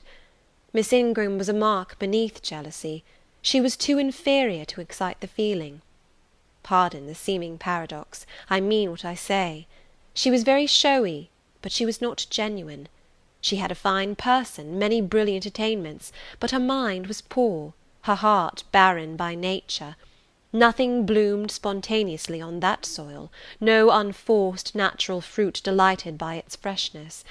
She was not good, she was not original. She used to repeat sounding phrases from books. She never offered nor had an opinion of her own. She advocated a high tone of sentiment, but she did not know the sensations of sympathy and pity. Tenderness and truth were not in her. Too often she betrayed this by the undue vent she gave to a spiteful antipathy she had conceived against little Adele, pushing her away with some contumelious epithet if ever she happened to approach her, sometimes ordering her from the room, and always treating her with coldness and acrimony. Other eyes besides mine watched these manifestations of character, watched them closely, keenly, shrewdly. Yes, the future bridegroom, Mr. Rochester himself, exercised over his intended a ceaseless surveillance, and it was from this sagacity, this guardedness of his, this perfect, clear consciousness of his fair one's defects, this obvious absence of passion in his sentiments towards her, that my ever-torturing pain arose. I saw he was going to marry her, for family, perhaps political reasons, because her rank and connections suited him. I felt he had not given her his love, and that her qualifications were ill adapted to win from him that treasure. This was the point. This was where the nerve was touched and teased. This was where the fever was sustained and fed. She could not charm him. If she had managed the victory at once, and he had yielded and sincerely laid his heart at her feet, I should have covered my face, turned to the wall, and, figuratively, have died to them. If Miss Ingram had been a good and noble woman, endowed with force, fervour, kindness, sense, I should have had one vital struggle with two tigers, jealousy and despair. Then, my heart torn out and devoured, I should have admired her, acknowledged her excellence, and been quiet for the rest of my days. And the more absolute her superiority, the deeper would have been my admiration, the more truly tranquil my quiescence. But as matters really stood, to watch Miss Ingram's efforts at fascinating Mr. Rochester, to witness their repeated failure, herself unconscious that they did fail, vainly fancying that each shaft launched hit the mark, and infatuatedly pluming herself on success, when her pride and self-complacency repelled further and further what she wished to allure, to witness this was to be at once under ceaseless excitation and ruthless restraint. Because when she failed, I saw how she might have succeeded. Arrows that continually glanced off from Mr. Rochester's breast and fell harmless at his feet, might, I knew, if shot by a surer hand, have quivered keen in his proud heart, have called love into his stern eye and softness into his sardonic face, or, better still, without weapons, a silent conquest might have been won. Why can she not influence him more, when she is privileged to draw so near to him? I asked myself. Surely she cannot truly like him, or not like him with true affection. If she did, she need not coin her smiles so lavishly, flash her glances so unremittingly, manufacture airs so elaborate, graces so multitudinous. It seems to me that she might, by merely sitting quietly at his side, saying little and looking less, get nigher his heart. I have seen in his face a far different expression from that which hardens it now, while she is so vivaciously accosting him. But then it came of itself. It was not elicited by meretricious arts and calculated manoeuvres, and one had but to accept it, to answer what he asked without pretension, to address him when needful without grimace, and it increased, and grew kinder and more genial, and warmed one like a fostering sunbeam. How will she manage to please him when they are married? I do not think she will manage it. And yet it might be managed, and his wife might, I verily believe, be the very happiest woman the sun shines on. I have not yet said anything condemnatory of Mr. Rochester's project of marrying for interest and connections. It surprised me when I first discovered that such was his intention. I had thought him a man unlikely to be influenced by motives so commonplace in his choice of a wife. But the longer I considered the position, education, etc., of the parties, the less I felt justified in judging and blaming either him or Miss Ingram for acting in conformity to ideas and principles instilled into them, doubtless, from their childhood. All their class held these principles. I supposed, then, they had reasons for holding them such as I could not fathom. It seemed to me that, were I a gentleman like him, I would take to my bosom only such a wife as I could love. But the very obviousness of the advantages to the husband's own happiness offered by this plan convinced me that there must be arguments against its general adoption, of which I was quite ignorant. Otherwise, I felt sure all the world would act as I wished to act. But in other points, as well as this, I was growing very lenient to my master. I was forgetting all his faults, for which I had once kept a sharp look-out. It had formerly been my endeavour to study all sides of his character, to take the bad with the good, and from the just weighing of both to form an equitable judgment. Now I saw no bad. The sarcasm that had repelled, the harshness that had startled me once, were only like keen condiments in a choice dish. Their presence was pungent, but their absence would be felt as comparatively insipid. And as for the vague something, was it a sinister or a sorrowful, a designing or a desponding expression, that opened upon a careful observer now and then in his eye, and closed again before one could fathom the strange depth partially disclosed, that something which used to make me fear and shrink, as if I had been wandering amongst volcanic-looking hills, and had suddenly felt the ground quiver and seen it gape, that something I at intervals beheld still, and with throbbing heart, but not with palsied nerves. Instead of wishing to shun him, I longed only to dare, to divine it, and I thought Miss Ingram happy, because one day she might look into the abyss at her leisure, explore its secrets, and analyse their nature. Meantime, while I thought only of my master and his future bride, saw only them, heard only their discourse, and considered only their movements of importance, the rest of the party were occupied with their own separate interests and pleasures. The ladies Lynn and Ingram continued to consort in solemn conferences, where they nodded their 2 turbans at each other, and held up their 4 hands in confronting gestures of surprise, or mystery, or horror, according to the theme on which their gossip ran, like a pair of magnified puppets. Mild Mrs. Dent talked with good-natured Mrs. Eshton, and the 2 sometimes bestowed a courteous word or smile on me. Sir George Lynn, Colonel Dent, and Mr. Eshton discussed politics, or county affairs, or justice business. Lord Ingram flirted with Amy Eshton, Louisa played and sang to and with one of the Messrs. Lynn, and Mary Ingram listened languidly to the gallant speeches of the other. Sometimes all, as with one consent, suspended their by-play to observe and listen to the principal actors, for after all Mr. Rochester, and, because closely connected with him, Miss Ingram, were the life and soul of the party. If he was absent from the room an hour, a perceptible dullness seemed to steal over the spirits of his guests, and his re-entrance was sure to give a fresh impulse to the vivacity of conversation. The want of his animating influence appeared to be peculiarly felt one day that he had been summoned to Millcote on business, and was not likely to return till late. The afternoon was wet. A walk the party had proposed to take to see a gipsy camp, lately pitched on a common beyond Hay, was consequently deferred. Some of the gentlemen were gone to the stables; the younger ones, together with the younger ladies, were playing billiards in the billiard-room. The dowagers Ingram and Lynn sought solace in a quiet game at cards.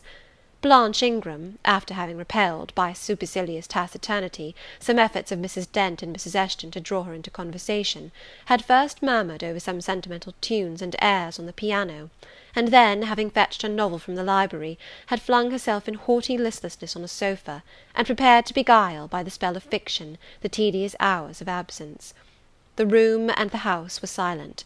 Only now and then the merriment of the billiard players was heard from above. It was verging on dusk, and the clock had already given warning of the hour to dress for dinner, when little Adèle, who knelt by me in the drawing-room window-seat, suddenly exclaimed, "Voilà Monsieur Rochester, qui revient!" I turned, and Miss Ingram darted forwards from her sofa.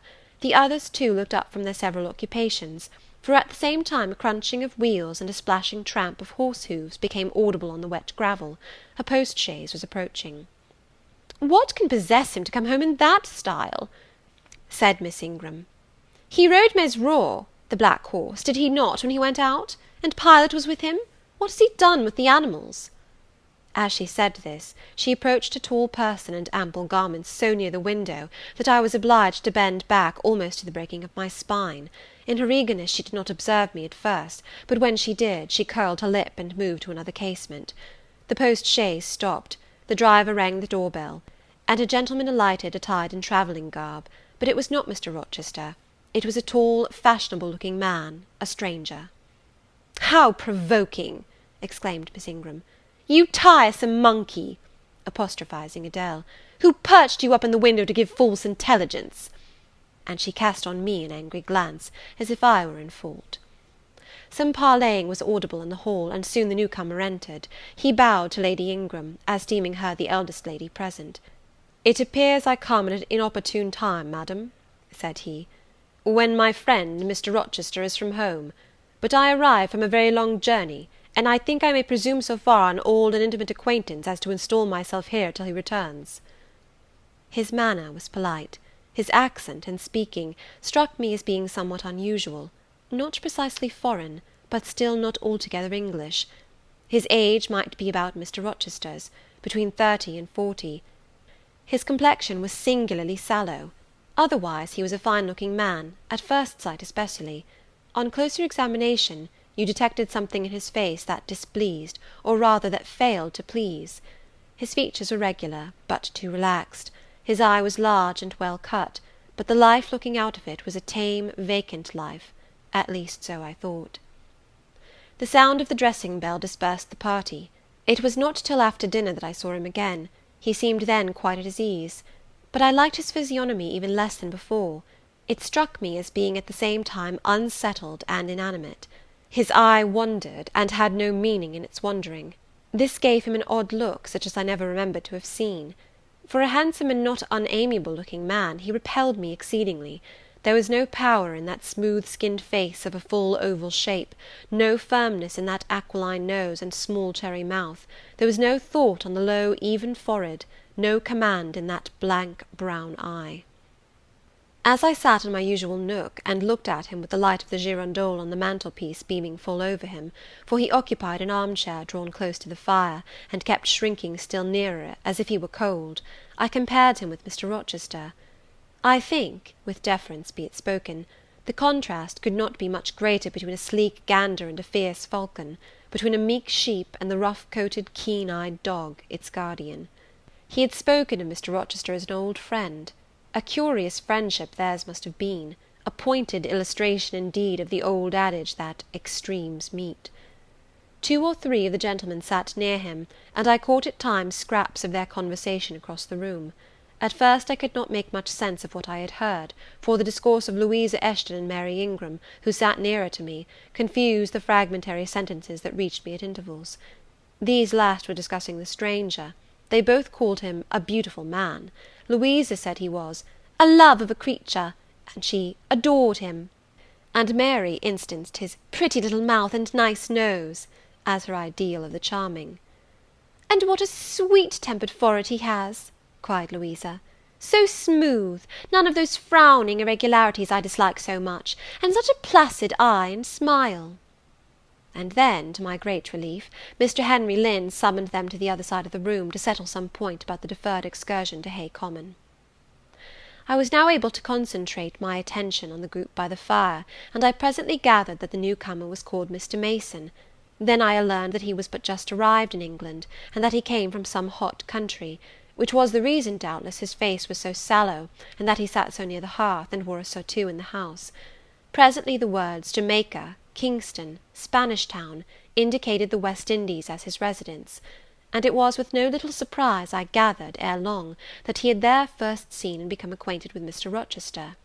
He spoke of his friend's dislike of the burning heats, the hurricanes, and rainy seasons of that region. I knew Mr. Rochester had been a traveller, Mrs. Fairfax had said so, but I thought the continent of Europe had bounded his wanderings. Till now I had never heard a hint given of visits to more distant shores.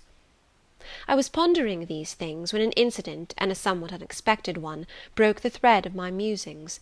Mr. Mason, shivering as some one chanced to open the door, asked for more coal to be put on the fire, which had burnt out its flame, though its mass of cinder still shone quite hot and red.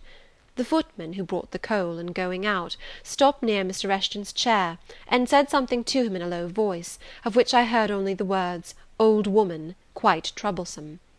"Tell her she shall be put in the stocks if she does not take herself off," replied the magistrate. "No, stop," interrupted Colonel Dent. "Don't send her away, Eshton. We might turn the thing to account. Better consult the ladies." And speaking aloud, he continued, "Ladies, you talked of going to Hay Common to visit the gipsy camp. Sam here says that one of the old Mother Bunches is in the servants' hall at this moment, and insists upon being brought in before the quality to tell them their fortunes. Would you like to see her?"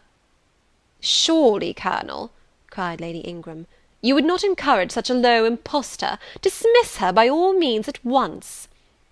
"But I cannot persuade her to go away, my lady," said the footman, "nor can any of the servants. Mrs. Fairfax is with her just now, entreating her to be gone, but she has taken a chair in the chimney corner, and says nothing shall stir her from it till she gets leave to come in here." "What does she want?" asked Mrs. Eshton. "To tell the gentry their fortune, she says, ma'am, and she swears she must and will do it." "What is she like?" inquired the Mrs. Eshton in a breath. "A shockingly ugly old creature, miss, almost as black as a crock." "Why, she's a real sorceress," cried Frederick Lynn. "Let us have her in, of course." "To be sure," rejoined his brother, "it would be 1,000 pities to throw away such a chance of fun." "My dear boys, what are you thinking about?" exclaimed Mrs. Lynn.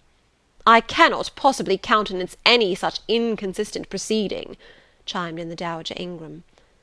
"Indeed, mamma, but you can and will," pronounced the haughty voice of Blanche, as she turned round on the piano stool, where till now she had sat silent, apparently examining sundry sheets of music. "I have a curiosity to hear my fortune told, therefore, Sam, order the beldam forward." "My darling Blanche, recollect—" "I do. I recollect all you can suggest, and I must have my will. Quick, Sam." "Yes, yes, yes," cried all the juveniles, both ladies and gentlemen. "Let her come, it will be excellent sport." The footman still lingered. "She looks such a rough one," said he. "Go!" ejaculated Miss Ingram, and the man went.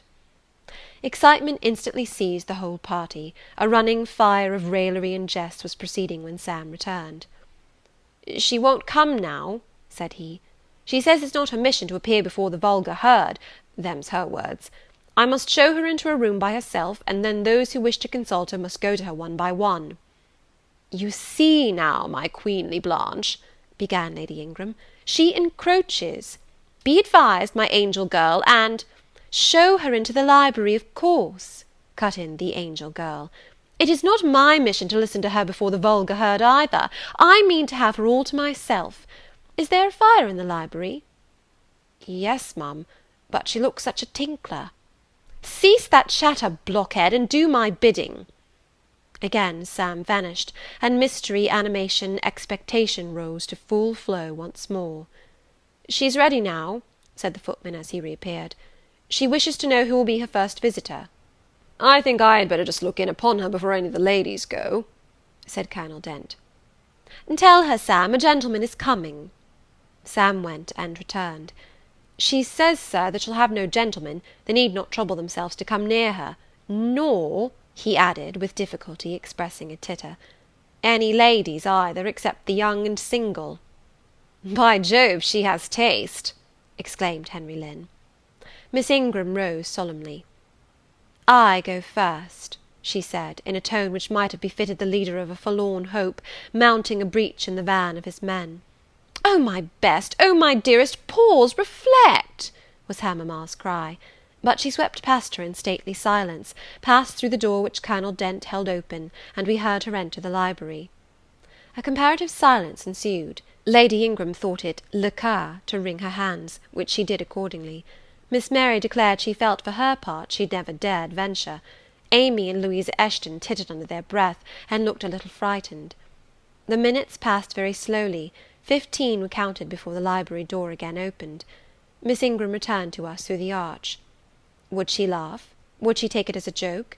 All eyes met her with a glance of eager curiosity, and she met all eyes with one of coldness and rebuff. She looked neither flurried nor merry. She walked stiffly to her seat and took it in silence. "Well, Blanche," said Lord Ingram. "What did she say, sister?" asked Mary. "What did you think? How do you feel? Is she a real fortune-teller?" demanded the Mrs. Eshton. Now, good people," returned Miss Ingram, "don't press upon me. Really, your organs of wonder and credulity are easily excited. You seem, by the importance of you all, my good mamma included, ascribed to this matter, absolutely to believe we have a genuine witch in the house, who is in close alliance with the old gentleman. I have seen a gipsy vagabond. She has practised in hackneyed fashion the science of palmistry, and told me what such people usually tell. My whim is gratified, and now I think Mr. Eshton would do well to put the hag in the stocks to-morrow morning, as he threatened." Miss Ingram took a book, leant back in her chair, and so declined further conversation. I watched her for nearly half an hour. During all that time she never turned a page, and her face grew momently darker, more dissatisfied, and more sourly expressive of disappointment. She had obviously not heard anything to her advantage, and it seemed to me, from her prolonged fits of gloom and taciturnity, that she herself, notwithstanding her professed indifference, attached undue importance to whatever revelations had been made her. Meantime, Mary Ingram, Amy and Louisa Eshton declared they dared not go alone, and yet they all wished to go. A negotiation was opened through the medium of the ambassador, Sam, and after much pacing to and fro, till, I think, the said Sam's calves must have ached with the exercise, permission was at last, with great difficulty, extorted from the rigorous Sybil for the 3 to wait upon her in a body. Their visit was not so still as Miss Ingram's had been. We heard hysterical giggling and little shrieks proceeding from the library, and at the end of about 20 minutes they burst the door open, and came running across the hall as if they were half scared out of their wits. "I am sure she is something not right," they cried, one and all. "She told us such things! She knows all about us!" And they sank breathless into the various seats the gentlemen hastened to bring them. Pressed for further explanation, they declared she had told them of things they had said and done when they were mere children, described books and ornaments they had in their boudoirs at home, keepsakes that different relations had presented to them. They affirmed that she had even divined their thoughts, and had whispered in the ear of each the name of the person she liked best in the world, and informed them of what they most wished for. Here the gentlemen interposed with earnest petitions to be further enlightened on these 2 last-named points, but they got only blushes, ejaculations, tremors, and titters, in return for their importunity. The matrons, meantime, offered vinaigrettes and wielded fans, and again reiterated the expression of their concern that their warning had not been taken in time, and the elder gentlemen laughed, and the younger urged their services on the agitated fair ones. In the midst of the tumult, and while my eyes and ears were fully engaged in the scene before me, I heard a hem close at my elbow. I turned, and saw Sam. "If you please, miss, the gipsy declares that there is another young single lady in the room who has not been to her yet, and she swears she will not go till she has seen all. I thought it must be you, there is no one else for it. What shall I tell her?" "Oh, I will go by all means," I answered, and I was glad of the unexpected opportunity to gratify my much excited curiosity. I slipped out of the room, unobserved by any eye, for the company were gathered in one mass about the trembling trio just returned, and I closed the door quietly behind me. "If you like, miss," said Sam, "I'll wait in the hall for you, and if she frightens you, just call and I'll come in." "No, Sam, return to the kitchen. I am not in the least afraid." Nor was I, but I was a good deal interested and excited. End of chapter 18. Chapter 19 of Jane Eyre. The library looked tranquil enough as I entered it, and the Sybil, if Sybil she were, was seated snugly enough in an easy chair at the chimney corner. She had on a red cloak and a black bonnet, or rather a broad-brimmed gypsy hat, tied down with a striped handkerchief under her chin. An extinguished candle stood on the table. She was bending over the fire, and seemed reading in a little black book, like a prayer book, by the light of the blaze. She muttered the words to herself, as most old women do while she read. She did not desist immediately on my entrance. It appeared she wished to finish a paragraph. I stood on the rug and warmed my hands, which were rather cold with sitting at a distance from the drawing-room fire. I felt now as composed as ever I did in my life. There was nothing, indeed, in the gypsy's appearance to trouble one's calm. She shut her book and looked slowly up. Her hat brim partially shaded her face, yet I could see, as she raised it, that it was a strange one. It looked all brown and black. Elf-locks bristled out from beneath a white band which passed under her chin, and came half over her cheeks, or rather jaws. Her eye confronted me at once with a bold and direct gaze. "Well, and you want your fortune told?" she said, in a voice as decided as her glance, as harsh as her features. "I don't care about it, mother. You may please yourself, but I ought to warn you I have no faith." "It's like your impudence to say so. I expected it of you. I heard it in your step as you crossed the threshold." "Did you? You've a quick ear." "I have, and a quick eye, and a quick brain." "You need them all in your trade." "I do, especially when I've customers like you to deal with. Why don't you tremble?" "I'm not cold." "Why don't you turn pale?" "I am not sick." "Why don't you consult my art?" "I'm not silly." The old crone knitted a laugh under her bonnet and bandage. She then drew out a short black pipe, and lighting it, began to smoke. Having indulged a while in this sedative, she raised her bent body, took the pipe from her lips, and while gazing steadily at the fire, said very deliberately, "You are cold, you are sick, and you are silly." "Prove it," I rejoined. "I will, in a few words. You are cold because you are alone. No contact strikes the fire from you that is in you. You are sick because the best of feelings, the highest and the sweetest given to man, keeps far away from you. You are silly because, suffer as you may, you will not beckon it to approach, nor will you stir one step to meet it where it waits you." She again put a short black pipe to her lips, and renewed her smoking with vigour. "You might say all that to almost any one who you knew lived as a solitary dependent in a great house." "I might say it to almost any one, but would it be true of almost any one?" "In my circumstances." "Yes, just so in your circumstances, but find me another precisely placed as you are." "It would be easy to find you thousands." "You could scarcely find me one. If you knew it, you are peculiarly situated. Very near happiness, yes, within reach of it. The materials are all prepared. There only wants a movement to combine them. Chance laid them somewhat apart. Let them be once approached, and bliss results." "I don't understand enigmas. I never could guess a riddle in my life." "If you wish me to speak more plainly, show me your palm." "And I must cross it with silver, I suppose?" "To be sure." I gave her a shilling. She put it into an old stocking-foot which she took out of her pocket, and having tied it round and returned it, she told me to hold out my hand. I did. She approached her face to the palm, and pored over it without touching it. "It is too fine," said she. "I can make nothing of such a hand as that, almost without lines. Besides, what is in a palm? Destiny is not written there." "I believe you," I said.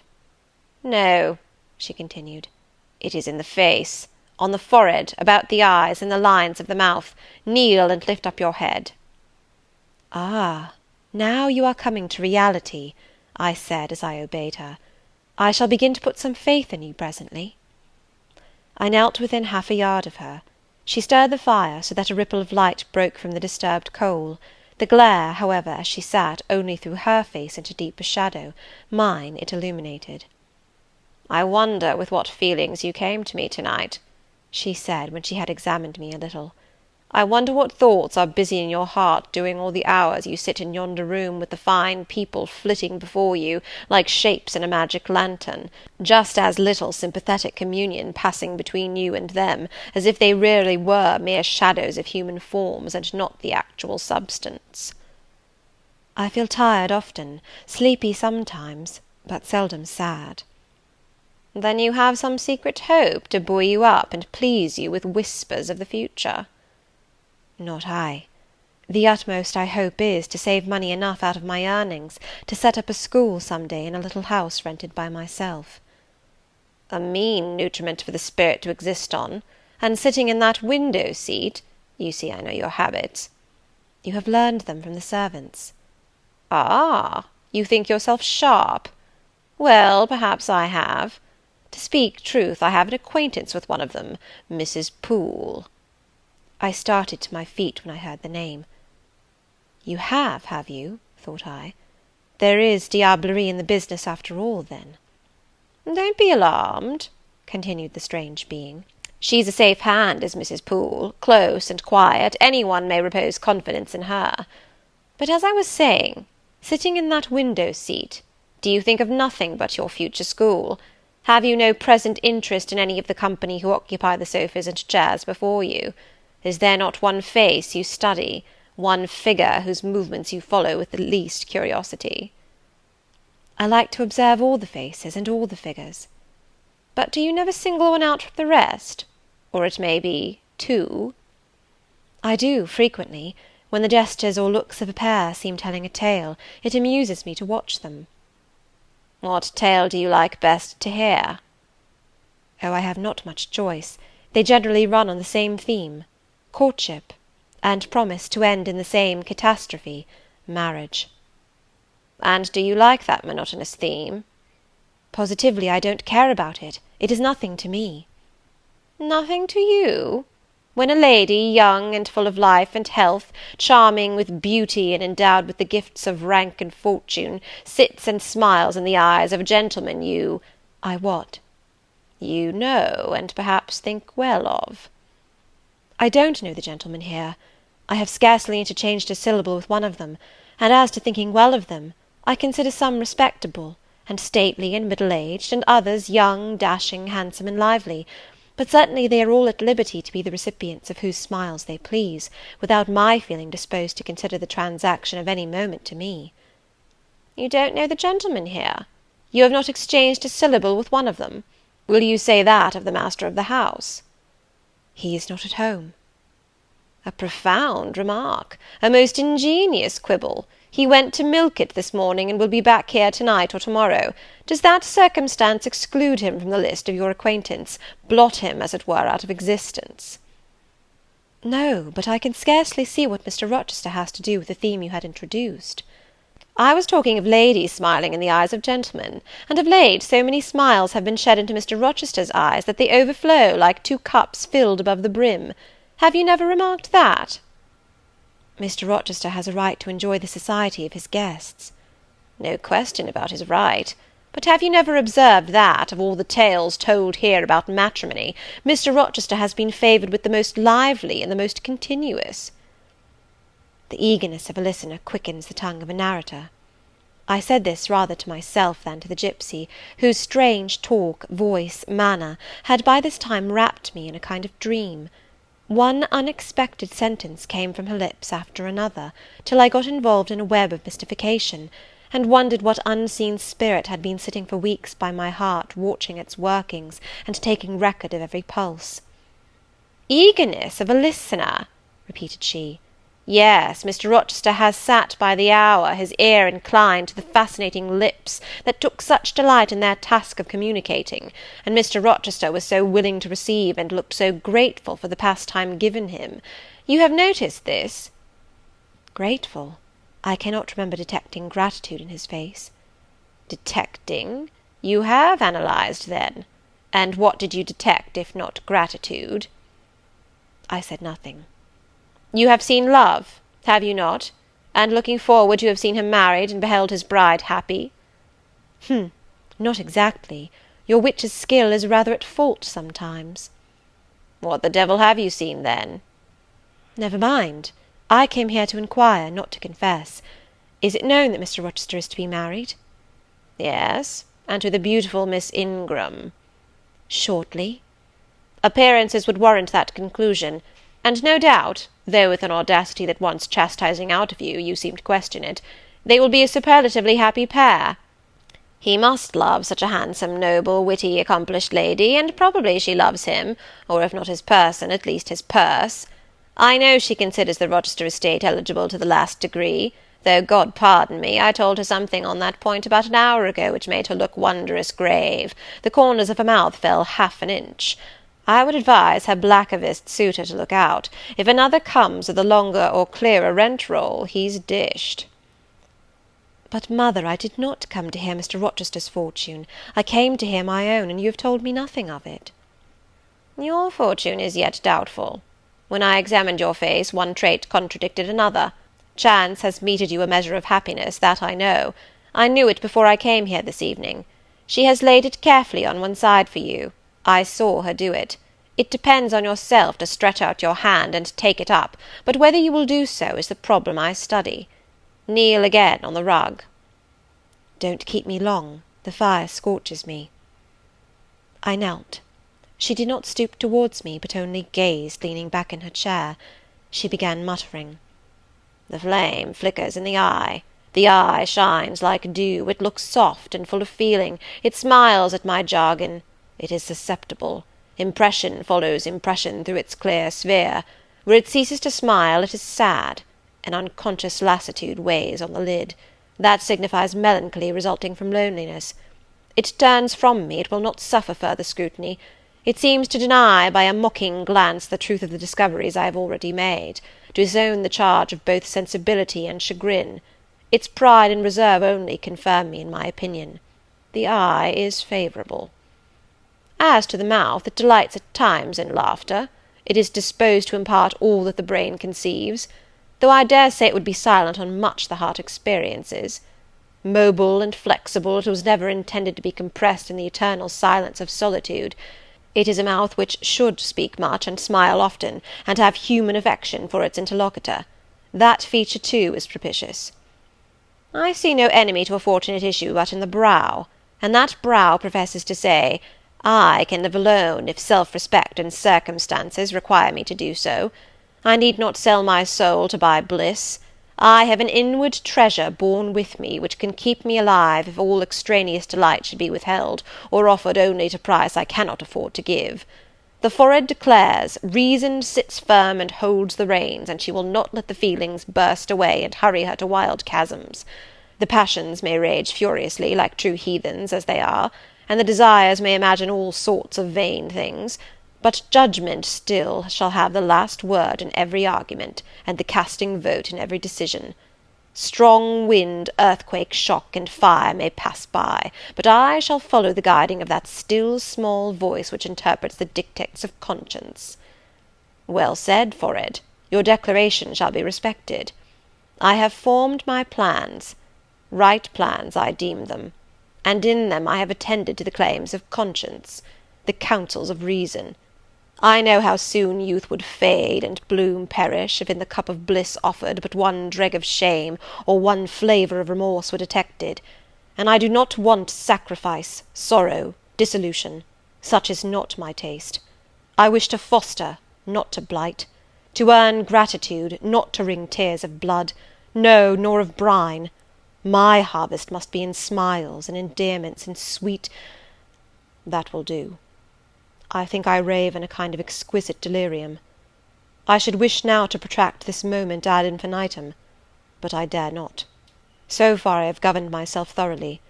I have acted as I inwardly swore I would act, but further might try me beyond my strength. Rise, Miss Eyre. Leave me. The play is played out. Where was I? Did I wake or sleep? Had I been dreaming? Did I dream still? The old woman's voice had changed. Her accent, her gesture, and all were familiar to me as my own face in a glass, as the speech of my own tongue. I got up, but did not go. I looked, I stirred the fire, and I looked again. But she drew her bonnet and her bandage closer about her face, and again beckoned me to depart. The flame illuminated her hand stretched out. Roused now, and on the alert for discoveries, I at once noticed that hand. It was no more the withered limb of eld than my own. It was a round, supple member, with smooth fingers symmetrically turned. A broad ring flashed on the little finger, and stooping forward, I looked at it, and saw a gem I had seen 100 times before. Again I looked at the face, which was no longer turned from me. On the contrary, the bonnet was doffed, the bandage displaced, the head advanced. "Well, Jane, do you know me?" asked the familiar voice. "Only take off the red cloak, sir, and then—" "But the string is in a knot. Help me." "Break it, sir." "There, then. Off, ye lendings!"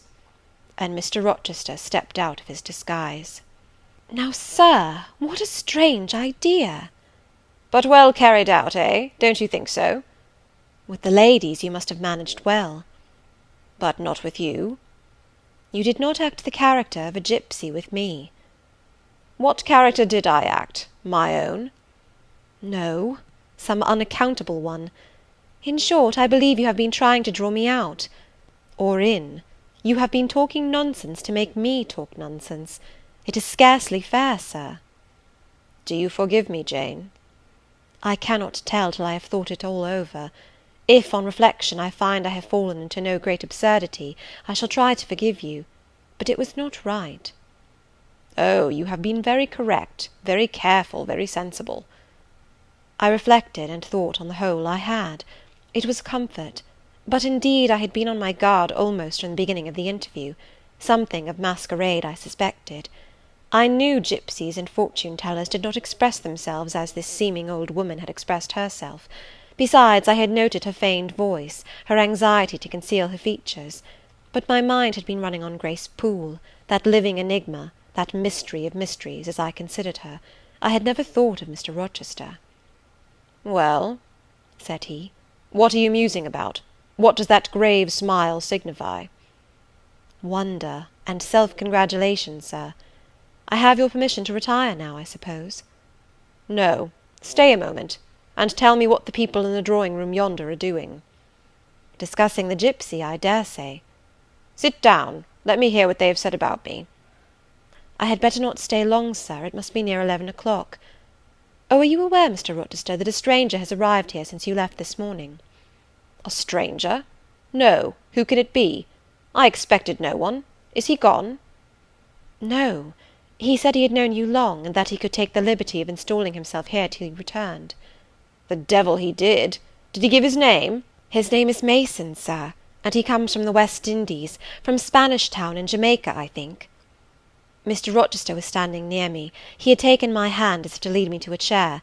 As I spoke, he gave my wrist a convulsive grip, the smile on his lips froze, apparently a spasm caught his breath. "Mason, the West Indies!" he said, in the tone one might fancy a speaking automaton to announce its single words.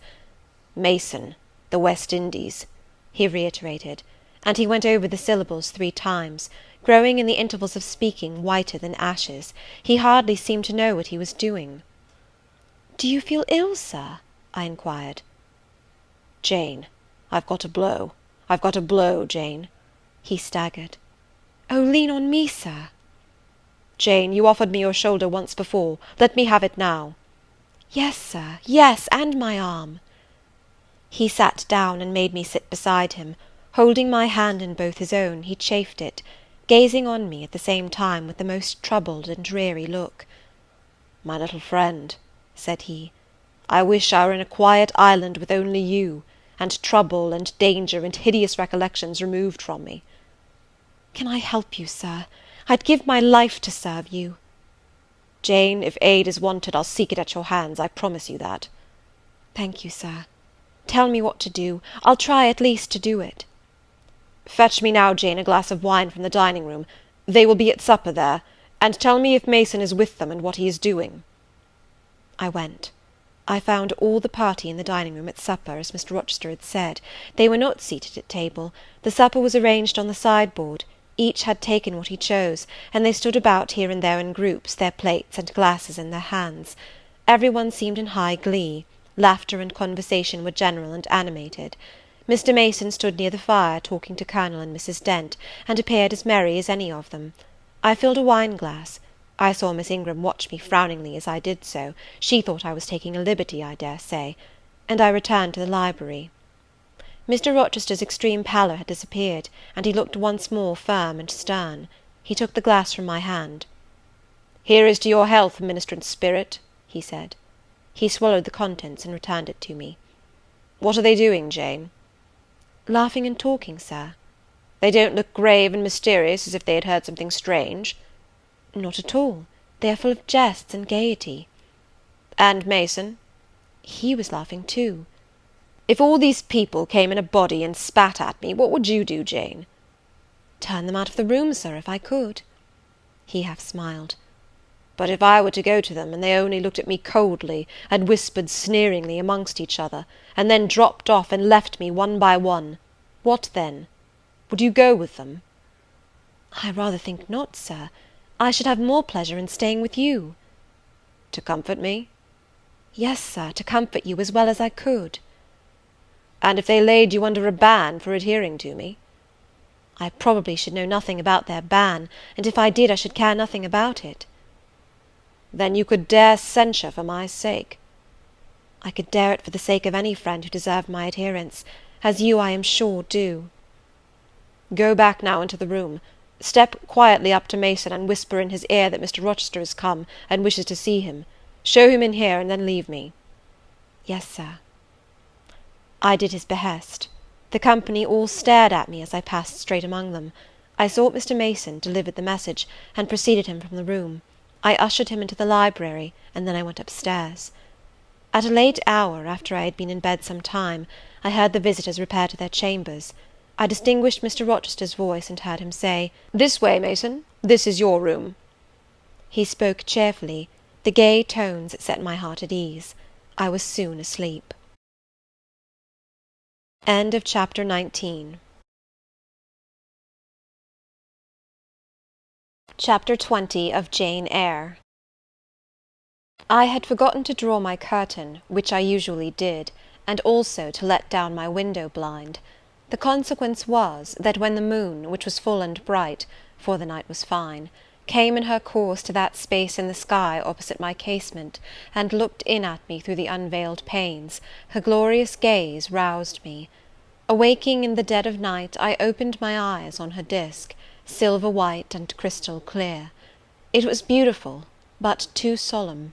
I half rose, and stretched my arm to draw the curtain. Good God! What a cry! The night, its silence, its rest, was rent in twain by a savage, a sharp, a shrilly sound that ran from end to end of Thornfield Hall. My pulse stopped. My heart stood still. My stretched arm was paralyzed. The cry died, and was not renewed. Indeed, whatever being uttered that fearful shriek could not soon repeat it. Not the widest winged condor in the Andes could, twice in succession, send out such a yell from the cloud shrouding his eyrie. The thing delivering such utterance must rest ere it could repeat the effort. It came out of the third story, for it passed overhead. And overhead, yes, in the room just above my chamber ceiling, I now heard a struggle, a deadly one it seemed from the noise, and a half-smothered voice shouted, "Help! Help! Help!" 3 times rapidly. "Will no one come?" it cried. And then, while the staggering and stamping went on wildly, I distinguished through plank and plaster, "Rochester! Rochester! For God's sake, come!" A chamber door opened. Some one ran or rushed along the gallery. Another step stamped on the flooring above, and something fell, and there was silence. I had put on some clothes. Though horror shook all my limbs, I issued from my apartment. The sleepers were all aroused. Ejaculations, terrified murmurs sounded in every room. Door after door unclosed. One looked out, and another looked out. The gallery filled. Gentlemen and ladies alike had quitted their beds, and "Oh, what is it?" "Who is hurt?" "What has happened?" "Fetch a light." "Is it fire?" "Are there robbers?" "Where shall we run?" was demanded confusedly on all hands. But for the moonlight they would have been in complete darkness. They ran to and fro, they crowded together, some sobbed, some stumbled, the confusion was inextricable. "Where the devil is Rochester?" cried Colonel Dent. "I cannot find him in his bed." "Here, here," was shouted in return. "Be composed, all of you, I'm coming." And the door at the end of the gallery opened, and Mr. Rochester advanced with a candle. He had just descended from the upper story. One of the ladies ran to him directly. She seized his arm. It was Miss Ingram. "What awful event has taken place?" said she. "Speak, let us know the worst at once." "But don't pull me down or strangle me," he replied, for the Misses Eshton were clinging about him now, and the two dowagers, in vast white wrappers, were bearing down on him like ships in full sail. "All right, all's right," he cried. "It's a mere rehearsal of Much Ado about Nothing. Ladies, keep off, or I shall wax dangerous." And dangerous he looked. His black eyes darted sparks. Calming himself by an effort, he added, "A servant has had the nightmare, that is all. She's an excitable, nervous person. She construed her dream into an apparition, or something of the sort, no doubt, and has taken a fit with fright. Now then, I must see you all back into your rooms, for till the house is settled she cannot be looked after. Gentlemen, have the goodness to set the ladies the example. Miss Ingram, I am sure you will not fail in evincing superiority to idle terrors. Amy and Louisa, return to your nests like a pair of doves, as you are. Madame," to the dowagers, "you will take cold to a dead certainty if you stay in this chill gallery any longer." And so, by dint of alternate coaxing and commanding, he contrived to get them all once more enclosed in their separate dormitories. I did not wait to be ordered back to mine, but retreated unnoticed, as unnoticed I had left it. Not, however, to go to bed. On the contrary, I began and dressed myself carefully. The sounds I had heard after the scream, and the words that had been uttered, had probably been heard only by me, for they had proceeded from the room above mine; but they assured me that it was not a servant's dream which had thus struck horror through the house, and that the explanation Mr. Rochester had given was merely an invention framed to pacify his guests. I dressed, then, to be ready for emergencies. When dressed, I sat a long time by the window, looking out over the silent grounds and silvered fields, and waiting for I knew not what. It seemed to me that some event must follow the strange cry, struggle, and call. No. Stillness returned. Each murmur and movement ceased gradually, and in about an hour Thornfield Hall was again as hushed as a desert. It seemed that sleep and night had resumed their empire. Meantime the moon declined. She was about to set. Not liking to sit in the cold and darkness, I thought I would lie down on my bed, dressed as I was. I left the window, and moved with little noise across the carpet. As I stooped to take off my shoes, a cautious hand tapped low at the door. "Am I wanted?" I asked. "Are you up?" asked the voice I expected to hear, viz., my master's. "Yes, sir." "And dressed?" "Yes." "Come out, then, quietly." I obeyed. Mr. Rochester stood in the gallery holding a light. "I want you," he said. "Come this way. Take your time, and make no noise." My slippers were thin.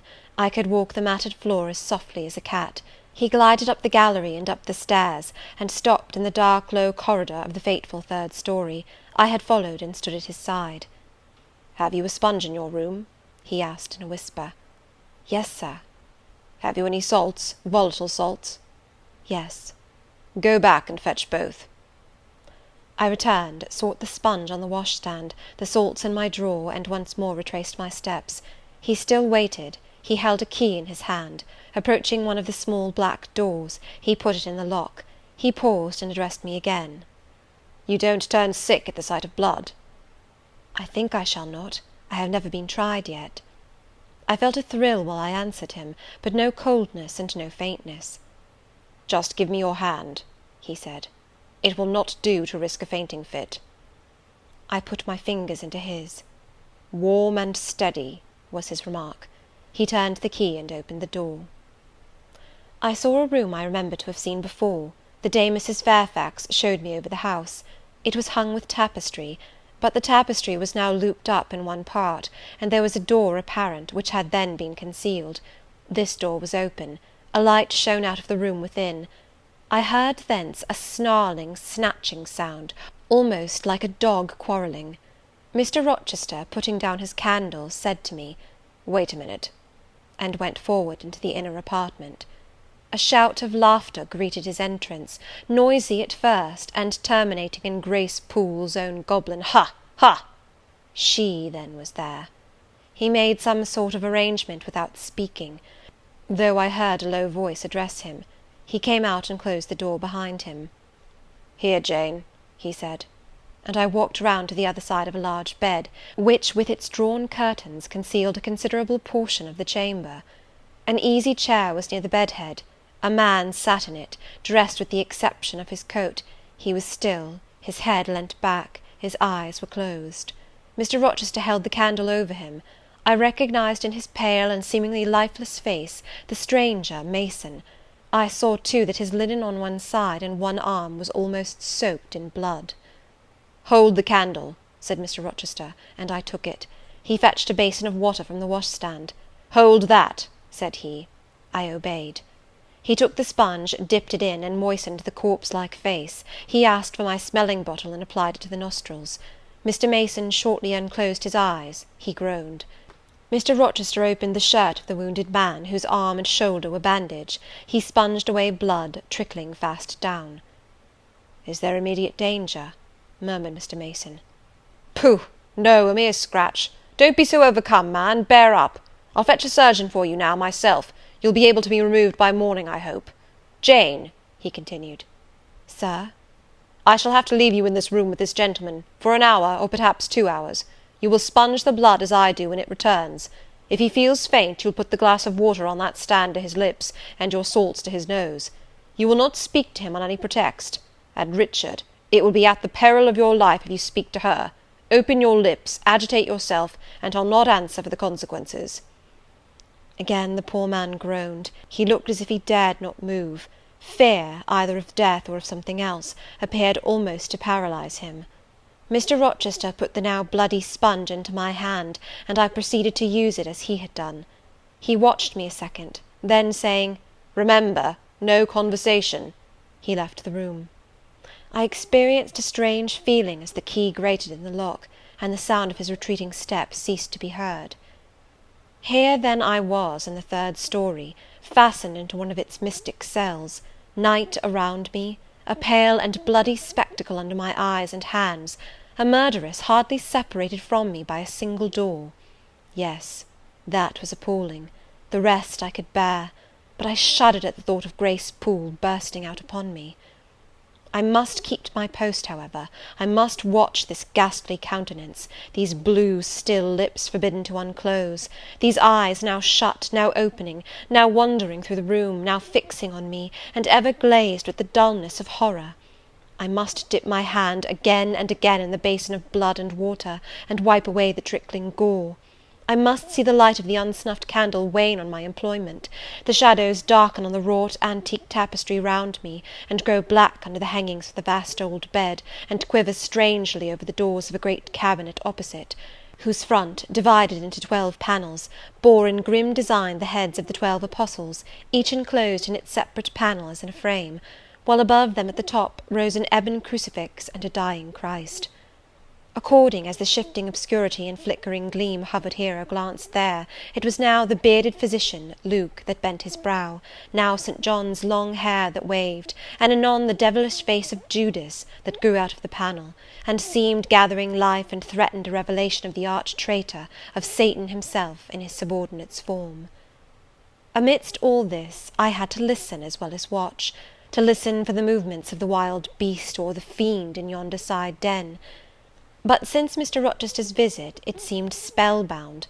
All the night I heard but 3 sounds at 3 long intervals, a step creak, a momentary renewal of the snarling canine noise, and a deep human groan. Then my own thoughts worried me. What crime was this that lived incarnate in this sequestered mansion, and could neither be expelled nor subdued by the owner? What mystery that broke out now in fire and now in blood, at the deadest hours of night? What creature was it that, masked in an ordinary woman's face and shape, uttered the voice, now of a mocking demon, and anon of a carrion-seeking bird of prey? And this man I bent over, this commonplace, quiet stranger, how had he become involved in the web of horror? And why had the fury flown at him? What made him seek this quarter of the house at an untimely season, when he should have been asleep in bed? I had heard Mr. Rochester assign him an apartment below. What brought him here? And why now was he so tame under the violence or treachery done him? Why did he so quietly submit to the concealment Mr. Rochester enforce? Why did Mr. Rochester enforce this concealment? His guest had been outraged, his own life on a former occasion had been hideously plotted against, and both attempts he smothered in secrecy and sank in oblivion. Lastly, I saw Mr. Mason was submissive to Mr. Rochester, that the impetuous will of the latter held complete sway over the inertness of the former. The few words which had passed between them assured me of this. It was evident that in their former intercourse the passive disposition of the one had been habitually influenced by the active energy of the other. Whence then had arisen Mr. Rochester's dismay when he heard of Mr. Mason's arrival? Why had the mere name of this unresisting individual, whom his word now sufficed to control like a child, fallen on him, a few hours since, as a thunderbolt might fall on an oak? Oh, I could not forget his look and his paleness when he whispered, "Jane, I have got a blow. I have got a blow, Jane." I could not forget how the arm had trembled which he rested on my shoulder, and it was no light matter which could thus bow the resolute spirit and thrill the vigorous frame of Fairfax Rochester. "When will he come? When will he come?" I cried inwardly, as the night lingered and lingered, as my bleeding patient drooped, moaned, sickened, and neither day nor aid arrived.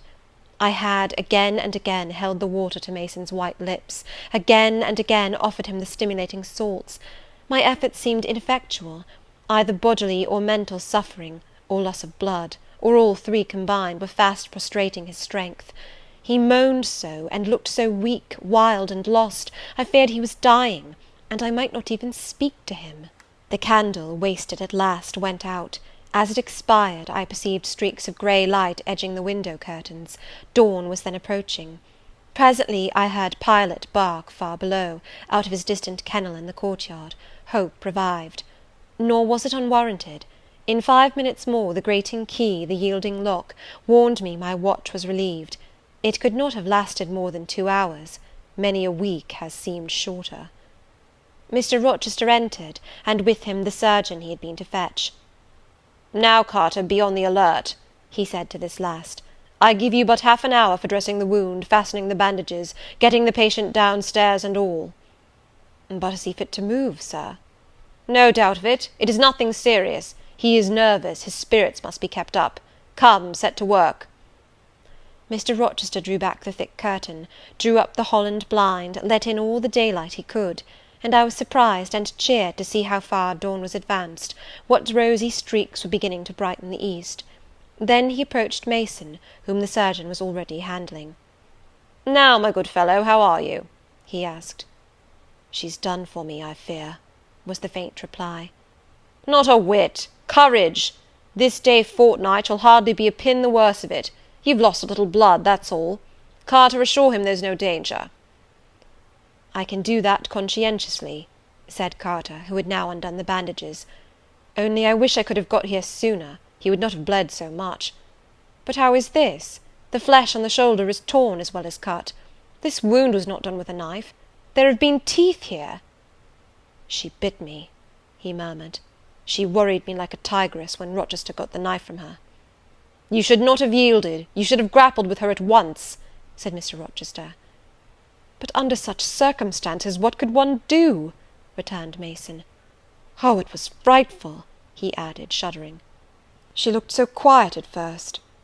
"I warned you," was his friend's answer. "I said, be on your guard when you go near her. Besides, you might have waited till tomorrow and had me with you. It was mere folly to attempt the interview tonight, and alone." "I thought I could have done some good." You thought! Yes, it makes me impatient to hear you.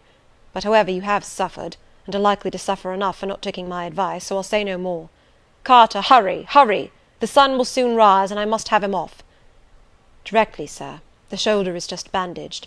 I must look to this other wound in the arm. She has had her teeth here too, I think." "She sucked the blood. She said she'd drain my heart," said Mason. I saw Mr. Rochester shudder.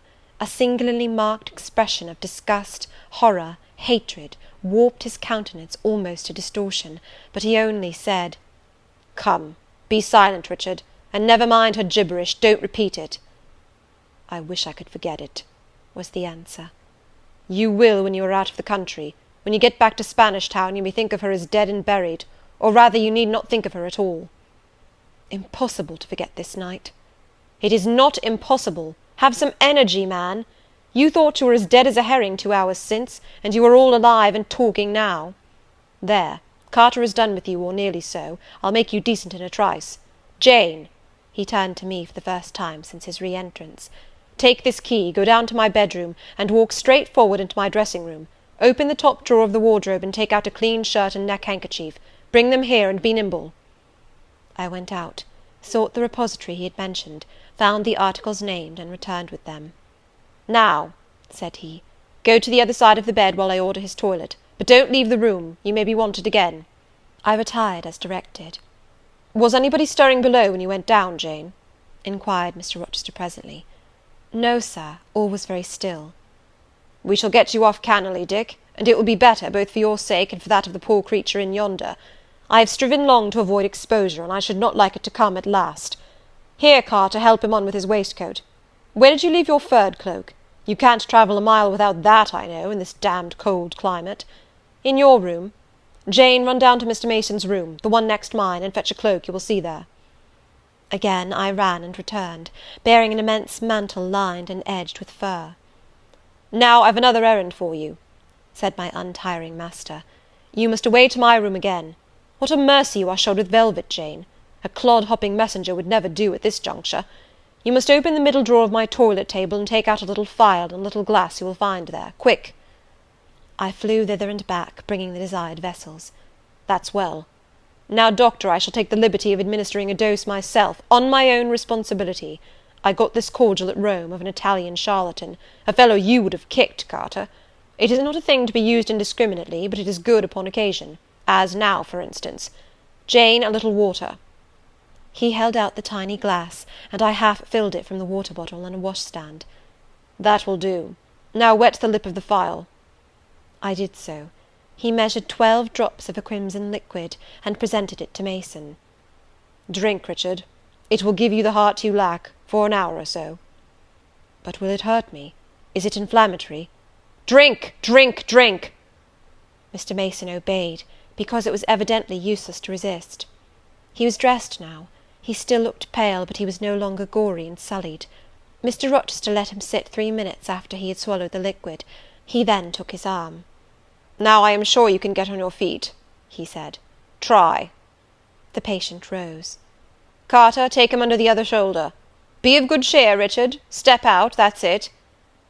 "I do feel better," remarked Mr. Mason. "I am sure you do. Now, Jane, trip on before us away to the back stairs. Unbolt the side passage door, and tell the driver of the post-chaise you will see in the yard, or just outside, for I told him not to drive his rattling wheels over the pavement, to be ready, we are coming. And, Jane, if any one is about, come to the foot of the stairs and hem." It was by this time 5:30, and the sun was on the point of rising, but I found the kitchen still dark and silent. The side passage door was fastened. I opened it with as little noise as possible. All the yard was quiet, but the gates stood wide open, and there was a post-chaise, with horses ready harnessed, and the driver seated on the box, stationed outside. I approached him, and said the gentlemen were coming. He nodded. Then I looked carefully round and listened. The stillness of early morning slumbered everywhere. The curtains were yet drawn over the servants' chamber windows. Little birds were just twittering in the blossom-blanched orchard trees, whose boughs drooped like white garlands over the wall enclosing one side of the yard. The carriage horses stamped from time to time in their closed stables. All else was still. The gentlemen now appeared. Mason, supported by Mr. Rochester and the surgeon, seemed to walk with tolerable ease. They assisted him into the chaise. Carter followed. "Take care of him," said Mr. Rochester to the latter, "and keep him at your house till he is quite well. I shall ride over in a day or two to see how he gets on. Richard, how is it with you?" "The fresh air revives me, Fairfax." "Leave the window open on his side, Carter. There is no wind. Good-bye, Dick." "Fairfax." "Well, what is it?" "Let her be taken care of. Let her be treated as tenderly as may be. Let her—" He stopped, and burst into tears. "I do my best. and have done it, and will do it," was the answer. He shut up the chaise door, and the vehicle drove away. "Yet would to God there was an end of all this," added Mr. Rochester, as he closed and barred the heavy yard gates. This done, he moved with slow step and abstracted air towards a door in the wall bordering the orchard. I, supposing he had done with me, prepared to return to the house. Again, however, I heard him call, "Jane." He had opened the portal, and stood at it, waiting for me. "Come where there is some freshness for a few moments," he said. "That house is a mere dungeon. Don't you feel it so?" "It seems to me a splendid mansion, sir." "The glamour of inexperience is over your eyes," he answered, "and you see it through a charmed medium. You cannot discern that the gilding is slime, and the silk draperies cobwebs, that the marble is sordid slate, and the polished woods mere refuse chips and scaly bark. Now here," he pointed to the leafy enclosure we had entered, "all is real, sweet, and pure." He strayed down a walk edged with box, with apple trees, pear trees, and cherry trees on one side, and a border on the other full of all sorts of old-fashioned flowers, stocks, sweet williams, primroses, pansies, mingled with southernwood, sweetbriar, and various fragrant herbs. They were fresh now as a succession of April showers and gleams, followed by a lovely spring morning, could make them. The sun was just entering the dappled east, and his light illumined the wreathed and dewy orchard trees, and shone down the quiet walks under them. "Jane, will you have a flower?" He gathered a half-blown rose, the first on the bush, and offered it to me. "Thank you, sir." "Do you like this sunrise, Jane? That sky with its high and light clouds, which are sure to melt away as the day waxes warm, this placid and balmy atmosphere?" "I do, very much." "You have passed a strange night, Jane." "Yes, sir." "And it has made you look pale. Were you afraid when I left you alone with Mason?" "I was afraid of some one coming out of the inner room." "But I had fastened the door. I had the key in my pocket. I should have been a careless shepherd if I had left a lamb, my pet lamb, so near a wolf's den unguarded. You were safe." "Will Grace Poole live here still, sir?" "Oh, yes, don't trouble your head about her. Put the thing out of your thoughts." "Yet it seems to me your life is hardly secure while she stays."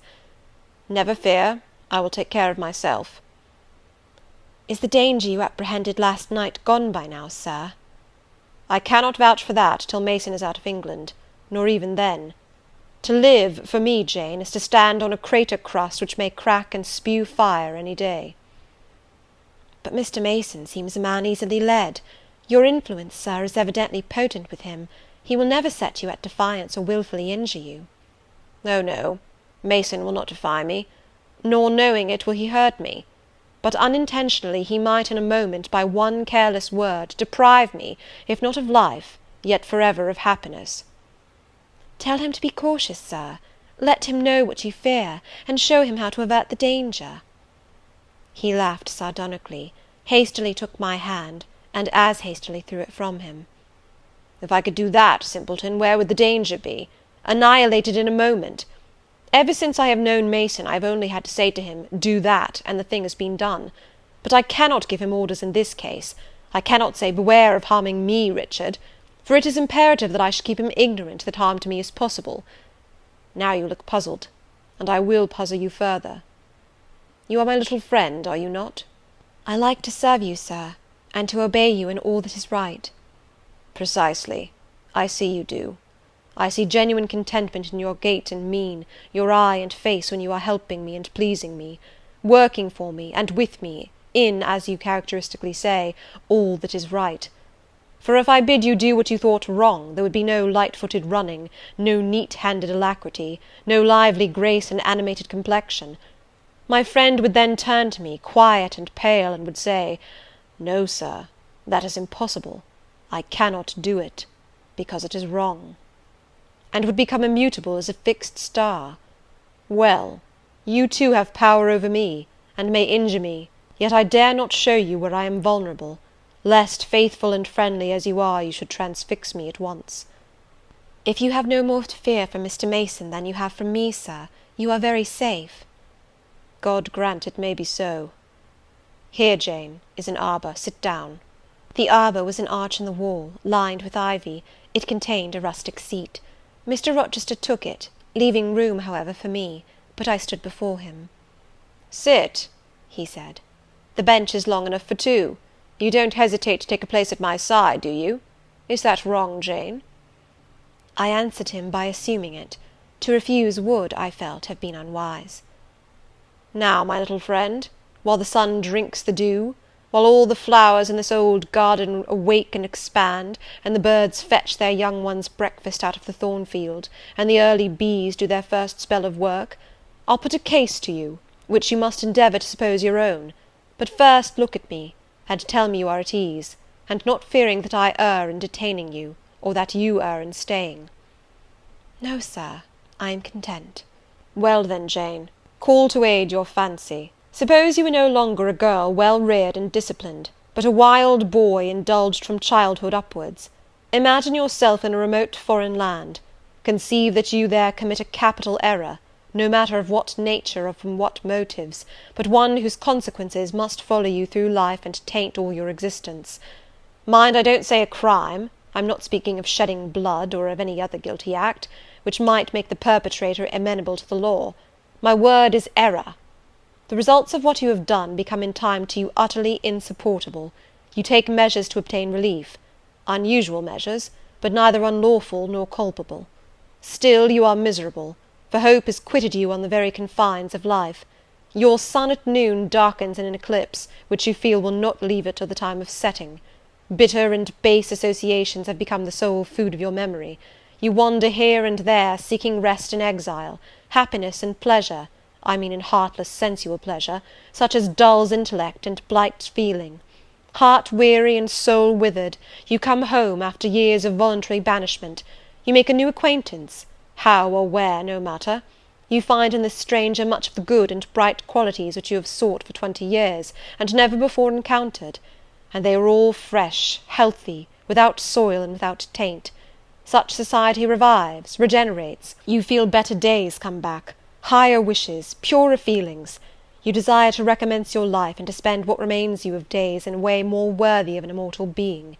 To attain this end, are you justified in overleaping an obstacle of custom, a mere conventional impediment which neither your conscience sanctifies nor your judgment approves?" He paused for an answer, and what was I to say? Oh, for some good spirit to suggest a judicious and satisfactory response! Vain aspiration! The west wind whispered in the ivy round me, but no gentle Ariel borrowed its breath as a medium of speech. The birds sang in the tree-tops, but their song, however sweet, was inarticulate. Again Mr. Rochester propounded his query. "Is the wandering and sinful, but now rest-seeking and repentant man, justified in daring the world's opinion in order to attach him for ever this gentle, gracious, genial stranger, thereby securing his own peace of mind and regeneration of life?" "Sir," I answered, "a wanderer's repose or a sinner's reformation should never depend on a fellow creature. Men and women die, philosophers falter in wisdom, and Christians in goodness. If any one you know has suffered and erred, let him look higher than his equals for strength to amend and solace to heal." "But the instrument, the instrument! God, who does the work, ordains the instrument. I have myself, I tell it to you without parable, been a worldly, dissipated, restless man, and I believe I have found the instrument for my cure in—" He paused. The birds went on carolling, the leaves lightly rustling. I almost wondered they did not check their songs and whispers to catch this suspended revelation; but they would have had to wait many minutes, so long was the silence protracted. At last I looked up at the tardy speaker. He was looking eagerly at me. "Little friend," said he, in quite a changed tone, while his face changed too, losing all its softness and gravity, and becoming harsh and sarcastic, "you have noticed my tender penchant for Miss Ingram. Don't you think if I married her, she would regenerate me with a vengeance?"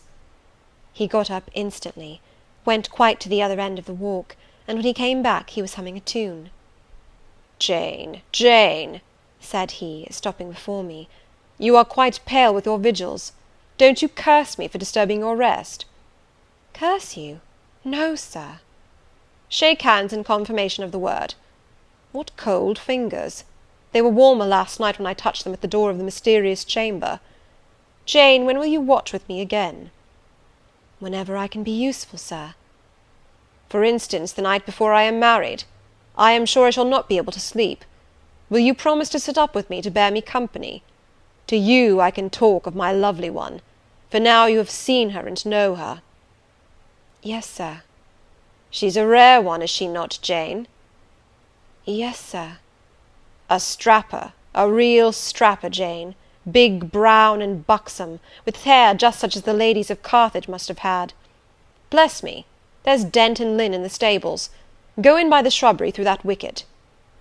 As I went one way, he went another, and I heard him in the yard saying cheerfully, "Mason got the start of you all this morning. He was gone before sunrise. I rose at 4 to see him off." End of chapter 20.